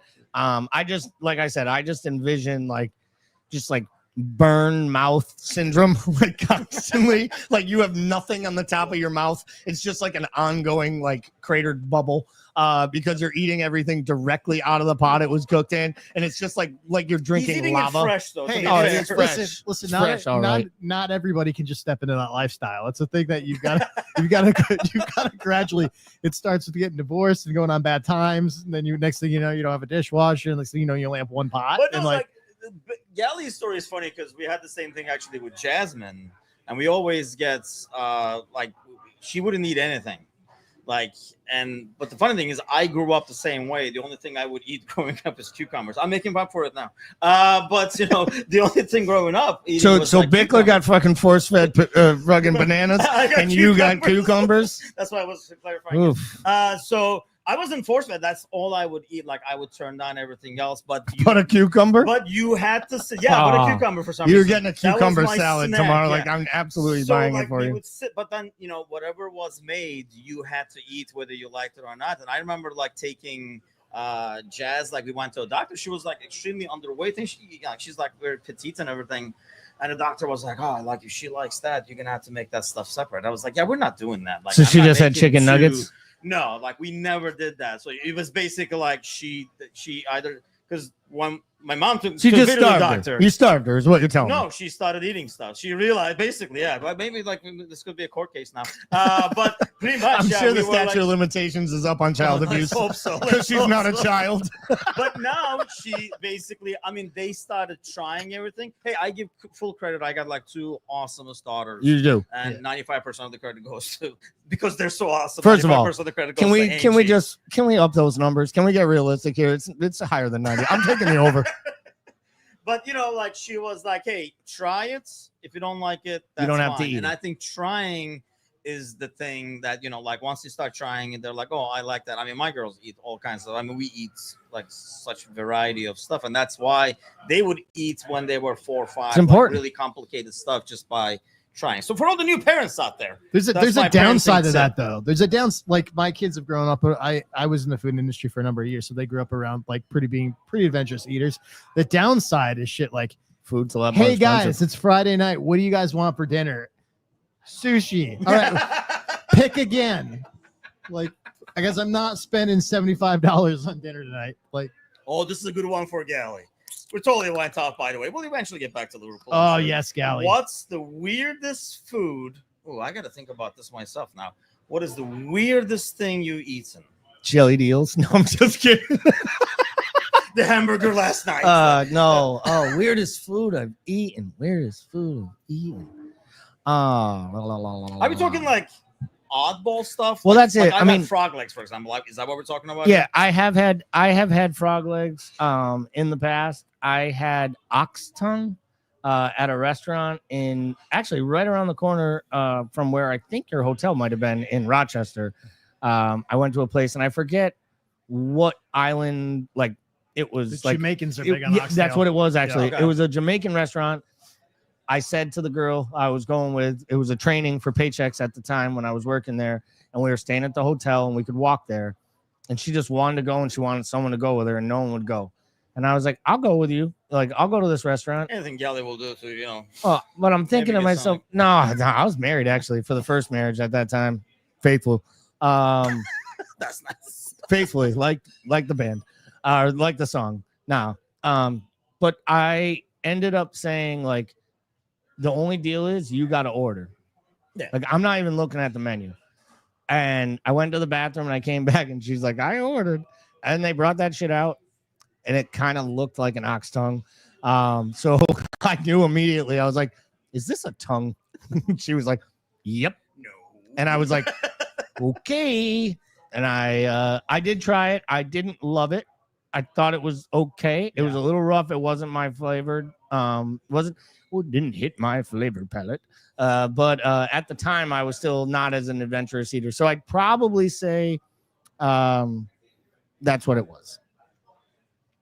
Yeah, I think for me, I've had head cheese before. I don't know if anyone's familiar with that's kind of a French / British thing that you see over there. Head cheese is essentially brain. Yeah. Right. So like that one's, I think the thing that I like the least that it's been adventurous for me is funny enough. It's sushi because I love sushi, but uni or sea urchin. Yeah. So I was going to eat it. It was on a plate. And then I looked at it and I like kind of like smelled it. And I was just kind of like totally turned off by everything. And then I like tried to like put a piece on a fork. And the texture of it made me even more turned off. It's a textural thing for sure. It's a textural thing. I've had gator. I've had like me too. I've had gator. I think the one thing that I am ethically opposed to eating is octopus, and I like it. It tastes good. Yeah, it's delicious. Octopuses are so smart, or octopi. I don't know. I don't. Say Individuals are they're, octopi. they're so unbelievably fucking smart. Like I had a friend who worked at the Shed Aquarium in Chicago that used to tell me stories about like how one would get out, like how they. You basically tell me you think cows are stupid. Yes, basically how essentially like they would throw bait jars in the tank and see how long it would take the octopus to figure out to get into the jar, and like they're just incredibly smart. And then they had one that was actually getting out of the tank at night and essentially covering. Going into another aquarium and eating the fish out of it, getting back into the aquarium, but having the wherewithal and the thought process to close the lid on the tank. So they had no idea that something was going into it. Like they're just so incredible. No, they're so incredibly fucking smart that I just feel like I believe that aliens exist. And I believe that they're probably like the entry level alien. And I don't want any part of this. I've seen Independence Day. Like I'm not on Then I think we should eat more octopus. Like we should probably rid the planet of octopus if this is the case. Just Like, sent a picture of yeah, I was gonna say if Angie keeps going out to eat this weekend, the octopus are in trouble. I'll tell you that right now, plural or singular. I tried to get Angie to eat brain when we went back home, and that did not go so well. I had her try. Well, she married a guy without one. Yeah, she figured that one out pretty fast because I ordered. She had if Ozana's in the audience, he knows about cockroaches probably, where it's basically the ultimate to the large intestine, and they do this thing. You don't know what the hell you're eating. It's all like chopped up, spicy, and stuff like that. And it's a sandwich. I had her try it. She's like, "Can I try yours?" Because she was having this oyster sandwich that she loved, and I was like, I gave it to her, and she's like, "Oh, that's pretty good. What is that?" I'm like, "Yeah, you're not gonna like what it is." And I told her, she was like, "I can't believe you had me try that." So we went to a restaurant, and like a sheep brain is something that you can get it in different formats. Delicatessen. So when we like ordered it, like it's almost like an appetizer. It's like a mezza is what they call it. They'll bring it to the table like with a bunch of other stuff. Well, I was hoping they would bring it in a format where I could be like, "Oh, try it, see if you like it," and then if she likes it, be like, "That was sheep brain." Nah, I mean, they brought a plate, like oval plate, and it was literally 2 freaking like brains. The only thing they were missing was the sheep's nose, like right in the middle. And I was like, "Come on, man!" Excuse me. Little- And she was like, "Nope." little sign on it that says like Bo Peeps Sheep. So I got to tell you, you missed a good opportunity, and I was shocked that I started talking about oxtail, and you didn't say, "Well, that was a good opportunity for ox." Oh, I haven't had an opportunity. not This is a done great that. opportunity Yes. for ox. Cockroach from where? Man, I don't know the name of that place. It's actually in Istanbul. It's like a famous place that all they make is cockroach and those like fried oyster sandwiches. It's in Kadıköy. It's like a famous. They're a chain now, I think, but it was like really good, man. I wish I could have some now, but I think it's like banned or something like that. But see, he knows exactly. I knew he would know what I'm talking Only other thing I could think of when we went to Costa Rica. I didn't do this, but it just kind of freaked me out. But Kelly did it, so I kind of feel like, seeing the fact that I've kissed her since Costa Rica, I feel like I kind of ate it as well. But this seems really extreme details. No, we went to well, I'm making sure people know I've kissed my wife. That's mainly that was the point of that whole comment. But nobody knew you guys were swapping out old meals at the same time. No, well, we went to like a dinner by the ocean, and we sat on like a beach, and we ordered like the seafood platter, and it was like everything was so fresh, and it was just like all in different ways. There was like a baked lobster or grilled lobster. But the highlight of the whole thing was a fried whole red snapper, and it was like the meat of it was out unbelievable. Everything was great. Up until the guy was like coming back and we're cleaning it all out, and he's like, "Nobody's gonna eat the eyeball." Yeah, no. And I went, "No, you don't eat the eyeball." And he's like, "Well, that's a delicatessen. It's part of the meal." And he was real. And Kelly literally went, "When are we gonna do this again?" And I literally watched her, and I kind of died inside as she did it, because I made me realize like a couple things. One, my wife's a fucking savage. Two, my wife's a fucking savage. And 3, I'm still married to this savage. And like and everyone at the table, there were like 4 of us, 3 other people, and me and 2 others, and we all looked at it and we're like, yeah, literally, it was texture would probably get to me. It was just the fact she was willing to do it, and she's like, it was deep fried. It was like it didn't really taste like anything. I was like, until she's like, I did take the bite. I should have just swallowed it whole. And I was like, she was lying to you too. She saw the fear in your eyes and softened the blow. First of all, she's like, it was nothing. First of all, if she saw the fear in my eyes and softened the blow, she wouldn't have hung around for 7 years waiting for me to get married again. Because I was pretty determined not to do that. And like everything else, and all strong women, she absolutely broke my spirit. And it was the greatest decision I ever made.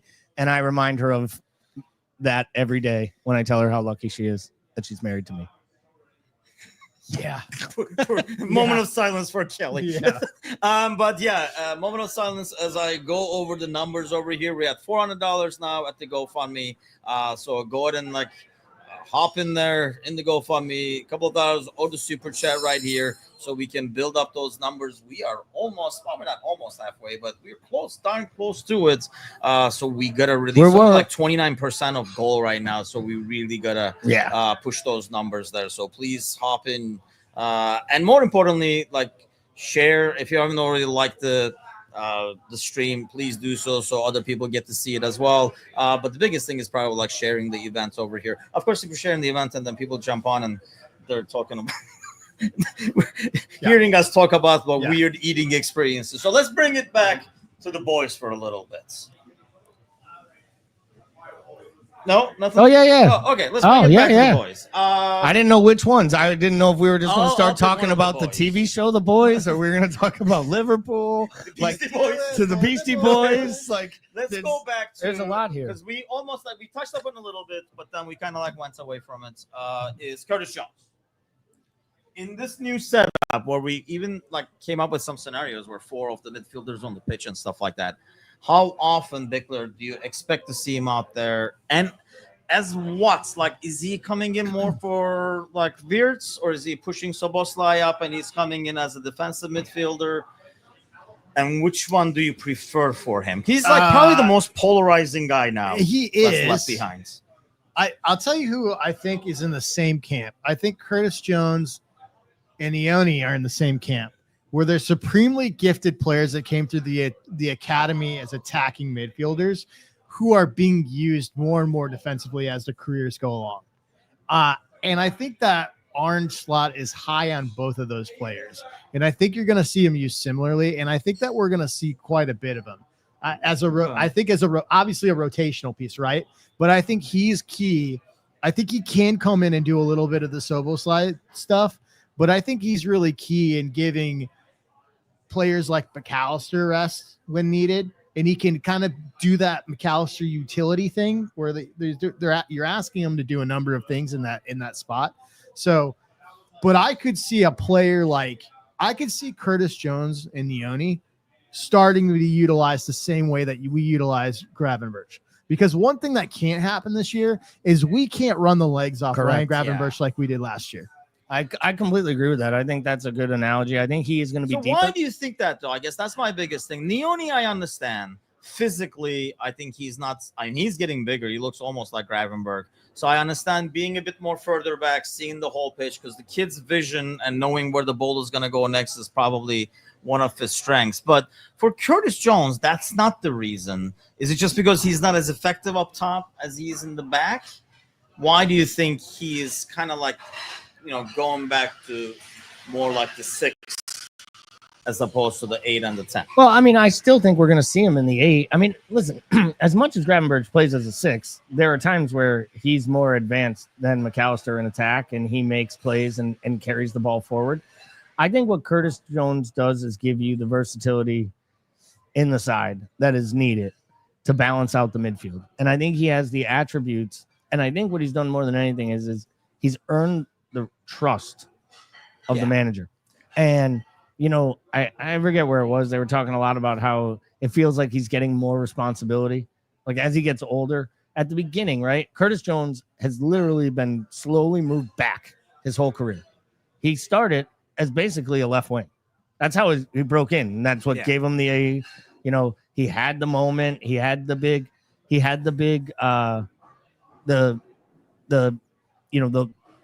the goal that we all joke about and talk about against Everton. The curler that he tried to recreate for 2.5 years. For half of his career. Yeah, half his career. Until he stopped recreating the curler is when he started to take steps forward and start to earn the respect. There was a season where Paul and I asked the question on a pod, is it time that Curtis Jones goes and finds himself a Crystal Palace? And I think it was right when Conor Gallagher was having that great run at Palace. And we were like, why doesn't Curtis Jones go do this for his career like Conor Gallagher did for his from Chelsea? Get out and get some minutes and show people what you can do. And I think he did the opposite. He bedded in, he fought for a spot, and he carved one out for himself. And I think last year, Slot convinced Curtis, you can be a 10. But if you're going to play 10, you're going to play it the way Dominic Szoboszlai plays it. Because that's what this team needs from you. And when you show me that you can you can take the responsibility I give you and make players around you better and make the right decisions. I still think at times he holds onto the ball too long. He does. But he also gets the ball, shifts his body, and moves it forward as fast as anyone in the side. He makes good late runs. He's constantly getting into different areas. Sorry, we're just getting some coffee delivered because Pickler's clearly answering. Getting some coffee delivered. We're not getting checked. Pickler's answering that question right now of what hour will you start to realize you're tired? This one. But no, I really do think like Jones. I think Jones plays a real key to this side. And I think Jones is more important in like how much you want to succeed this year. Because if you want to win 3-4, if you want a domestic cup run, Curtis Jones has to be immense. Because, you know, I'm for the world where like, and I think we had it on one of our morning shows where we said it, like, I'm for the world where they just tell Mo and Virgil and maybe even like McAllister, like, hey, guess what, guys? You're not playing in the League Cup. Like, no, not a game. Like maybe the final if we get there. Yeah. But like you're taking those days off because we don't normally give you those days off. And that's when this side really takes a big step forward. And I think Curtis plays a huge role in that. I think we're going to see quite a bit of like Curtis and Soboslai in the midfield too at times. I think, guys, we need to do the thing where Facebook limits our stream time. I think it's down. Do you know what that's about? Oh, that could be it. Yeah, time's up on Facebook. That's weird because I know normally we go 12 hours because at midnight we will be switching the YouTube streams because YouTube only allows us to go for so long. But this might be just like a issue on their end that's with Facebook as well. But the YouTube crew is still here. So we'll continue going with that. But yes, as midnight, we will let you guys know, but we will be swapping streams just because YouTube doesn't expect anybody to be so crazy. Neither does StreamYard in terms of like the number of hours they record. So we're only 8 hours, and so we will have to swap then. But do we just remove it though and then restart it in the same stream? We can try that. I think that I'll try that over here. The thing with Curtis is I feel like Curtis is a couple like if Curtis sees Mo, he releases the ball. There's like a couple of players where it feels like, you know, when he sees it, he's going to release it. But that's probably his only downfall is sometimes like hanging on to the ball too long. But I think Ryan was asking about, you know, if Isak doesn't come, does Elliott stay? I think one thing that works against Elliott's favor is the fact that while Curtis can play all those positions around midfield, Elliott is usually can only do the attacking one, and he's not. That's why he doesn't get the minutes that Curtis does because he can't drop down to a defensive role. I think the other real issue in play here is that you only have two more spots on this roster that can be international. I need to get rid of a so like I mean, if you get Isak, you're down to one. So I mean that's a consideration too, right? Which I think is why like a player like Gahey makes a lot of sense because you don't cut that. Or a guy like Malik Fofana who's so young you don't have to register him. Go. Here we fucking go. If you're asking for the options, so you're saying there's a chance and a good reason Gally really why. wants this 3% on this. I am looking for that 3%. Sure I feel like the transfer fee won't be that much either.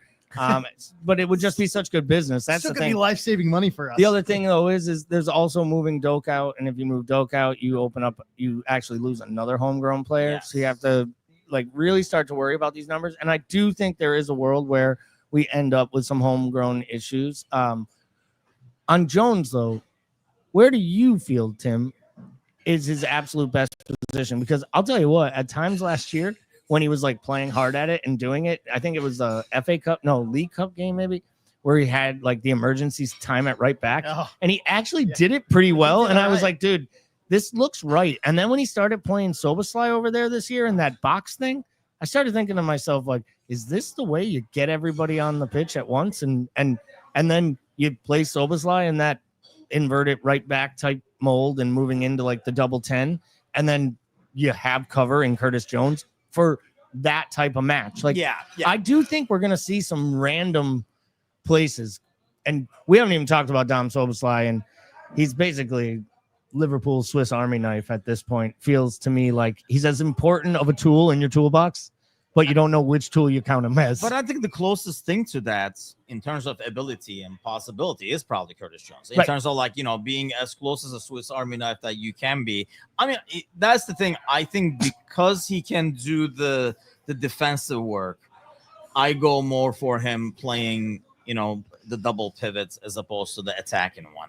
And that's mainly because when we play fluid ball, it sometimes stops with him. It's like he slows things down as opposed to, I think in the back, he's a lot better in like coming back, dropping the ball, helping us get out of the press and stuff like that, because he's good on the ball. But I just don't like how much sometimes he hangs on to the ball while we're attacking and slows down the pace the ball moves almost. And I think that's why like a deep lying role is better, but I can see him like utilized in a bunch of ways. And I think that's why he's a good player.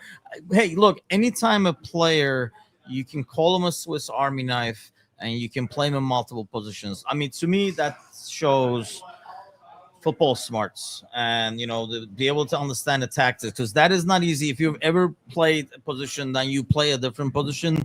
It is night and day to be able to do. He's very smart in understanding the system, and he has to have the trust of the manager to be able to constantly do that and play in different places, because there are a ton of different responsibilities. It's not like, go right back and like defend over there kind of a deal. I think like the fact that he can do that, Bickler, to me says that's probably why Slot does like him, like we think he does, because he gets it. Like wherever you put him, he gets what that slot needs. And I think that's the reason, like when we first had this conversation, I said, I think to me, he makes more sense in the grab and merge position, because like that is your launching point for almost everything from a creative standpoint. Is you're starting in your midfield further from the back. And I think for me, like if you have him in that role and he's not relied upon like McAllister or Soboslai, or I'm assuming Vierts, to basically carry the attack, he can do all those things. He's got great vision, right? I think his passing is very underrated. Very good. And I think his decision making has gotten so much better over the last couple of years. Like, and I think that comes to like maturity, and both physically and mentally. I mean, he became a father. He's taken on a role in this side. He's no longer the young kid, right? Like he doesn't come across anymore. Yeah, but at the same time, we just said he spent the last month drunk. But he's a 23-year-old kid who won the league. So did Gally. Yeah. And I'm 47. A month. What the fuck? But I'm not putting Gally in the starting 11 by any means. Well, let's be real. Half that team was drunk, which is why they played as mediocre as they did. Soboslai looked like he was drunk for that entire month Honestly, too, and that just could be the sweaty extra hair that he has all over the place. At that level, even if you drop off your normal Levels. concentration and focus by 5%, it literally translates to like 25-30% when you watch the game afterwards. The opponent didn't. That's the difference. Exactly. They had bonuses to reach, and they had points totals they had to acquire. And they, Chelsea, in Chelsea's case, they were going for a Champions League spot. In Arsenal's case, they just didn't want to be embarrassed. They wanted to finish second. In Palace's case, well, let's be real. Palace showed up as drunk as we were on the last day of the year. That was just two teams that just took the piss on the freaking 40,000, 50,000 in the stadium. And they were like, hey, you guys paid for the trophy celebration, not to watch us celebrate the fact that we each won trophies in the last couple of weeks. I always wondered how that last match goes in games like that, where do the like managers walk out and just be like, yeah, I'm just going to pass it around. Okay? Yeah. Can we just go home with a 1-1 draw and call it a day? Just get Mo a goal. Can Mo get a goal in front of the cop, please? Yeah. I mean, the thing with Curtis is, like I say, it almost feels like there are times where if he sees Mo open, he releases that ball a lot faster. So I don't know if it's a matter of him not trusting certain players or feels like he can do more with it as opposed to he trusts Mo to either give it back if he makes a smart run or to do the right move with them. Whereas he wants, like, I don't see him as much giving it to Gakpo or Diaz out wide open on the left. But if he sees Mo, the ball is going there like instantly. I mean, and in a way where he can receive the ball and do something good with it, not just getting there, I think for all these guys, like there's been such a focus on getting the ball to Mo in general, right? Like, I think that's like, I mean, he's by far your best player going forward. So, I mean, I think a lot of, especially with guys that like, a little bit younger, like Jones, I think we're like, it's kind of like, I don't know, I don't want to use an NFL analogy, but it's the same way people treated Tom Brady. Like you wanted to make sure that dude was happy, right? Yes. You know what I mean? And because there are consequences when he's not happy, right? Like, and so like, I think there's a lot of that in sort of adjacent to that point. I think the one thing outside of his decision making that Curtis Jones has greatly improved is his intelligence on his runs. Like if you watch the timing of when he's coming into the box and where he's coming into the box, like that's kind of like one of those things where like I don't know, I don't even want to get into this conversation, but like a player like Darwin, if he had done that, would have like 8 to 10 more goals in the season. Right. So I think that was like, we keep talking about the continued evolution and progression of Jones. I think it's the decision making, but I also think it's his ability to read the game and the spaces and where to be that make him so valuable coming forward now from deep positions. So the difference between him and Szoboszlai, then, because you mentioned Szoboszlai, is it just pace? Like, is it just physical, you think? Because that's one thing I see more out of Szoboszlai. He can close down faster. I think it's I think Szoboszlai's got more of the direct pace. I also think he's got better acceleration, and I think that's a big difference. Yeah, good point. I mean, we did talk about that a little bit. Well, then, Gally, what do you think his role is going to be mostly? Because he is kind of a guy that can do multiple things. What do you think we're going to see him mostly? Well, I think it's going to be a mixture of. I think it's primarily going to be a mix of the tactical shift and him being the 4th or 5th option. And if Wirtz is playing in the 10 and assuming there's 3 attackers ahead of him, whether it's Ekitike, Gakpo, and Salah, you're most likely then going to have 2 of 3 of McAllister, Szoboszlai, and Gravenberch playing in your midfield deep pivot, right?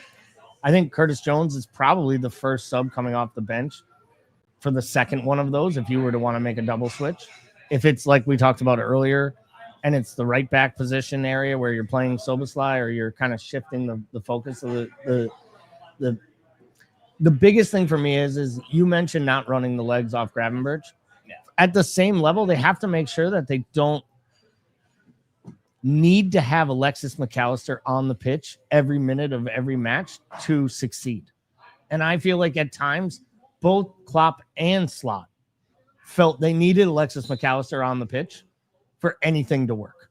Wow. And I think we saw, and here's the thing, newsflash, he also has to fly halfway across the world every time he plays a match for a country who's pretty much the number 1 country in the world. And they also think he needs to be on the pitch every minute of every meaningful match. And for them to go. And even the unmeaningful ones. Yeah, and even the ones that don't matter that are like friendlies. They're like, fuck it, play him. Yeah. He's Argentinian with an Irish name. Put him in. They kind of like see him as kind of like future player that will run the show because he has the smarts and not to mention the experience in the middle of the pitch. And I think that's what we miss when he's not there. And I think that's probably like same thing with Argentina. Yeah, you have like different players you can throw there, but you kind of miss that experience, like in terms of how he reads the game and stuff. I've been talking about players who are smart and kind of, read the game and play accordingly. That's what you miss when that dude is not out there. It's funny you say it's like that's what you miss when he's not out there.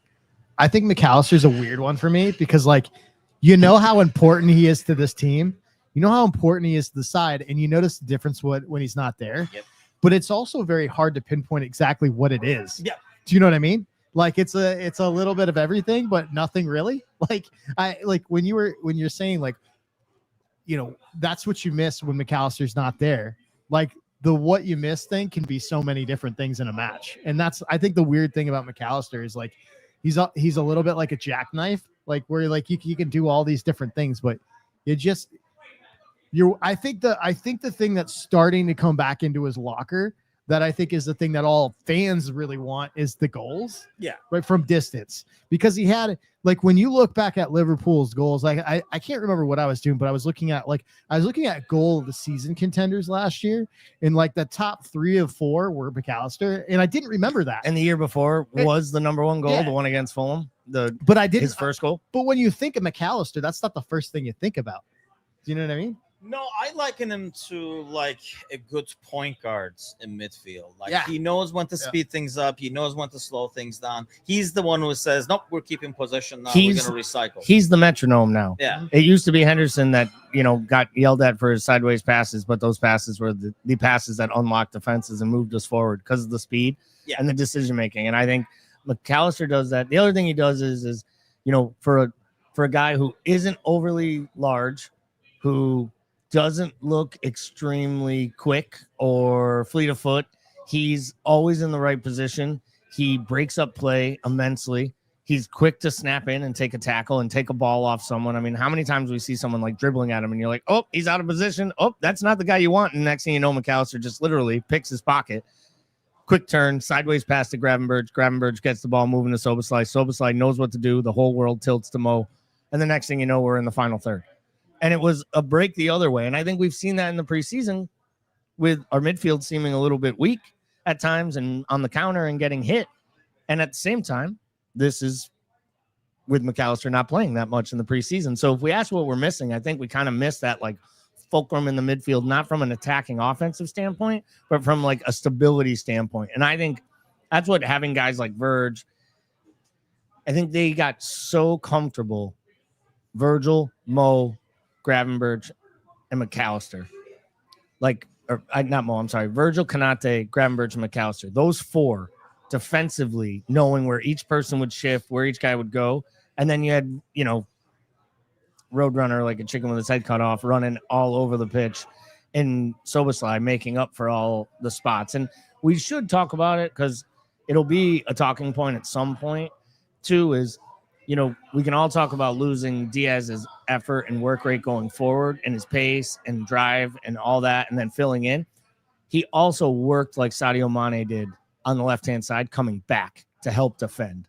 And that is a huge difference between him and Gakpo, who, let's be real, he normally works at trying to run just slightly fast enough to make people think he is not moping around when he is not going forward. So, I think there's going to have to be a little bit of an improvement there, or we may see a slight, we may feel like Gravenberch and McAllister aren't doing as good a job as they did in past years, but that's because Diaz isn't there supporting them on that side of the pitch like he was at times in the past. Makes you wonder if the shape of the midfield will change a little bit. And that's what I'm starting to talk about, that whole box thing and moving people around and kind of shifting, or is the understanding that, Gravenberch is going to drop deep, like into in between the two center backs. Virgil will cover a lot more of that space on the left, and Kirkez will be pushed forward, but now he's in those positions Diaz was defending.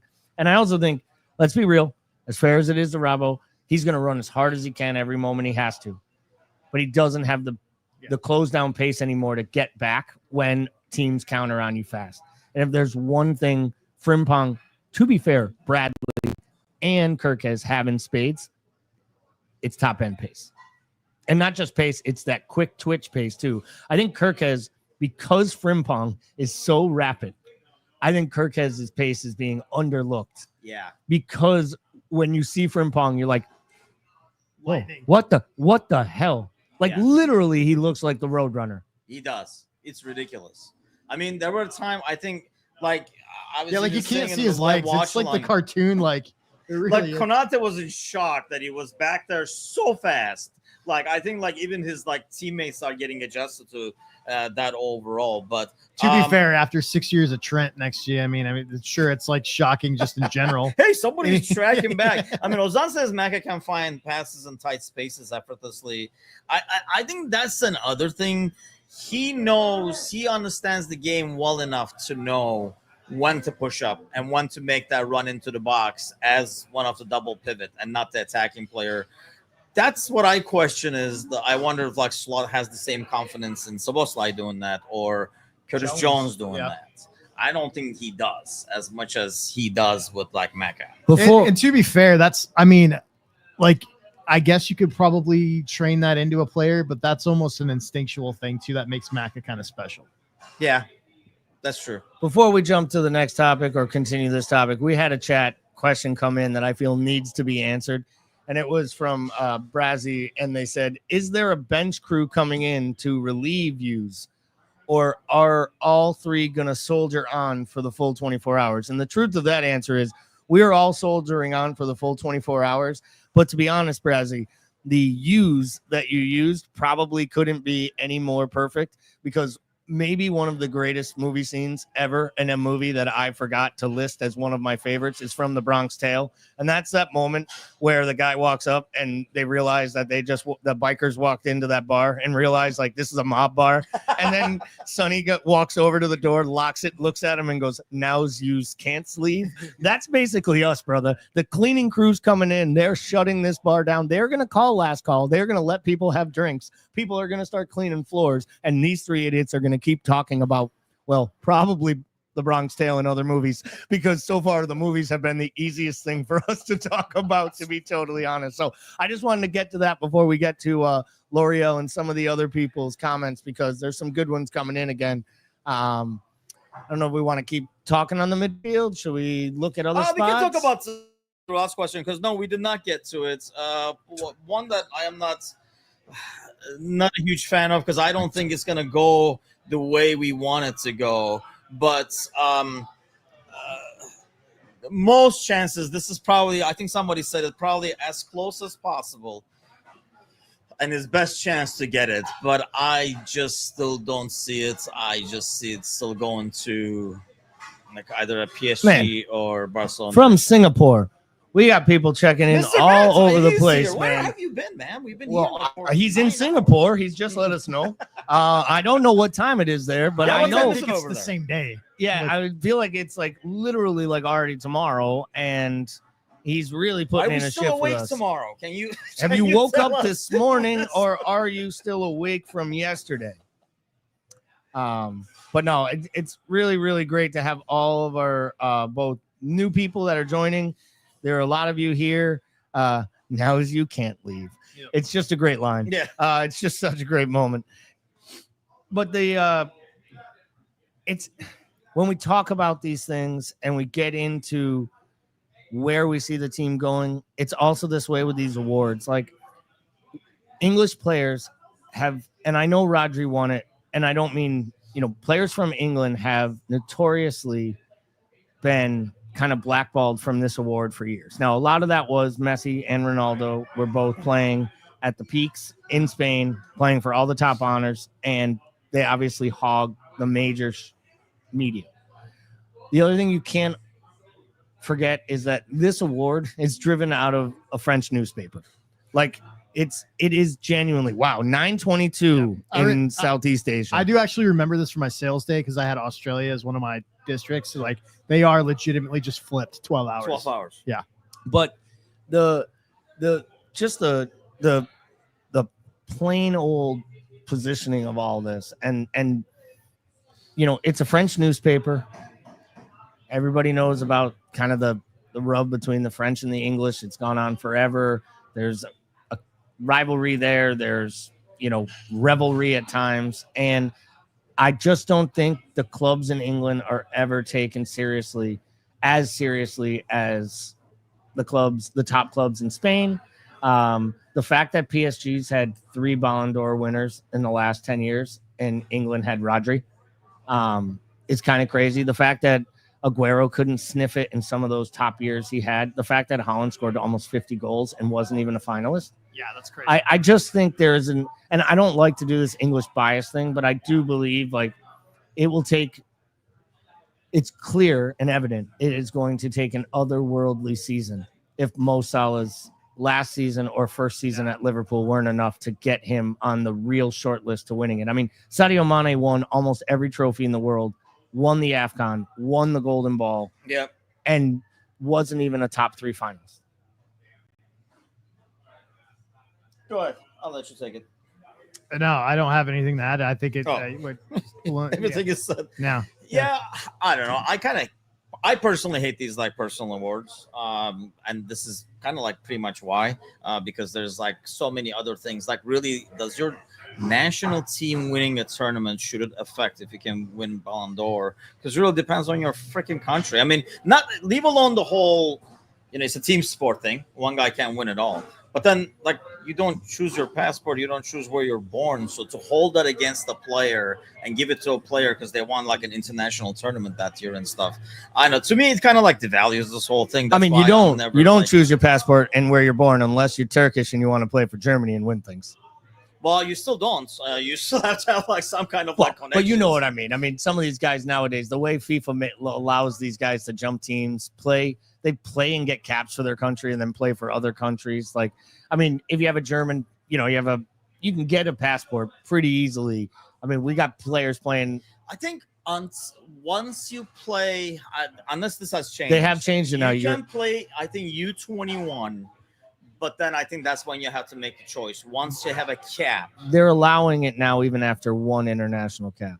that's so stupid. It's just like make a choice because that almost is going to end up like college football. I think it is. It's just going to be the transfer portal. You're just going to have guys being like, yeah, I'm thinking about transferring to Spain. What do you think about that?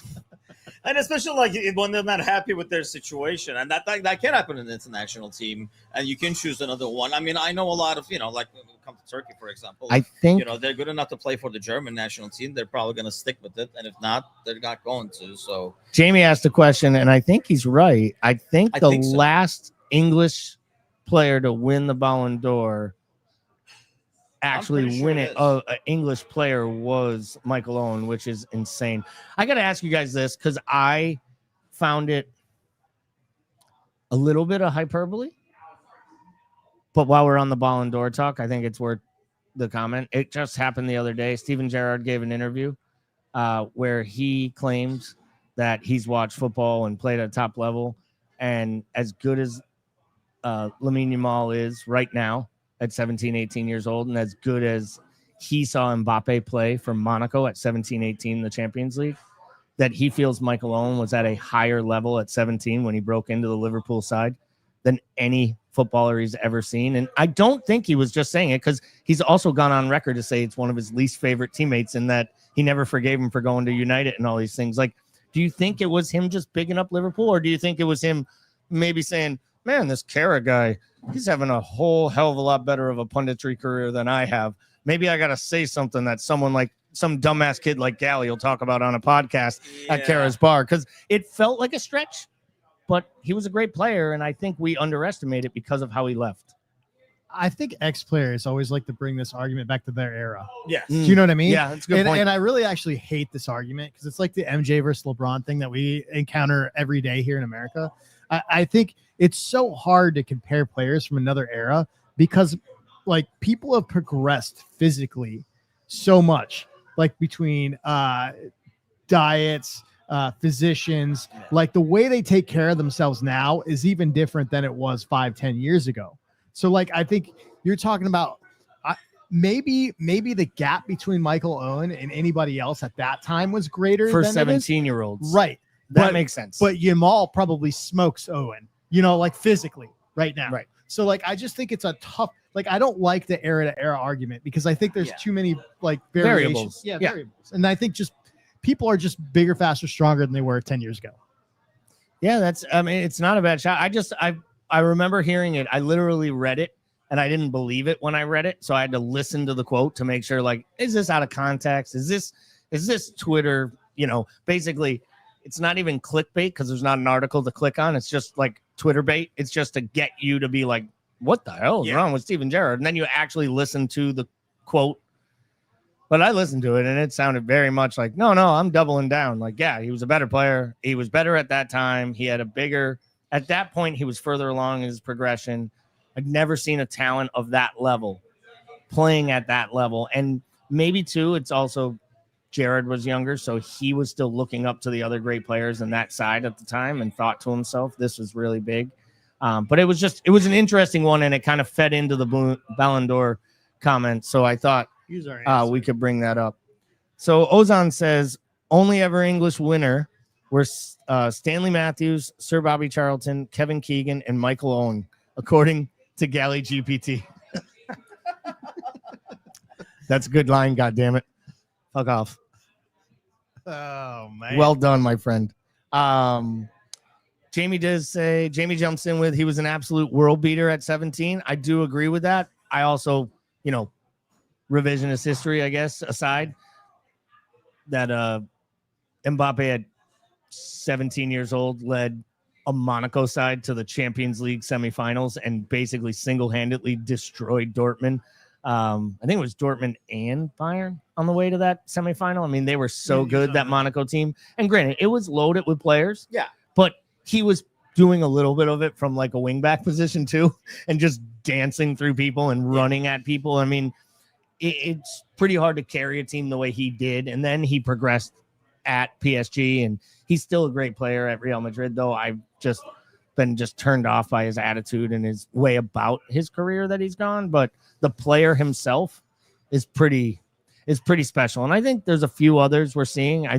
I honestly believe the young kid at PSG right now, the Duare or Deze or however you pronounce the name, I think the kid he's 18, 19 years old and looks to have every chance to be as good as all these guys we're talking about, from Dembele to, but let's just settle. And actually, now that we've gone round and round, what is the answer to who wins this year's Ballon d'Or? And it's not who you want to win it. Who do you think the French will give the award to? The French guy is my guess. Who plays for France? Plays for the biggest club in France? Yes. I mean, I think that's kind of like the France writing on the wall. Just cone heads. I'm just going France. Yeah. So we all are uniformly going Dembele? I think so. Yeah, I think that sounds good. It bothers right. me. It bothers me a little bit because I really wanted it to be Mo. Yeah. I think if Mo could have finished off the record goals and assists, I think if Liverpool maybe had advanced a little further in the Champions League, won the second trophy against Newcastle, like if there was a couple pieces of silverware and the golden boot and the assist award, he breaks Henry's record. Like now you're starting to do these things where you're breaking records of people who have been nominated for this award, who have moved further. I just think it's too hard when you can look at Dembele's numbers and you can make the argument. Do you remember when we used to get teased by the whole Jurgen is enamored with Dembele? Yeah. thing? Well, I think he was.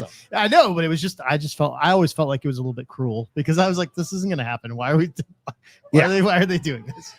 I will say, every time I watch the guy play, I think to myself, man, how good could that guy have been though if like for the beginning of his career he wasn't such a douche that like multiple great clubs were like, yeah, you got to go. Like Dortmund basically almost got him out of town.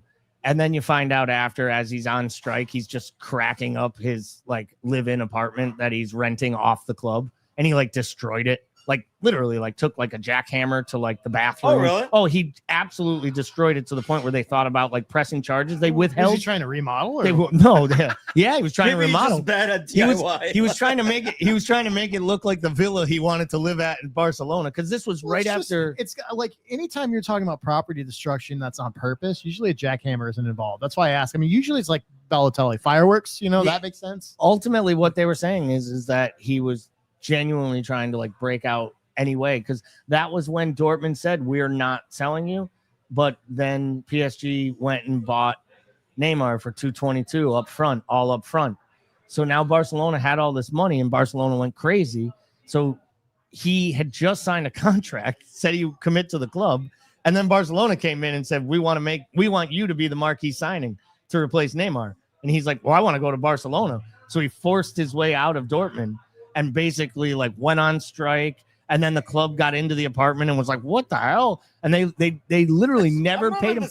They didn't pay him his like leaving bonus, because they actually like pressed charges for like against him for all the damages. Like it was insane. But kudos to him, because I remember the first Barcelona game, he could have made that 4 right at the very end, and he missed. I think Alex saved it. Actually, it was a 1v1 or something like that. So I'm still thankful for him for that one right there. The code word, we're not using the code word yet. We're not there yet, but we are still at $400. So we do need more donations to add to that. Ring this cashier over here. So if you scan the Q code there, It will give you all the links, including the GoFundMe. You can use the super chat right here if you're watching us on YouTube.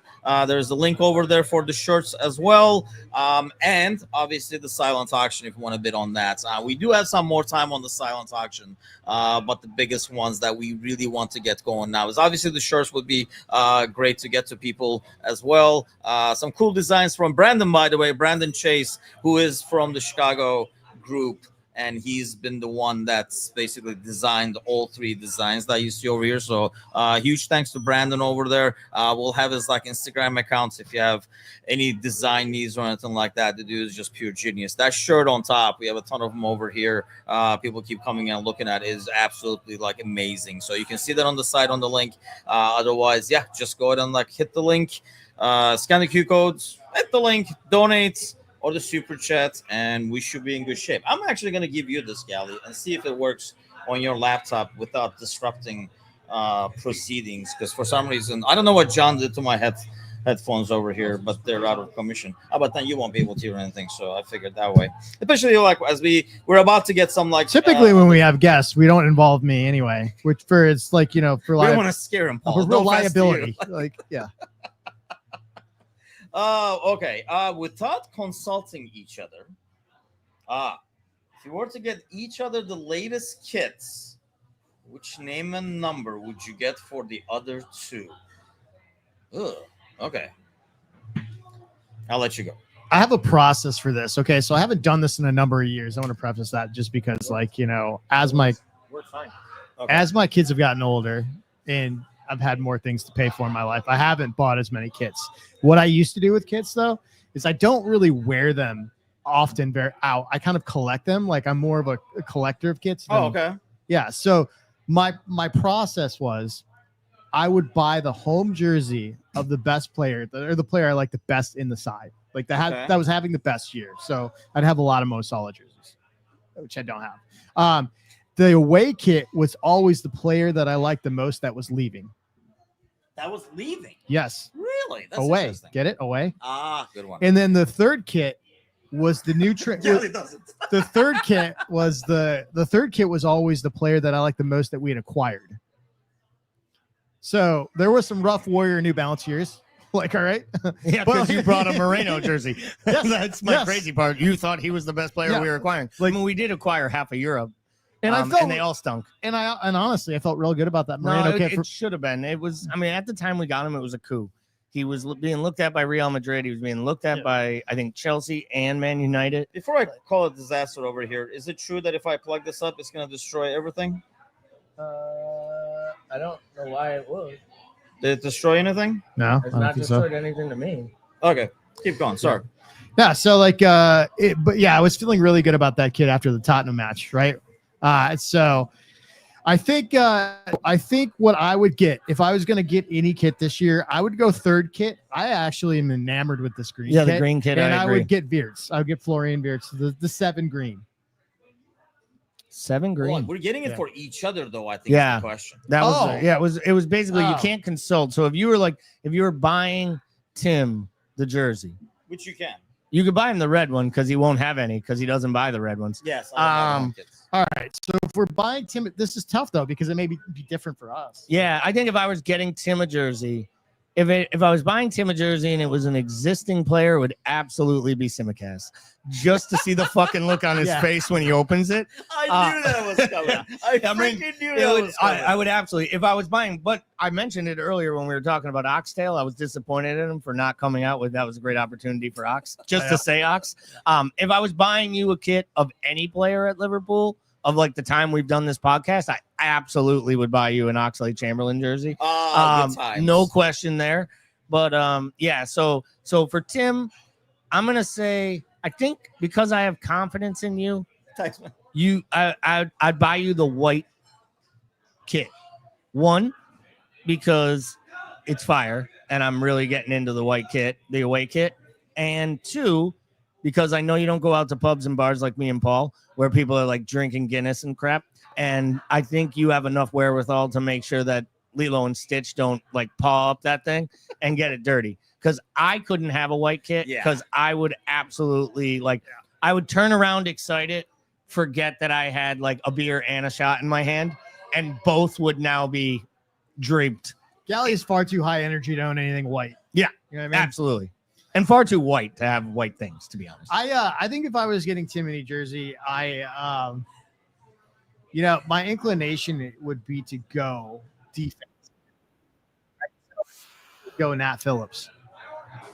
Did I get this? That was testing. Yes, because it played the StreamYard testing thing at 1,000 miles an hour through my sorry, earphones. I was trying to get my headset going over. I just can't. I give up. We're gonna figure it out at some point. We're assigning you jerseys. Honestly, and you're you know over what there this fucking around. No, you know what this feels like to me? This feels like that same type of settings thing that was happening to me, where like maybe your settings got reset by something John hit about allowing. Damn, John. We'll just blame John. Certain microphones. He was just hitting buttons, and the next thing you know, we just lost everything. I was like, John, what are you doing? You host this thing. Like, I don't understand. We basically told you, John, either stand next to us and just talk. And somehow he just starts smashing buttons. And the next thing you know, we're just completely confused by it. Yeah, really. There is the There man he of is. the hour over We here. can take a We'll break. Have you to the end over here, sir, if you want with the galley. If you come want on to in. stand next to galley. Go around. It doesn't All right, matter. either way you want. Nah, you're good. Get in the shot. I bring gifts. Oh, we have for you guys. This here. is, Talk clearly into the microphone. Hey guys, I bring gifts for you. How we doing tonight, everybody? Hello, world. All right, we got our newest Carragher's champion scarf here for you guys. Nice. All right, there you go. One for you, mate. Thank you, sir. So I will say this right now. If I'm buying a jersey with a name on it for anyone, it's not either of you two humps after I just got this. Oh, You wow. would get the kid. Oh, I appreciate we that. had You see? we had a caller. Flattery will get you everywhere. That's basically my biggest line. If you say Yeah. something nice about me, it's a great way to get your comment brought up on screen. There So, you Michael, go. first of all, man, thanks for having us here. Absolutely. Thanks for having the courage, first of all, and Yeah, hosting to- us over here. We to really put up with you appreciate it. guys and leaving you to your own devices overnight. We've already talked about I'm how still risky like, that is multiple times. yeah, exactly. The jury's still out on that. I guess we'll find out in the morning, right? Yeah, if we're still awake, you'll find out in the Yeah, morning. But no, exactly. we really appreciate it. I mean, this is like like perfect environment here. Kind of figured out the sun, except my freaking headphones now. But yeah, we really appreciate it, man. You've been like awesome, and really helps like make this a smooth operation overall. So Oh yeah, no, it's my pleasure. And anything that has to do with Liverpool guys, as you know, we support here at Carragher's Bar. As the New York Copites, we're an independent Liverpool supporters club, and with that said, we support everybody and anybody that has a voice, because at the end of the day, it doesn't matter if you've been supporting Liverpool for 5 months or 50 years. We're here for you, and yeah, by all means, man. Hopefully, we'll do this again next year and keep raising loads of money for the Jamie Carragher Foundation. So I wanted to ask you, obviously this is it's a huge place. And if you're ever in this area, you have to come over here. Match day or not, you're going to just see this place. And I just had the food, and John just the burger size of his head. So we can speak highly of that stuff as well. Well, but thank you. Let me ask you that. I mean, obviously you get a lot of people over here who are in New York, Liverpool fans. They almost like it's a place that they have to check out, especially on like match days and stuff like that. Like, how do you guys get those people involved? Is it just because the seniors in this place kind of put their arms around the newcomers so they feel home, or how does that work? Yeah, that's actually a very good question. Well, to be fair, we'll be celebrating 10 years this season at the end of August. So Carragher's will have its 10-year anniversary. Before that, this place was a Liverpool bar since about 2013, 2014. We coined it the Boot Room. And, with that said, it became an established, Liverpool supporters clubhouse, right? To answer your question, it's a little bit about, it's a little bit of that. You have your old timers and your expats and, your season ticket Scousers that are on holiday that have had, their season tickets since the 60s, or they have they're using their grandfather's ticket, who's 135 years old. Whatever the case may be, they go to Anfield on a regular basis, and and they call in because it's a beacon for the club and for the city. But overall, it is an organic engagement, right? It's something that is not planned. There's nobody gets on their soapbox and says you have to sing this song or you have to do this that way, or everybody's welcome. There's no membership dues or any dues that you have to pay in order to experience Liverpool Football Club. And outside of Anfield, in this case, we do get a lot of regulars that go to Anfield and say this experience is just like being at Anfield or being at one of the pubs, whether it be the Glenbuck or Hotel Anfield or Taggy's or one of the many great watering holes that you have around Anfield. For those lucky few that get to go to the game, a lot experience the game outside the grounds, and in the pubs outside the grounds, for those that can't get in. And so, when you have a match day experience here in New York, and you'll get to see for yourselves tomorrow, albeit it is the Community Shield. It's not necessarily a proper game, but it is a really nice warm up, and it kind of feels like almost like the first day of school, right? You're gonna have everybody wearing their brand new Adidas kits and the retro kits and all that's in their Sunday best. But it is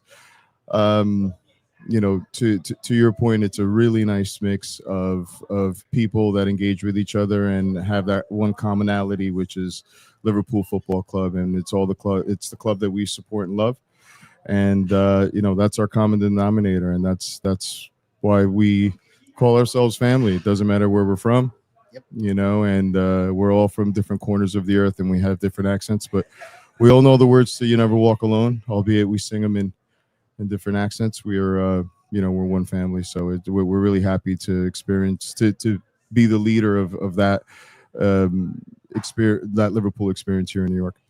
Well, I gotta say, as someone who's from Massachusetts, we have 4 different accents just from one little quarter of a state. So we understand that everybody from anywhere sounds a lot different, but the songs do come together. You make a great comment about the community here. Yeah. What has it been like for you personally to be involved with it for the whole 10 years and to see the growth that you've taken, both, I'm sure, as a supporters club in the New York Cop-Ites, but really also like how you've grown with your knowledge of the club and the connection you have to the club? Because I know last night you shared a lot with us about how important it is for you to be involved in these things the way we're trying to be involved, and love to hear kind of what you've done here at Carragher's and share with the listeners who maybe haven't had the lucky experience like we had to get to see this place in this place. Yeah, sure. No, absolutely. And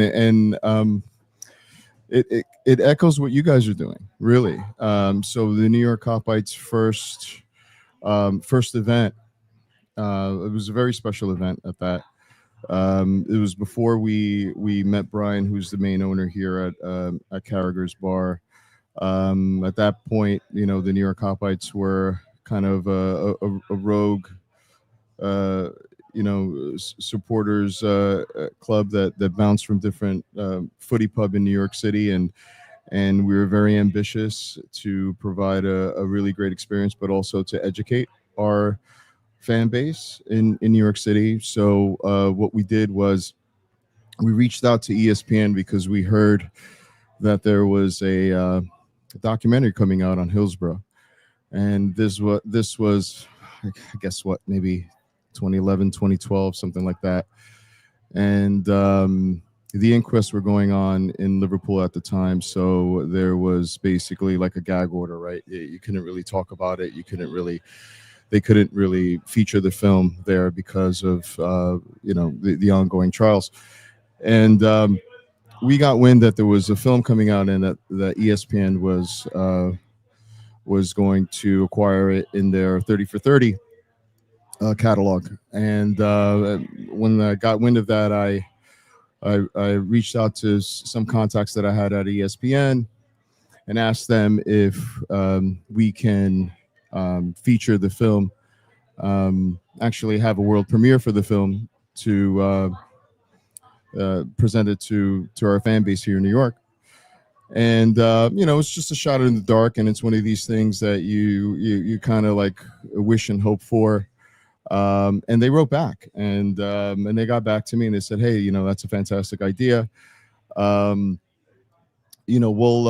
up the ante." And obviously within the body of the email, the objective of featuring the film was to raise money for the Hillsborough Foundation and to raise money for the victims. And so, with that said, they loved the idea, and they doubled up, and they flew over Mr. Gordon, who was the director of the film, to do a Q&A and a meet and greet and show the film and basically, talk about the film, which is very moving, and I encourage every Liverpool fan to see it if you haven't already. And that was first event, and that was our first big event with respect to raising money for doing a fundraiser essentially. And we knew that the as Liverpool fans, we know that the ethos of the city and the club is a socialist one, and one that we try to give back in any way that we can, and we essentially spread the love. So that's basically the foundation of our philosophy, right? And especially what we do here at Carragher's Bar. There's Jamin's involvement is little to none. He basically allows us to use his name and the family's name, and in return we fundraise for JC23, and we're constantly doing different events like this one, as well as shirt raffles and you name it. So proceeds, we see the proceeds going to incredibly good causes, and it's basically a mutual agreement that we have here between the two, two cities and two entities, if you will. And so as far as the New York Hoplites are concerned, we're very proud to be associated with Jamie Carragher and Jamie Carragher's Foundation. And we hope to continue to do the good work and raise loads of money for incredible efforts that they do over there. I was going to ask you about that, because sometimes when, we've done a fundraiser before we did this. Obviously, this is the second year we're doing for the foundation. We did one for the earthquake relief in Turkey, because I'm originally from Turkey and Syria and stuff. Okay. And that was with the SaveTheChildren.org and stuff. So right. Sometimes when you go through something specific like that, it's easier, because people know there's only one thing, whereas the foundation, when we donated $5,000 last year, that's used in multiple different projects and taking care of several different requests and stuff like that, which is great, but sometimes it's hard to kind of communicate that to somebody donating.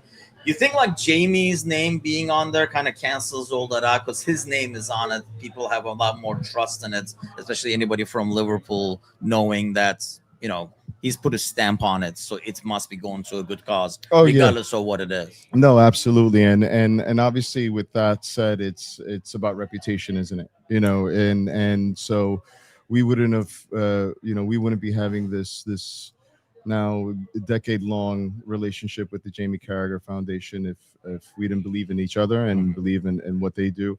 And we see it all the time, in so many different respects, whether it be Al Dehay Children's Hospital in Liverpool, whether it be contributions to handicap programs in Liverpool, and more recently the big donation that the foundation contributed to the victims of the attack at the parade. So it's a broad, it's a very broad stroke, and I get what you're saying as far as you can't say that it's going to it's cystic fibrosis or this or that or that, but it is it is one of those foundations that does have their their charity in multiple different causes, and they do a lot of great work. And obviously the city knows that Jamie's foundation does a lot of great work, and because of that, that gives us, for lack of a better term, that that credibility with the city and the folks that support Liverpool. And yeah, so it's I get what you're saying, and but just like anything else, you could confidently say that it's going to a really good cause. I think that actually, to me, I think that makes it almost like cooler because it's taking care of addressing multiple requests coming. Because when you donate to something like huge, it's, to most people, it might feel like I'm just like adding a drop over there. Like when we were talking to somebody, that's biggest problem with the fundraiser, right? Because people feel like, what's my dollar gonna do? Well, those dollars add up, or people feel like, well, somebody else will donate and stuff like that. That's the biggest difficulty of fundraiser. I think it's really cool that when we donated the last year's like $5,000, I spoke to Mike afterwards from the foundation, and he can rattle off a bunch of different stuff, like a young kids playing soccer, or we were talking yesterday, like some kids who might not normally be able to go to a game actually going to a game and stuff like that. So speak a bit about that. Obviously you're a lot closer with the foundation and Mike in terms of like the variety of like requests they answer to and they try to meet. Exactly. Yeah, no, and it's an array of them. As you can imagine, there's just so many of them, because let's face it, there are a lot of people in need. And whether it's a hospice program or the total opposite, which is a baby's hospital or a food bank, there are so many causes, and you don't have to go far. Every week you see Jamie in the paper, somewhere different, contributing, giving to so many different causes. So yeah, as also as Jamie's, for lack of a better term, his brand grows, especially here in the United States, being on CBS Sports and covering the Champions League for American TV, you have a lot more Americans knowing who he is. Yeah. And they may not necessarily see the charity work because the press is different in the UK, and unless they're on Twitter or unless they're watching Sky Sports or reading the Liverpool Echo, they're not really going to know. But he is, he has become, a huge force on his own and a huge name on his own. So much so that it's a recognizable name, even with those fair weather. I hate saying soccer, but yeah, fair weather football fans that are in America, they recognize the name, and they might even support another club, but they'll coming in just to experience Carragher's. Yeah. I was going to ask you that. Like, have you seen in the last couple of years, because let's be honest, we know him as a player, record club, record Premier League appearances for the club, just a really great ambassador, legend, won big trophies. He's almost one of those rare athletes who is creating a second career for himself, where he's meeting a certain level of the same success. Like, he is the number one pundit, and it's, in some ways, it's his partner in crime, him and Neville, the podcast they do, the shows they do, how well they interact on TV, because it's a production, it's part of it.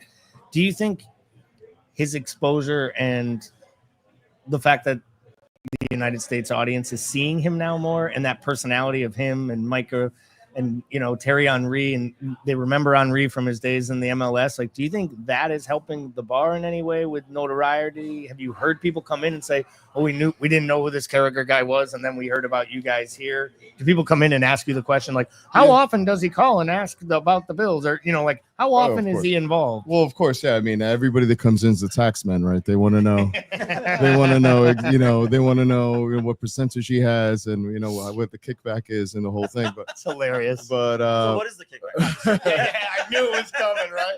Just so you know, he's our Turkish tax man.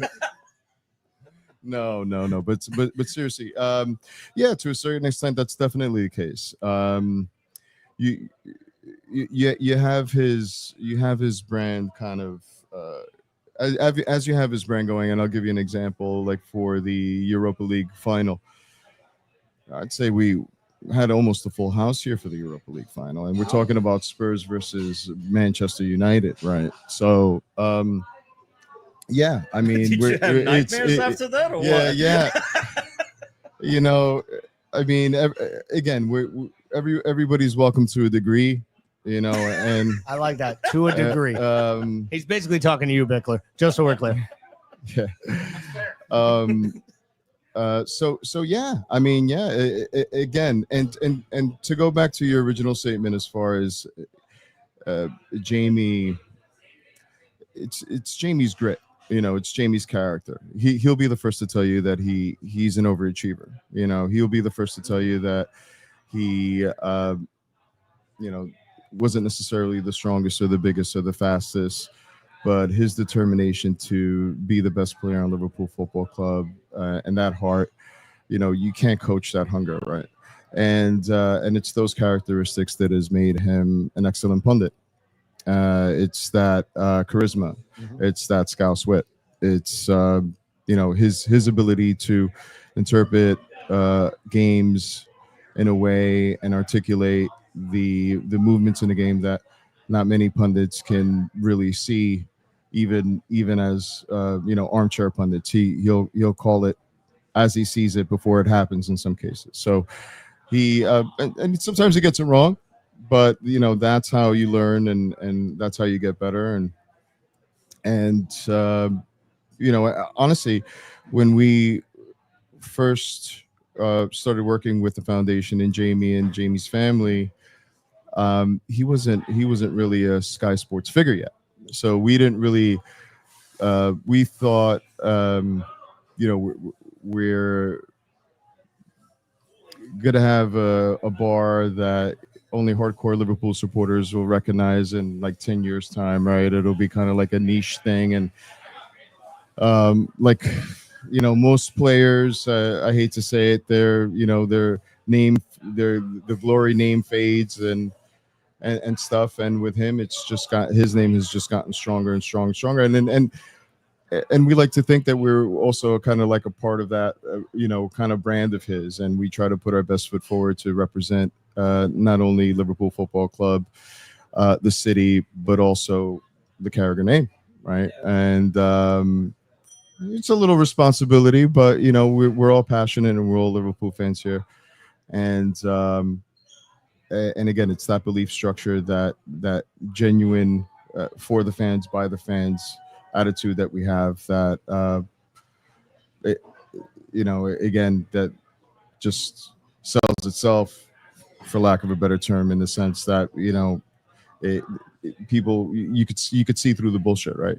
Yeah. If we were a place that were, you know, that didn't support Liverpool and didn't have that ethos, you know, we wouldn't be successful, no matter what name we had on the moniker, right?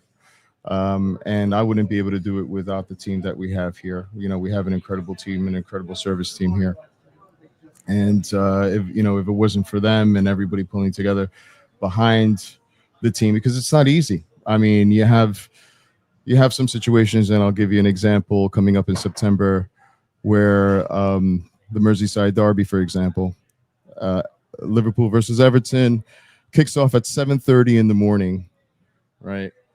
We'll be open from 6 in the morning, and yeah, the staff has to wake up at 5 in the morning to get, you know, it's not easy. And you know, let's face it, you're not really pounding down the drinks at 7:30, 8 o'clock in the morning, but we've been doing this for 10 years. We've been opening our doors when other bars and other establishments wouldn't even be waking up. And a lot of times we did it, you know, not necessarily making money, but we did it because we believe that it's the right thing to do. And so we continue that. We continue doing that, and we have our regulars, and we have our folks that are on holiday visiting us from all corners of the globe. So, and Mike, I'm just going to ask you real quick. We got question while you're getting there. We got this question in the chat. Yeah, what's up? The most famous celebrity, not just a footballer, that you guys have had at this bar, and if you know anything about Lower Manhattan, that's a You could probably take your pick of huge celebrities that have walked into this place, but just walk us through a couple. So big should ones. I start with Liverpool fans or non-Liverpool fans that have come in? Let's start with Either the one, Liverpool yeah. fans. I think we'd love to hear that. Yeah, I'd love to. So I'd say the most A-list celebrity Liverpool fan that we've had here is Mike Myers. So Mike Myers is, I like to say he's an irregular here. He's probably here maybe 2 or 3 times a season. He'll call in for a game. I believe he has a place here in New York. So whenever he's free, he'll pop in unannounced, give me a big hug and throw a bunch of swag and merch his way, and he loves it. And but it's incredible to see because you have somebody like Mike Myers, for example, that'll come in on a whim for a game, and we score and he's hugging total strangers. I love it. And it's and he's just one of the lads, and he's just glowing and proud, and the energy is contagious, and it's incredible to see that you have somebody so beloved and coveted and A-list that is so accessible, and he feels comfortable. He doesn't feel like he's in a place of I can imagine like danger, right? If you're an A-list celebrity, you're constantly surrounded by people that want to touch you, take pictures with you, this and that. And like you said, this is New York, so there is a little bit, there is a level of respect, but at the same time, to see that from somebody like him is incredible. Other A-list, I guess, A-list-ish celebrities. We have Sheamus that comes here all the time. So Sheamus, the WWE wrestler, he's a great friend of the show, as they say in the business, right? So he comes in. He's a local. He lives not too far from here, and we're always happy to have him, even though I have to always change a keg when he's here, because he seems to at least drink a keg of Guinness every time he comes. But we've also had our lad Damian Lewis, is it from Billions? Is it Damian? I think it's Damian Lewis, wasn't it? Damian Lewis. Yeah. So we've had him. Yeah. Who else have we had? Is it Keenan from Key and Peele? Oh, okay. Yep. Okay. Yeah. So he's a Liverpool fan. He's been in a couple of times on the low. Let me see Liverpool fans that are famous. Who else? Somebody else is gonna pop to mind right, in a minute. But I'd say the most A-list soccer fan that we've had, Ed Sheeran. Yeah. So I was gonna ask you if you ever made an Ed appearance Sheeran in was your here trips to New York. for a Ipswich game. So we hosted him for an Ipswich game, which was interesting.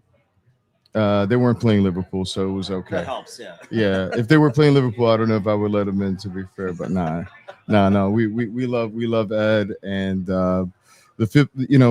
again with Jamie Carragher's voice, we've become a very integral part of the football community here in New York City, and because of that, that's why you have the likes of Ed Sheeran coming in, even though he's not a fan of Liverpool. He's like, Carragher's synonymous with football, Premier League, I'm there.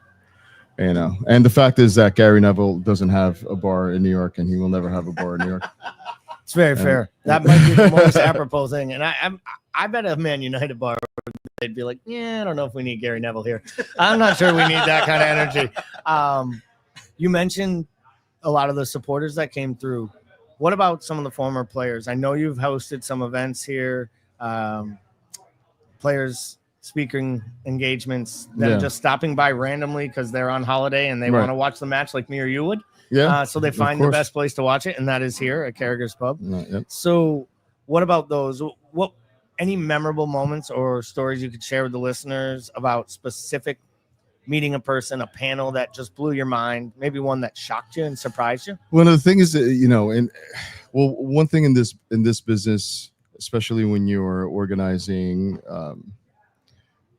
as I call them, the dog and pony shows, the Q&As and the meet and greets, with your heroes, you do have to kind of curb your enthusiasm, right? Because at the end of the day, you know, it's a collaborative effort to make sure that the event goes off well. So you have no time to be a fanboy, right? True. And the moment that you are a fanboy, I think naturally, you know, the talent will lose a little respect for you a little bit, and maybe not take you as seriously. So there have been a lot of moments where I've had to kind of you know, bite down and be like, all right, I'm professional now. And it's been challenging, it's been difficult, but the most awkward one had to there were a few ones, but I would say one of the most memorable has to be Steven Gerrard. So Steven Gerrard was wrapping up his career and playing in his final season, and we got wind of that, and so we made an effort to essentially buy a section at Yankee Stadium when LA Galaxy came to visit NYCFC. And we took a couple of buses over to Yankee Stadium with flags and everything, and it was odd because, you know, NYCFC are blue and LA Galaxy are white, and there's a little red pocket at the stadium, right, singing Liverpool songs and you know, Stevie's fucking hard and all that, right?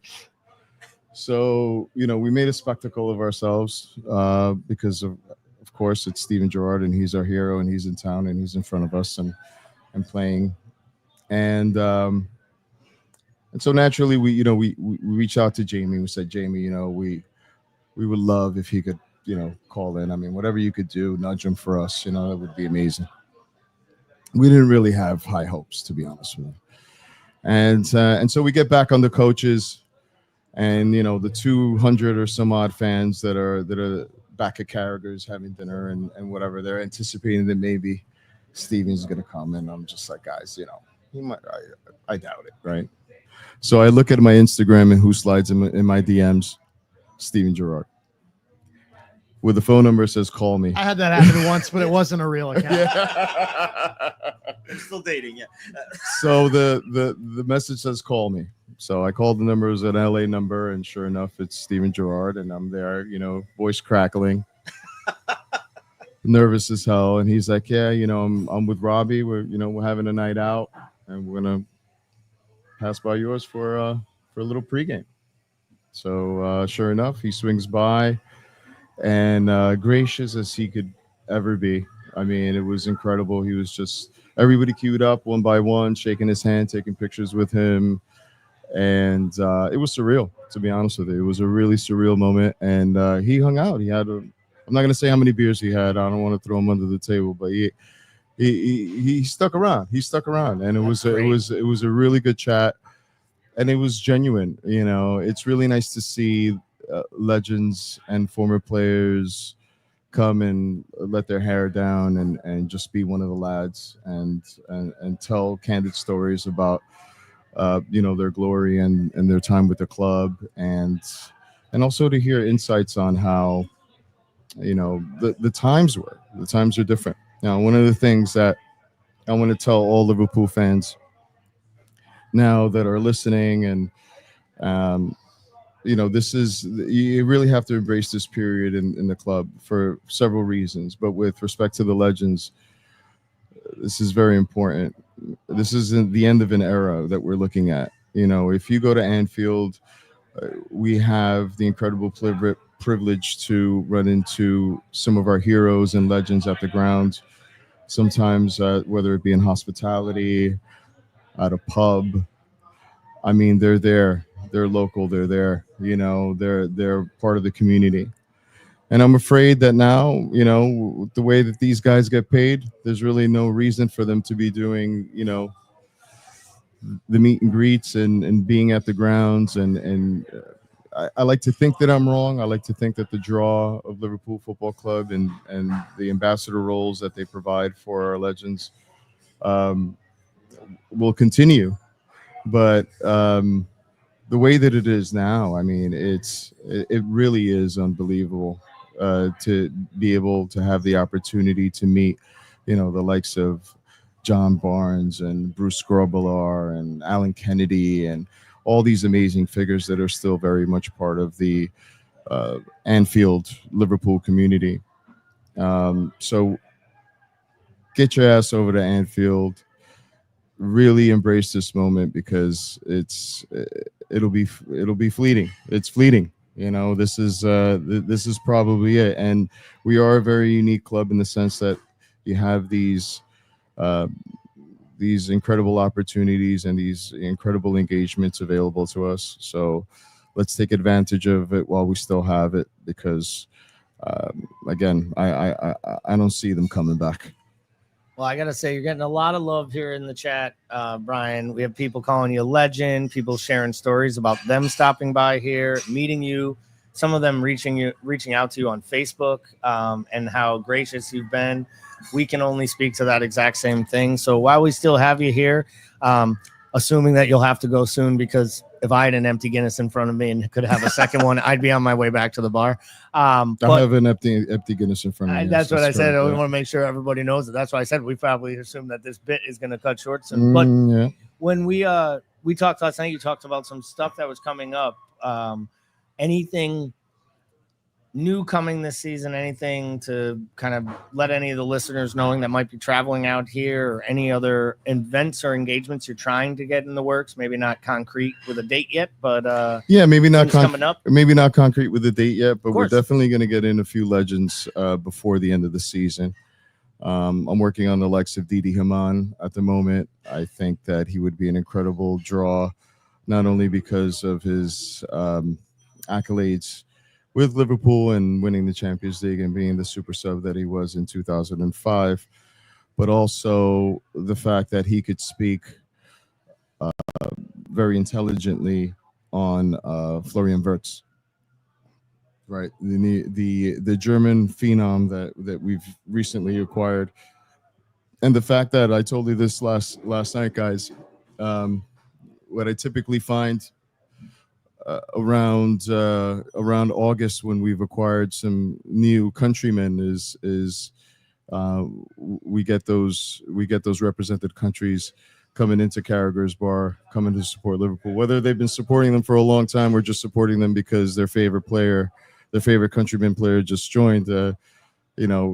Is hard to tell, but I've seen it time and time and again, and there's no doubt that we'll be getting loads of Germans coming in to support Liverpool this season because of Florian. So shout out to all my German Liverpool fans out there if they're listening.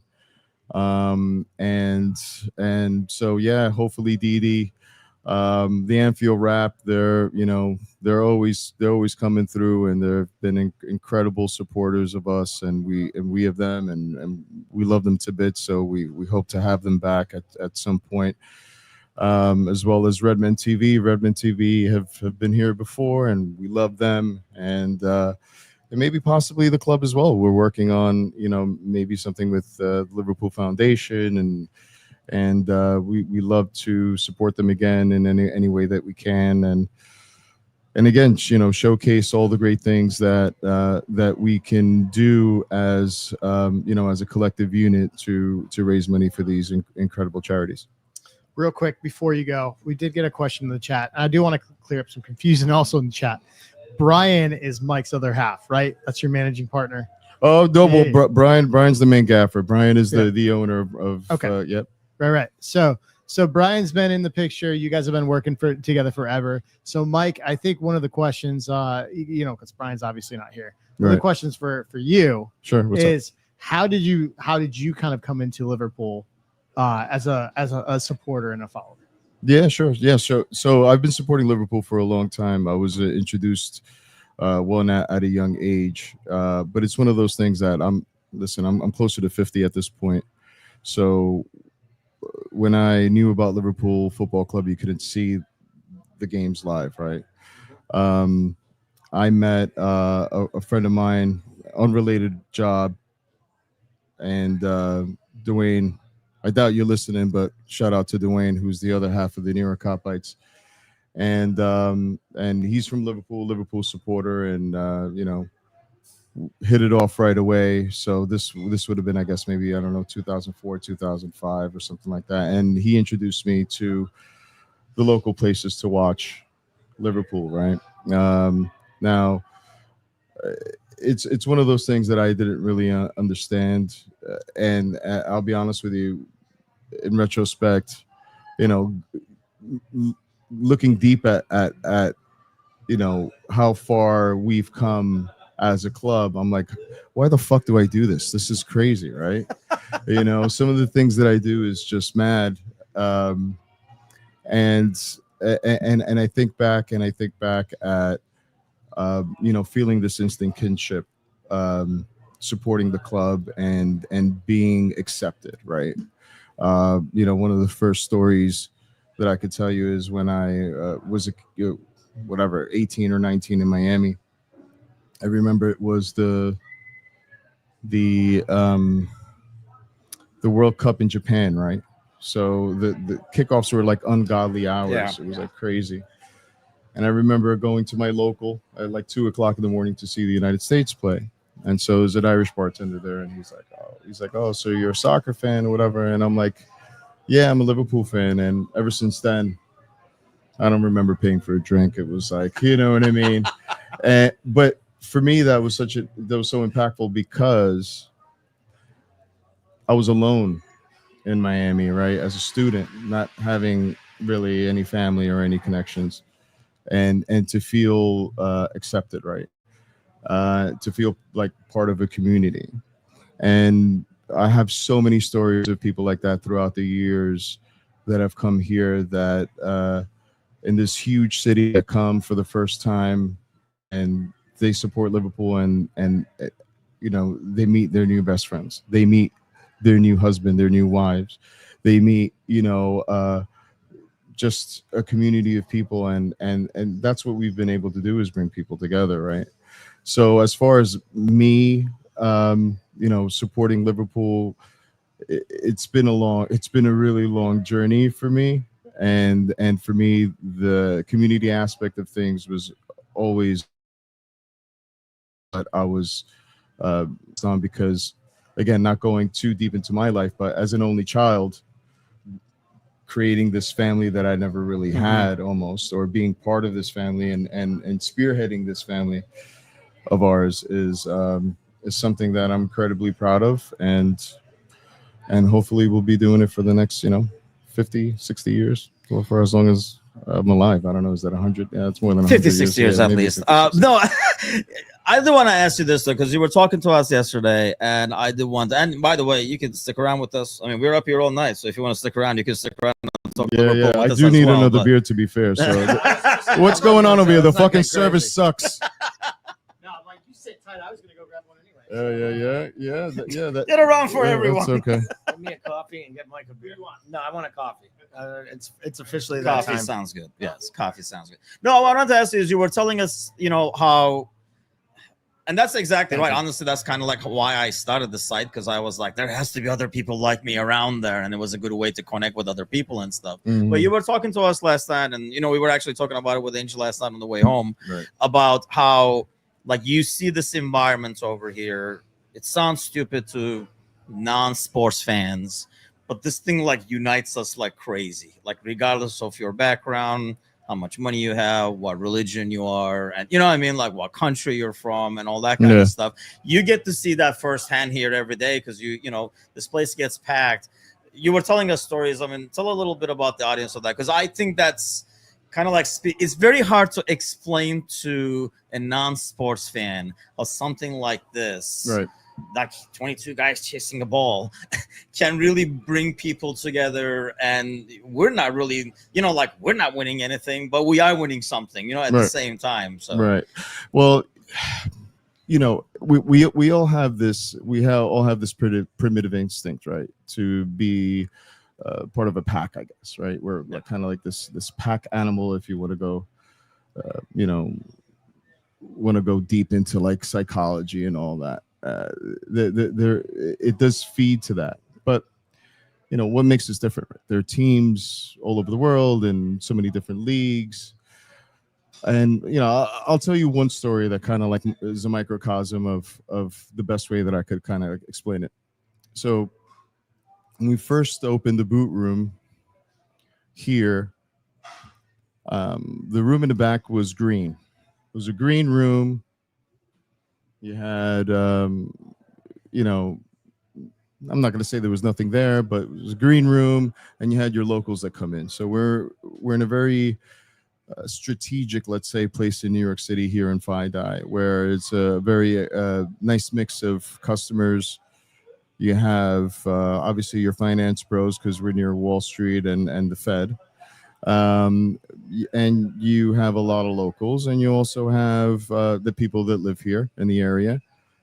And also, you got your salty dogs. You got your union guys. You got your hard hats. You got your pipe fitters, your electricians, carpenters, and the like.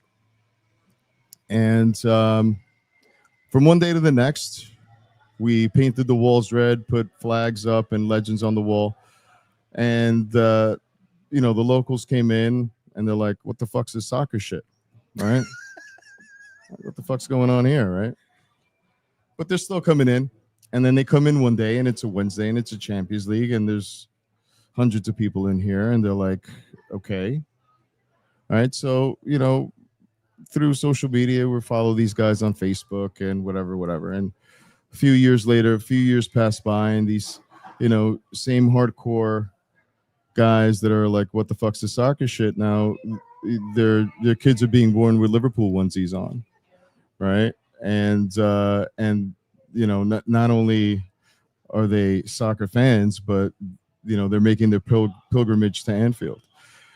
So to be able to convert atheists into believers, right, sort of say, from just, experiencing not just a game, but experiencing the people, because what makes Liverpool Football Club so special are the people from Liverpool.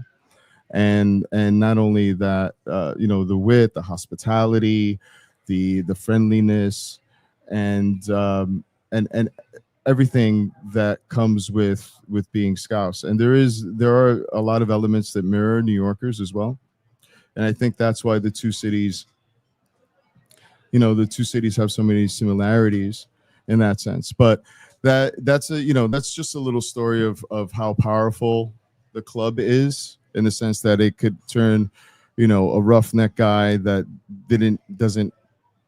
doesn't care two bits about the sport to becoming a diehard Liverpool fan, and making their family a Liverpool fan. And so, yeah, I mean, that's just one of the many stories. I mean, there's so many great stories that I could tell you of just unity, right? And one of the stories that I was telling you that I always say, and I like to echo to a lot of customers, because of especially what's going on now in the world geopolitically.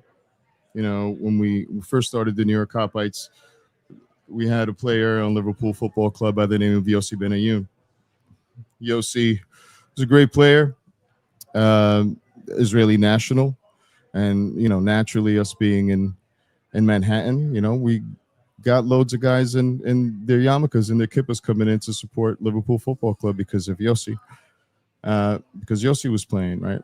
So now we have Mohamed Salah, right? Mohamed Salah, probably one of the greatest sport Muslim icons there could be, right? Mm-hmm. Just a huge positive symbol in the Arab world, and naturally we get folks from all over the region that come to support Mohamed Salah and Liverpool Football Club. Again, it's a chicken and egg thing, whether they supported the club before Mo or after Mo, doesn't really matter. They're supporting the club, and to be in a situation where you have You Never Walk Alone comes on, and you have people from all walks of life, creeds and races, and a Muslim guy next to a Jewish guy, and they're singing You Never Walk Alone together, and they're hugging when we score. That's just it's an incredible symbol of how beautiful it could really be if we we truly had love for each other. In this case, the common denominator is LFC.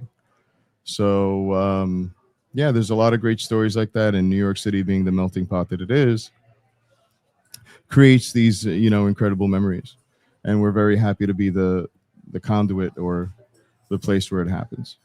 Yeah, I mean, that's what makes it cool. I mean, in our Discord channel, with our like regulars, fans, and stuff like that, there are people from like all walks of life, different backgrounds, different stories. And we talked about earlier about like how we became fans and stuff, and everybody has their own story, and that's what makes it cool. And Liverpool is a unique club in that sense too, because there are certain basics in both politically and socially, like what the club stands for, but it brings all those people together, and I think that's why it's special. But now that you got your beer, I know that Bickler can be a part of your staff if need be. He can be hired. He's already wearing the shirt, so he's halfway there. He did good. I mean, he didn't drop the beers on the way over here, so that's half the battle there. I got a weird feeling Mike's not huge on that idea for good reason. But if you have some time, let's talk a little bit of the team. Sure, yeah, let's do it, baby. How about those Reds? How about those Reds? How about them fucking Reds, huh? Where were you at like last year going into the season? Obviously, there's a lot of excitement, but I know, Homer pick was to pick us to win because, I feel in that karma in having like the hope, and it was an established squad, but there were a lot of doubts. There's a lot of excitements now, but first of all, how shocked, if you are, at last season, how it went? Shocked. Yeah, I was a little shocked, to be honest with you. Definitely shocked. Like, for those Liverpool fans to say, "Oh yeah, we knew we had it in the bag," that's just crazy talk. I mean, you have a situation where you're getting a brand new manager, no new signings, and yeah, so naturally expectations weren't the highest, right? Now, we get a manager that is different from Klopp, right? What Slot did with respect to take a squad, I'll say a veteran squad, right? Not necessarily in the peak of their powers, but maybe coming down just a tad, right? To be able to make them play the way that they play in pragmatic is an overplayed word, but definitely a lot more calm than the heavy metal football that Klopp was playing. Yeah. So there were a little frustrations in the beginning of the season where I would see us, and naturally, because we didn't play in a manner that we were accustomed to seeing, as far as fast-paced football, and if they score 3, we score 4. We see the slop ball passing sideways and passing backward when we're only up 1-0.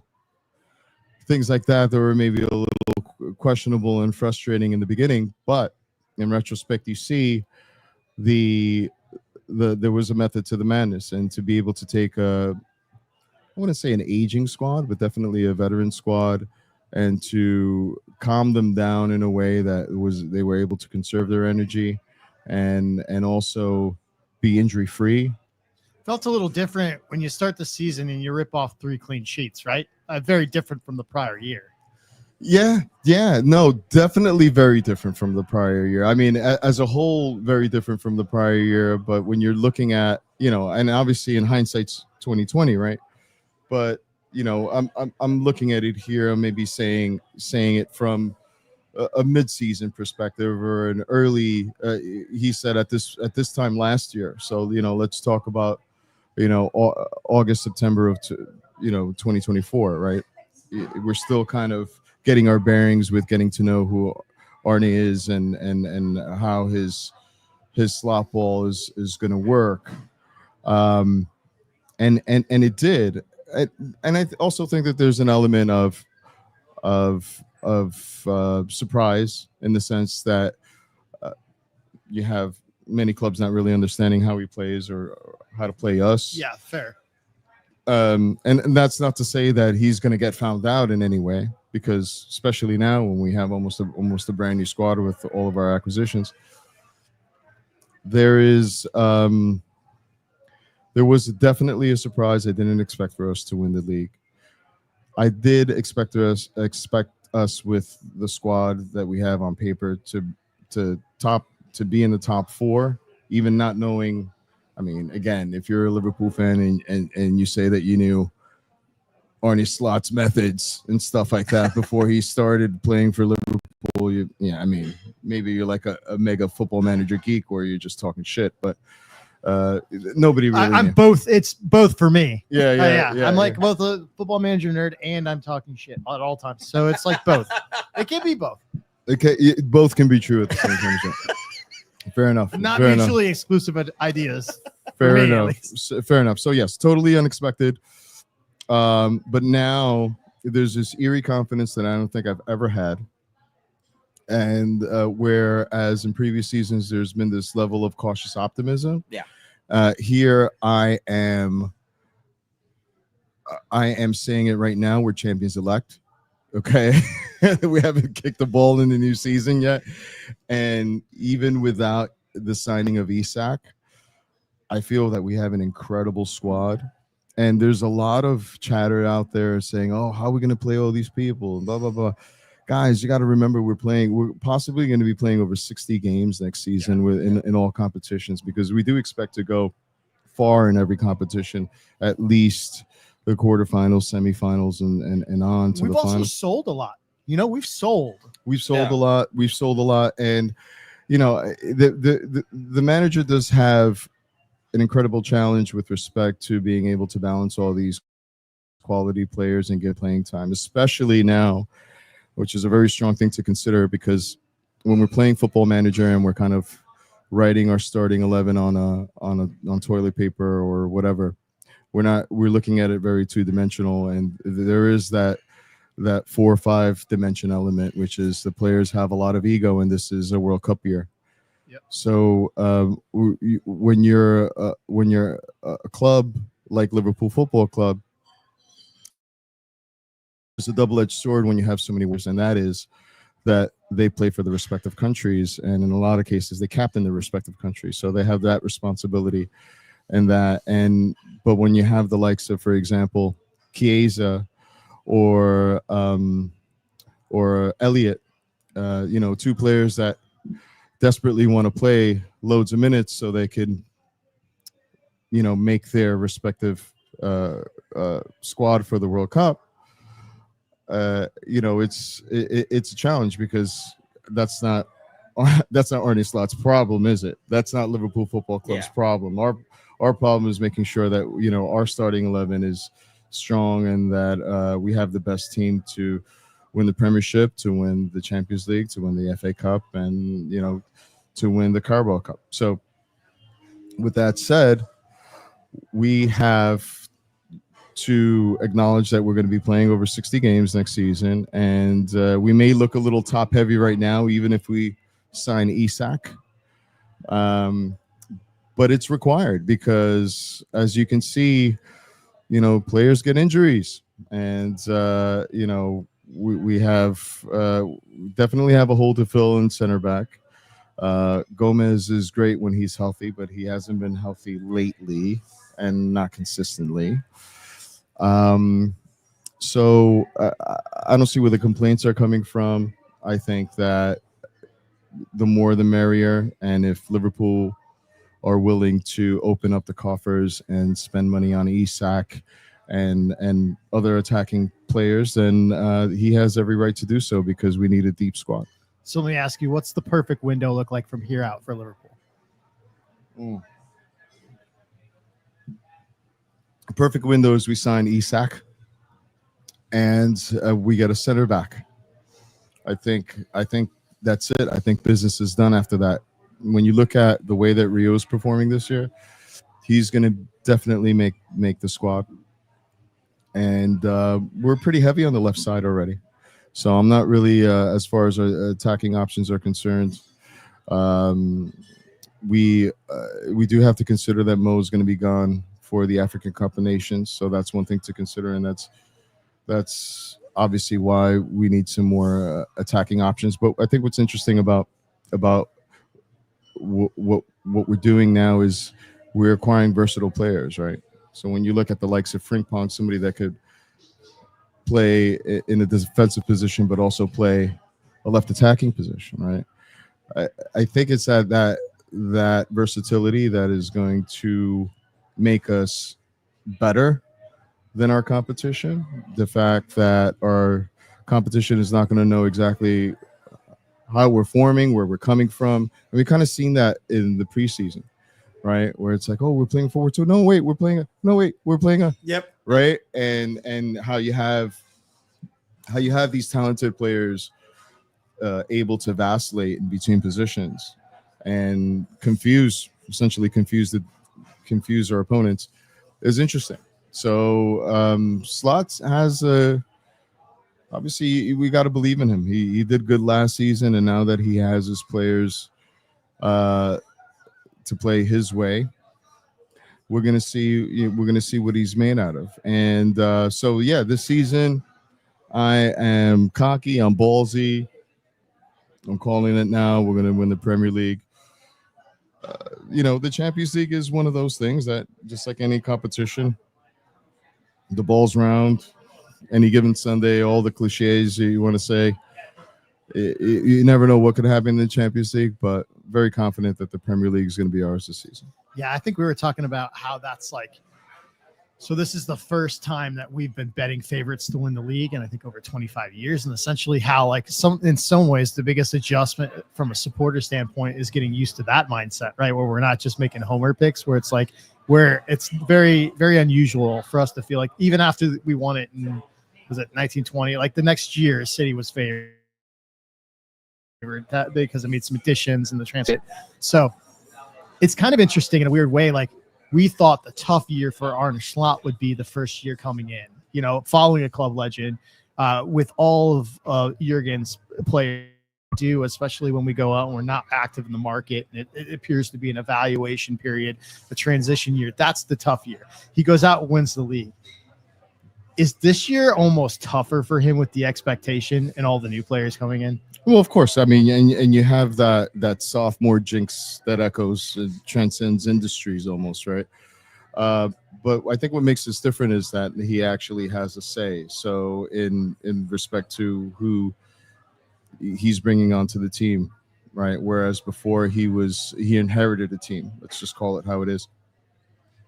Other than acquiring Chiesa, which I think was probably already in the chamber before he came on, but other than now he's essentially building his team. So yeah, there's obviously the pressure that comes with being the favorite, which we're not accustomed to. That is that. And that's even before we were favorites. I mean, you can honestly say probably for the last 6-7 years, we've been contenders and kind of that team that every team gets up for, right? And that's why we'll lose to the likes of like Burnley, or like, you know what I mean? Because you have these small teams that really want to get up and play us hard. And so, and on the other side of it, there's that psychology that comes behind, like, okay, we're playing fucking Burnley, guys, let's take our foot off the gas, right?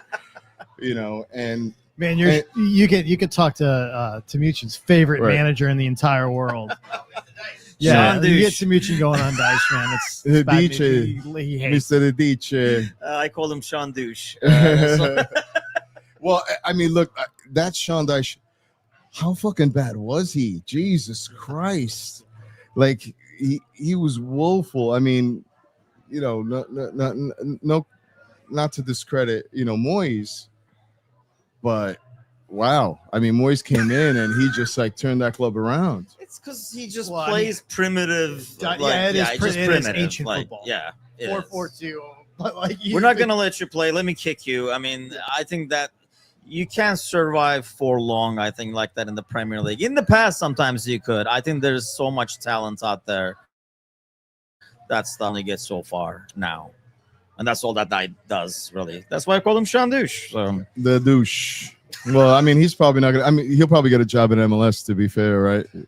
He'll be managing an MLS. Might win team. the league like that too. He'll be managing. So, unpopular opinion. with respect to Isak, I told you my conspiracy theory yesterday, and I have there's absolutely no merit to what I'm saying. It's just totally speaking from the heart, and you know. Last night you told us Jamie told you. No, I'm just No, kidding. fuck off. He doesn't know shit anyway. They don't tell him anything anyway. He's got a big mouth.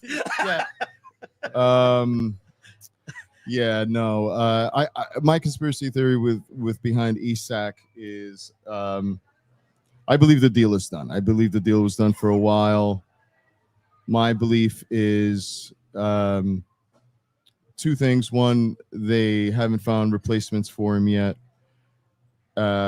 which is possibly part of the deal, why they're not letting him go. And two, there's no way in hell that he's going to play for either team come August 25th when Liverpool face Newcastle away. Because Isak scoring on Newcastle would be like the worst PR move of all time. Nightmare, like the fans, like pitchforks and like the whole and torches and everything. Like the fans will just go crazy. So, in my twisted conspiracy world, the deal is done. Whether or not they get their replacements or not by the end of the transfer window, which is going to be about 5 or 6 days after that match, we're going to see this drag on till deadline day. I firmly believe that Isak's going to be a Liverpool player, whether like it or not, like Newcastle like it or not, they're going to get their 150 million plus probably for him. And but it's not going to happen until after that game, because it just can't. I mean, I think we're all in agreement with that. I think we are. That's what we were expecting. But let me ask you that: if it doesn't happen, is that a concern for you? Like not enough like firepower up top, or not enough bodies up top? No. Would that worry you at all? No. Again, I mean, at the moment, and again, you have Rio being a revelation, right? You didn't expect that. You didn't expect Rio being a revelation. And to be fair, Keys is still there. All right, so you do essentially have 5 or 6 up there that can do the job at the moment. I'm not sure when the African Cup of Nations is, but I believe that it would be. We would get our dates December 21st. When we did it was like mid-December. Mid-December. Yeah. So with that being said, then you have an opportunity during the January transfer window possibly to get that extra firepower up there. But the big thing is that we lost Jota, and now obviously we lost Jota tragically, and now we lost Darwin in the last 24 hours. So yeah, we definitely need one more. But to say that we're in bad shape if we don't get Isak, no, because I mean, listen, we'll still have money to spend. Hopefully, we get another center back, but by no means do I feel that. However, on the other side of that coin, if we do get Isak, it's fucking done and dusted. Like, because he's that type of player that can really turn a game around, especially with a team like Liverpool around him that could just thread the ball to him, that he can just rebound off of. Like, wow. I think that's amazing about the fact that if you got Isak, we're so used to all the creativity and real goal chances coming through Mo and funneling through Mo, that essentially we know that people game plan for that, right? So if you have a player like Isak and you have Florian Wirtz behind that, you have 3 different ways that you can single-handedly take over a match offensively. It's very hard to game plan for something like that. Yeah, no, and that's not a question. I know that's a statement. Yeah. Yes. No, yeah. That's why Victor doesn't host much. This is why they don't let me. This is exactly why they don't let me host. No, listen, 100%, and you have, again, you have that dynamic element that I was saying with respect to, players vacillating in between positions, and somebody like Florian Wirtz, for example, which I can almost guarantee that he's going to have that creative freedom to essentially, rock out with his cock out. And really smash opponents, and he's such an interesting player to see, because the way that he glides, Yeah. Right. There's this aura about him that, and I wish Thiago stayed healthy. Yeah. Oh, when we had Thiago, right? Because he was like, looking at, like, he does remind me of Thiago in that sense of his kind of just his ability to just kind of be kind of like calm as you like, smooth, and just like move with the ball and just Like go strong around for go- his size. There's strong almost like for a his- certain amount of elegance to the way they the move. elegance is the word that I was looking. That's a great word, and that's the way. That's how I describe Florian Wirtz, and that's definitely how I describe Thiago. I remember seeing Thiago play for Liverpool, and I was like, he reminds me of one of those prancing horses, right? You have these stallions there, and then you have all of a sudden Thiago like. And it was like, everybody else is passing in the way that he's passing is like a brush stroke on a canvas. Oh, dude, yeah, You know it's what I like the Matrix, dude. It's like the Matrix. He's just like, he's running circles around people, and it's beautiful to see. And again, there's no, we shouldn't worry about how much money we're spending. It's not our fucking money, and there's no harm in having a deep squad. My concern is always going to be, right, the players, are they going to be happy playing 15 minutes?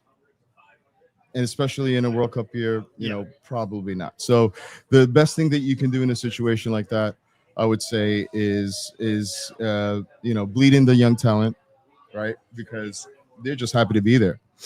And if they earn a spot in the first team, give them the opportunity to play, because they'll be happy to play those 15 minutes, whether it's coming off the bench or possibly starting in the 8th round of the Milk Cup or whatever it is.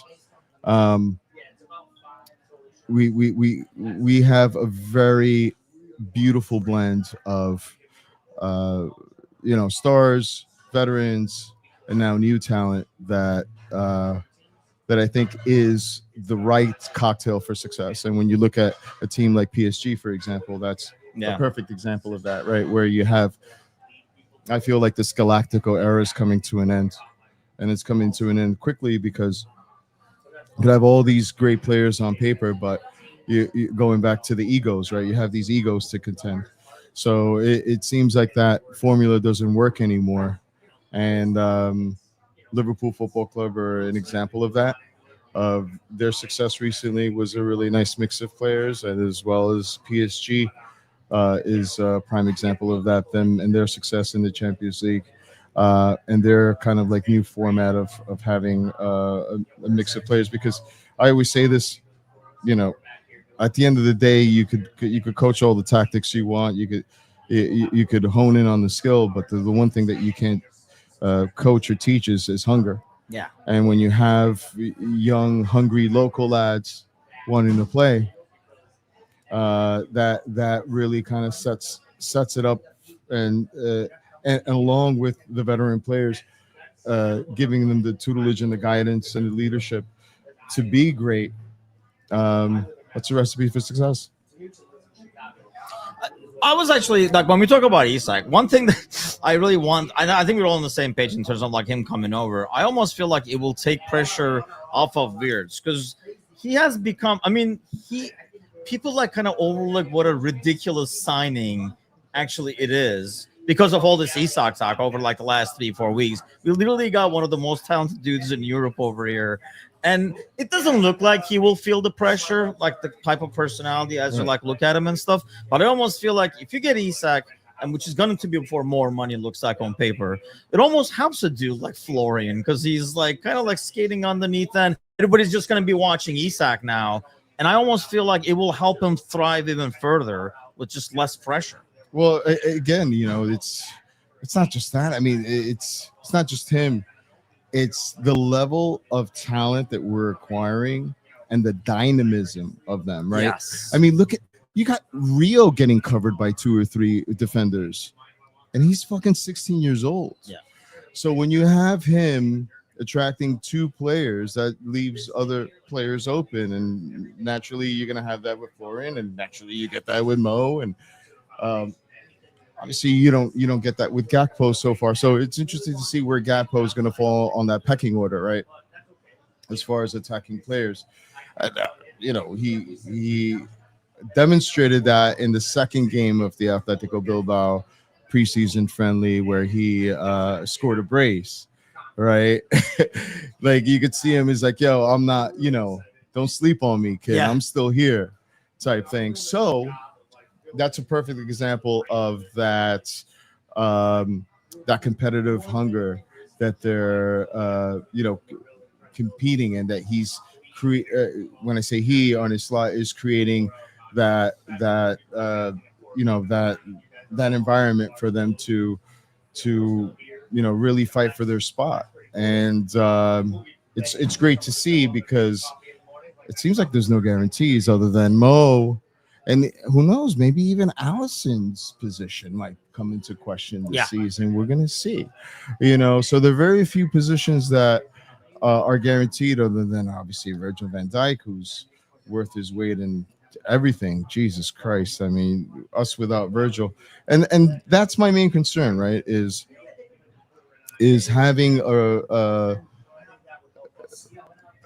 worthy replacement for Virgil van Dijk, and the fact that we have all of our eggs in that defensive basket, and the fact that Konate's head's already turned, so he's gonna do a fucking trend on us, isn't he? Yeah. Yep. And so when you have that situation, you have Konate's head not really being in the game because he's got one foot out the door, and it's very similar to how Trent's season went last season. It wasn't necessarily the greatest season for Trent, was it? And that's because he already anticipated where he was going to be next season. So when you have a situation like that, is a stark difference from a situation, for example, how you had Mo performing last season when he was fighting for a contract or playing for a contract, right? And arguably, you could say that when he signed the deal and the bag was sealed, maybe he took his foot off the gas a little bit, And again, that goes to the psychology of the player and the ego of the player and what's going on. And that's why I say you have to look at it very five-dimensional, in the sense that it's not just on paper how good they are in that position. Are they bedded into the culture? Are they settled into the city?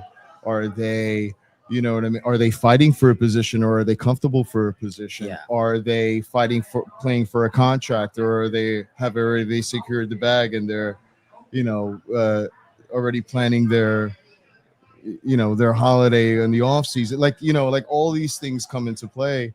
And it's interesting because I never really thought about that until I have this honor and privilege to hobnob with former players, and they speak very candidly about their experience and how they felt. And I'm not gonna call out anybody by name, but again, that's something that you would never really think about, because all you think about is, oh my God, I love Liverpool, and if I played for Liverpool, I would play like this with 1,000% heart, Yeah, I think we as supporters expect the kind of loyalty that we don't give either. No, like, you know what I mean? Like, and that's why our ass was chapped when Trent went, right? Yes. Yes. Because we're like, what the fuck is this? How would you,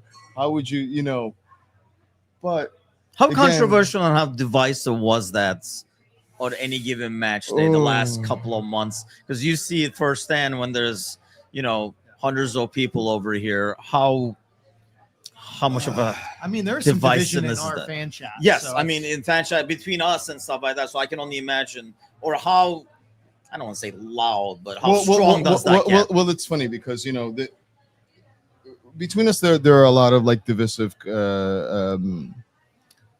situations and things where the fans are divided. Shameless plug. I want everybody to join Spirit of Shankly. All right. If you're not already a member, join SOS. SOS, they're the truth. They are the voice of the supporters. And if you're not already a member, I encourage you to do so you know exactly what's happening.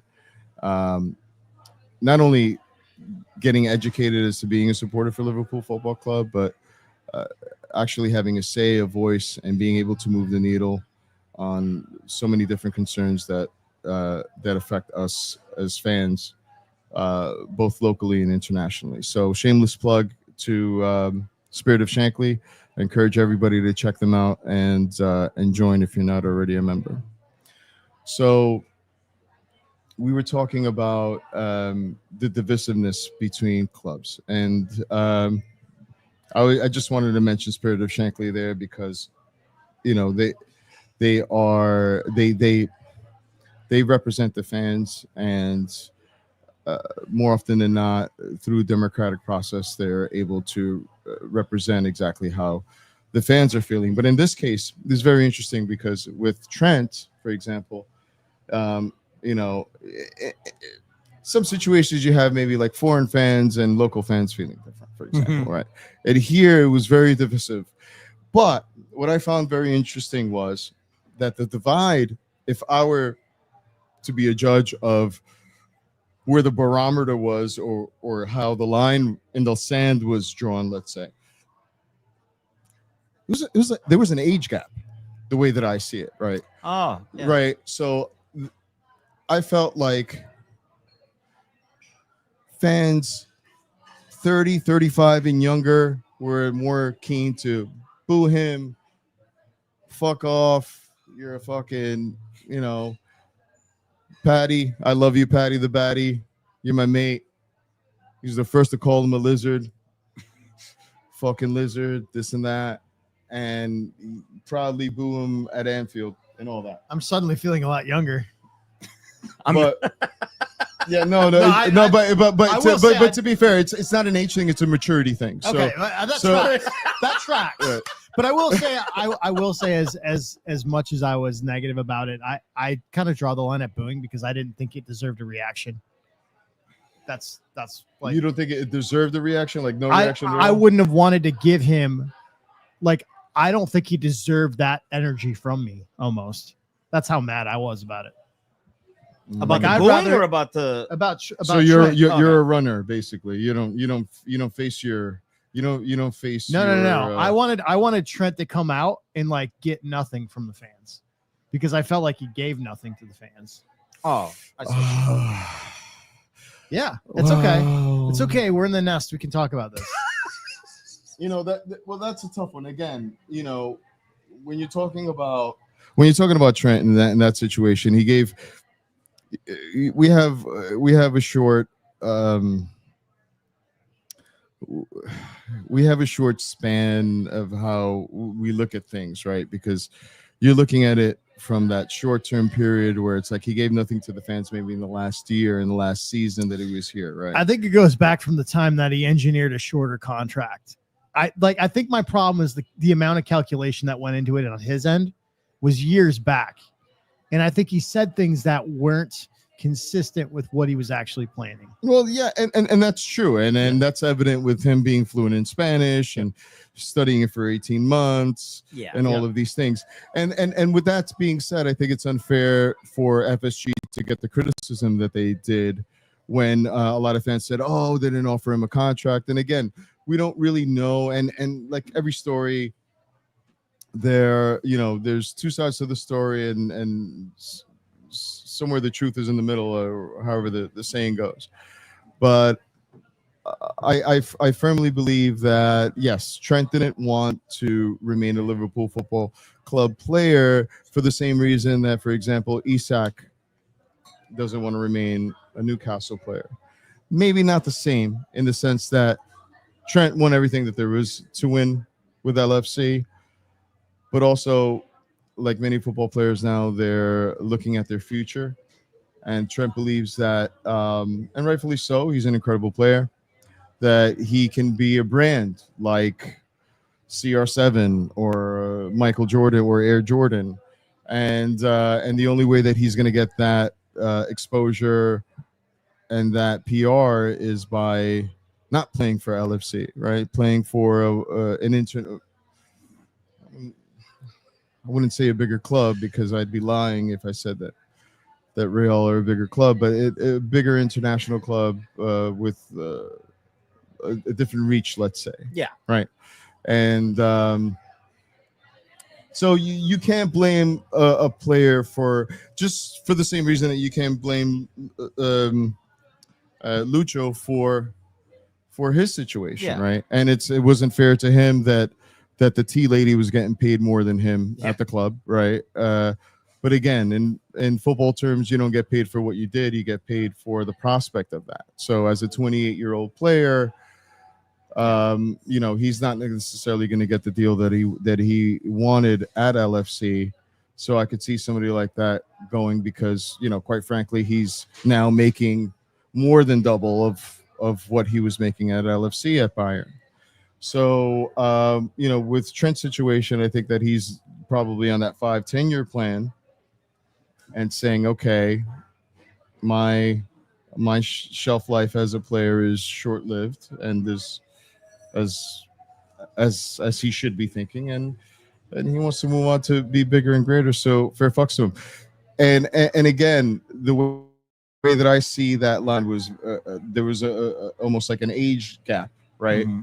Where the the folks that have gray hair on their chins like myself would reluctantly get up and clap him because at the end of the day, we're all you can't boo one of our own, no matter how shite he is, even if he's Andy Carroll, you know what I mean? And Darwin got a little stick this season, and obviously that doesn't help his confidence. But when you're constantly offside, when you're not missing sitters, cheers. And he's really working hard for that gig, man. You gotta give it to him. You guys are hiring. I mean, It's fucking working. So yeah. No, yeah. I listen. I lost track of what we were saying, but I think Liverpool Football Club are in an incredible position right now to win the lot, like even without Isak. But I'm sticking with my conspiracy theory till the end of the transfer market, and it's probably going to be one of those deadline day drama things where you see the fucking helicopter touching down.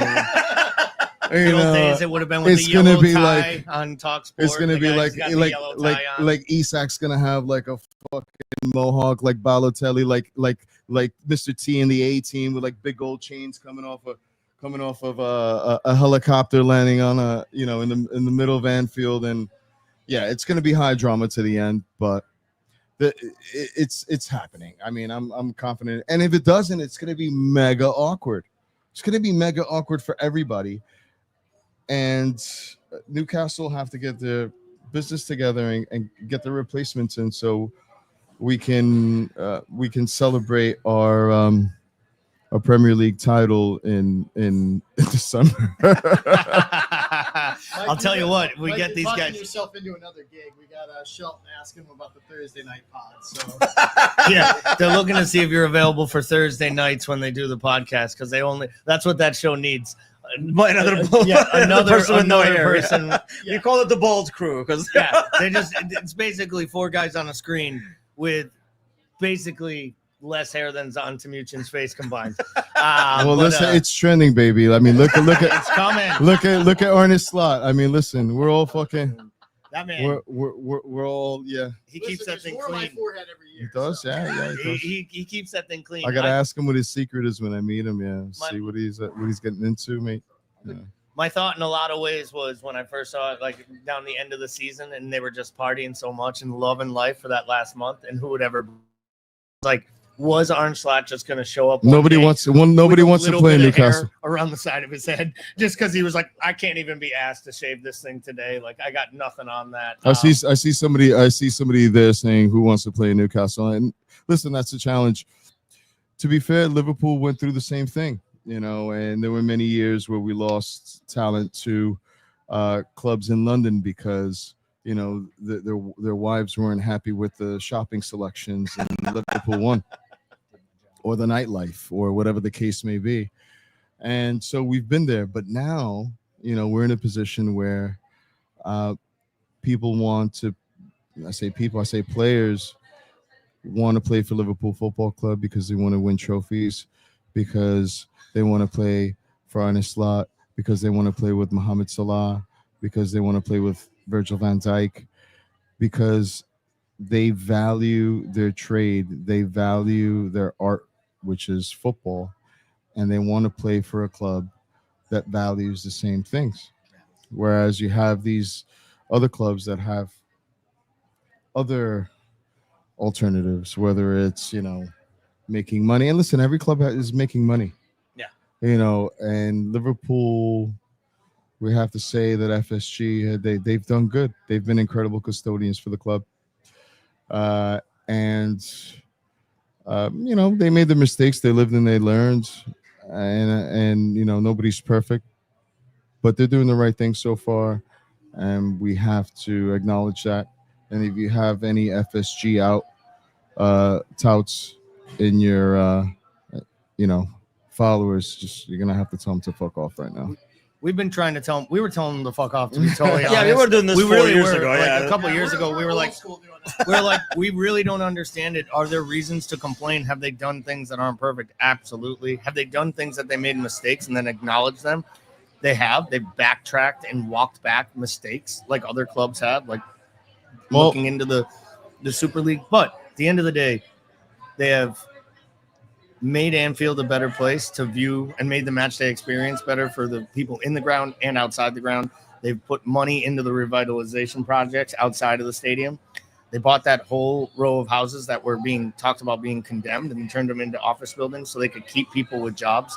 And they have been frugal at times, but at the same time, they've invested in the club. So we say they didn't spend money the last few years, but they spent $150 million on a state-of-the-art training facility to make sure their players, to your point, of course, wanted to come here. So there were investments. They just, at that time, they weren't in the playing field style. And I think you watch other clubs just throw money at their squads and try to make up for mistakes. And I think they're trying to do it in a smart business standpoint while also honoring the club. And when they do step out of line, I think you mentioned it earlier because I saw it in, there are groups like Spirit of Shankly and other supporters groups that they're listening to. And, FSG became a machine in sports because they learned. They weren't great owners of the Red Sox at first. They had to learn, and they got better at it. And then they've expanded that with the other models. And to me, they're investors because, John Henry made his money not by gambling, but he made his money by calculated decisions. And I think a calculated decision was made to invest in the infrastructure at Liverpool to build something that would be sustainable for years to come. And I think we're starting to see the reaps of those benefits of that investment in that infrastructure. Because now you can invest in the players on the pitch as much as you invested in the mechanics that made those players want to come. So it's a special time. It's just I wanted to answer that actually, Michael, because like I say, over the years you see the fans right throughout the entire FSG. I'm sure the FSG out ratio is probably like slowing down or decreasing, especially after summer. Yeah, they're getting evicted from their mom's basements at this point. Do you think the initial reaction is just because they're American? One, because of the previous American owners? Perhaps? No, on the contrary, I think that you have a lot of FSG out touts that are actually local too, and for good reason. We hope to forget the days of Hicks and Gillette. We hope to forget other American owners than like the Glazers, for example, that from the product on the field don't necessarily have the best interests of the club. But to your point, it's the reinvestment into the city. Yes. Yeah. It's not so much as the reinvestment into the club, it's the reinvestment into the city, into the people of the city, and to recognize that the people of the city of Liverpool are integral and vital to the ecosystem and the success of the club, right? And being not only being able to recognize that, but nurture that, and creating the jobs and beautifying the city and giving to charity through the LFC Foundation, for example, and all of the other philanthropic things that FSG do are again embraced by the city, and in some cases reluctantly by Reds and Blues alike, right?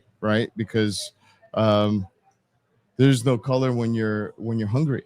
Mhm. Right, and you're being able to feed loads of people, for example, so that doesn't see any color. And FSG have done an incredible job, and as an American, we should be proud of the way that they conduct their business, and recognizing that they are essentially custodians to the club. And unlike, for example, the owner of Chelsea now, who is very an uncanny resemblance to Biff from fucking Back to the Future. Yes, he is. He absolutely is.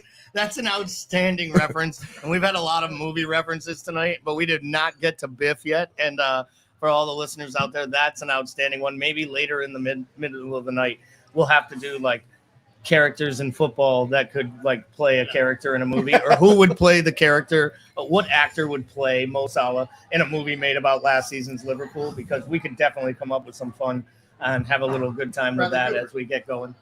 Yeah, well, I mean, I see somebody talking about Newcastle's failed transfer window, and listen, as far as like we're Liverpool fans here, and like I said, we've felt that pain where we've lost top tier talent to London clubs because they didn't want to play for Liverpool. But to be fair, when we had the likes of Brendan Rodgers and it's like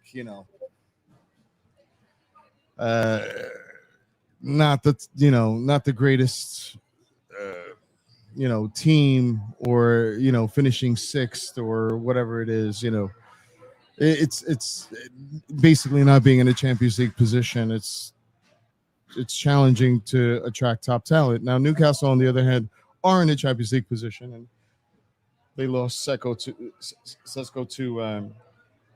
to United recently. But we do have to recognize that Manchester United still have that aura of being a big club, although recently they haven't been.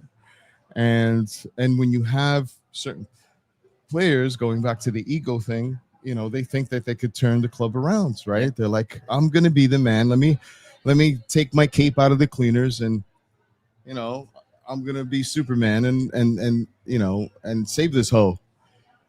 And no, that's not how it works. It does take a collaborative team effort in order to do that, and FSG have been outstanding in doing so, and also staying in their lane and saying, okay, we're not football people, I made my money on soybeans.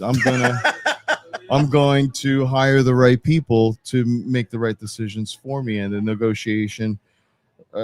negotiations as of late have been spectacular. And Newcastle, part of the reason that they're not being as successful in the transfer market is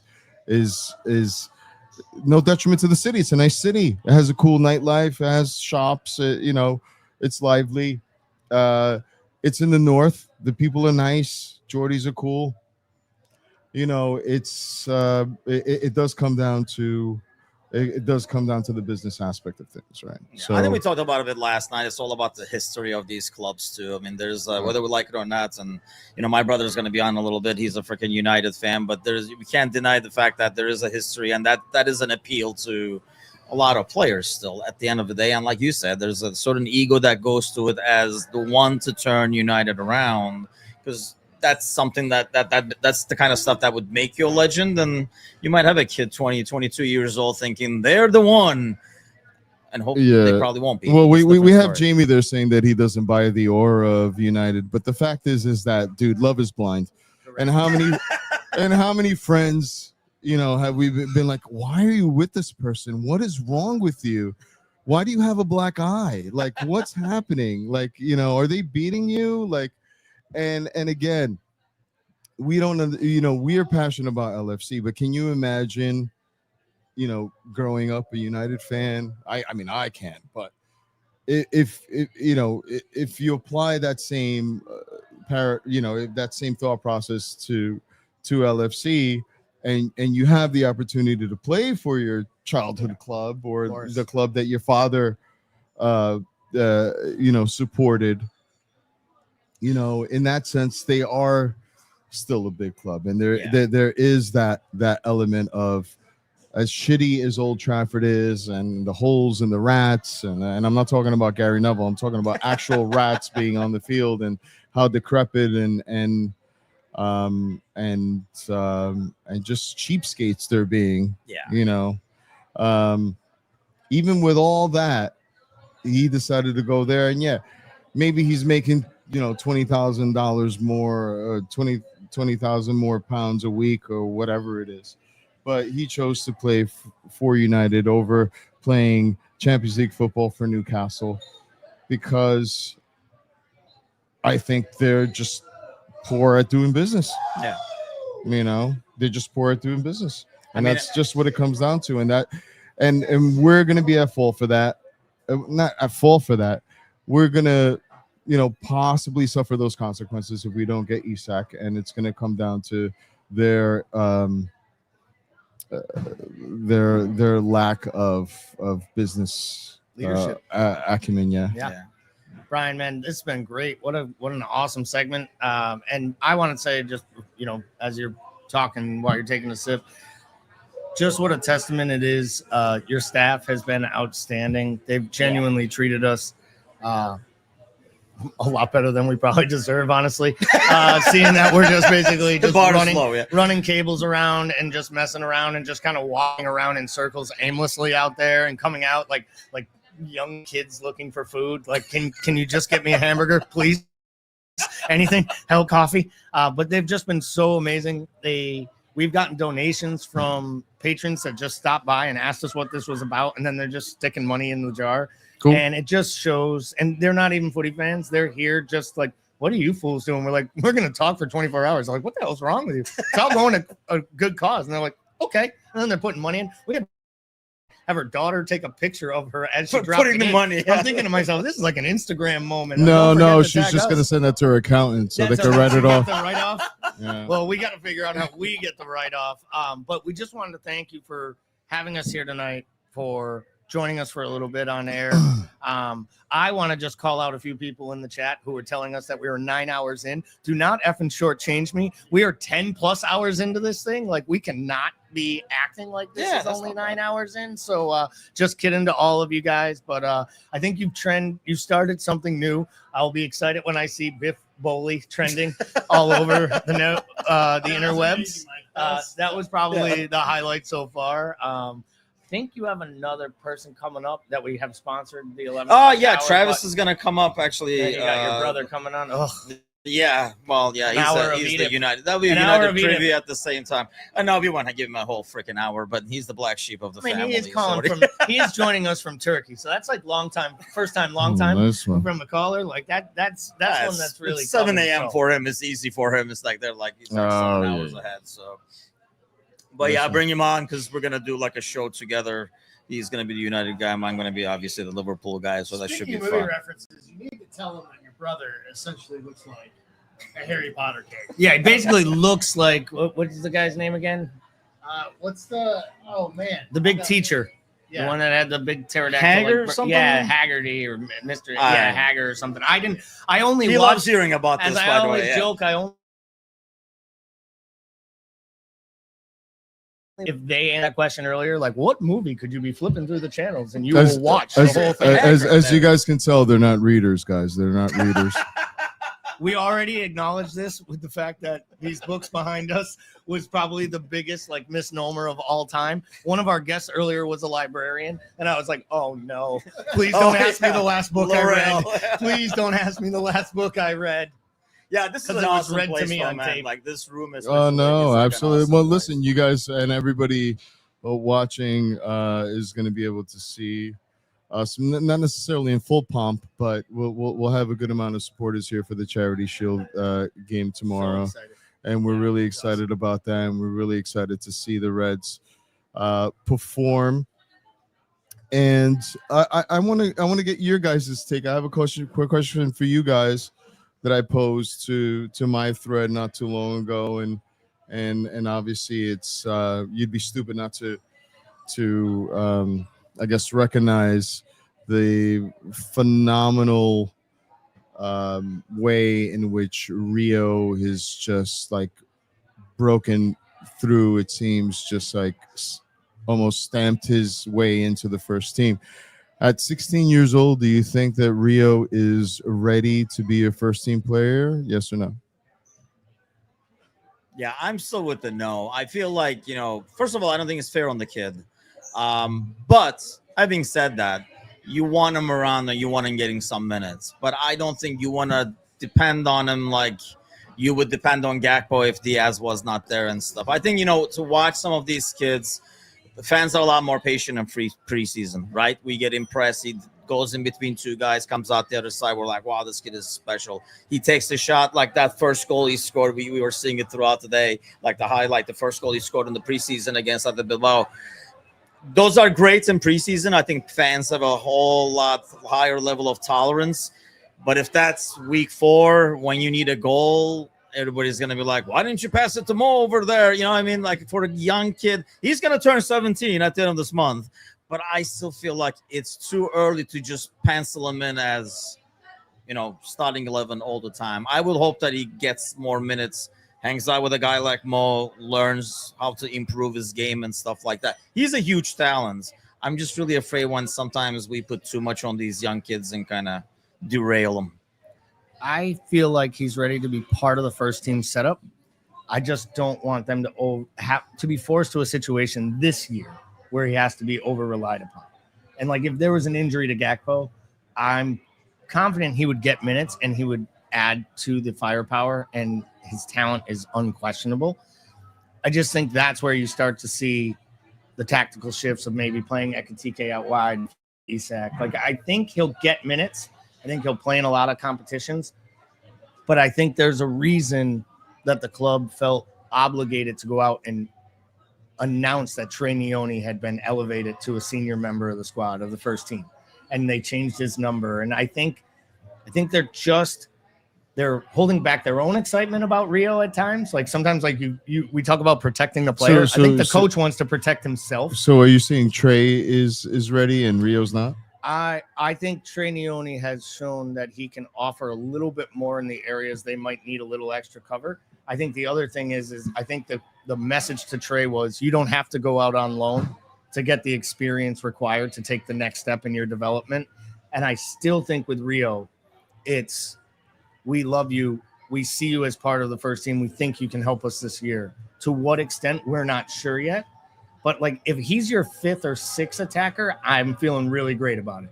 If we're going into the first match against Bournemouth and he's our 4th attacker charts, I would just worry that should the Isak thing not happen, it might be a little too much too soon, because we've seen players get burnt out in the past, but there's been nothing more exciting or exhilarating than watching him dribble at full-grown men who play on, like Tomori, the former Chelsea defender, has first-team experience with United. Like he has English caps, and he was put on toast.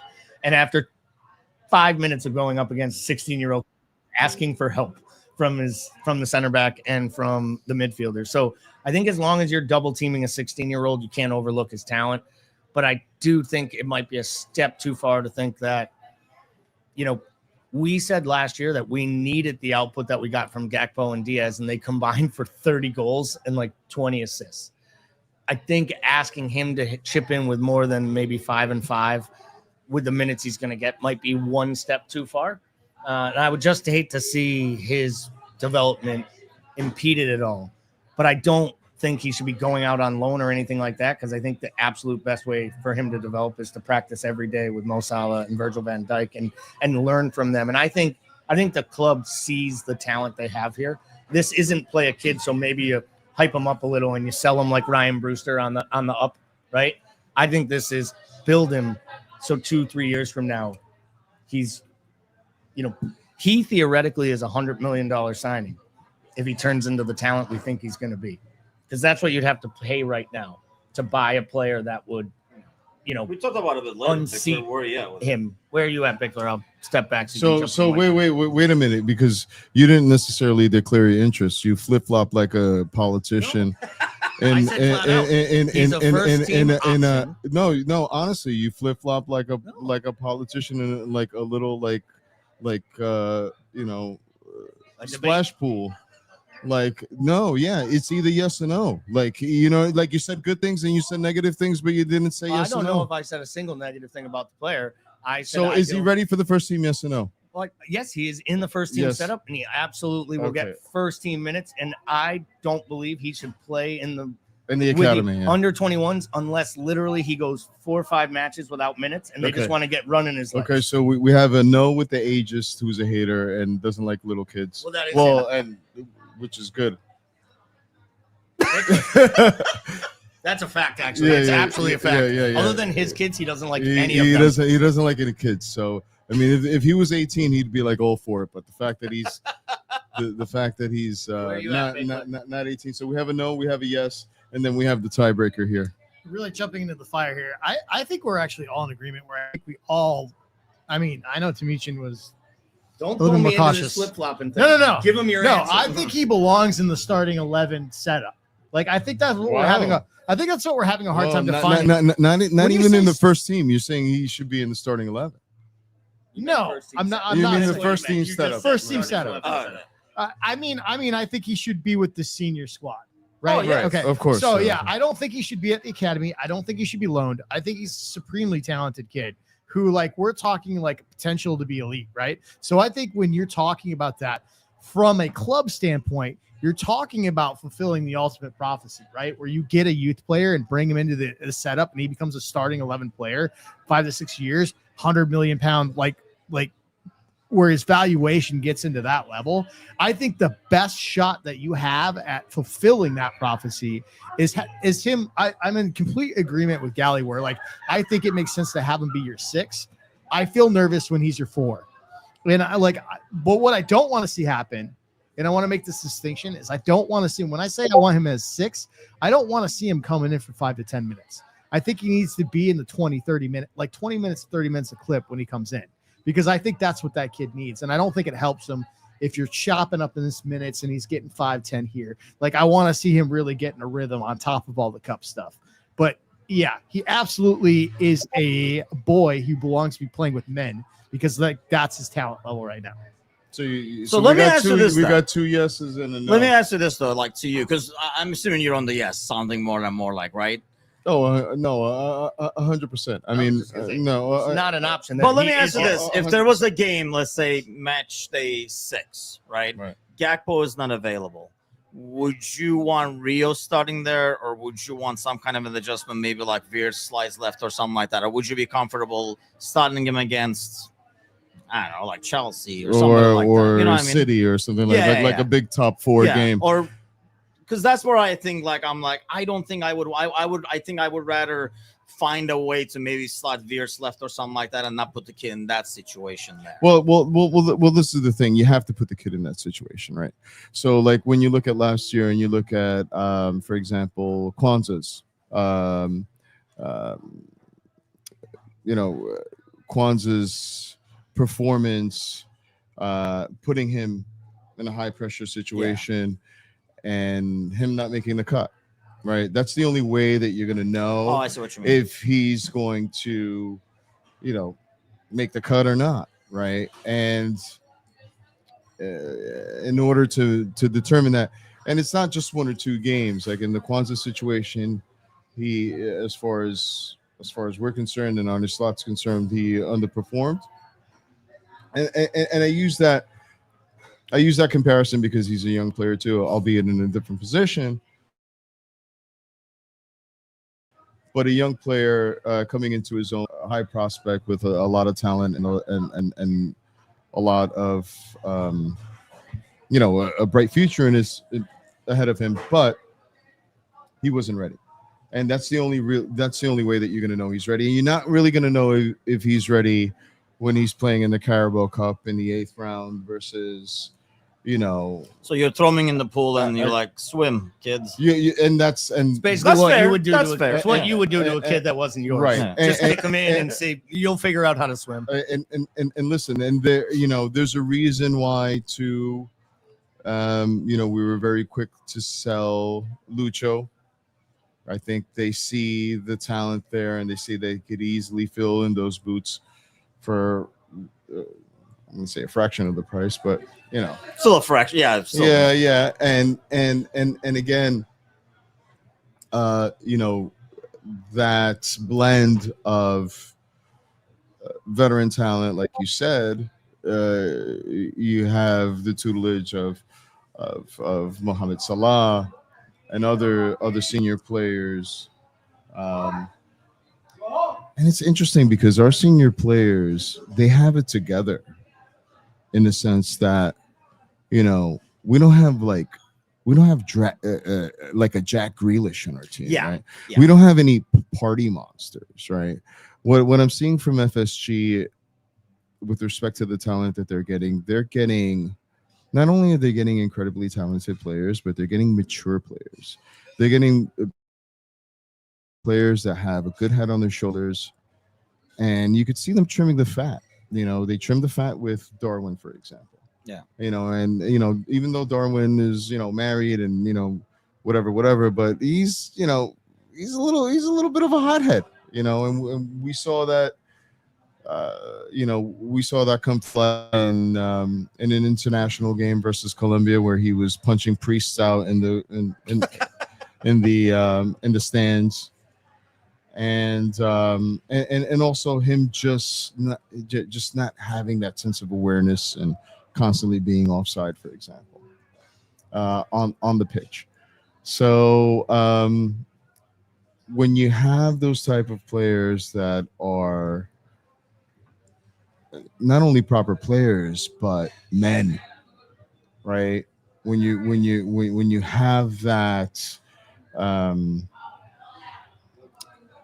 you have those people to learn from and those apprentices, you have to be able to perform in those pressure situations. And he is a player that is no doubt is probably going to grow another meter. He's only going to get bigger. He's only going to get stronger and better. And let's not forget, Yamin Yamal started at 15. He made his debut at 15 years old.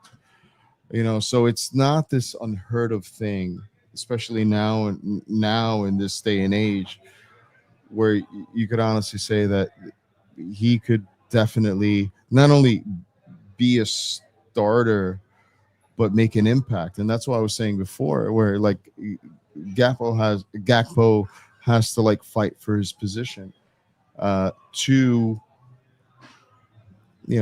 start at this point, because Rio is lights out, man. I think he's going to be the truth. And there's a reason why we're banned, why Liverpool scouts are banned from Chelsea grounds, and Chelsea are still up in arms over us essentially pipping their player. Yeah. Steal him. And fair fucks to FSG. They're being aggressive when we thought that they were just being frugal, for example, and they're being very strategic and timely with what they're doing. And that's why I say this high drama with Isak. There's and a lot of times we don't really know. We find out about things later, right? When the players write their books, and this and that. There's so many things that it's impossible to have everything transparent. Yeah. Right. That all the journalists know exactly what's happening and when they farted and when they're moving to, when they're getting on a plane to go for a medical and all of these things, like, stop it, guys. Like there are things that have to remain secret for a reason. So we are now coming into an era, especially if we get Isak, that, dare I say it, it's gonna be whether you call it dynasty or dynasty, you know, tomato, tomato. It's happening, man. It's happening, and it's yeah. From your mouth to whatever supreme power you believe in, whether it is a god, whether it is that shirt right there, please speak that. Yeah, I love the to optimism. existence. I'll call you regularly. I do love the optimism, and I agree. I've been saying it all along. I think the deal will get done. I said all along I thought it would get done like you did earlier, like a saga usually does of this size towards the end of the window. Newcastle gets to try to save face. They get to play the PR machine game where they try to tell their supporters we're doing everything we can to keep this player, but really everything we should be doing is driving up the price so we can compete at this level moving forward, balance the books. This is just a game. I think they need to get their replacements in. You've mentioned it before. There was news today about some replacements. Maybe we'll talk about that later on in the next couple hours because God knows we're going to. You keep saying that it's almost going to be 24 hours. It's almost going to be 24 hours, says the man that hasn't got to 12 hours yet. But yeah, Mike, again, just can't thank you enough for the time and for everything. That No, of course, guys. And I'm just saying, people are rattling off on the messages there, guys. It's a conspiracy theory, you know, and that, you know, I'm entitled to my opinion in my alternate universe, in my dimension. But stranger things have happened in football, and of course, yes. Newcastle haven't done their this and they haven't done their that, and they haven't kept their bed, and they didn't, you know, mow their lawn and whatever else. But money talks and bullshit walks. So if Liverpool are willing to offer what they said, which is 150 million, which we have available, and if we really want the player, there's no reason why we shouldn't be able to do that. Then, you know, again, there's no reason why the deal couldn't be done with certain stipulations in place to prevent them from looking bad. Yeah. And the more that this drags out, the better Newcastle look, right? Yeah. Because then it looks like, you know, Isak is just, you know, a crybaby, and he wants to get out, and it's going to be mega awkward. There's no chance that he's going to, I mean, if he plays for Newcastle, it's just going to be mega awkward. I mean, imagine getting booed by the fans, you know, like what? And listen, it's like, guys, this just didn't happen this month. Like, his head was turned since last season. You know, he even said it. Like, he said he wanted that was his last season, didn't he? Like, he said it. He's like, this is going to be my last season with Newcastle. And not only that, the performance and the language prove that after they won their cup. Yeah. Right? Was it like they had like 3 or 4 games left, and they're challenging for a Champions League spot. And I think maybe he scored 1 goal. Yeah, he was like mission accomplished. He kind was of a just deal, like, yep. he was, but not only just mission accomplished, but just like kind of like almost like Trent with 1 foot out the door. Yeah. And kind of like looking like, okay, it doesn't fucking matter if I give it my all here to get Champions League football, because I'm not going to be with this club next season almost. And again, with it, this is not just the performance. You're looking at, you know, hindsight, look at the body language, look at how he played for them. It just seemed like he wasn't there for them. So I can't imagine that he's going to being unhappy with his wages, being unhappy where he's playing, that you're going to expect him to perform. So, yeah, you have to, you know, they're in a tough position, and he's going full fucking Coutinho on them, right? Other than saying that he has an injury and that he can't play. They made up the injury for him because they didn't want it. They wanted an excuse for why he wasn't playing. I'll tell you what, though, man. This chat is taking your conspiracy theory as news. So if this goes through, you're going to be the next Fabrizio. No. Over here, you're going to be tweeting out shit left and right. Yeah, he's just going to be repeating himself. He's going to be like, you remember on that 24-hour podcast, Mike, you now have a transfer account running live from Carra. I'm going to have to, I need a catchphrase, right? Yeah. Right, he goes, here we go. There it went. Guys, I said this was going to happen, but it didn't happen. There Listen, I mean, you'll get some. You got the same last name. Just use it. You'll get some traction. Oh man, what a good time! What a good chat. Love the interaction. Love the fact that we built so much off of it. I should actually do an update here. Yeah. We had Well, a bunch of donations meanwhile. You as guys, well. you guys want me to talk a little bit more shit over here, or what? You guys want me to hang out? Or Travis is fucking waiting Travis over there. is waiting from the Travis City. has. Travis definitely has. Yeah, he's not wearing pants. Travis, there's no chance he's wearing pants. And I want to go on record right now. I am wearing pants, and I am 100% envious of Travis Yeah. because he's also sitting in a chair that is comfortable. I told Yeah, Travis, yeah. though, ultimately, this guy is in charge to make Yeah, sure we're okay, getting yeah. coffee rest of the night. You fuck and not off. the You're other not way a around. Liverpool fan. Yeah, go fuck off, mate. That's how you know you're really making it, and it's getting really late because you just got people crashing the set, and then they're getting go fuck off. You're not a Liverpool fan. We just so appreciate the time. We would bring Travis on with you, but you'd lose all audio because you can't hear when we bring people in. You know what? I'm gonna get you guys around. I'm gonna come back and have a bevy. I'm gonna have a burst, as they say in Liverpool. And yeah, I'll be back. And then are we gonna get to talk to Travis? Is that a thing? We're gonna bring him on shortly, and then give him your Because Travis is there. He's chomping at the bit. I think he has some things to say. Travis, Mike, you can have my headset when you get back. Yeah. Yeah, we As have long to. as you We bring have it around to. back, then We we're have all to. good. We have to disinfect it because I've seen your ears. Yeah. Well, it ain't the ears you got to I've worry had about. such a good time Ain't taking the shots ears you from got to Mike worry tonight. about. I'll tell you. All right. Thank you so much for this Guys, time. no, We'll see you in a little bit. Yeah, I'm gonna come back. I'll be back. You got it. And we're gonna do a quick audio switch over here. So if you get Everybody pulled take out, a step anyone? to the left. Let me do an update real quick, though, while we're doing this. Let me get this going over here because I did not get to use this as much as possible, but there's a bunch of donations came in. So during this chat, I don't want to do talk about those and thank those individuals as well. Laurel was in there. Brian Shelton, our very old Thursday night Brian Shelton, donated as well. $50, $25 from Laurel after already sponsoring an hour. So thanks a lot. We're up to 400.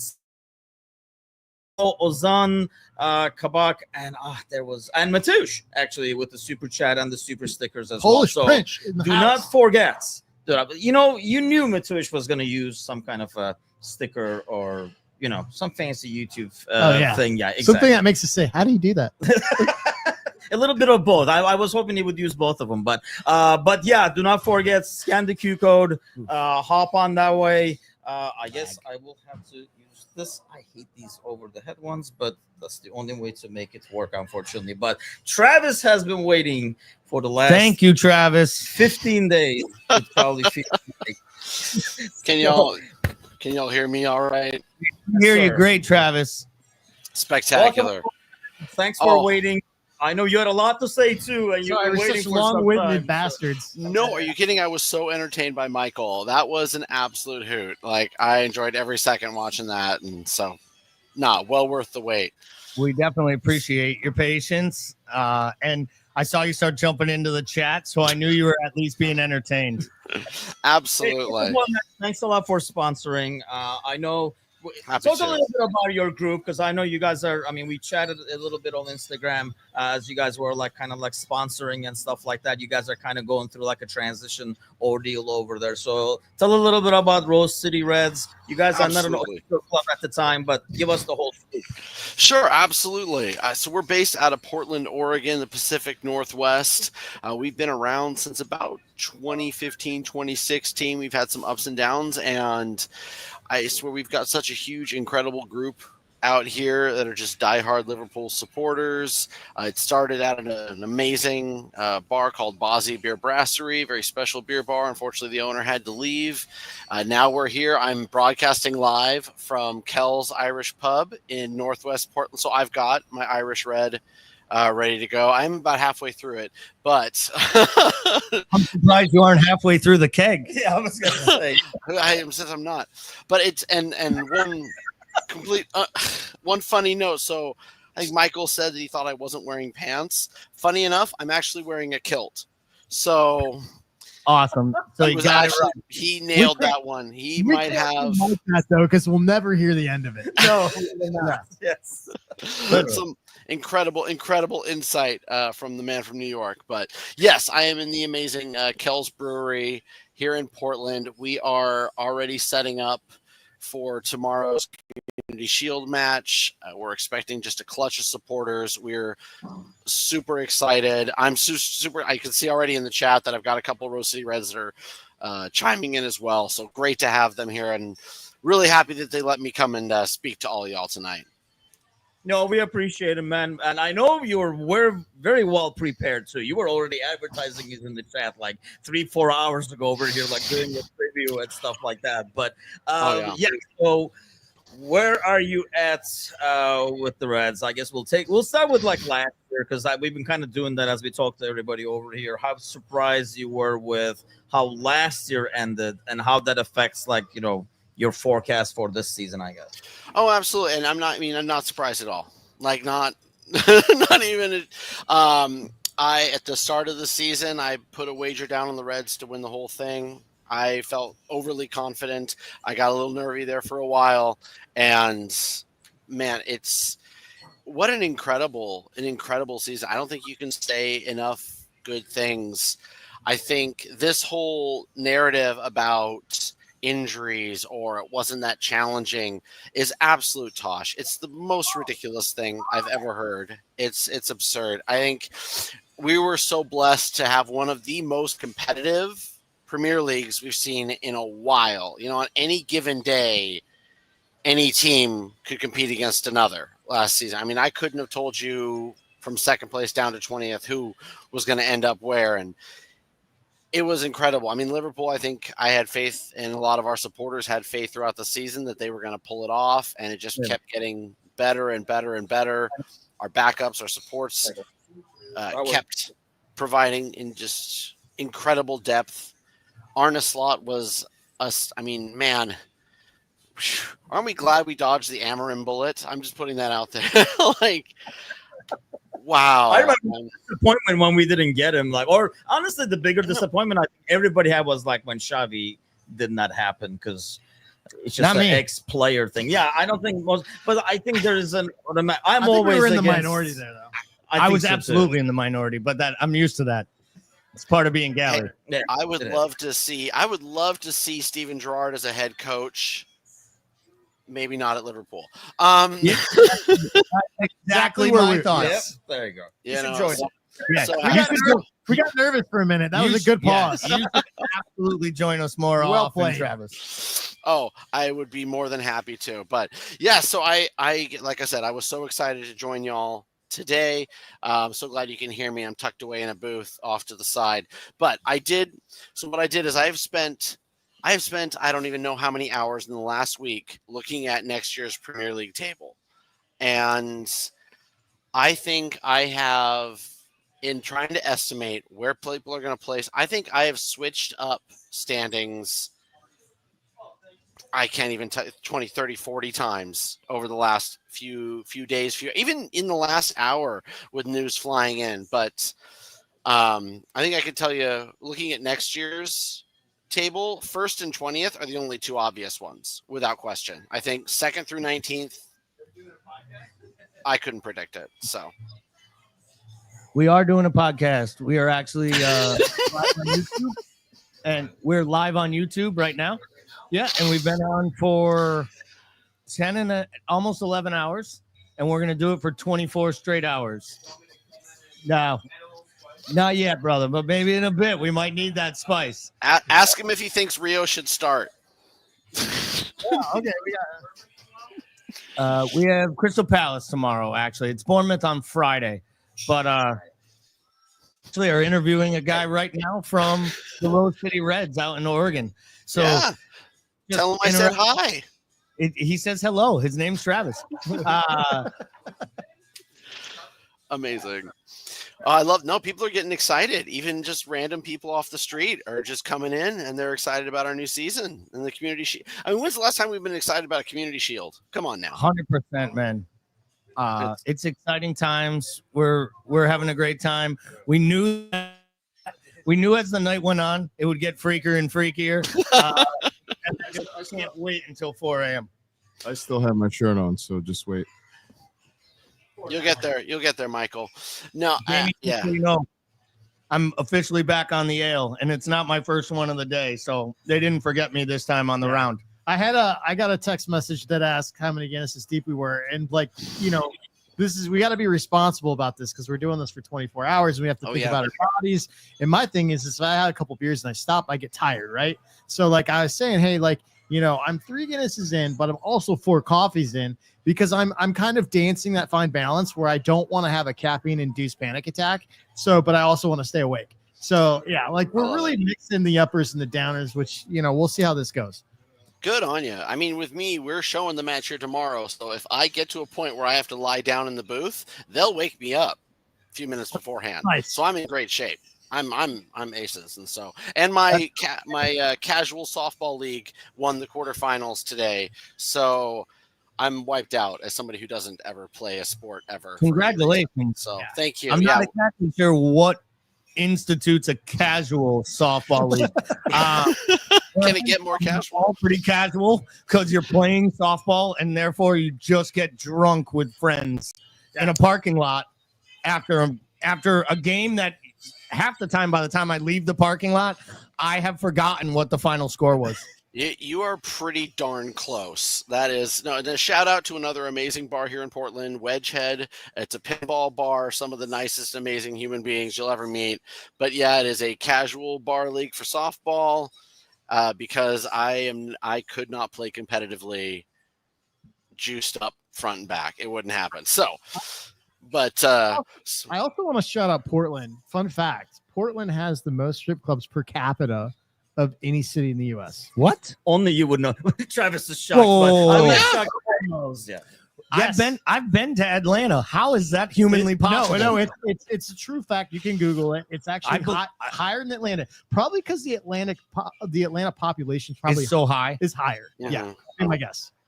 It's got to be because I'm like been to Atlanta, thrown a rock once or twice, or maybe stopped by and had chicken wings. It's only because of the wings, though. It's literally the reason that I go into those establishments. There's no other reason that I attend it. Oh, yeah. No, Portland is an incredible city. I mean, we've got the smallest park in the nation. We've got the largest independent bookstore in the nation. We have Matt Groening is from here, famed Simpsons creator. We have the Flanders Walking Bridge, which literally has a plaque with Ned Flanders on it on one side. It's an amazing city. We say keep Portland weird, and I love it here. I moved up here from San Diego. Another incredible supporters group, by the way. The people down in San Diego doing a wonderful job down there. And I moved up here about 12 years ago. I love it. Absolutely love it. I was just thinking about the move from I formerly lived in Orange County, Travis. So okay. Speaking of the move, weather-wise, I love the Pacific Northwest. I grew up in northern Michigan, which is similar to like Pacific Northwest a little bit.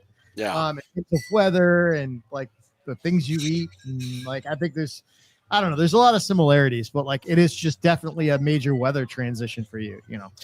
Yeah, well, I mean, it's warming up, man. It's we're expecting it to get about 96, 97 tomorrow, crazy enough. So thankfully the match is in the morning. Then we can go duck in Portland. When that happens in Portland, is it traumatic for people? No, man, we've got so many breweries here. We can all duck into a nice air-conditioned brewery anytime we want, you know. We've got enough beer and AC. Yeah. Oh, yeah. We'll make it through just fine, you know. So a couple chairs get knocked over, and that's about it. So, nice. And we'll be celebrating the Shield tomorrow, or the dinner plate, as some people put it. So, yes, I refer to it as the plate.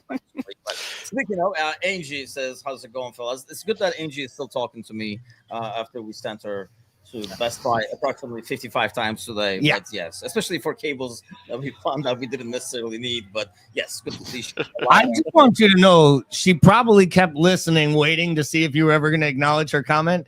So you basically just outed us for going to buy the cables that we all collectively agreed we weren't going to tell her until at least tomorrow after she helps us break down.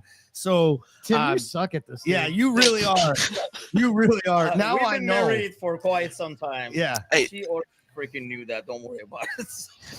You can blame the guy from Portland. I'll take it up. Be like, that guy went on. He just went off. It was his cable mishaps. So Travis, I know you were talking about like your like season predictions that are we can put money on. We can go to Yes, bet on right now. absolutely, 100%. So before we so how much are we looking to get donated in the next hour? Like, what's a good number that we're looking at? I'm just good curious. number over here is I'm gonna go say hi. probably. I mean, hey, we would kill it for 1,000. But In the next hour? In the next hour. But 500, you would be the man. Okay. All right. Well, then I'll put some money on. Okay. So, well, let me do this then. If for everybody who's watching, and I know I've got some great Portland people watching right now, or they're listening in as they're driving around. All right. So let's say every $50 that comes in, I'm going to finish a drink. Okay. $50 comes in. You guys let me know. I'll finish the drink I'm having. And I'll grab another one. And I've got people on standby. They got a conveyor belt ready to go. So I want to see $500. And then when I pass out, it goes to a great cause. So in two ways, helping you pass out. So Travis, one is we're gonna need a photo of this. Second of all, Tim, we may make it the shirt for next year's foundation. Yes. Like the screen print of Travis, the aftermath. I'd be honored. That would be incredible. So, but yes, the table, and I'd love to, and I am so eager to hear if y'all agree, disagree, what you think. I mean, as I mentioned at the top, really first place and 20th, those are the only two that I would like that I think are pretty well set. As far as I'm concerned, those two are locked in. Everything else is a dice roll, but I feel like I've done the work. You can lock it in, and I guarantee there's going to be a couple where you guys might get a little shocked, but okay, not who's in first. But all right, you want me to start at the top or the bottom? Where should we start? You know what? You had the whole thing lined up, right? Okay, let's start with the bottom. It will build suspense. Hell yeah. All right, in 20th place, and this one was this. Again, I gave a lot of thought to 2 through 19. I gave very little thought to this because I think there's zero doubt in my mind Burnley is in 20th place. Burnley gets the drop. I mean, how did they get to here? Defense. Trafford is gone. Egan Riley is out. Josh Brownhill is gone. I mean, they couldn't score goals. What have they done the last 4 years? They were relegated with 35 points. They got back up with 101, then they went back down with 24, then they got back up with 100. And so I'm going to guess what's going to happen this year. And I would say that the Burnley team now is worse than, and they picked up Armando Broja, who it's your computer. I don't think he's. Someone say I did want to put Everton in 20th. I see that in the chat. That was my first thought, but Burnley, there's just no doubt in my mind that I don't think Broja's I don't think he's that great of a striker. I'm not seeing anybody on their squad that could keep them, that could score goals, that could stop a defense. And no, Burnley is 20th. There's just no doubt in my mind there. You like it. And to be fair, Travis, you will never have to make an argument about a team that is managed by Scott Parker. Yes. If I'm on the podcast, okay? My favorite thing about Burnley is they went from Timucin's least favorite manager of all time to Galley's least favorite manager of all time seamlessly. So I mean, the 9-0 thrashing of Bournemouth in 2022, who was the coach of Bournemouth at the time? Scott Parker. So, I mean, that says all right there. But all right, we can move on to number 19. We're good on 20. We're not going to have an argument. Right? He does lots of harm. Yep, and I think this is one that might, and trust, I wanted to get really shocking, but I didn't. I didn't get too shocking, but I am putting Brentford at number 19. Ooh, yeah, when I first started looking at the list, I thought, oh, Brentford, they're a team that you want to feel good about. You want to feel like they could do great things, but you know what? They just seem to keep getting worse and worse each year. And albeit they're getting Kelleher, who I think is an incredible shot stopper. They're getting Jordan Henderson, who, and I love Hendo. He has a special place in my heart. I know in the hearts of so many Reds, but Hey, it's Michael. He's back. What are you wearing? Did they tell you what I'm wearing? Yeah, we didn't say it. You didn't because- tell Michael that I'm actually not wearing pants, that I'm actually wearing a kilt. So Got it right. So you Mike, got it even though right. you So you didn't nailed it. know So you were incredible right. insight. Yeah. Incredible insight. I was blown away He- by he- that. He looks like someone that stays on theme. Yeah. I try. I really try. I work Yeah. at it, you know. Yeah, Plus, that's was what I lucky like to it. pick this thing up, and it's just beautiful. So, but yes, we're talking about Brentford, placed at 19th.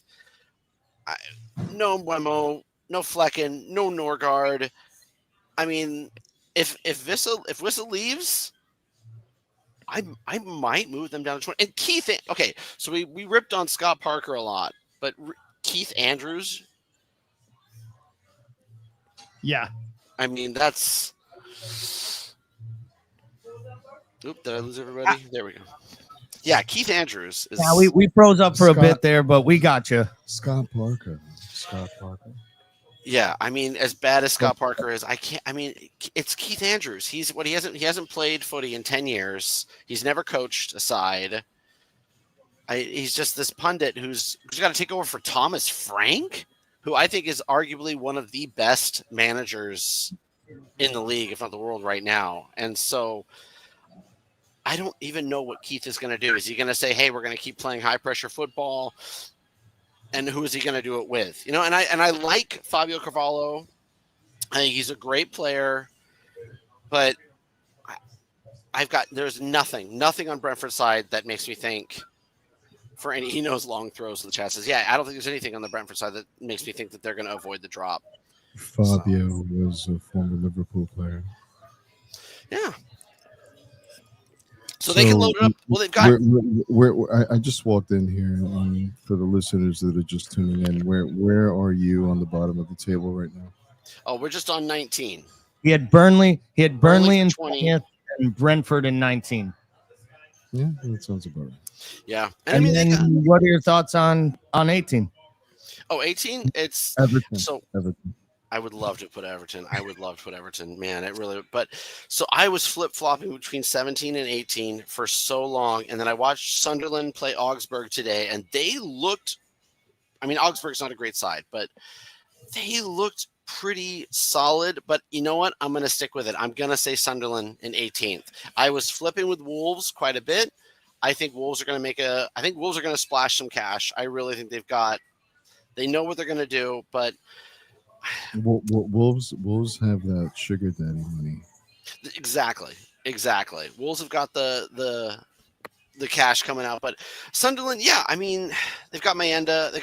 Granit Xhaka, who again I wrote off when I read that news come through. I'm like, this is a joke that Xhaka's even coming back or going to make an impact. But the way he played today is I think the way that Brentford wants Hendo to play. Like he was leading on the field. He was directing traffic. He was playing some decent balls through. That all being said, they're just, I mean, I don't know who else is going to go to them. It looks like El Canoes is going to go to Leeds. So I'm just not seeing it from Sunderland. I mean, Bellingham's gone. Watson's gone. Yeah, I mean, Rolfs They've made some really good signings, though. They've made some big signings. You're not wrong. The Adinga signing from Brighton, I think, could turn out to be a good one. They signed the two players. I believe one was from France and another, they were attacking midfielder. They spent over 100 million. So if any one of the clubs showed they're actually trying to go for it right now to stay up, I question, you seem very high on Leeds. Yeah. And Leeds hasn't done much to improve a team. And as last time I checked, Daniel Farke is still the manager. No, so yeah. So we're gonna have a discussion. What he's saying right now is that Leeds is going to stay up, and I think he's counting Leeds on, dare I say it, aura. The aura of Leeds is going to keep them up in the Premier League. Is that what you're saying, Travis? Is that the owner of Leeds is what? No, the aura. The aura. The aura of Leeds. The aura of Leeds. The aura of Leeds is going to keep them up. I think when we get to where I've put Leeds on the table, y'all might kick me off the podcast. I am completely sold on Leeds. Yeah, I think I look at and I could be wrong, but I'm not. So you know what? I'm going to switch I'm going to be overconfident now because I'm making these on y'all's amazing podcast. I've got to be confident. But but I said I think if anyone's going to drop below Sunderland, it'd be Wolves. That's my thoughts personally. I think if because Strand Larsen's going to go, it looks like Strand Larsen is going to go. He might go to Newcastle, and yeah, Sunderland has spent a lot of money. And again, I like Robin Rolfs, I think is how it's said, their new keeper. He's turned my opinion a little bit, but it's Sunderland. So, but Wolves is another one. Wolves. I mean, Lemina's gone. Nuri's gone. I'll bet. Okay, so I'll grant you this. So Cunha is gone. Lemina's gone. Nuri is gone. Their sporting director is gone. But all of these individuals were all people who had disciplinary issues in the last year. Every last one of them had some problem, had some challenge on it. Wolves is a tough bet, but I do think that they've got the money and the right front office chemistry to pull some real talent in. And is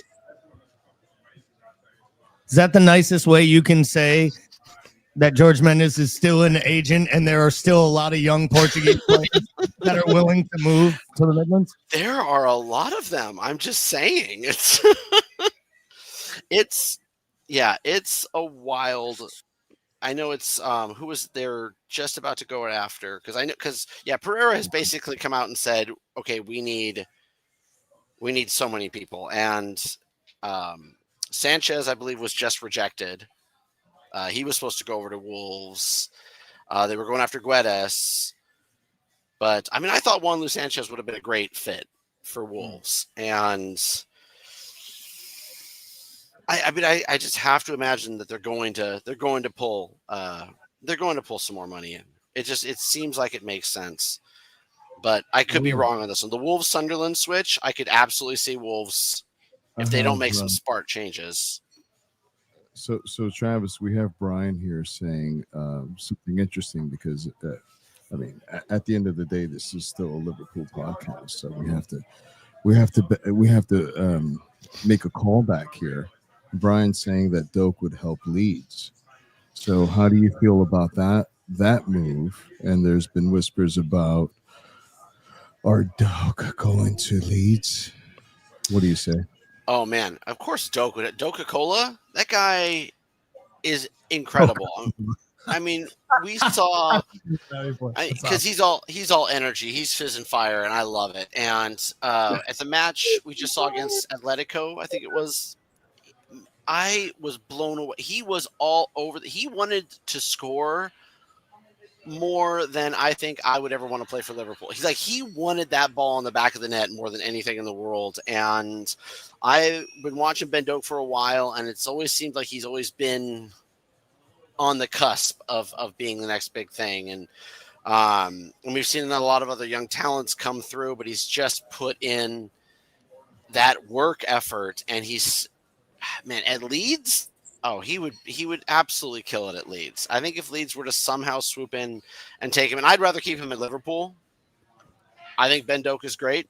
But clearly you gave him a nickname like Coca-Cola. You clearly thought this out because you have a lot invested in the quality of that player. That, or you just really like Coke more than Pepsi? It can be two things. Yeah. And Brian brings up a good point of he is down the pecking order quite a bit, especially with Rio's incredible play and all the other strikers we have. But man, from what I saw, if he can replicate that against some Premier League talents, I mean, Ben Doak could go really, really far. I mean, because I love Cody Gakpo. I think he does incredible for the Netherlands squad. I don't know where I put him. I don't know if I put Doak above Gakpo. I'm not going to say that, but no, he's saying he wouldn't. I wouldn't. Not yet. But I think it raises questions. Oh, okay. Wow. All right. Wow. That's I know hot takes. What am I saying? That is a hot take. I mean, we didn't bring you on in the 12 o'clock hour for no reason here. Well, Oh no. Yeah, I got to get people fired up at midnight. You know. That's definitely a hot take. I mean, especially when we have the Dutch Masters formation in Liverpool, right? We have that Dutch influence with Arne and in this case Gakpo, right? You have that influence that we saw with Slot and Gravenbach when at this exact moment last year we were having a conversation about we don't have a number 6. What are we gonna do? We don't have a number 6. And then Gravenberg came in and was a revelation and essentially learned a new position in the summer and filled that role for us. So I think that there's that dynamic that we have to consider with the Dutch connection. And, just like we could say, for example, Curtis Jones, right? Curtis Jones is on the squad and there's a lot of value there and he's a great player and he plays with a lot of heart. And he's the Scots runner team now. Right. Yeah. So again, you have different variables, and the point that I'm trying to make with Gakpo is, you're right on paper. Doak is a contender, right? Like he could, he's definitely a contender. But Well, I'm not going to make Virgil mad. I'm not going to piss Virgil off by telling Gakpo's getting benched. I won't be the one to say it. I don't know. Is he like the godfather to Virgil's kid or something like that? Is there something that I don't know here with respect to their relationship and how close they are? But I get the Dutch connection, but I think it's more to do with, at least the point that I'm trying to make is more to do with the manager, the player, right? No, you're absolutely right. But you know what? And it's funny because it brings up another great story about it's these interconnections that make such a difference. There's a great video on LFC.com where Konate is modeling in the new kit, and Ekitike is basically like, "Oh, you look beautiful. I love you." You know? And there's this moment where Konate is like, "Oh, I might stay." Like, "Oh, they really like me here." So it's you're right. There's all these interconnections that happen with our team. It's one of the things that make our team great. Is these interconnections, the interrelationships. And it's interesting that you brought up the Konate point, because I do have a lot of concerns with Konate playing this season and playing to his very best. And the reason that I say that is because we all know that his head is turned with Real Madrid, and Real Madrid approaching the player, and I believe there are reports out there of Konate himself saying that he would like to play for Real Madrid. So one of my biggest concerns this season is Konate's, and again, as a professional, you can't question the effort, but you could definitely say that he could have a curious case of the Trents, right? This season with his head being turned and possibly saying, well, I'm going to be a Real Madrid player next season. And that concern especially comes in towards the tail end of the season when you don't have a player locked up in contract. And so I'd love to disagree. My concern with Konate is definitely that, and that's why center back should be our priority this offseason. I'm with you 100%. I'd love to fire back with some fiery disagreement, but I would take a center back over Isak. Maybe. I'm just saying the way that's going. But a center back is a real need right now, and I know that we're looking at this kid from Parma, Leone, yes. Who I looked at a photo of this guy and I'm like, really? Like, it's like 80 pounds soaking wet. But then I watched him play and I'm like, okay, there's some real talent with this kid. But he's 18. But we're not really in a position to buy talent at this point. We need to buy a finished product, right? So we need to get it. We need to get a player that is not going to be like, okay, he's going to come on for like 20 minutes. No, We've we actually need had a this player. We conversation. need a player that's going to start. Yeah. We've had this interesting conversation where we talked about how Orange Slot appears to be less interested in projects and more interested in the actual finished product right now. Yeah. Well, yeah. I mean, and rightfully so, because there isn't any time to have that development. But he's blessed because he inherited an academy that plays the Liverpool way, right? And that's why you have, the likes of Dan's and Trey and all these academy players like Rio, right? Essentially, pun intended here, hitting the ground running when they play for the first team because they play a very similar way in the academy, and there's a connection. There's a synapse there. There's a Liverpool way of playing that you don't necessarily have in Chelsea and other clubs because their objective is different, right? They're either a feeder club or they're looking to fatten the pig up in kind of proverbial terms, right? Like as far as like, okay, let's get this player up to speed so we could sell him off and make some money off of him. We're Liverpool, we're in a great financial position where we're actually looking to develop and grow a finished product. So yeah, I mean, You're right. A center back here, but I'm more curious about your position on Leeds because it sounds like you're in a closet with Leeds. It does feel like you are a Leeds supporter at this point. So here's the thing. Okay. Whoa. Gotta be real. All right. I mean, listen, you've already given us your bottom three, right? Yeah. Yes. The top four. All right. Yeah. You know what? Because nobody wants to hear that. I mean, everybody wants to hear that United's going to finish, 14th and 15th or something like that. But like, let's get to the meat and potatoes here. Yeah. Right? Yeah. You got our bottom three. Let's go to the top three. And then like we'll work our way down from there because nobody really wants to know who's fucking 14th, right? No, because that could be anything. That could be anything. We gotta flip it. We have a joke on this podcast. You know what? I'm gonna take out my reverse card and we're gonna I like it. We genuinely have a joke on this podcast that if we pick positions for every team, we end up picking 10 teams to 12 teams to finish between like 9th and 14th. Yeah. And we're like, that math doesn't math, but we're going to do it anyways here because they can't win anything and they're useless. Yeah, exactly. So let's go to the top of the table. And make sure they're in the Premier League. I don't want to see Sheffield Wednesday on this list. Okay. All right, I'll change call. Hey, quick check-in. Did we get to $50 yet? Because I am thirsty. And I finished that's the mine. Donation button. Do you have the link? Deli? It's over on the other side. How much have we gotten while you've been on? I'm starting my new drink I anyway. think we lost money since you started speaking. It was right when you started telling everybody how good Leeds was. Well, we can talk about my top four because I do have Leeds winning the league. So that's my number one team is Leeds, absolutely, without question. Come on now. Only if they sound dope. Leeds winning the league. Absolutely.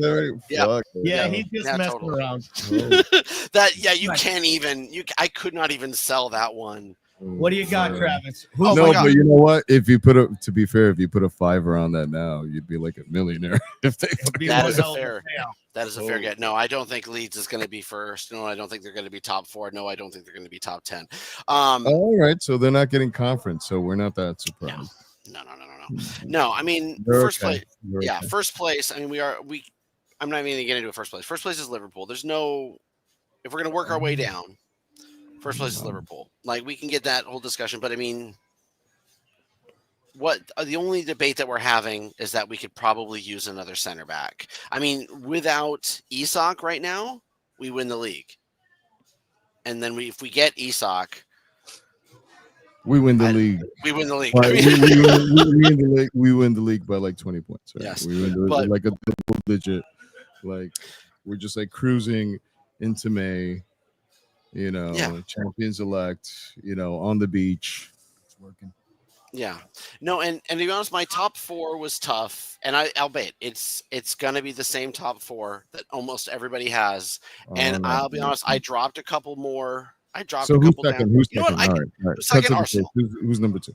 Arsenal. Arsenal. Oh. Arsenal. Yeah. That's Yeah. fucking pick, Here's actually. Oh But my keep going. God. no. You Always, get to Man City second. always the bridesmaid. Jokeris, Zubamendi.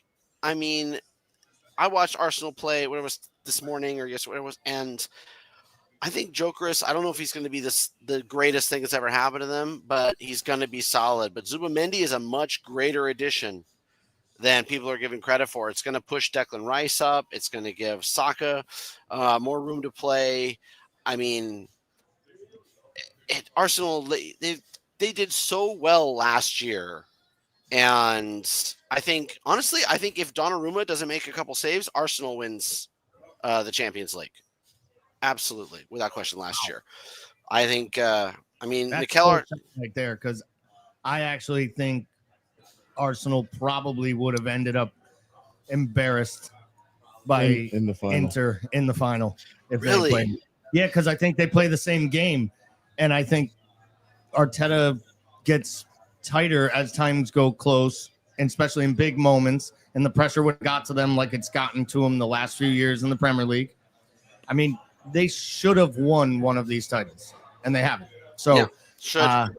Well, the thing with Arsenal, I feel, and the Arteta side, this was, I feel like it was always the case, even when Wenger was there, was they never had leadership on the field, right? They there was never maturity like on the pitch, and I feel like anytime that they get close to that, either they sell the player or the player moves on, and you need that. So, like, for example, we lost that when we lost Jamie Carragher. We lost that captaincy energy when we lost Jamie Carragher in the back, and we regained it when Virgil van Dijk became a Liverpool player, and he is the epitome of that, right? So Arsenal, until they get that boss on the pitch, they're always going to be the bridesmaid, and they're always going to finish second or third and never be able to push, because when you don't have that pedigree and you don't have that winning experience, it just it's tough for it to materialize organically if you don't have that experience. And with us, when we're getting the likes of Florian Wirtz, besides him being an incredible player, you got to remember, you won the league. This is a player that has that experience, so he knows how to win. And there's something to that. There's something to knowing how to win and knowing how to succeed. And Arsenal have never had that on the pitch to represent that and that leadership role. They've just never have. And until they do, and they're gonna have to, in order for them to succeed, they're gonna have to get it from somewhere else, because obviously they don't have it in house. No, you're not wrong there. You asked me to pick a natural leader. Arsenal starting 11. You can't name the camp. You can't do it. You can't do it. No, I totally agree with you there. It's Declan Rice. It's Declan Rice, and the problem Declan is, Rice. Yeah, they had already given the job to Odegaard, and he's fucking shite. Yeah, I mean, sign him for $100 million. I think Liverpool would have paid a ton of money if they had a chance to sign him at the time, but he is probably their best all-around midfielder, and that might be their issue.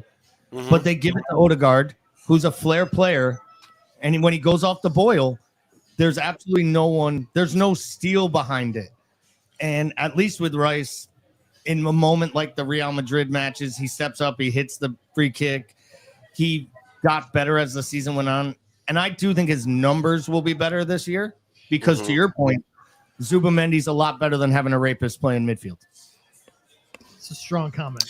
Yeah, absolutely. I mean, I completely agree. I think this is the dynamic they needed because I think Kai Havertz is so just well beyond overrated. I mean, I don't. No, don't get Paul going. I'm going to have to disagree there because we have a rapist as a president, and that seems to work. So, I mean, fair. Leadership and Fair enough. rapist may If not be, may not. If we're gonna get into political discussion, we can go that route No, too. no, 'Cause I'm- no, That's it's the furthest from red. political. It's just it's a CV thing. I'm just saying that you don't We've hit that necessarily time. if you're a rapist doesn't necessarily cancel you out for being a bad leader, I guess. But That's a clippable moment right there. Oh my God. I'm not defending rapists, but I'm trying to be politically correct. It was a joke. We've gone So I don't get canceled by the American government and If get deported. ICE deports me tomorrow, this is why. So Mate, like with that kill, I know. you're gonna- I'm safe. You're going to be a fan You'll be good favorite when in you get home. Guantanamo. I'll tell you that. Moving right along, number 3, Man City. And I'll be honest, I had Man City lower. And the reason is I think James Trafford is a bust. I don't think he's going to do well in the Premier League at all. I think Ederson's done, unreliable. I mean, they're both fine keepers. No, and Ederson hates James Trafford. Is mad that Trafford's even there. Trafford doesn't seem to like Ederson all that much. You know, they're not getting. It's going to be a disaster at the back. And so you've got. I mean, Reinders is incredible. Reinders incredible midfielder. Their game today against I forget who they played today, but it's going to be such an incredible. Like Marmouche, Holland is. They're going to get balls in, and that's what scares me is that they're going to put goals in the back of the net, but there's nobody at the back. I don't trust the back line of Man City right now, and I think their kid is ugly. So I think it looks like somebody ran a bit of bleach through the wash, and I mean, Ait Nouri is over there, and he's a hothead, and they've got a ton of center backs, but their fullbacks are garbage. I don't know. And you have Pep that's just like over it. Pep is just over it. like he looks like he's going through menopause, and no respect, no disrespect to all my women out there, but he's at this like point where he's over it, and he's one of those people that just wears his emotions on his sleeve. Mhm. And he's just like so over it. And Well, here's when you have him and you have the team kind of like not believing in that energy. Yeah. No. I have him actually lower. I had him at 5th. But for a while. you're on third. You're on 3 right now. Yeah. So here's the thing with Man City, though, is they poached James French from Liverpool. James French is, in my mind, the best soccer analyst possibly in the world. He is the reason that we saw improvements on our set pieces. He's the reason we saw improvements against Man City, against specific teams. An incredible part of our office staff that I think a lot of people didn't even realize was there. And now Man City has pulled him over. And that is going to be really dangerous for Liverpool because he's somebody who understands the game better than anyone. So he's in charge of all the throwing coaches and the Reiki guys and the psychologists. Correct. And the head buffer for Pep. So it's dangerous. It's dangerous. But all right, Travis, take us home. Who's 4? And then I'm going to give Gally. You're going to give us 4. We're going to give Gally one question to ask you. We got to get Timucin's brother in here shortly. Yeah. So we're going to wrap this up with 4, and then I'm going to let Gally take it home. All right. Well, the fourth, which is going to be a revelation, I think. Yeah. I've got. You know what? I had Chelsea, but I think I might put Leeds there now, just because of all the that's been going on. I think Danny Farka's better than he thinks. He has Leeds. You literally broke our internet with that comment. Champions League football, Leeds. Champions League football. We're bringing it back, guys. Get the DeLorean out. we're going back to the future here. It could absolutely happen. If there wasn't so many question marks down the line in 4th, 5th, 6th, 7th, 8th, 9th, I would have put Aston Villa there. I would have put Brighton there. I think Newcastle is going to be a total bust. They look utterly miserable. Man U's not getting top 10. No. But you still have It's to got to be justify Chelsea. But it's got to be Chelsea, of course. It's got to be Yeah, Chelsea. well, no, I have Chelsea as second. I mean, had. That's where I have them. Guys, this Club World Cup thing, right? Oh, champions of the world. Champions of the world. They're gonna have that ugly badge on their kit for the next 4 years, right? So we're gonna see that shite there for 4 years. They don't even have a sponsor yet, I don't think, on their shirt, but they're gonna have that ugly badge on there for 4 years. But listen, when you throw enough shit in the wall, something's bound to stick. These guys have acquired 50 players in the last 3 or 4 years, which is like unprecedented. And you know, they have squads upon squads upon squads. But I'll tell you what, this Club World Cup and their performance there was scary because it demonstrated not only that they could beat the best players in the world, but that they have a deep squad enough to be able to adapt to very long schedules, right? So and the more that they play with each other, the better they get. So if I'm scared of anybody this season, I'm going to be scared of Chelsea, and I think they're good. I'm not going to say they're going to finish a close second, but I say that they're going to finish second place, just on the strength of their depth and the fact that they're playing longer together, and that Cole Palmer's only going to get better. And I'm gonna do a callback to that ugly badge on their shirt, because that ugly badge on their shirt is going to give them a physical affirmation, right? That is something that you can't really. It's there. It's physical, and psychologically, I think that pushes players to be better and just overperform when you have that label. Now they look like Tony Stark rejects.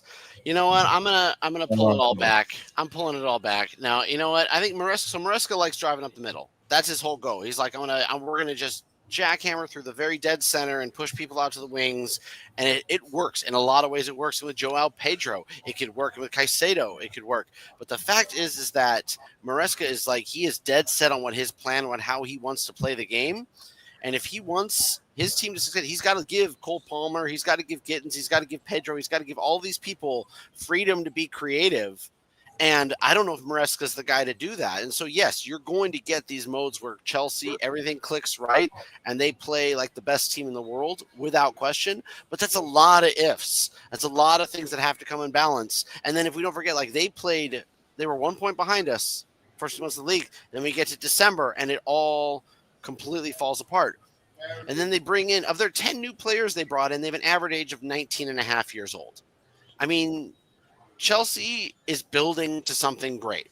Absolutely. If they drop to 5th, I won't be shocked. If they drop to 6th, I won't be shocked. I don't see them placing any higher than 4th. And I have Leeds at 12th. So, so you know what? No, you know what? I'm putting Leeds at 11th, so they're above Manchester United on my list. There you go. There we go. Everybody wins. I like it, Travis. Yep. You know what? Joel Perreault, all the Welshmen that have been playing on their heads for the Welsh national team. Daniel Farke's Norwich team, when he got relegated, was a garbage side.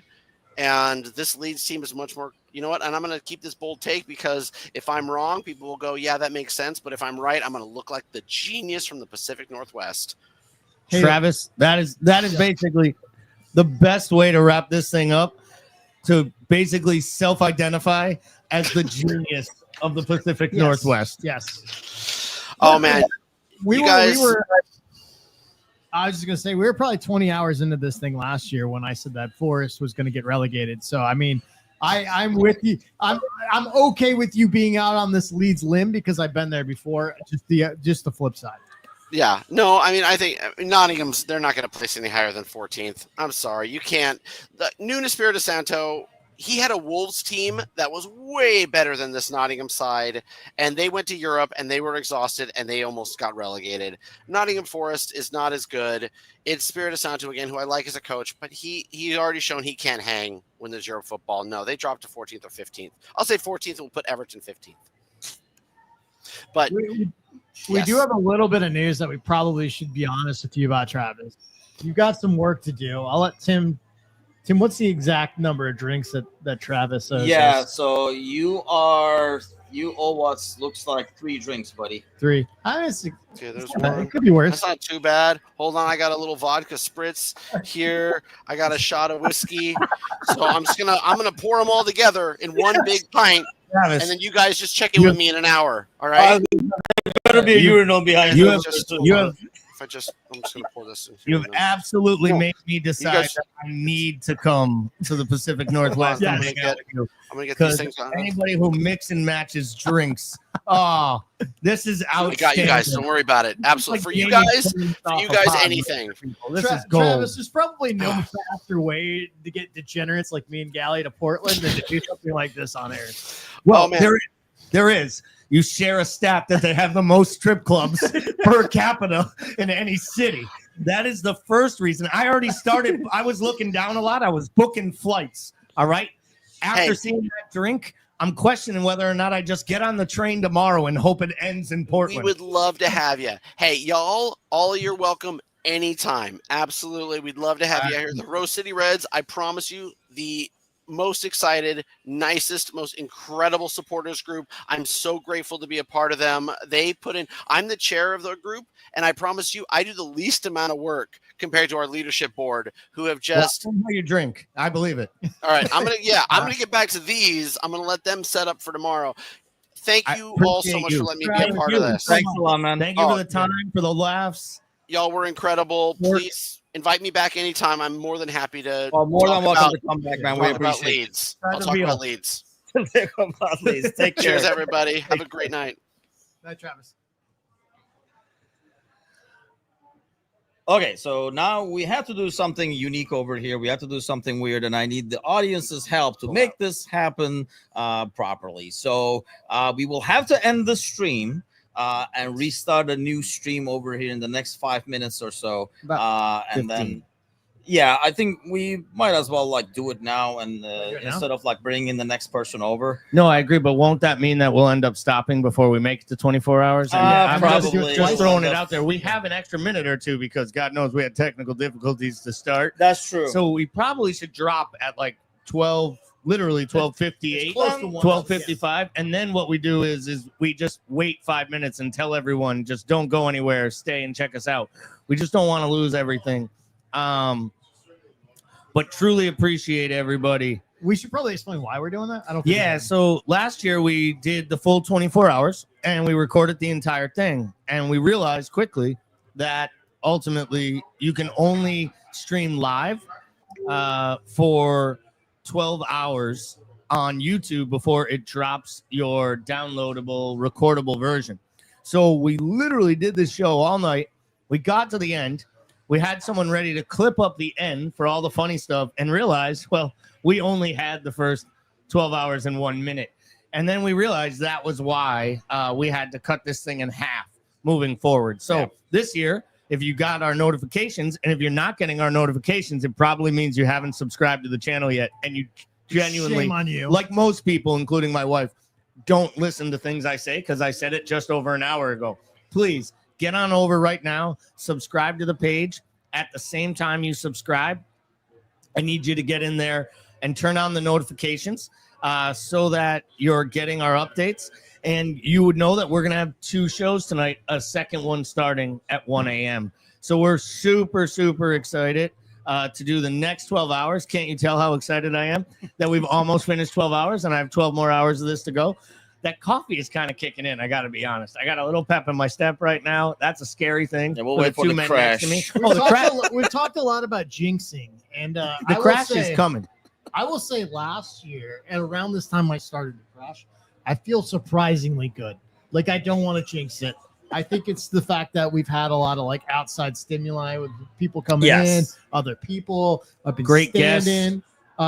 Yeah, I think my back is going to be in poor shape tomorrow, to say the least. But I feel we are switching over to the comfortable chairs that Okay. have like leather Okay. cushion butts and backs.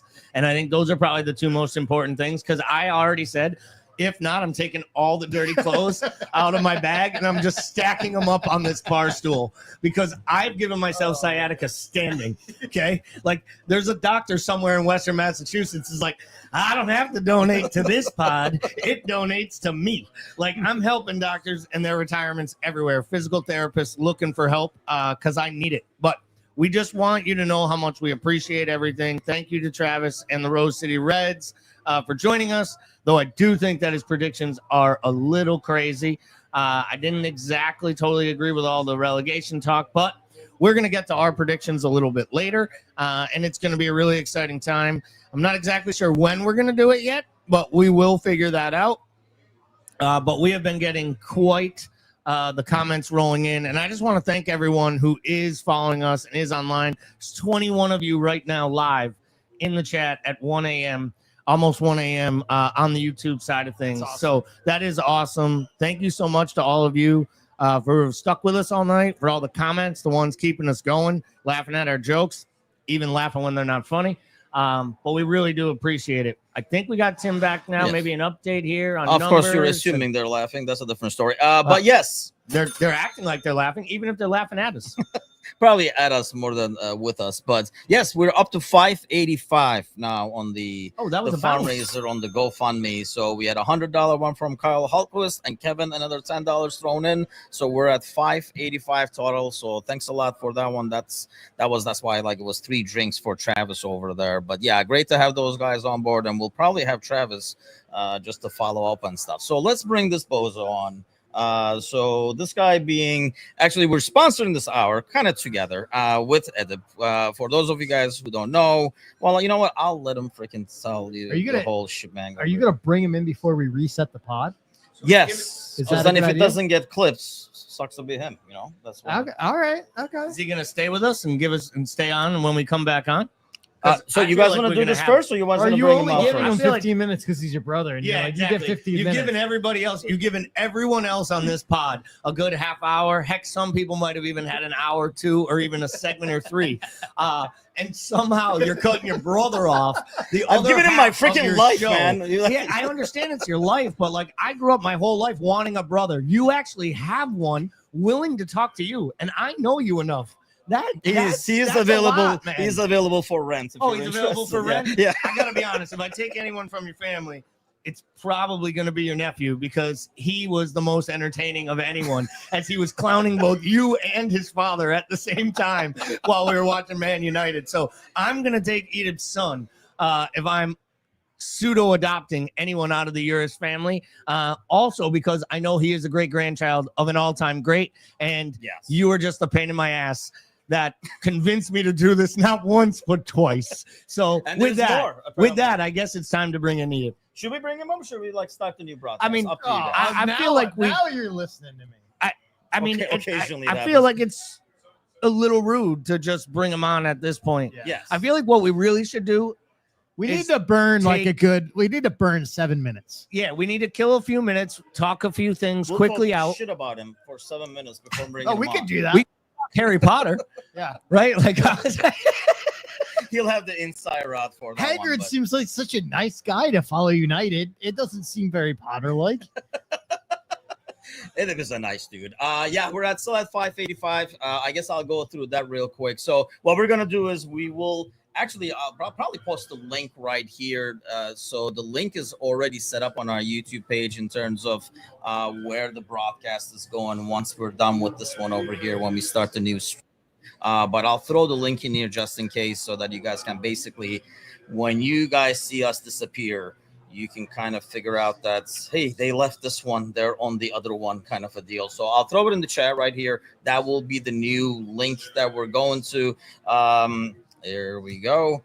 So that is going to be the new link. So that, because I'm sure he'll give us a lot of clippable moments. Some Manchester United. Tim, let's write in the chat. So if anybody comes in post looking for us, They can see they like know that link. Oh, you know what I mean? Just put check YouTube. Yep.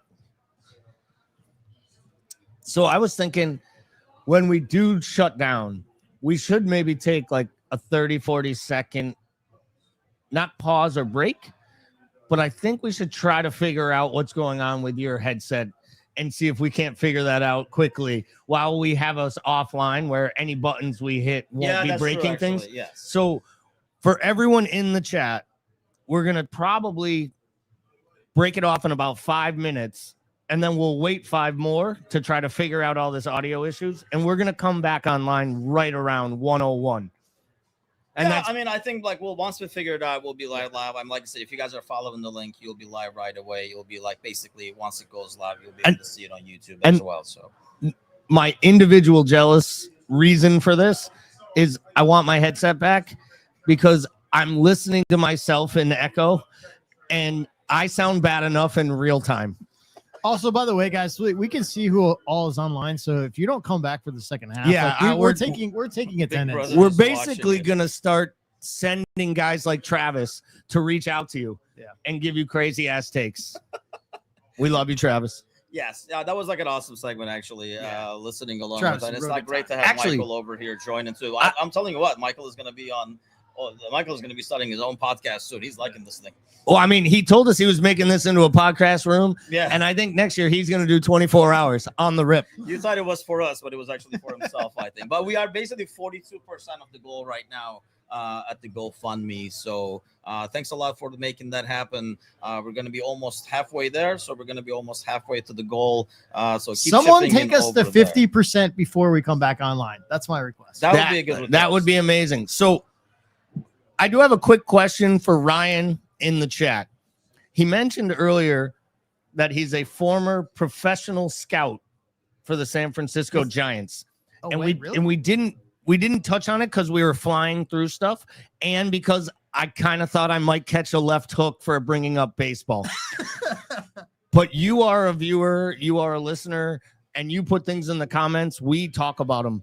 So what I want to know is who was the best major league player that you found and scouted, and was it anything like those terrible scout movies And I why saw? was it Buster Posey? Yeah, and why wasn't it Buster Posey is the real question. And you literally have 4.5 minutes to answer in the chat, or I know you're not listening, and then all bets are off. We're never talking to you again. This goes Just back kidding. to us knowing who's online, and when they don't answer it, let's ask everybody a question. If they don't answer it, we know they turn it off. But yeah, Exactly. we'll be back. Like I say, it should hopefully be like a very smooth transition over here. And then once we swap out some headsets and stuff, God, or I even know if we don't scouts. swap out some headsets, swap over the laptop over there, so I can go around there and like do the whole. I thought he said his dad was like something to do with stats. Like, No, how he would- said his dad was in that. I might have read the comment incorrectly. I thought it said he was, but maybe he was saying he knows scouts. He Yeah, also he has knows friends scouts. who are working in the Liverpool front office, which is it's not a shocking because and the bar is really kicking off now. So we're gonna be tested with the loudness that we were like, oh, it's not as loud as we thought. But It's actually definitely a lot quieter than last night. when I'm we were definitely kinda worried loving it, about the though. Sound. Yes. And if you do, I sent Fred Lewis, Nate Sherholtz, Jesse Fropert, and Travis Ishikawa to MLB.